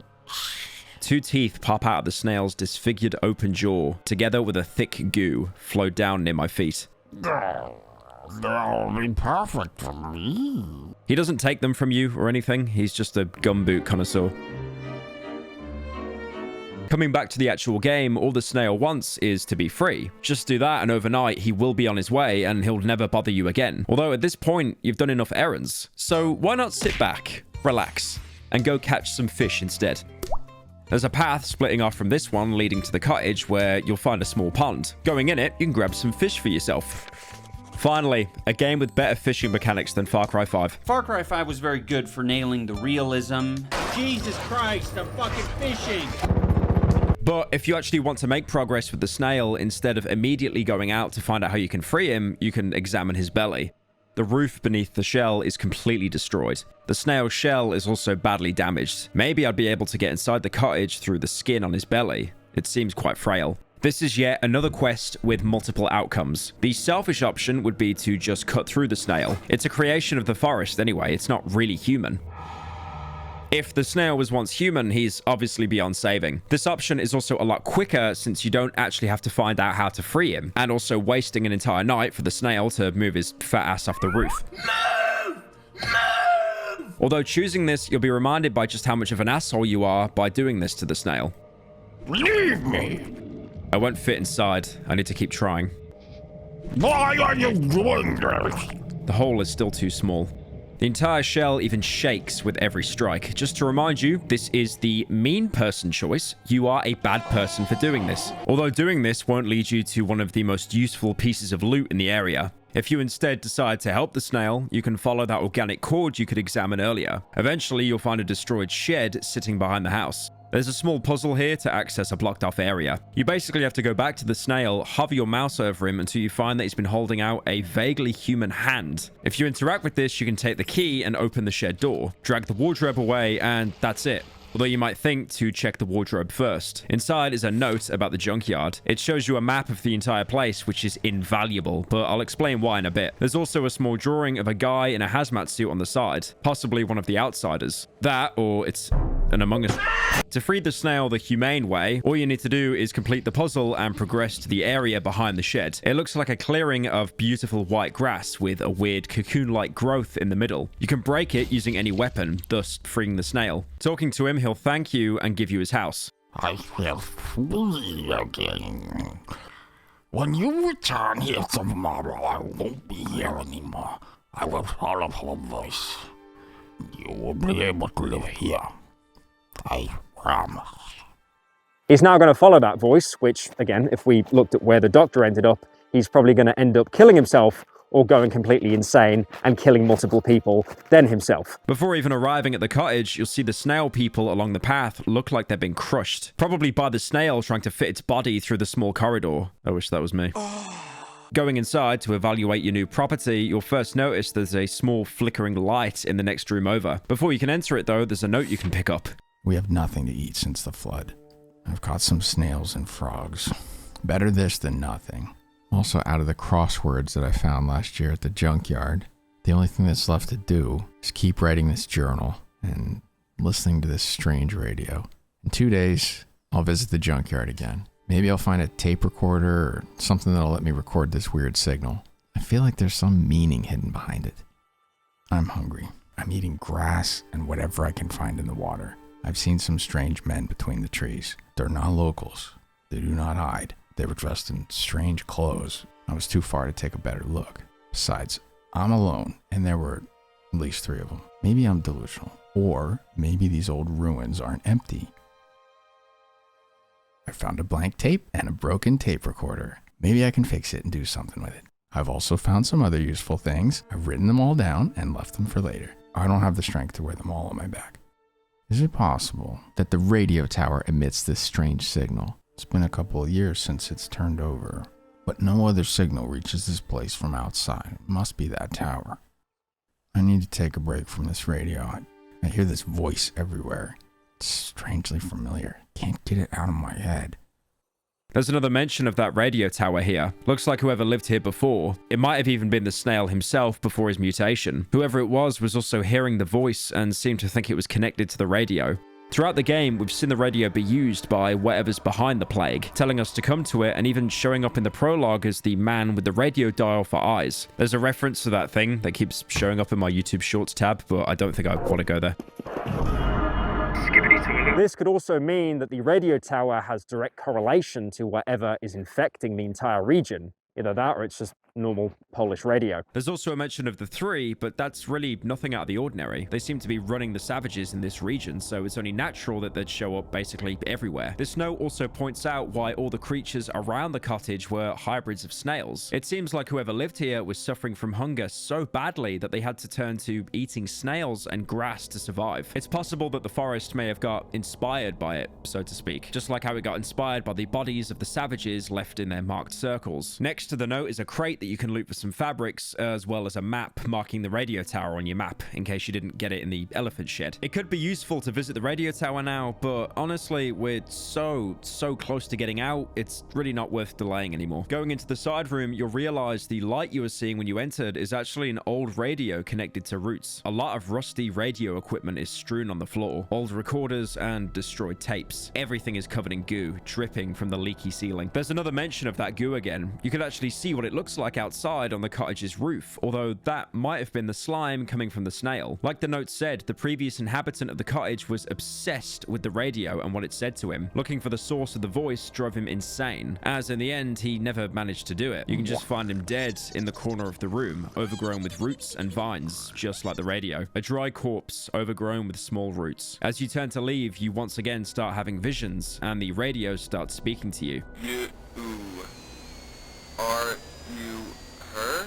It's pretty much unintelligible, but it sounds like someone asking either, are you her or are you here? Leaving the cottage, all that's left for you to do is to explore the junkyard. As I said before, it should be somewhere nearby, so it really shouldn't take too long to find it. That map you found back in the cottage will genuinely come in clutch though. The junkyard itself is pretty large. It's composed of, well, you know, piles of junk. Some of this junk you can actually dig up for loot. And this sounds great, except digging a pile takes a fat 30% durability off your shovel. And only one of these piles actually has the compressor parts that you need. If you were to dig up all the piles of junk, you'd probably waste at least a few days and a bunch of wood and scrap just to keep your shovel in maintenance. Thankfully, to mitigate this a little bit, there's actually a free shovel lying next to one of the piles. Apart from being a huge time sink, it really does put you at a disadvantage because you're basically using what probably is going to be your main melee weapon to complete a quest, leaving you open to the elements while you run back to base to go and repair it. That is, unless you want to waste a large chunk of ammo. Now, the note you found actually contains the entire map of the junkyard, with each pile marked with a letter and catalogued, telling you what's inside. So all you need to do is find the pile marked as containing an old compressor and you're set. On top of that, if you need any specific resources, the note is a really good reference point, so you can find pretty much anything you need in the junkyard. Usually when you arrive here, the place is going to be overrun with enemies, forcing you to either waste a ton of ammo or beat them to death one by one, especially if they're camping one of the junk piles that you want to dig up.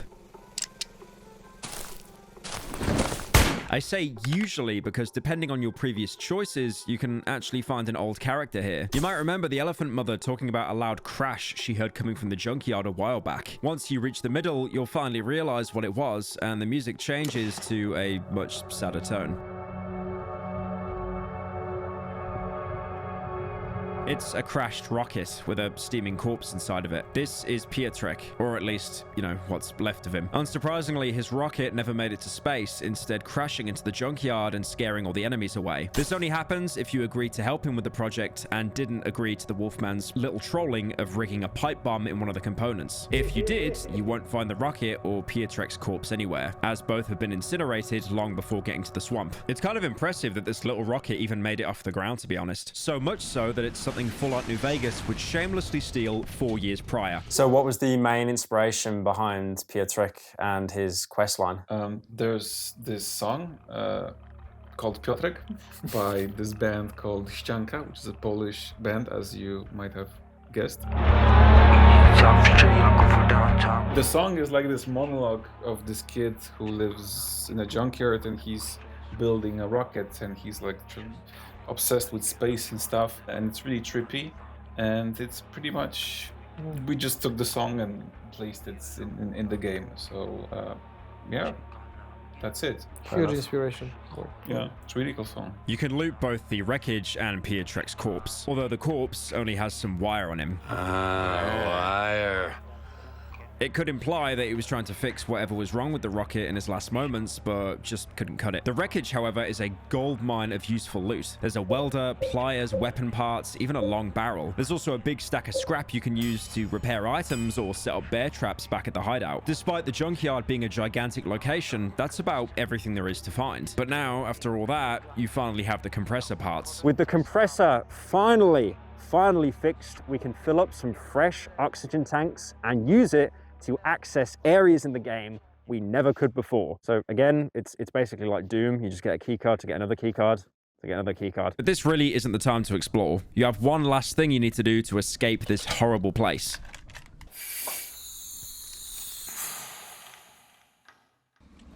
Arriving back at the village, you can now enter the cellar, and once you enter the water tunnel, you're thrown into another dream sequence.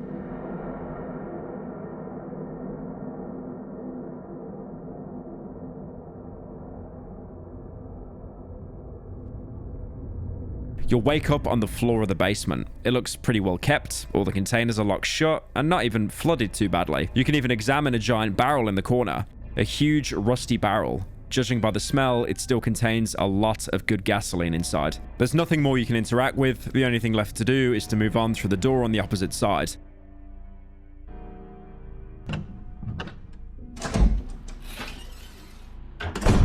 Except once you cross the corridor beyond it, you end up in a room that looks exactly the same. You can't go back either as the door locks itself behind you. You can only keep going deeper.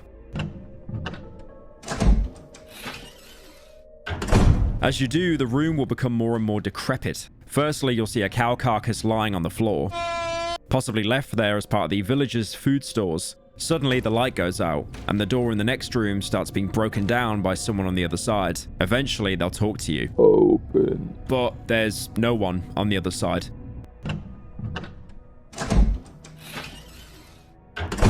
You can keep moving through the next room, and once you enter, all the crates start opening by themselves. In other words, it's a crate jump scare.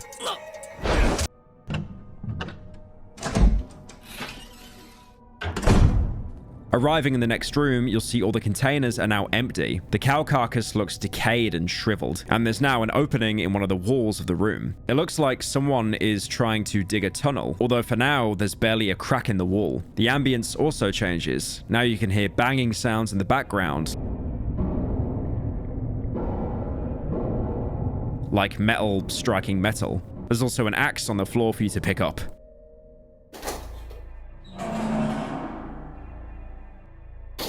The next room shows more progress on the dig. Most of the floor is now covered in dirt, and the tunnel is somewhat longer, with a backpack holding a torch laying at its entrance, but it's still a dead end.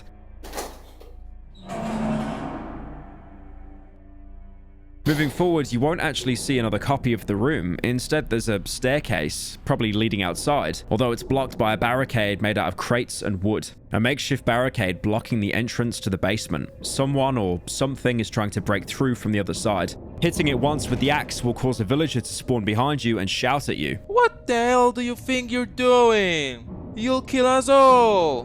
Get back to digging! Once the villager screams at you, you can do what he says and go back to the tunnel. Entering it now, you'll see the tunnel has extended significantly. Moving through it, you'll start to see infected bodies. Only a couple at a time at first, but as you progress, the entire room is covered with them. The corridor is seemingly never ending, so you might think to turn back and try a different exit. However, once you turn around, you'll realize that the only thing behind you is a dead end. Trying to progress now, you'll only find a wall. At this point, the floor gore spawns and engulfs your screen until you can't see anymore, waking you up from the dream.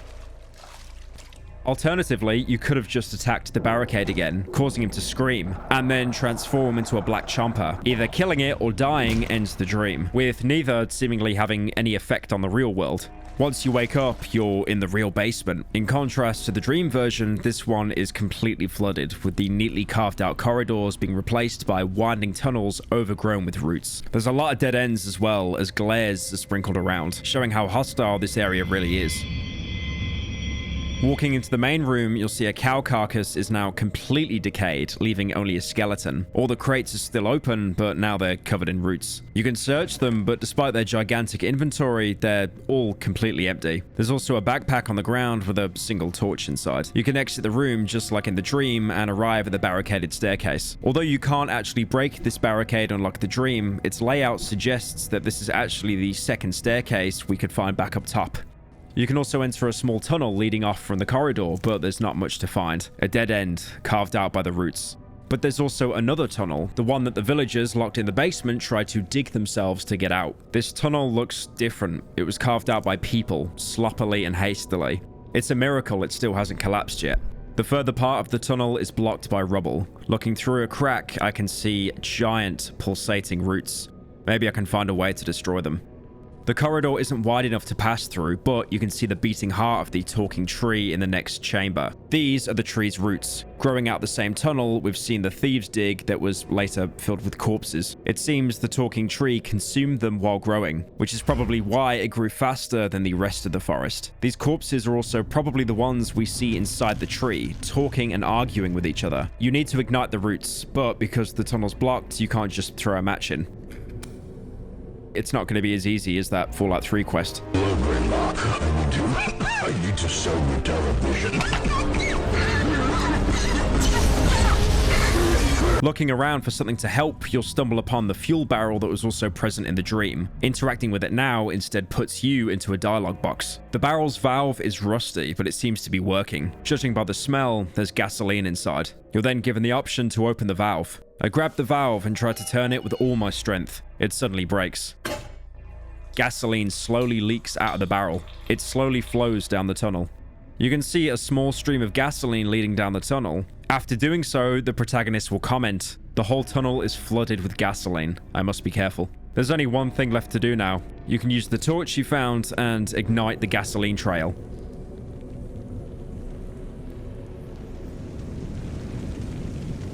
It works. Amazingly well, in fact. The entire tree starts burning, and you can hear its screams coming from above. The fire is so intense that your entire vision is clouded by smoke and blaze. If anything, you should probably get out the basement before you suffocate.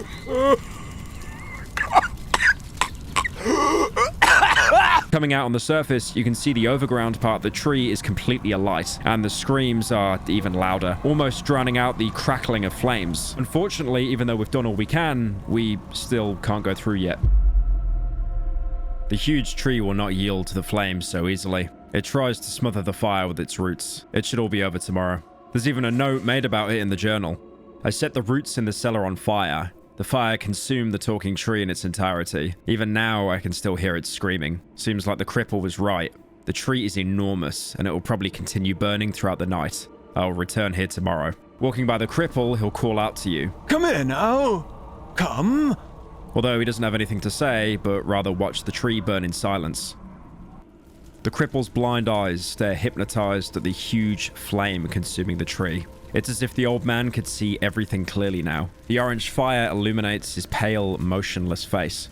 So at this point, it's probably best to go back to your hideout, load up on everything you've got, and get ready to leave, because unlike Chapter 1 to Chapter 2, this will probably definitely be your final journey. So you need to stock up for it and only take the essentials.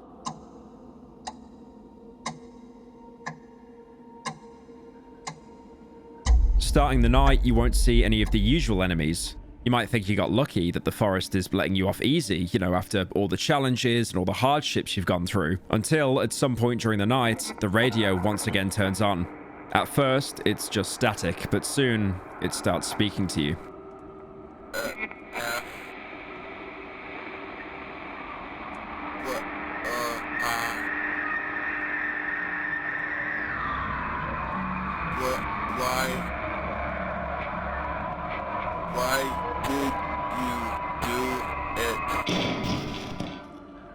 After the last line, it breaks down completely and sets itself on fire. The blaze slowly grows, consuming the floor around the radio and eventually the entire room. But it doesn't spread any further than that. Instead, one by one, you start getting assaulted by burning creatures, looking vaguely like people, but sometimes showing the split chomper maw instead of a head. They're basically just a standard zombie, and they're easy to deal with as basically any firearm or melee one-shots them.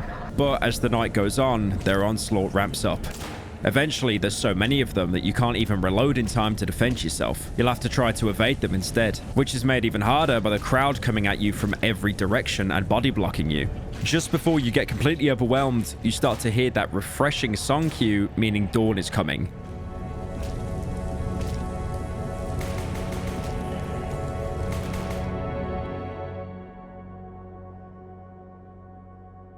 You survived, just barely, and now it's time to get out.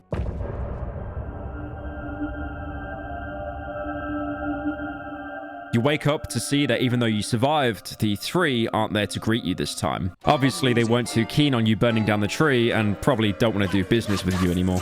Going through the village, you'll see that the cripple is gone and you get a new journal entry. It worked. Only ashes remain of the tree. I feel I'm approaching the end of my journey. Is it possible? Where the tree once stood is now a mess of burnt wood and roots, with a huge smoke cloud hanging above you in the air. The tree didn't quite turn to ashes, but rather collapsed. Its charred corpse leaving you a path finally leading outside the swamp. Once you step through, the music changes and you reach a clearing. There's some buildings off to the side and even a well, but there's nothing interesting to find here. It's a couple of old houses, just like the ruins before. There's a rock path in the middle of the clearing. Following it, you'll eventually find a huge asphalt road. A colorless goo seeps from the cracks of the asphalt. As expected, the forest has, unfortunately, consumed this road. There's roots sticking out of the asphalt, but hopefully the way is still open. Following the road, you'll see a backpack on the side, as well as a road sign. The backpack actually has some torches inside, but examining the sign, your protagonist will read the writing out. The crossed out sign reads Darkwood. Oh my god, they said the name of the game! They said the name of the game! But also on top of that, that means the entire region of the game is called Darkwood. Now, I gave the devs a pass for their naming conventions before. But this game is called Darkwood because it takes place in Darkwood. I thought because the atmosphere was pretty bleak and dark and the plot has heavy focus on the trees, the wood, or because, you know, the game literally occurs 90% inside a dark forest. But apparently, nope, the entire forest was just called Darkwood. More on the name, there is actually a real-life village in Poland called Czarnolas, which roughly translates into Darkwood. So apparently there's a village called Czarnolas, which translates into Darkwood.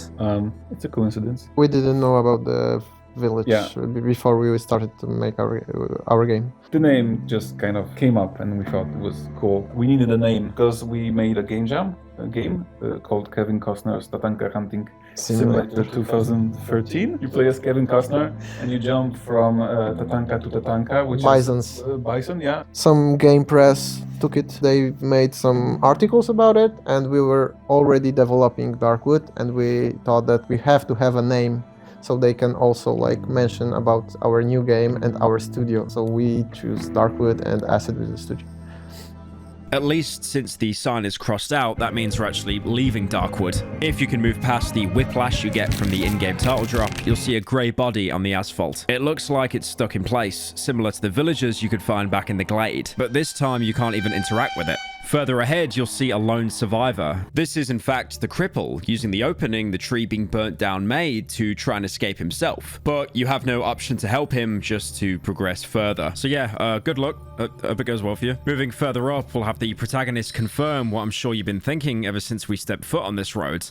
the road home. There's more frozen figures as you move forward, regular people, but also savages. There's so many that they actually crowd the road, blocking it up and making it hard to pass through. You walk until you see a truck in the middle of the asphalt, and behind it a wall of trees. The road is blocked after all. Thankfully though, there is a side path. There's even a road sign that you can examine, 25 kilometers to the nearest town. Going down the path, you once again enter a thicket of trees, although contrary to every time you've done this before, this time it doesn't feel sinister. This time it feels like progress. Reaching the end of the path, you enter the epilogue.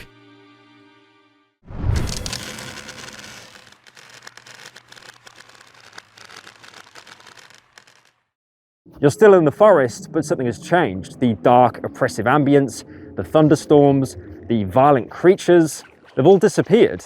And slowly, very, very slowly but surely, the forest is changing. This is it. Eventually, the trees become more and more sparse, up until you find yourself looking at a regular electrical tower out in the open. You're actually outside the woods. And when there's power, there's people. You can follow the electrical lines to find a town. Not a couple of ruined cottages barely held together, a real town, made out of the PPR's finest concrete.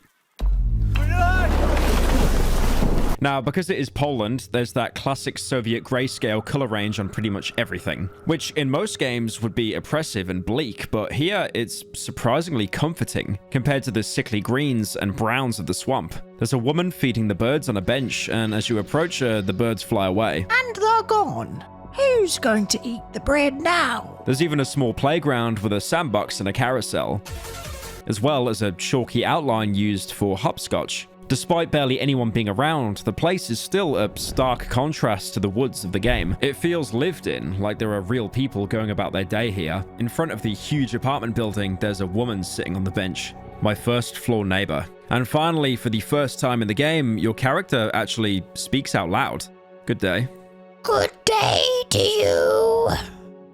Now, the normalcy in this dialogue is astounding. It seems like a normal exchange that you get in the opening of like a Bethesda game, but the fact that we've spent like 10 to 20 hours inside the forest, hunting, surviving, trading, and then just to have this completely normal exchange, not with, you know, a furry or an insane man that wants to go to space, just someone completely normal living in an apartment block. It feels refreshing, but also incredibly strange. Entering the building, it really looks like a standard run-of-the-mill Soviet block of flats. Upon entering, your character will say, "This is my staircase." There's also a bike in the corner with the word ass written in Polish next to it, because of course it does. You can even examine it. It's been here since I can remember. Weird that no one ever tried to steal it. There's an elevator, but unsurprisingly, it's out of order. You can also go into one of the corridors to see a man on the ground, probably passed out from one too many Polish special 95% spirits. Boss, got any spare change? The inclusion of the standard issue Polish blackout drunk man really makes you feel like you're home here. Going upstairs, you'll see a woman cleaning the floor. Pleased to see you, mister. Haven't seen you in a while. You can inspect the flowers next to her. They're still green, even though I never see anyone tending to them. Maybe they feed on discarded cigarette butts. Going in the corridor above, you'll see some more tasteful Polish graffiti, and eventually you'll arrive at a door you have the key for, your own apartment. Home sweet home. After all you've gone through, all you need to do now is just go to your bed and rest. You can leave your coat on the wardrobe next to the door, but the bedroom door is locked, so you'll have to find the key first. You can go into the kitchen where you can find a note on the table. I made you some soup. Heat it up. Next to the table is the stove. And it's really weird seeing this stove because there's no jars of protective substance or any pipes coming out of it. It really is just a regular oven. This is pretty much the first time in the game where we've seen a stove used for actual normal food. And mushrooms, by the way. I forgot about the mushrooms. The old trusty gas stove. There's still some soup in the pot. You can turn on the stove and cook yourself some nice traditional Polish soup.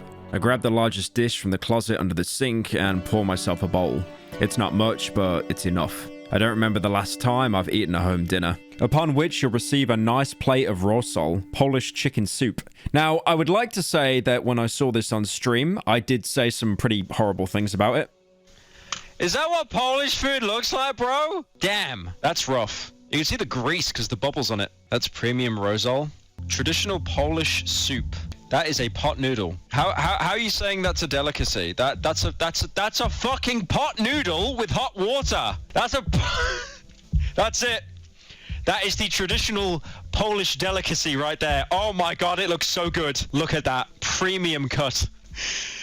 It just looks like a sad pasta. But since I travelled over to Warsaw and interviewed the devs of Darkwood, I actually ended up trying it. And I would actually like to officially retract my awful, hurtful lies and confirm that it actually is pretty peak. I do actually kind of get the meme now about British food having absolutely no flavour and being just horrible. After obtaining the delicacy, you can interact with some more appliances around the apartment, like the bathtub.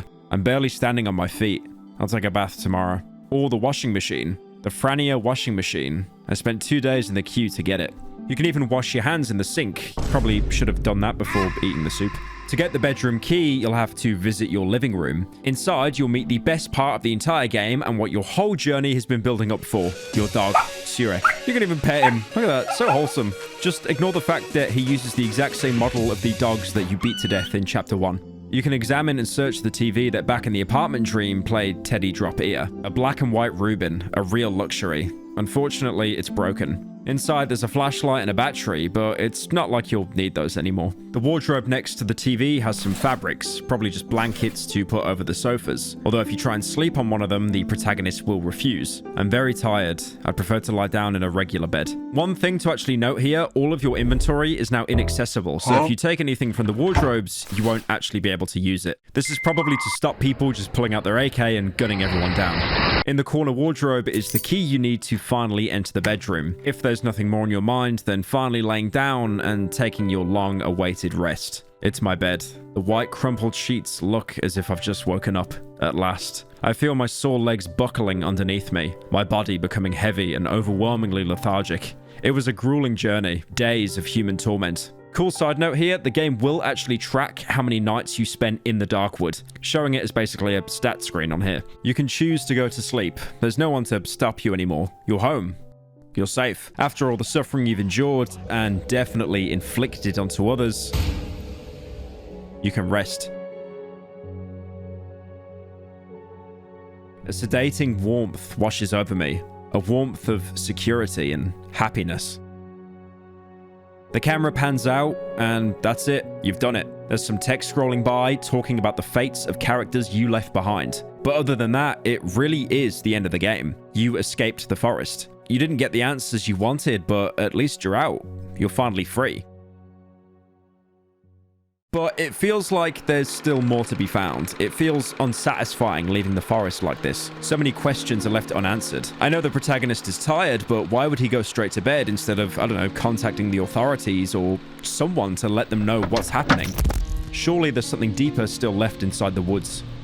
Going back all the way to your first meeting with the doctor in Chapter 2, he mentions some more water tunnels that he couldn't get through. But if you fix the compressor and filled up an oxygen tank, you'll be able to access these areas. Following his directions, you'll eventually stumble upon a water tunnel leading to a wreckage of a helicopter. It must have been surveying the forest and crashed here. Though it's unclear if that was the forest's doing or rather just an accident. There are roots growing all over the wreckage, but to be fair, they're basically in every single environment we've been in. And because how rapid the growth is, you really can't tell if this crash was recent or months ago. Off to the side, you can find a dead body, presumably belonging to a soldier. He's holding an assault rifle and a magazine for it. Although at this point in the game, you probably won't get too much use out of it. You can enter the crashed helicopter through a crack in its hull. Inside, you'll see some more corpses. One holding some common loot, and the other holding a photo.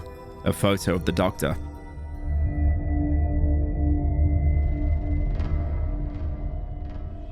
It's torn in half, but you might remember another photo that was torn in half all the way back in the train wreck. Back then, we assumed that it was the doctor's family, and now we're probably right. Combining the two torn photos together, it definitely does match. This helicopter might have even been one sent by the military to exfil the doctor, because he was basically the only person in the region with any medical expertise. And even though he didn't know how to treat the plague, he definitely would have heavily studied it, much more than any of the outsiders.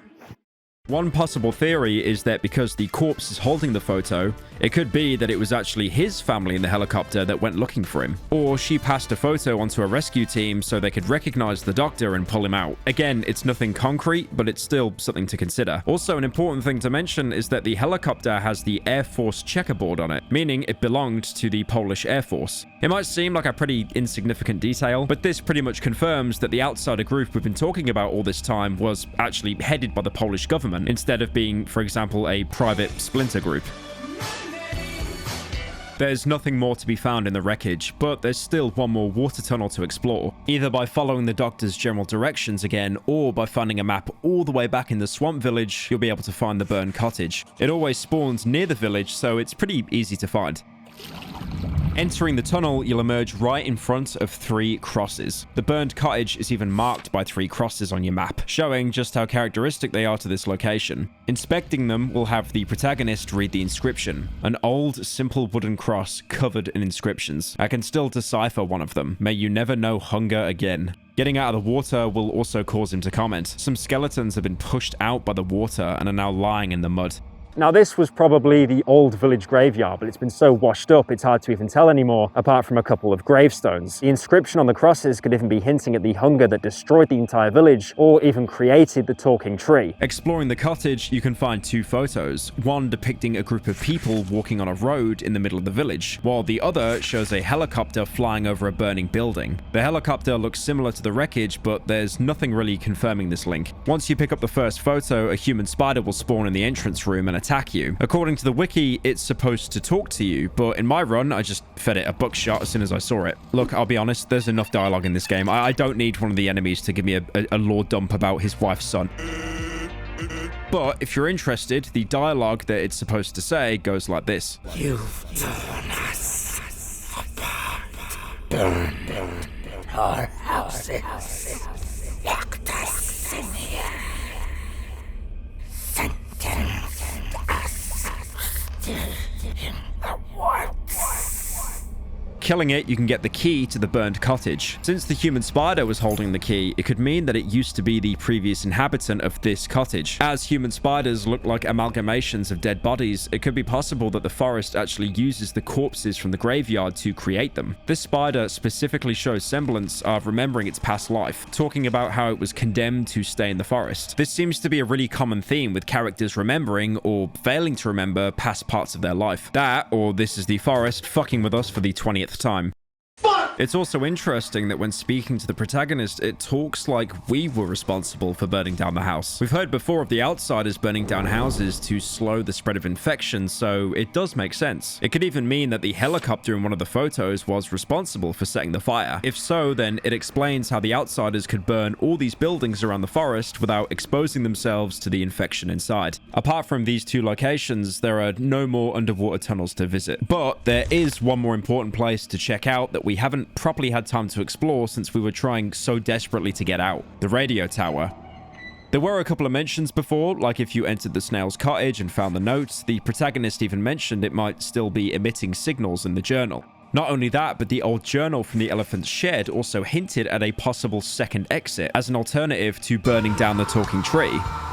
Even though we already found a way out, this might at least show us some more of the areas surrounding the swamp. First, approaching the radio tower, you might see a slimy trail on the ground. It looks like this is where the snail was led to by the voice. Maybe the radio tower really is the source. It would explain why the forest can speak to us through the radio back at the hideout, as well as the strange transmissions described in the note I mentioned earlier. Before even going into the radio tower, if you stayed around the swamp for a long time, and I mean a really long time, which from my experience took around 20 in-game days to spawn in, you can find a small campsite near the entrance. You can search the campfire to find some paper scraps, and there's a burnt map. The map is unreadable. I can see some kind of drawing in the corner. Is it a combine? No, not the Half-Life combine. A combine harvester.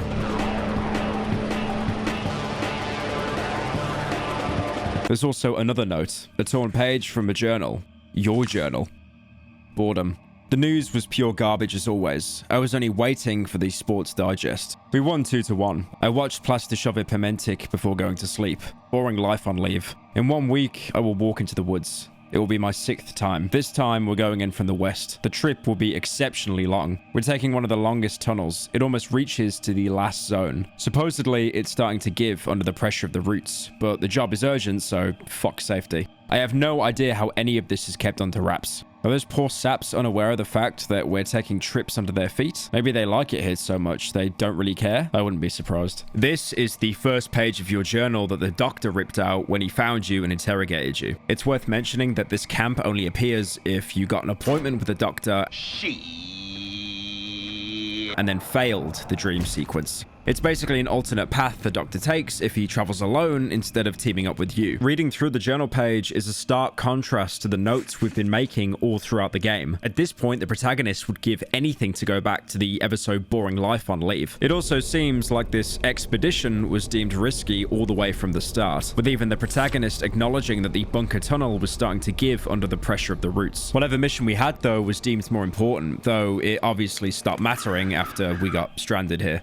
Interestingly, this note also shows the outsider perspective on the people stuck living inside Darkwood. The protagonists seem to think that the people stuck here liked living in the forest, thinking that they were unaware of the outsiders walking beneath them. This comment might also be why the Doctor hates the protagonist so much. After all, he's been stuck here for years trying to escape, and this random outsider he found is snarling on him and the rest of the villagers that are suffering, all while he's failed to save any of them. Also, another real-life reference, that show that the protagonist watched, Palatinik, that's actually a real-life children's show that was released back in the 80s. By looking at a couple of videos, I guess it's just the Polish version of Morph. I mean, they're both weird orange characters made out of Play-Doh, so kind of makes sense.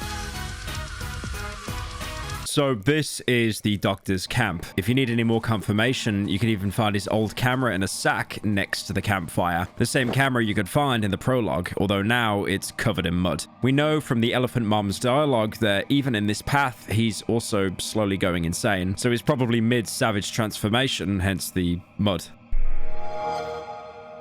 Although he still seems to have some purpose, setting up camp near the radio tower, it could be the forest calling him here just like it did to the snail. Or maybe he's looking for a way out of the forest, just like the old shed journal mentioned. He's still sane enough to set up a proper camp too, even making a primitive bed. Unfortunately though, you can't find him here. Although looking at the burnt map, you might see a clue as to where he might be.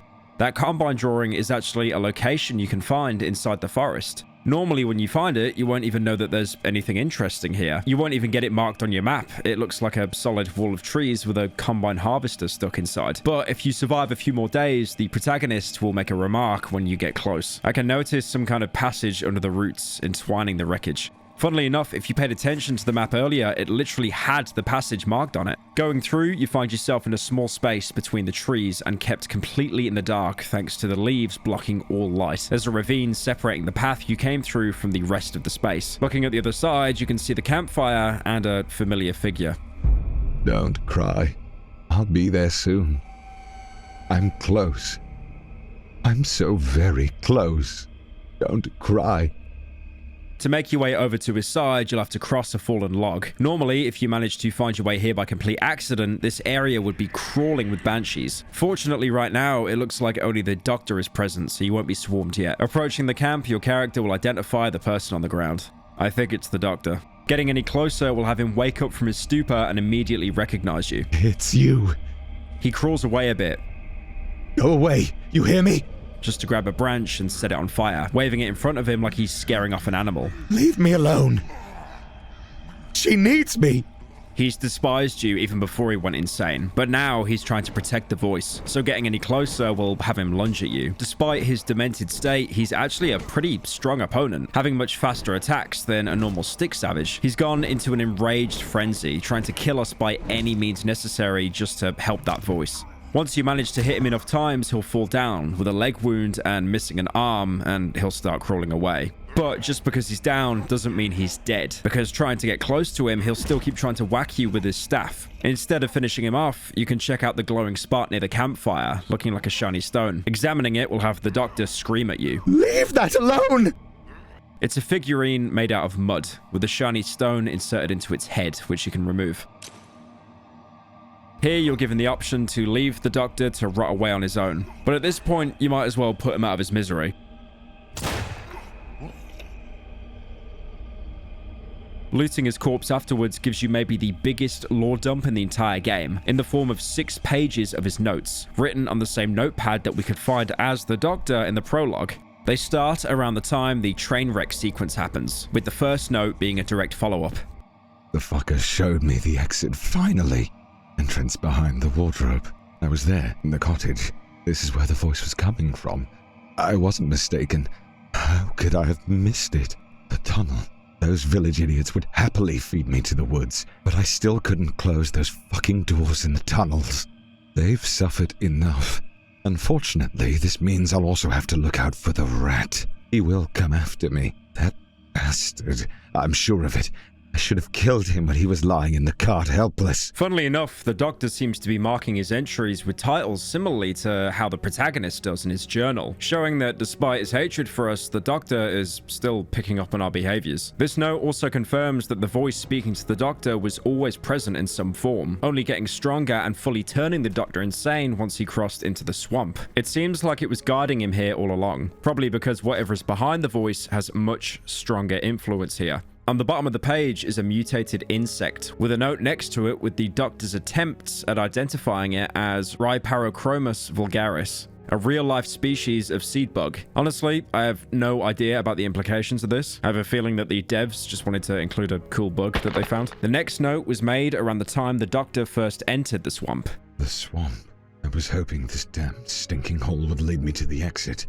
Unfortunately, the roots have been broken through the tunnel walls and blocked the passage. However, I feel I'm getting more closer. I can hear her more clearly. The rat's hideout. I searched the cottage. I found some weird devices connected to the oven. Locals don't use such equipment. Rats must have made a hideout out of it. I'm sure of it. Apart from the oven, I've also found a broken compressor. Looks like they are using oxygen tanks when traversing the woods.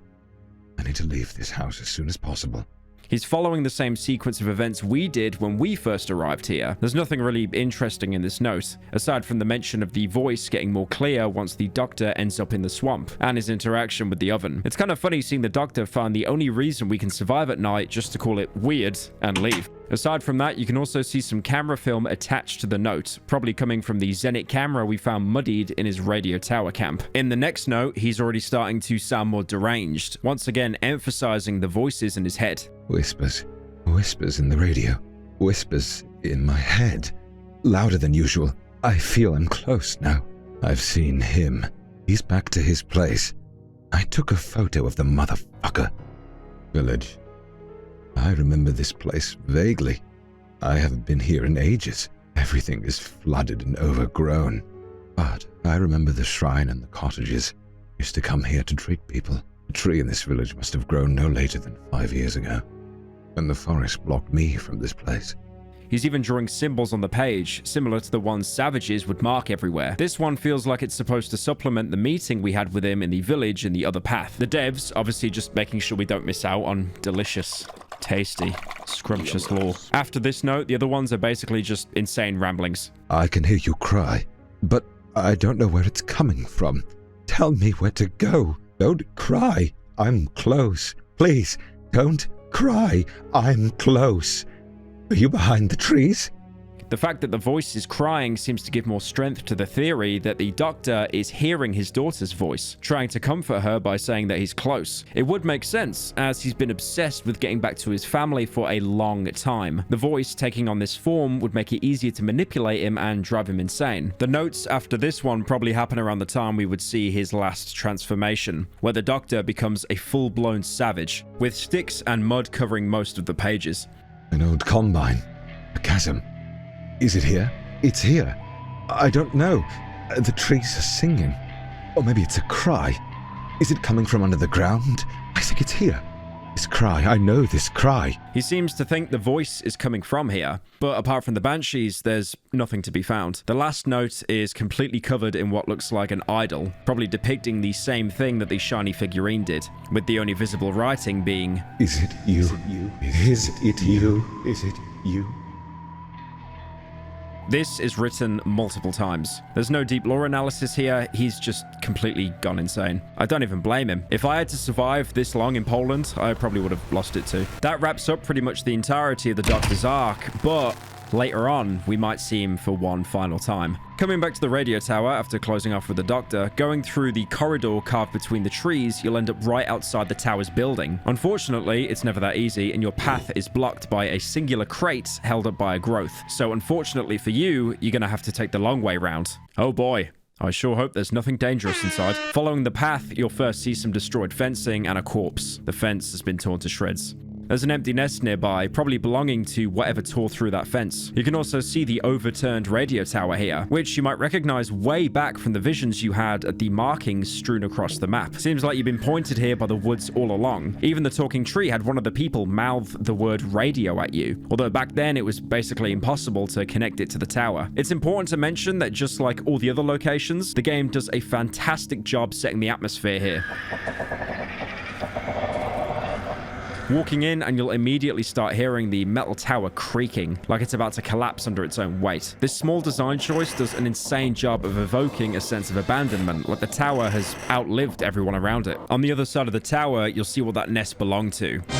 It's dozens of banshee babies. What's worse is if you freed the snail, you've made the game harder for yourself. As you can see his broken shell lying past the banshee nest. He probably tried to enter the radio tower like you're doing, but ended up being swarmed by banshees, basically becoming the equivalent of a Polish KFC meal. Thankfully, the banshees won't attack you immediately. They're sleeping, but any noise can wake them up. Meaning, unless you want to get body blocked to death, you might want to reconsider using firearms for now. To be fair though, they're not like the chompers in the Great Lakes, so you can actually use your flashlight here. Seriously, you can just spam it in their face and they just don't care. An interesting thing you can pick up on is that the banshees or their babies never seem to show up anywhere with natural light. The only places we ever see them are night during specific events. When we do see them outside night events, it's always somewhere obscured from sunlight, which means if anything, these creatures are nocturnal. It's kind of telling that these things that avoid the sun are also triggered when you look directly at them. It's almost like they never want to be seen. Looking past the banshee nest, you'll realize that, yep, once again, you are punished for trying to take the good moral choice. Because if you freed the snail, not only he dies here anyway, but now his shell is blocking the way forward. So you'll have to try and path around it instead of just taking the shortest path. Again, we can still get inside the radio tower, but we've made it a lot harder for ourselves. Although even the quote-unquote short path is completely filled with banshee nests, moving through here without accidentally looking at a banshee and getting yourself swarmed is basically impossible because of how tight the corridors are. Combined with the entire area being enveloped in pretty much complete darkness, meaning you can trigger a banshee without even seeing her. Even better, if you manage to brush against a single banshee baby by complete accident, it will instantly wake up, forcing you into a combat scenario where you'll probably bump into another one and then another one until you create a chain reaction where you end up waking up the entire bird population.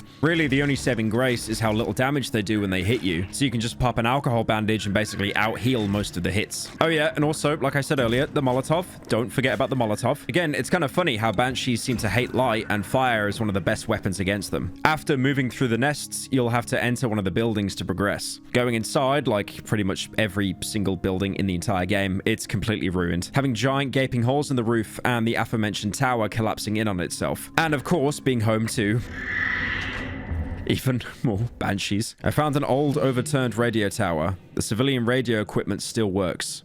Strange. That radio equipment he mentions can be found in the next room, connected to a network of routes. This basically proves that the forest has been manipulating the radio waves, as there's no way that these radios would still be working while everything around was destroyed. Being able to manipulate radio signals suggests a high level of intelligence in whatever is behind the Darkwood. But then again, it did make an entire forest just to fuck with some villagers, so, you know, nothing concrete there.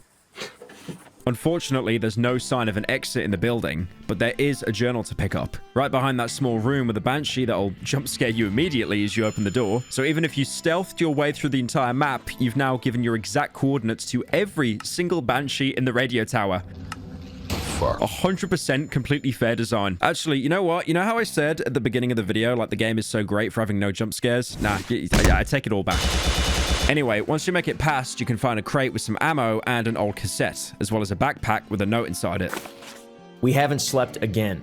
Another madman came here at night, the second one this month. He jumped over the fence and tried to ram the door with his head, shot him in the ass with a tranquilizer, and today we're going to transport him outside. Since that accursed tree appeared in the village, an increasing number of savages roam our hideouts. How do they know about us? They're psychos, they can barely talk. The villagers in our sector still have no clue what's going on. It's been 10 years or so. But when they lose it, all they need to do is go out into the woods and put some mud on their face and they come sniffing. Stefan told me that in the neighboring sector, the wild ones appear mainly in the vicinity of their hideout, located near the tunnel entrance.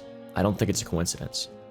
This is a pretty big reveal, as it confirms that there must be some form of intelligence behind the forest, controlling the savages and using the radios to communicate with us. In fact, we've seen this communication already, in the signs they draw on the ground. The hallucinations we got when we stepped inside led us to the same places it led the savages. In Chapter 1, it was Bunker 21, and in the swamp, it was the radio tower. This communication also seems to somehow be connected to the talking tree, as its appearance seems to have made savages more aware of the hideouts, which also ends up affecting us as we're stuck defending against them at night. Once you finish the reading material, you can move on through the rest of the building, just to realize you have to again go outside into another fucking banshee nest. Truly the bravest of video game design. Or you can actually take an alternate path. Right before that bullshit jump scare banshee, there's an eye growth in the corner of the room. Activating it and backtracking to the open area before you enter the building. A passage now opens in the middle of the collapsed tower. Of course, there's another banshee as well. But surprisingly, this one isn't actually hostile.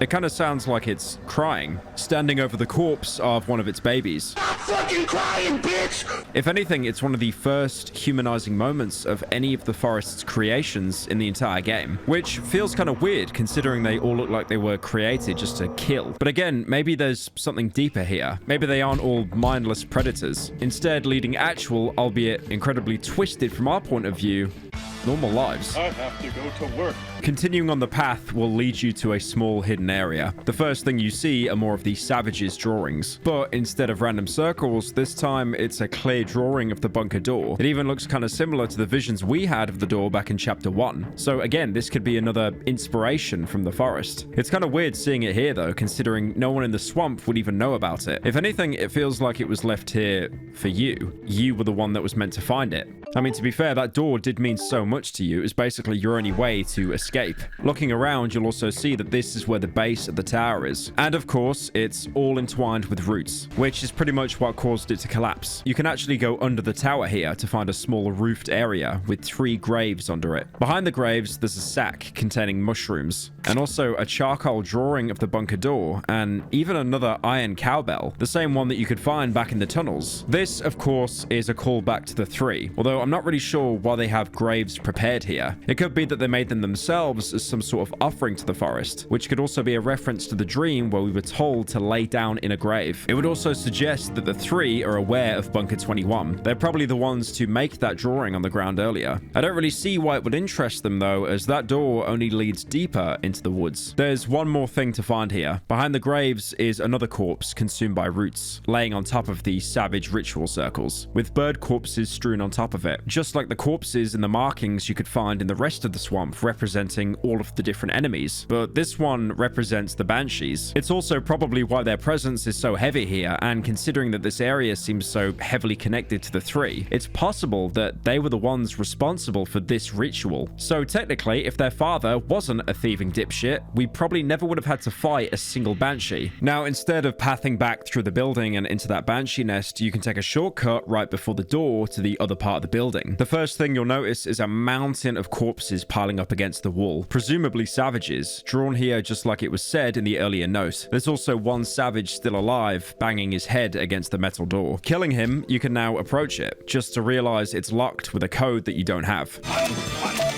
At this point, you might expect another hour-long section where I talk about a side quest that ends up taking you halfway across the map for a single item. But fortunately, this time, we're actually spared by the protagonist. I think I remember the code to this door. 8684. Thankfully, like we've established, the protagonist is an outsider and he still has some tricks up his sleeve. This radio tower must have been secured by the outsiders, otherwise the protagonist wouldn't have known the code. Walking in, you can see more heavily overgrown radio equipment, but the interesting part is that there's another underground entrance here, the entrance to the underground tunnels. Going inside, you'll be thrown into a familiar environment, feeling almost like a continuation of the tunnel behind the bunker door. In fact, going left, you can see a blocked section. The further path of this tunnel is blocked by roots and rubble, which is likely the very same block we encountered back before we had to detour into the swamp. There's also a crate next to the entrance you can unlock, containing a military flashlight and a note. 22:15 hours. 2 people came via the tunnels after the hideout near Village 3C. They were attacked. 23:10 hours. The hideout near Village 3C has been compromised. At least 12 locals have entered the hideout cellar, mostly mud-covered savages. 3 among them were wearing unusual clothing, weird rags. We lost 1 man, the door to the tunnels has been shut, and none of the locals managed to break through further. We're getting ready for evac. 0130 hours, evac successful. The door is locked with a code, we're going home.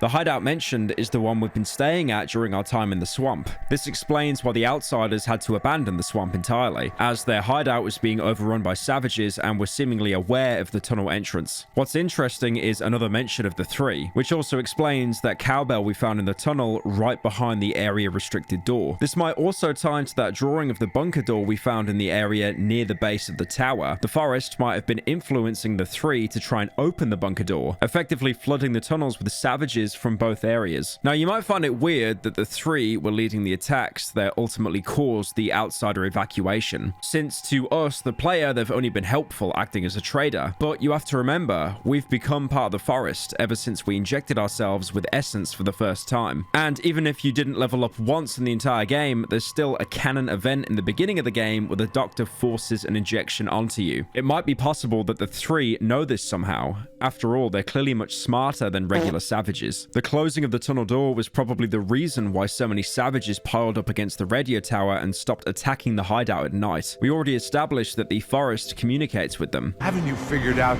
I don't speak your fucking language? Once that door got closed and the area was locked off, the radio tunnel entrance was the only other way out of the region. In fact, if the forest wanted to spread the plague further, it would need to get access to this hatch, locked behind a giant metal door. I do want to give a quick shout out to this metal door though. It managed to survive 2 entire years with no maintenance and literally hundreds of savages beating their heads against it, practically saving the world from the plague possibly spreading even further. So we're not the goat of Darkwood. It's this door.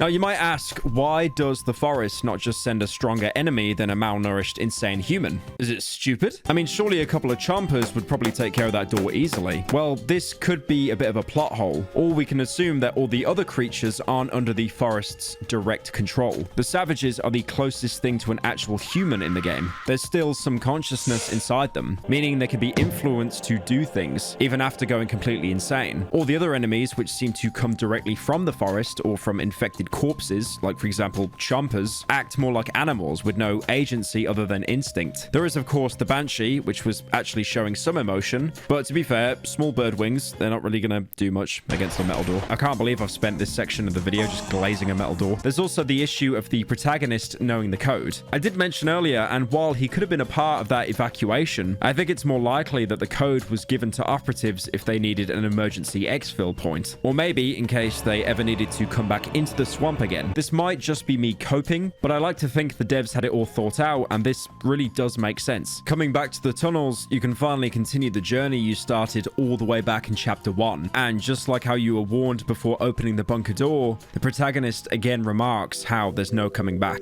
This may be a one-way road. Yep, I know last time I did that, it was a tease for another chapter, but please, I promise I am not doing another fake out. I really am trying to keep this video under 10 hours. Eventually, you'll end up in front of a metal door, which will prompt the protagonist to make another note in the journal. I found a floodgate in the tunnel. I'm afraid I will only have one shot of getting further down the passage. I feel like it will lead me to the right place. You can't open the floodgate unless you lock the door you just came through, which means you have to effectively lock yourself in and hope that there really is an exit at the end of the tunnel. Going through leads you to yet another door. This one is blocked from the other side. Trying to take the side tunnel won't take you anywhere either, as the only thing there is a gaping maw. You can look inside it to get a piece of odd meat, and after you walk away, it speaks to you. Now, the last thing to try here is a metal lever overgrown with fungus. To use it, you have to get rid of the growths by hitting them with your shovel, just like how you solved pretty much every other problem in the game. But doing so causes the mushrooms to burst, releasing spores into the air and putting you into another dream sequence. You wake up right where you got knocked unconscious. But the tunnels seem different.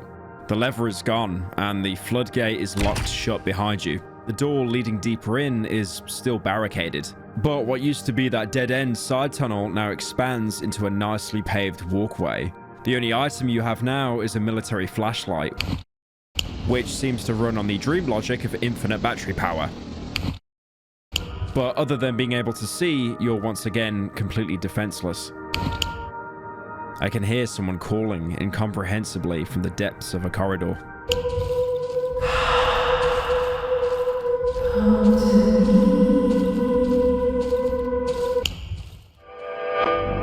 Following the source of the voice, you'll stumble into a larger chamber with the words "Come to me" scratched out in Polish on the ground. There's also shiny stones on the ground, one here and one more in the following cave. These mark your way forward. And trust me, if you stray off this path, you are going to get punished hard. More writing on the floor. The forest is calling you. Not seeing a shiny stone, you might take the wrong corridor. You'll see a bed you might recognize just to hear a voice behind you. Are you lost? A half-dead man with pale, withered skin, hollow eyes, and teeth black as night. Sounds very familiar. Hopefully, it won't stay familiar for long. More walking. More walking. More writing. It all says the same. Come to me. This time, there's also a tree in the middle of the room with bloodied fragments of cloth stuck to it. Taking the wrong path reminds you of life before Darkwood, simple furniture from your old apartment, and a madman in the corner telling you that that's not where you're going. I think you've lost your way, buddy boy. More shiny stones. Another split-off path. But this time, instead of your apartment, it's just a large chamber. What do you think you're doing here? Once again, a voice calls out behind you. Got lost, poor fella. Just for another one to speak when you turn to face it. Instead of corpses or madmen, these are villagers. Villagers who, in some way, you probably condemned to death. Instead of them disappearing peacefully, you can hear a shrill scream in a tunnel at the end of the chamber. Turning around to run away, you remember there's never just one enemy in the woods.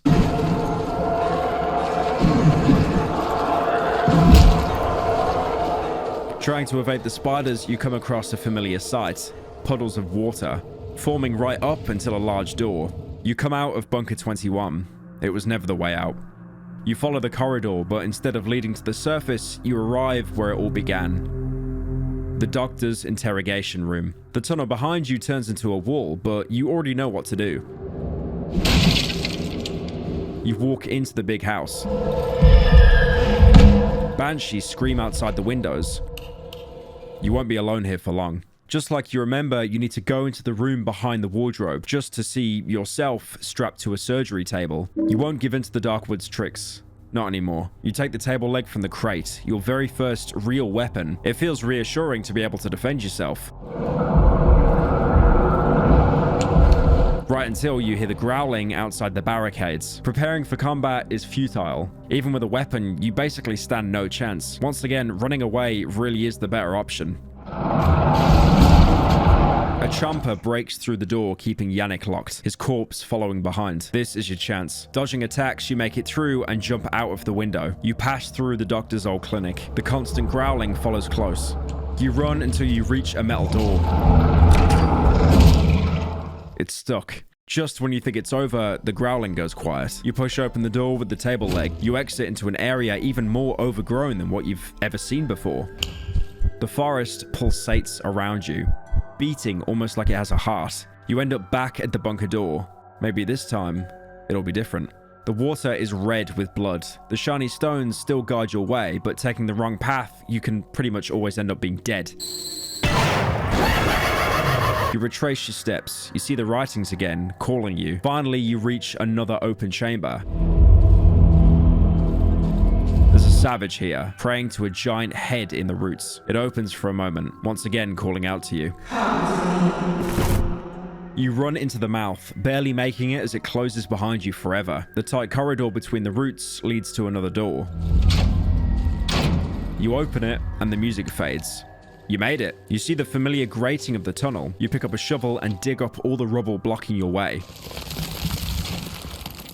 You open the tunnel door, and the dream ends. You wake up in front of the lever. The blockaded door is now wide open. Once again, your dreams have directly affected reality. That lever you cleared only opens the floodgates behind you in case you wanted to leave, which would be most first-time playthroughs. As, like I said, that protagonist was not lying, you really only had one shot. Like I said, if you died in the dream, this door will stay closed forever, and you'd be forced to go back and burn the talking tree anyway. This is why this alternate path is so hard to get, because you basically have one chance at the very end of the game, and if you want to try again, you basically have to load up a new save on Darkwood. That, or you could edit save files, but don't do that, you fucking coward. But again, that doesn't matter anymore. You made it. The tunnel is right in front of you. Reaching the end, you see the number that's been following you the entire game, 21. You actually reach a sort of hub for the tunnel network, with what looks like a service tunnel running through it. You can reach tunnel 22, but although similarly to 21, it's full of collapses, making it impassable. Fortunately, there's a ladder here to take you to the surface. You emerge in the burnt remains of an old hideout. Only the oven is still standing. There's a backpack nearby where you can find a note. The roots have made it impossible to dig further. Specialist tools will be needed if we are to go deeper. Observation. The roots of individual trees intertwine to create bundles or braids with a thickness of 120 centimeters. The ones we analyzed always grow towards the northeast. Taking into account the results from the dig sites from other regions, we can assume that the bundles come together in Sector 0. We've accumulated about 5 liters of the substance that flows through the roots. As expected, it has lost its shape-shifting abilities after being disconnected from the root, or from the stream to be exact. Throughout the game, we've been speculating about the mechanisms of the forest. We've seen the white substance everywhere in the game, and this note just put all of that into context. You know how I said the doctor's notes were the biggest lore dumps of the game? While this note is much shorter, it contains massive confirmation of something we've been suspecting for a long time. The substance can shapeshift. All of Darkwood's creations are, in a sense, clones. Concepts imperfectly merged together and brought to life by the substance, creating the abominations we've been encountering all throughout the game. You can see it as early as Chapter 1. The very first example you could have found was a weird replica of the dry meadow hideout appearing in the old woods. Although back then you may not have even paid mind to it, thinking it was just a random building. The more obvious examples would be the mushroom granny and her house in the glade. All of those being copies of a normal woman who died in the swamp long ago, fused with the mushrooms. Another copy is the man in the tunnel between the chapters. He was the copy of a dead man we find in the swamp stairwell, presumably a villager who tried to leave through the tunnel just to be shot by the outsiders. There are many copies of that one man embedded into the walls of that tunnel, talking to you as you walk past, repeating the exact same dialogue. These copies are often made imperfect. For the granny and the man in the tunnel, this manifested as a weird softness to any copied object or person, but the imperfections can also be simple distortions, like with the snail, another copy, this time of the man at the junkyard cottage fused with his last meal, snails. You can see that there are actually multiple copies of the snail as you approach the cottage, all of them covered in the white substance, but stuck in place as unfinished caricatures that can't even move. Interestingly, these copies seem to come out much more accurately when the forest doesn't actually focus on copying the person exactly. After all the swamp's enemies are fusions of humans and various animals, as seen in the savage's ritual markings, but they're all devoid of any kind of identity. They're faceless predators out to kill you. Even if some seem to show emotion, they still resemble animals much more than actual sentient human beings. You can sometimes find some unfinished versions of enemies in the swamp, possibly defected like the copies of the snail, but even then there are way more proper working copies out there. Another important aspect of the substance is also the consciousness that it gives the copies. In the case of most characters, it just gives them the original's memories, like the snail believing that he's a person, or the mushroom granny talking to us about memories of her original copy's family. But in some cases, it can make the copy completely detached from the original, instead keeping only some attachments but not full memories or personality.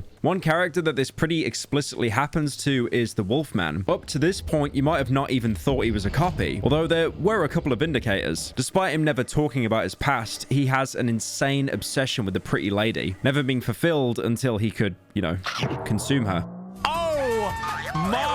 But the big thing connecting them was the distorted wedding ring you could find on his corpse. Real rings could only be found in two places, near the pretty lady, but also in the hunter's cabin on the hunter's corpse, which was completely overgrown in roots. The obvious connection to make is the hunter was in a relationship with the pretty lady, but at some point was killed, probably with a gun, considering the Wolfman's jacket has a bullet hole in it. The forest then merged him with the missing trophy, a wolf head, creating the furry that we came to know, leaving him obsessed with the pretty lady and keeping his hunting mannerisms, but changing him into a creature whose hatred of humanity overcame any other attachment.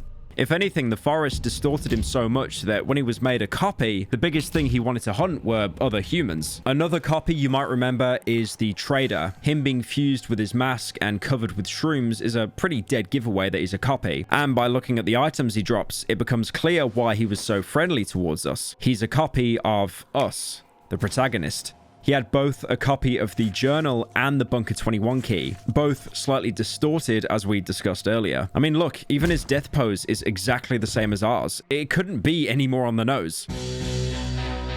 Even the talking tree, which we thought was everyone absorbed in the village, wasn't. It was a copy. We already knew that imprints of the swamp villagers were embedded into the tree somehow. You might even remember a piece of dialogue where you kick the tree and some white gooey substance leaks out, just for the piece you broke off to regrow immediately. These regenerative properties are something we also see in the human spiders, when they replicate by chucking torsos at you.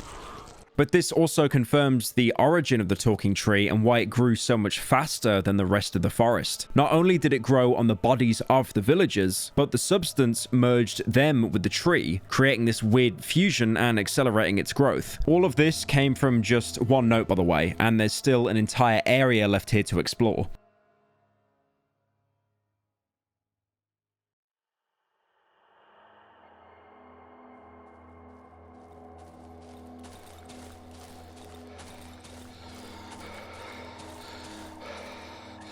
Looking around, the area you came out in seems to be some sort of clearing within the forest. There's even some sort of farmland, albeit flooded and broken up by huge bundles of roots. In the middle, you can see a scarecrow. Inspecting it further, you see it's dressed up in a hazmat suit for some reason.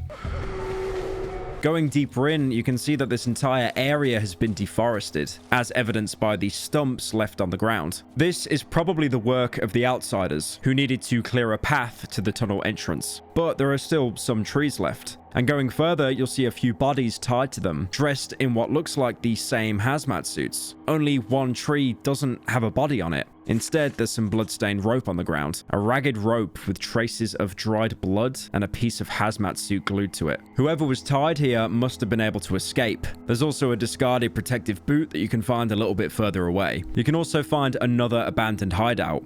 There's corpses everywhere, some holding military gear, some belonging to savages with only rope in their inventory. This camp must have belonged to the outsiders, also evidenced by sample jars and machinery connected up to the trees, with what looks like light bulbs on one of the trunks. It really does look like the doctor might have been onto something with his electricity theory after all. Step 1. Insert light bulbs into a tree. Step 2.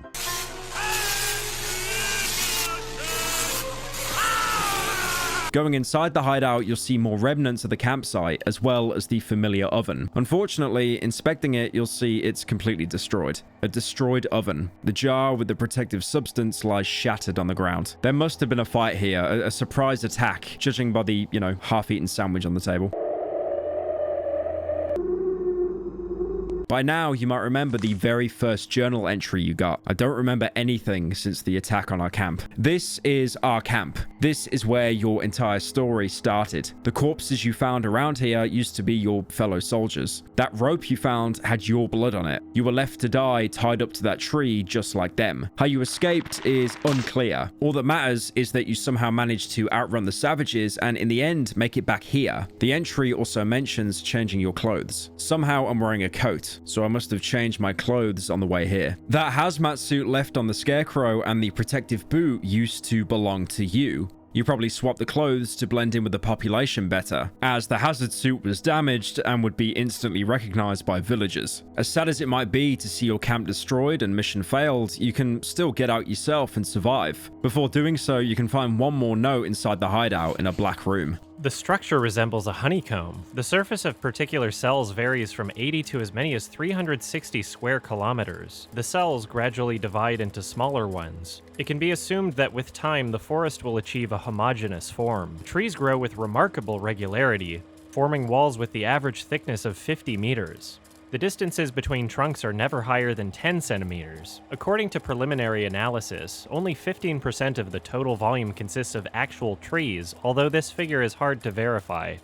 This note seems to just be more research about the forest. The interesting part is right at the end when he says only about 15% of the Darkwood's forest is actually made of real trees. The rest is presumably just replicas made by the substance. This is another huge reveal because it explains why the forest could spread and grow so fast, instead of just being, you know, a spooky, unexplained, scary thing.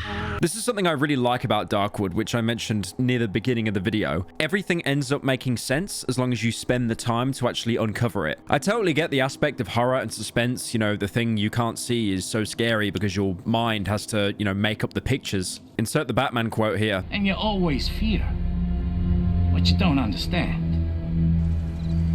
I'm afraid. You can also find a couple more experimentation sites behind the camp, all of them seemingly focused on hooking up electrodes to roots. This and the previous experiment would suggest that the outsiders must have been suspecting that the substance could actually conduct electricity. Thinking about it now, if the forest could manipulate electricity through its roots, that could explain how seemingly broken radios would suddenly come to life, or how lights in our hideout would suddenly turn on and off. Again, yet another horror trope that happens in basically any spooky horror game, but in Darkwood there's a legitimate reason explained behind it. There's nothing more to be found in the hideout. The only thing left to do is to go further and hopefully leave the forest for good. There's a small building you can find with a barricade blocking the door. Removing the barricade lets you through just to spit you out on the road home. The same road that if you burnt down the tree. This is really weird because you might remember finding the journal page of the doctor ripped out in his camp near the radio tower, and it mentioned this. The trip will be exceptionally long. We're taking one of the longest tunnels. It almost reaches to the last zone. This means that the camp must be very, very deep in the forest. So how is it possible that there's a convenient exit right here? The forest should be at its most dangerous after all. But for now, that doesn't matter. Maybe it's just a coincidence. Before going to the epilogue, you can walk back on the footpath that would normally lead you here if you burnt the talking tree. Obviously, the tree is still standing, and you'll see the three standing before it with their signature bell audible in the ambience. The three are staring at the tree. They pay no attention to me. Once again confirming their ties to the tree and the person it copied. You can also approach the tree itself. In the shadows, I notice the pulsating vastness of the gigantic tree trunk. In the distance above the roots, I see the destroyed roofs of the flooded village. The area is shrouded in almost complete silence. You've spared us. The voice is coming from between the dark boughs, but I can't see its owner. This road will lead you home. Nothing will stand. And so, like the main ending where you burnt down the tree, you can go home. We've managed to spare the tree, but likely condemning the cripple to death. So again, even though this could be seen as the more moral option, someone still gets punished by your hand. Now, everything ahead is pretty much the exact same as the original ending. So I think it'd be a good idea now to start nitpicking things that just are wrong with it. For example, your camp was supposed to be very deep in the forest, yet the nearest town is only 25 kilometers away. You even remember the trader telling you all roads lead deeper into the woods. All the roads. Then you start to notice it. You walk into town again, the same things play out. The woman feeding the birds, but your neighbor doesn't even comment on your ghoulish appearance, not to mention your scarecrow outfit. What you thought was just normal Polish background ambience now starts to sound like screams. And how can your character talk again? The only way he was ever able to communicate was by nodding or shaking his head. The worms you used to find everywhere in the swamp cover the ground next to one of the trash cans. The buildings stretch on forever, looking exactly the same. If you choose to run up or down the map, you'll notice that the buildings just start to repeat themselves. Every building is an exact copy. You go inside and walk down to the basement. You take a turn just to find mushrooms growing in one of the corridors. The same ones you injected into yourself to attune more with the forest. Through the door next to it, you can see something moving. You can only see bits through the bars, but it looks like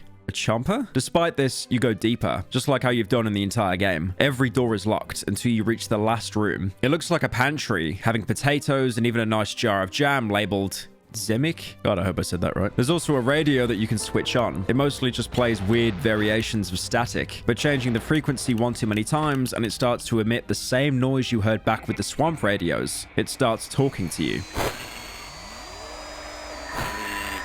After which all the lights go out. You start going back, and as you do, hear loud thumps, like something is hitting a wooden box. You should probably get out. Walking back to the ground floor, you start feeling more tired. Something is drawing you back to your flat. But that itch on the back of your head, that feeling of unease, it won't let go. You start trying to open doors, any doors, just to find some kind of side content. Predictably, they're all closed. But after you walk back, one of them opens slightly. You're waking my kid! A pissed off mother yells at you. You peek inside just to see the baby is actually a fetus lying on the ground. The same fetus that we would have dreams of in chapter 1. What is that? Is that a fetus? You start fearing the worst. Despite this, you continue on to your apartment. You go up the stairs and through the hallway, but you notice some cracks in the wall. Peeking through, you can't make out anything at first, but then your vision clears up and you see a pulsating, fleshy growth, along with a legion of chompers. The light gives out and the monsters disappear, but now you know that there's something definitely wrong. But still, the urge to go to sleep is incredibly strong, but you manage to pass your apartment and continue down the hallway until you realize that every door leads to your apartment. You fight the compulsion to just give up and rest. You move along the hallway until it devolves into a never-ending mess of roots. You give in and go back to your apartment. It seems like the same ending is going to play out. You take off your coat and you get to see your dog again. You're happy, but you know this isn't real. You remember something you were told long ago, way back when you thought Bunker 21 would lead you out. When you entered the Silent Forest, a sleeper told you this. Hey there, friend. In the last hideout, look for an exit beneath the floor. Back then, it made no sense, but finally you see it. You drag away the furniture, revealing bundles of roots infiltrating your home. But this isn't enough. They're growing out of the floor panels. To get rid of them, you'll have to go deeper. You can take off the rug and try to remove the flooring, but you'll need tools for that. You go to the kitchen, and instead of cooking delicious soup, you check the cupboard, and under the sink you find a screwdriver. Once again, you go back into the living room. You see that your dog has vanished. The illusion is starting to shatter. You start removing floorboards, one by one. You uncover pulsating roots. As the calming ambience changes to that uncertain tone of the night that you're so used to hearing. You move onto the corridor. You hear a heartbeat in the background. The network of roots spans your entire apartment, and they all converge in your bedroom. You enter and remove the floor inside. They all lead to your bed. This was always a trap. You examine your bed, but this time, instead of sleeping, you look closer. Fighting off sleepiness with difficulty, I lean over the bed. The springs creak noisily under the weight of my hand. As I cast my glance on the light brown construction from plywood, I notice familiar features. They are elongated and arched. I can still smell the fresh sheets and the pleasant warmth of the quilt. You look under the bed. I feel a gentle draft coming from the dark gap between the bed and the floor. You reach underneath. My fingertips brush a thin layer of dust, coldness, moisture. I'm touching something rough, but my arm is too short to catch it. I think I need to move the bed. You drag the bed away to reveal a hole in the ground. You remove more flooring to be able to reach inside, and finally, you can enter.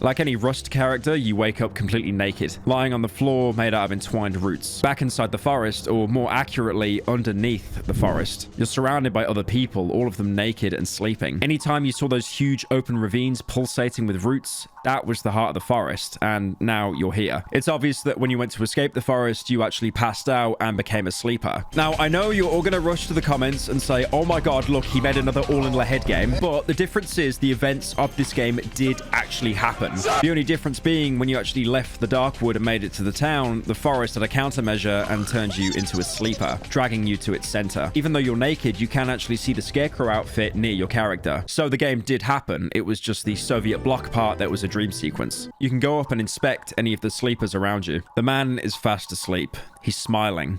He's hugging his knees with skinny, dirty arms. A swarm of flies is covering a black sore on his back. You can try to wake him up, but it's no use. The man doesn't react. I'm unable to wake him from his slumber. You can follow the trail of your own clothes back to the wall of the chamber. The steep slope blocks the way ahead. There are some tunnels at its base. The whole area looks more like a crater than anything else. You can examine a tunnel in the wall, seemingly the one that got you through. It's a meter-wide tunnel covered with a slimy membrane. Further inside, I can see pulsating growths blocking the way ahead. I won't be able to pass through this way. It looks like it closed itself off behind you once you entered. In fact, you may remember this being foreshadowed in the dream back at the radio tower basement. You literally go into a gigantic mouth that closes itself behind you to finish the dream. You literally led yourself into the mouth of the forest in hopes to get out.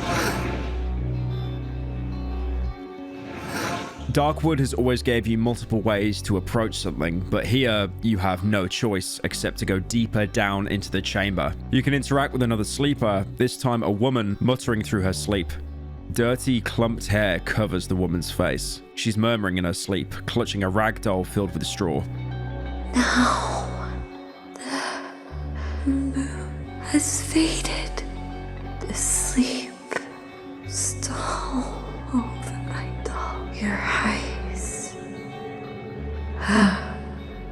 You can't wake her up. As you move further in, more and more roots start emerging from the ground. They're so close to the surface, you can feel them just by walking. I'm at the bottom of a huge valley. I feel the dry, dusty earth pulsating under my feet.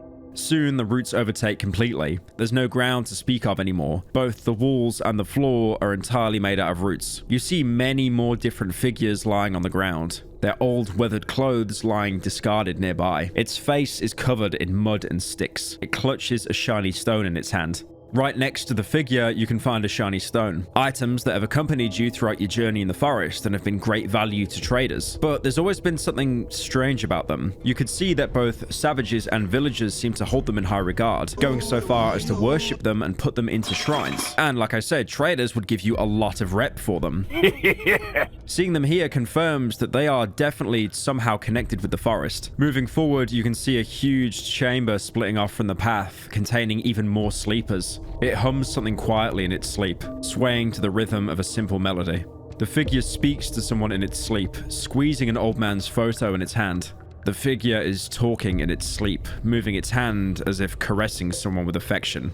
Probably the same way we'd caress our wife in one of the dreams. This sleeping man looks like a skeleton coated in skin. He smiles widely. The emaciated figure sleeps soundly, embracing the remains of a child. The figure sleeps on a muddy ground, resting its head on the chest of a skeleton next to it. It clutches a muddy brass cross in both hands, repeating some incomprehensible words in its sleep. I hear a faint whisper. Stashik, my little Stashik. Sleep, Stashik, sleep. None of them can be woken up despite your best efforts. Even if you wanted to use force, your entire inventory has been stripped from you. Going back to the main path, you walk alongside the root walls and more sleepers. They're asleep. They seem happy. Even though they're emaciated and dirty, some of them lie dead. All of these people likely suffered a fate similar to yours. They were all drawn here in one way or another. Maybe they were trying to escape, maybe just like the Snail and the savages, they were called here by the voice. You can even remember the cripple back at the swamp village talking about people walking on the road blocked by the talking tree. This is probably where they were heading, and probably why the savages were also trying to enter the tunnels. They were being called here, but couldn't access the road home after the talking tree blocked it. The ones that made it were deceived by comfortable dreams, just like how the forest tried to do the same with you. The other sleepers gave into the forest, forced into a deep sleep, never to wake up as they starved to death, only to be consumed by the roots that surround them. By the look of it, you're the only character that's managed to resist. To move further, you have to walk across a trunk bridging the gap between the root platforms. As you step on it, you can look down into the canyon, but there's no dark earth or rock at the bottom. Instead, you see something moving. Fleshy growths are spread out all the way under the roots, constantly pulsating. You continue on. Soon you see a bright glow in the next chamber. A pleasant warmth washes over me. Once you enter, you can see its source, a huge white ball seeping substance. This is the heart of the forest. This is the being. I'm standing in front of an enormous being. I feel an overwhelming, soothing feeling of security and happiness. The vast valley at the bottom of which I stand curves upwards, closing over my head. The rust of distant trees turns into a single, silent murmur. I feel I'm coming home, to my flat, to my room with a window and a bed. Something like a sound, continuous and low, is coming my way. In the depth of the pulsating space surrounding me, I can see vague shapes. Their outline blurs and fades away every time I try to focus on them. Suddenly, the sound envelops me, only to instantly disappear a moment later. I can feel someone's presence far above me. I'm drowning in an illuminating, pulsating whiteness. I squeeze my eyes shut, but the vast brightness continues to blind me. The silent grunt grows stronger with every moment. It stratifies into an unlimited number of abstract, incomprehensible sounds, only to combine into a distant, wailing voice. My eyes fill up with tears. My hands are trembling. The ever-present whiteness blinds me. It explodes with brightness once more, and then starts vibrating. Suddenly, I realize that the pleasant feeling of warmth has been replaced by coldness. The coldness of the void that surrounds me. I feel a heat emanating from the being. I sense my pulse slowing down. A calmness. I want to rest. Come back home, to my bed. I want to lie down, to fall asleep. I don't want to do it. Still, my hand pushes the being away. The warmth that was emanating from it disappears, replaced by piercing coldness.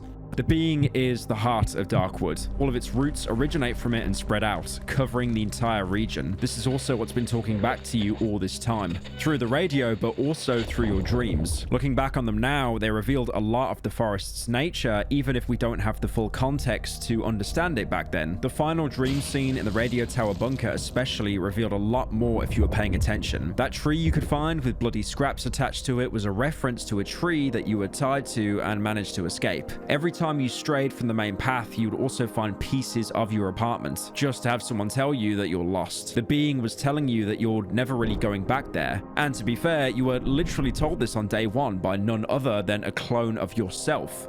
All roads only lead deeper into the woods. If the trader knew this, then it's likely you too knew it at some point. But ever since you're injected with essence by the doctor, you were under the being's control to some extent. Bunker 21, the talking tree, even the radio tower, they were all bait for your desperation to get out. The being led you into its trap like so many others. And now, even though you're awake, you can't get out. The tunnel you came in through closed behind you, and the root walls are too steep to climb on your own. Exploring around the being chamber, you can see some savages are actually still awake, bowing before the being, worshipping it. They're probably so far gone that they didn't even need to be put to sleep. You can also find a familiar face among the sleepers. The Doctor, now in his full-blown savage form.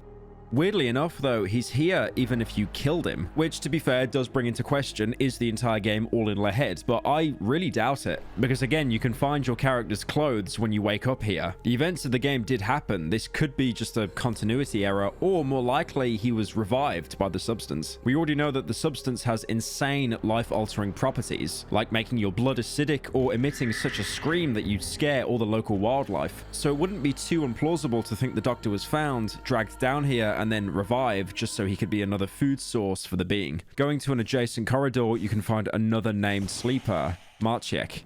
The man mumbles in his sleep. He's emaciated and dirty, but his face is radiant and calm. He clutches a rusty object covered with old beads. Some weapon? The man is talking in his sleep. These are only snippets of sentences, single words spoken gently and slowly. It's hard to find any meaning in them. You can try to push him to wake him up.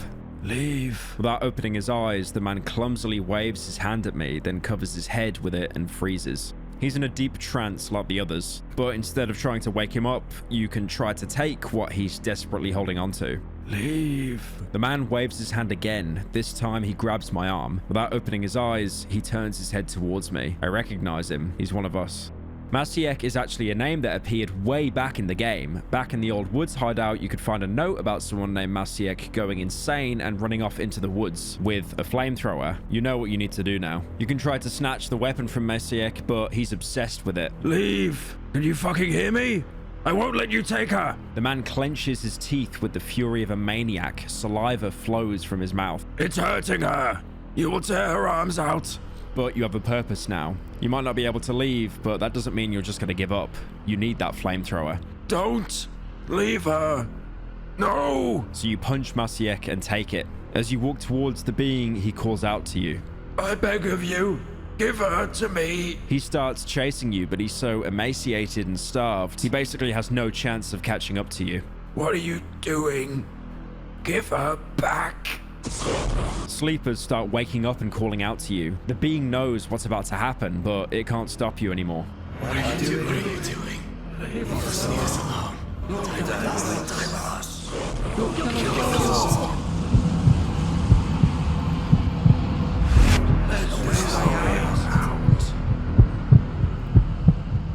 But you've accepted that already. There was never a way out. You fire the flamethrower. The being immediately catches on fire. It screams, filling the chamber. Every sleeper around you starts waking up and rushes at you, trying to stop you. Almost like the white blood cells dealing with a foreign body. But it's too late. The being's white shell burns away, revealing a fleshy mass beneath it. Even its appearance was most likely an illusion. As everything burns around you, you look desperately for an exit.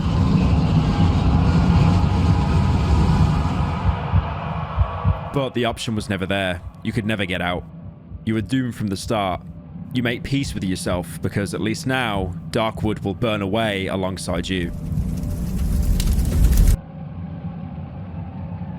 A great fire consumed the woods for a couple of days, gradually claiming many of its inhabitants.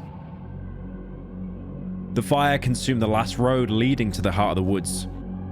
This is the final true conclusion to one of my favorite games of all time. Yummers. There's no Marvel post-credit scene where it's like, oh, look, suddenly you're alive, and you got the wholesome 100 good ending. An ending like that wouldn't fit Darkwood. You might remember me talking about how there's no good choices in the game. The fate of the protagonist is one of those choices. You can't survive Darkwood, no matter what you do. What choices you make, all roads lead to the same place. You always die. Either turning into a sleeper and being slowly consumed by the tree, or choosing to go out on your own terms and taking the infection with you. And there's definitely a certain hopelessness that comes with this realization. One that no game could ever replicate for me since playing Darkwood. Like, your choices, despite being impactful, could never really help you. The only difference they made is shaping the world that you leave behind. After you finish the game, you get some end cards talking about the fates of the characters you left behind. These adapt to every major decision you've made throughout the game, meaning that there are easily multiple pages worth of variations as to what happens to them. If I were to cover every single one, the video would probably get another hour in runtime, and holy shit, this video is already way too long, so I'll keep it brief and only talk about the most interesting ones. Generally, going to sleep in your apartment and giving up to the being doesn't change much for the characters. You were basically a passerby without being a big impact on the world. That is, of course, your finger slipped on accident. I promise it did. I did not mean to shoot that child. Despite the fact that Darkwood has no clear good endings, this one, called Bliss, can be considered the worst one. You end up being deceived by the being. You waste away in a comfortable dream, and overall, you change nothing. The woods keep stagnating, but at least you got to rest, I guess. Most characters just continue on living, although some of them do end up getting some form of conclusion to their story. If you follow the musician's path and then kill both of his parents and the pretty lady, he ends up moving in with the chicken lady, who now tends to him like she used to tend to her sister. I mean, to be fair, that is a pretty wholesome ending, as long as you skip over, you know, all the murder you had to do to get this. Alternatively, if he comes with you to the swamp and you don't mutate him by feeding him shrooms, he actually manages to find his way into the bunker tunnels. The boy with the violin waited many weeks for the stranger to return. One day, the trapdoor leading to the underground opened once again. The little boy traveled through the tunnels, and to his great despair, he had to leave his trusty old violin behind him. A similar thing happens to Marcinek. If you never interact with him, he permanently moves in with the Mushroom Granny. The Granny even recovers some of her original's memories, and generally they probably get the happiest ending out of anyone in the game. It also turns out that bringing the child back to the Elephant Mother was a very blatant bad karma choice, since he just ends up being locked in the room forever and the Granny just wastes away. The game even confirms that the Elephant Mother was going insane, since she starts hearing Marcinek's voice in the woods if you don't bring him back. Which, as we already know, is the being calling out to trap people in the valley. If you leave the tree alive, the cripple goes insane, which isn't really surprising, considering he's got, 20 schizophrenic Polish villagers yapping above his head all day. And interestingly enough, you can also have a unique ending if you kill every single character in the game. From then on, wooden crosses covered with a coat and a hat started appearing in the woods. They were usually accompanied by 3 black, beakless dead crows. The inhabitants of the woods believed these symbols protected them from a scarecrow lurking between the trees, silently taking the lives of everyone he encountered. The other ending, meanwhile, affects every character in the game. After all, you destroy the forest by completely burning up the being. This ending is kind of better since you do free everyone stuck in the Darkwood, or more than likely kill them, because in this ending, 90% of all characters, no matter how you interacted with them, straight up die. There's only a couple that actually end up surviving in this ending. If you didn't bring Marsonek back, he manages to run away to the swamp and survives the fire, just to go back to his family, who burnt down along with their cottage. Rick Grimes and The Walking Dead be like, we can all live together. I'll live. If you fail the train wreck dream, the doctor will apparently survive somewhere deep in the woods. He'll still obviously end up going completely insane though, so unfortunately, he can truly never get a good ending. If you take any other path, he'll burn along with the being, since we can find him in the chamber. Although, that being said, I swear there has to be some kind of bug, because he somehow appears there every time, even if he's killed in Chapter 1, no matter what path you take with him. The musician also survives if you didn't kill the Sow. He manages to find the entrance to Bunker 21 and hides out the fire inside. And lastly, the Wolfman just disappears. Dis-a-fucking-peer. It's intentionally left unclear, presumably so furries wouldn't boycott the game if he was killed off. There's also the villagers from Chapter 1 that survive if you spare the Sow, but honestly, who cares? I'm not skipping a hotbar upgrade just to get the good ending. There's also, of course, an ending line if you genocide everyone in the forest. And the vagabond from outside the woods, the monster in a scarecrow's disguise, who, due to reasons only known to himself, killed everyone who crossed him. Even after the endings, which honestly do wrap up the game pretty well, there's one more thing that stays mostly unexplained: the being. We know how it works in terms of substance and the forest it created, but apart from that, there's not really much said about it. We kind of just, set it on fire. This is where we do a bit of a game theory, because even though there's loads of notes around the game, like this is why the video is so long, because I went into agonizing detail to find and explain every single bit of lore. There's not a single note or character that gives a bunch of lore, and they've purposely kept it ambiguous. I'd love to meet a character that goes, oh, Lamau, it came from Uranus, the planet, XD. It seems like its existence is a secret, even to the outsiders. But there's one item in the game that actually connects the being back to its origins. Back in the swamp village inside the original Granny's house, we could find some paintings. All of them were of flowers, except for one, which shows a white ball of light moving across the sky. Obviously, this is all a bit of a game theory, but it's very likely that this is a painting of the being. This would suggest that it's not a native part of our world, but rather extraterrestrial. And it collided with the Earth the same year the painting is dated, 1975. Knowing this, we can even speculate that the shiny stones could be shards of the being that split off when it impacted into the ground. I do say speculate, but this was literally confirmed by the devs in a Reddit AMA, so yeah, that wasn't even really a theory to begin with. I kind of just stole it from Reddit.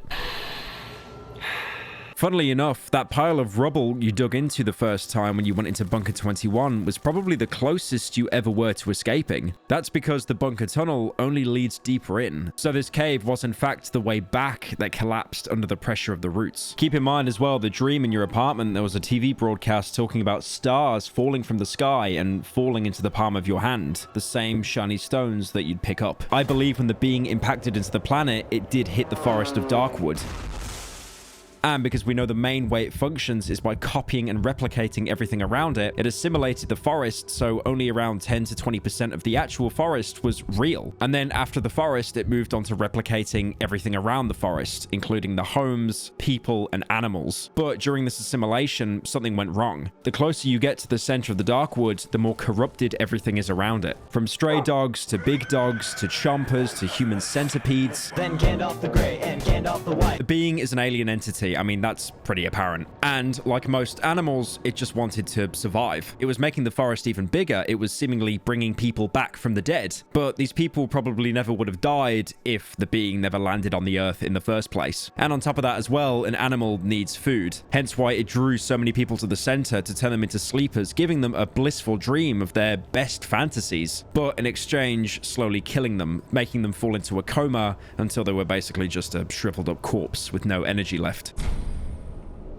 If anything, it draws parallels to the Zone in the 2018 film Annihilation. This ever-expanding zone that didn't have any malicious intent, but still caused mass death and devastation to everyone inside it. It couldn't be understood, it was completely alien, and if it went unchecked, it would have definitely consumed most of the planet. The reason why the plague affected people so differently is because it was an alien trying to understand how bodies worked. Maybe it was infecting them to weaken them so there'd be a better food source. Maybe the only reason some turn into chompers is because of a deep-rooted hatred, especially within the villagers, and you can see many of them turning into chompers, mostly because there is a huge food shortage. And some are even hinted to turning into cannibals just to survive. If it really does want to beckon people closer to the center so they can be broken down and used as a food source, why is getting to the center so difficult? The talking tree, for example, directly blocks the way to get to the being, but that is a creation of the being itself. I don't think it's a malevolent entity with a huge grand plan. I just think it's something that's confused and lost. I don't even think it has the ability to have a conscience apart from just basic survival instincts. All it really wants to do is feed, and by putting people into a blissful trance in the process, well, that serves both parties. Most people that are called to the being aren't actually called by the being itself, but more a placeholder. With the doctor, it was his daughter, and for many people in the game, it's a loved one that they haven't seen in a long time, either because they died or got cut off from the woods. The being itself is completely incapable of any kind of speech, only being able to communicate through radios, and most of the time it makes no sense, and its basic dialogue more like echoes of people that it previously killed and assimilated, almost as if it has no real free thought of its own. And I think that's the point of the being. It's not meant to be something that's understood. It's simply an invader in the planet that's just doing its best to survive, creating honey-like comb structures and luring people to the center so it can feed off them. The government knew about this for a while, and thankfully they were able to cordon off the Darkwood so it didn't spread any further. Stop! But it really does bring to question what would happen if the being went unchecked. It would probably start replicating inorganic structures as well. We already saw that the hideouts were being replicated, so it wouldn't be too much of a stretch to say that it would start replicating entire block buildings. And that might have actually happened if you weren't there to burn down the being and the entirety of the forest. If anything, it reminds me of the game Prey that came out in 2017. Spoiler alert, during that game you explored a space station while having to deal with this alien pathogen called the Typhon. But you actually later found out that the Typhon were able to spread to Earth and pretty much contaminate the entire planet. But to be fair, in Prey, there was no Polish man with a flamethrower, so... And with that, the game is pretty much done. There's really nothing more to talk about. I could sit here for hours just rambling on about the being and its true intentions, but again, the devs have kept that purposely vague. And I do stand by the theory that the being is not something malevolent, it just wants to survive. Also, while probably trying to understand the planet that it's inhabited. One thing I do want to talk about more in the game is cut content. While making this video, I reached out to the devs regarding some technical stuff relating to the game. One of those things was getting access to the dev mode to let us record footage easier. By easier, I mean we wouldn't have to replay 7 hours of footage to get a single line of dialogue. Fuck your mother! The dev mode also lets you spawn any item in the entire game, including a bunch that never made it to the final release. Some of these items, I can totally understand why they were cut, because they are just absolutely game-breaking. An interesting cut item is the noise law, which is kind of an obvious mechanic for any survival horror. With noise laws, you'd be able to precision target where you want to bait an enemy. You might ask, why am I putting this completely normal item in the very obviously joke section? Well, the item is unfinished, and for some reason, this is the placeholder sound it plays. What's even better, there's more variations of this sound. Like they genuinely went the extra mile for a fart joke. This is exactly what I mean by peak game design. To go with this, you also get a fart pillow, which would no doubt be the most broken item in the game if it were added, so I understand why they tried to keep this amazing power contained. There's also a kebab, which instantly restores you to full health, which is only fair considering Acid Wizard apparently lived off kebabs for a long time while working on Darkwood. And to finish it off, there's a straight-up acid pill in the game. Get it? Because Acid Wizard Studio. This is not funny, Pyro. Death to inflation porn. I was really hesitant on taking this, especially because in another game I covered, Cruelty Squad, you could take pills and 9 times out of 10, it would just end up breaking the game in a really bad way, like shrinking you down so you couldn't complete levels, or flipping the world upside down so you got stuck in a single room. But this pill gives you insane stat buffs for an amount of time that's not really long enough for me to bother measuring. And also, on top of that, makes you die in one hit. So if this was a legit item in the game, I imagine it was probably used as some kind of like glass cannon speedrun. There is one more thing in the game that happens much earlier, but I chose to ignore it until now. Back at the beginning, when you started the game, you might remember the option to tick something marked as Indiegogo content. So this doesn't actually impact the game at all, apart from putting an additional dream into the pool.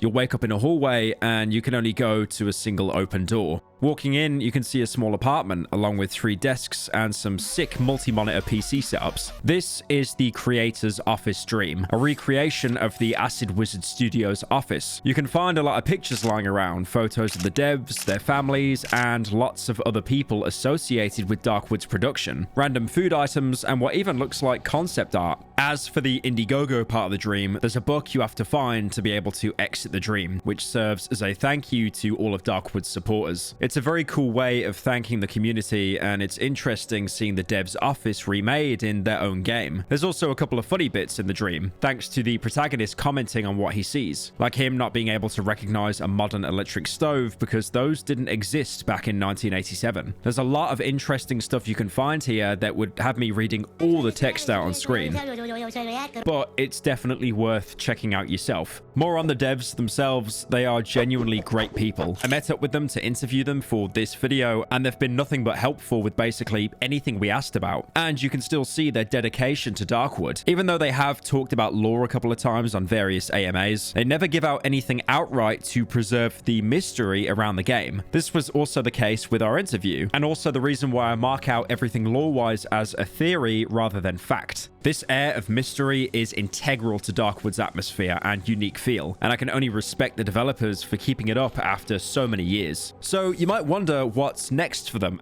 Since Darkwood, they've released another game, Soccer Kids, which is described as a game about soccer made by people who suck at playing soccer. You suck! The game's in early access right now on Steam for free, and it looks pretty good. It's got a lot of good reviews when it came out, but obviously there's no way I can sugarcoat it. This is the furthest away from Darkwood you could ever get. It's also set in 90s Poland. Darkwood was obviously a huge success for Acid Wizard, but also it took a huge toll on them, as the project overtook their personal lives while they were working on it. The production process was like really arduous for us. It was long. It was 5 years. A lot of it was crunch. We made a lot of promises during our crowdfunding campaign, and it was just too much for 3 guys to handle, you know? Yeah. Finishing the project was for sure like the most stressful thing. And pressure, yeah, we made so many promises after the campaign, so it was hard to do it to fulfill everything. Yeah, as good as we said it will be. Since releasing Soccer Kids, they've gone on a hiatus from game design. And honestly, they definitely deserve a break. They've made what can genuinely only be called a masterpiece, and I can only wish them well for the future. And again, I really want to thank the devs for both the help they provided with the video and for making such a unique and frankly insane game. I really don't think there's a single game out there that can replicate the experience of Darkwood. So what would you think like the main legacy of Darkwood is now? Because it's obviously been cemented as like a really successful game. Like, I mean, there's so many video essays talking about it, people that have beat me to it. But, you know, like, what would you think is going to happen with the game going ahead? That's a very hard question for me. I don't know how to answer the legacy part, because I don't know.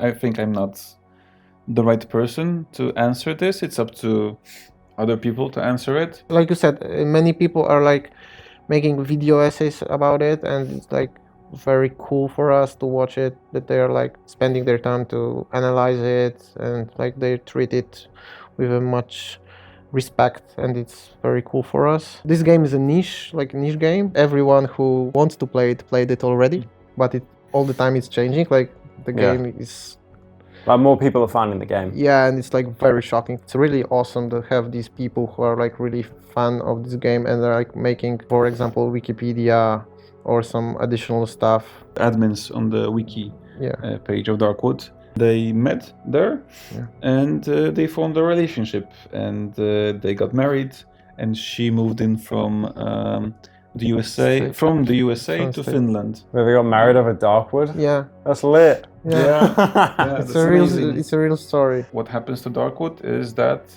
I think we will continue developing the world. Maybe not ourselves, but with cooperation with some very talented people in other media. What Darkwood is unique is that it's a niche within a niche. It's like a horror, but it's also pixelated, it's retro, it's from a top-down perspective. And I think it's like one of the first games which kind of utilize this perspective to have this effect.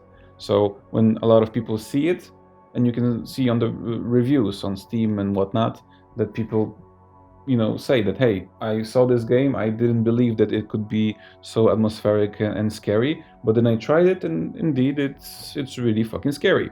So I would really like for other games to kind of maybe delve into it further, because I think there's a lot more to say, a lot more things to be said in this perspective.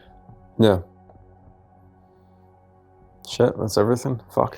So all in all, that is Darkwood, one of the best games I've ever experienced. Top-down games just don't do it for me. I just think they're bedtime. But a game like that has immersed me and just done such a fantastic job at keeping me engaged throughout. I know there have been like a billion video essays on this game. I swear there's like another one every single month. It was so difficult to try to add anything that other people didn't do because they did amazing jobs. That's why I came out here in the middle of Sweden in the snow, despite the fact that there is no snow in Darkwood whatsoever.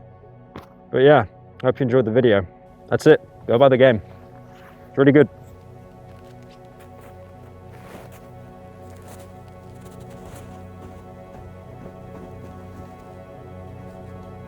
Polub is subscribey.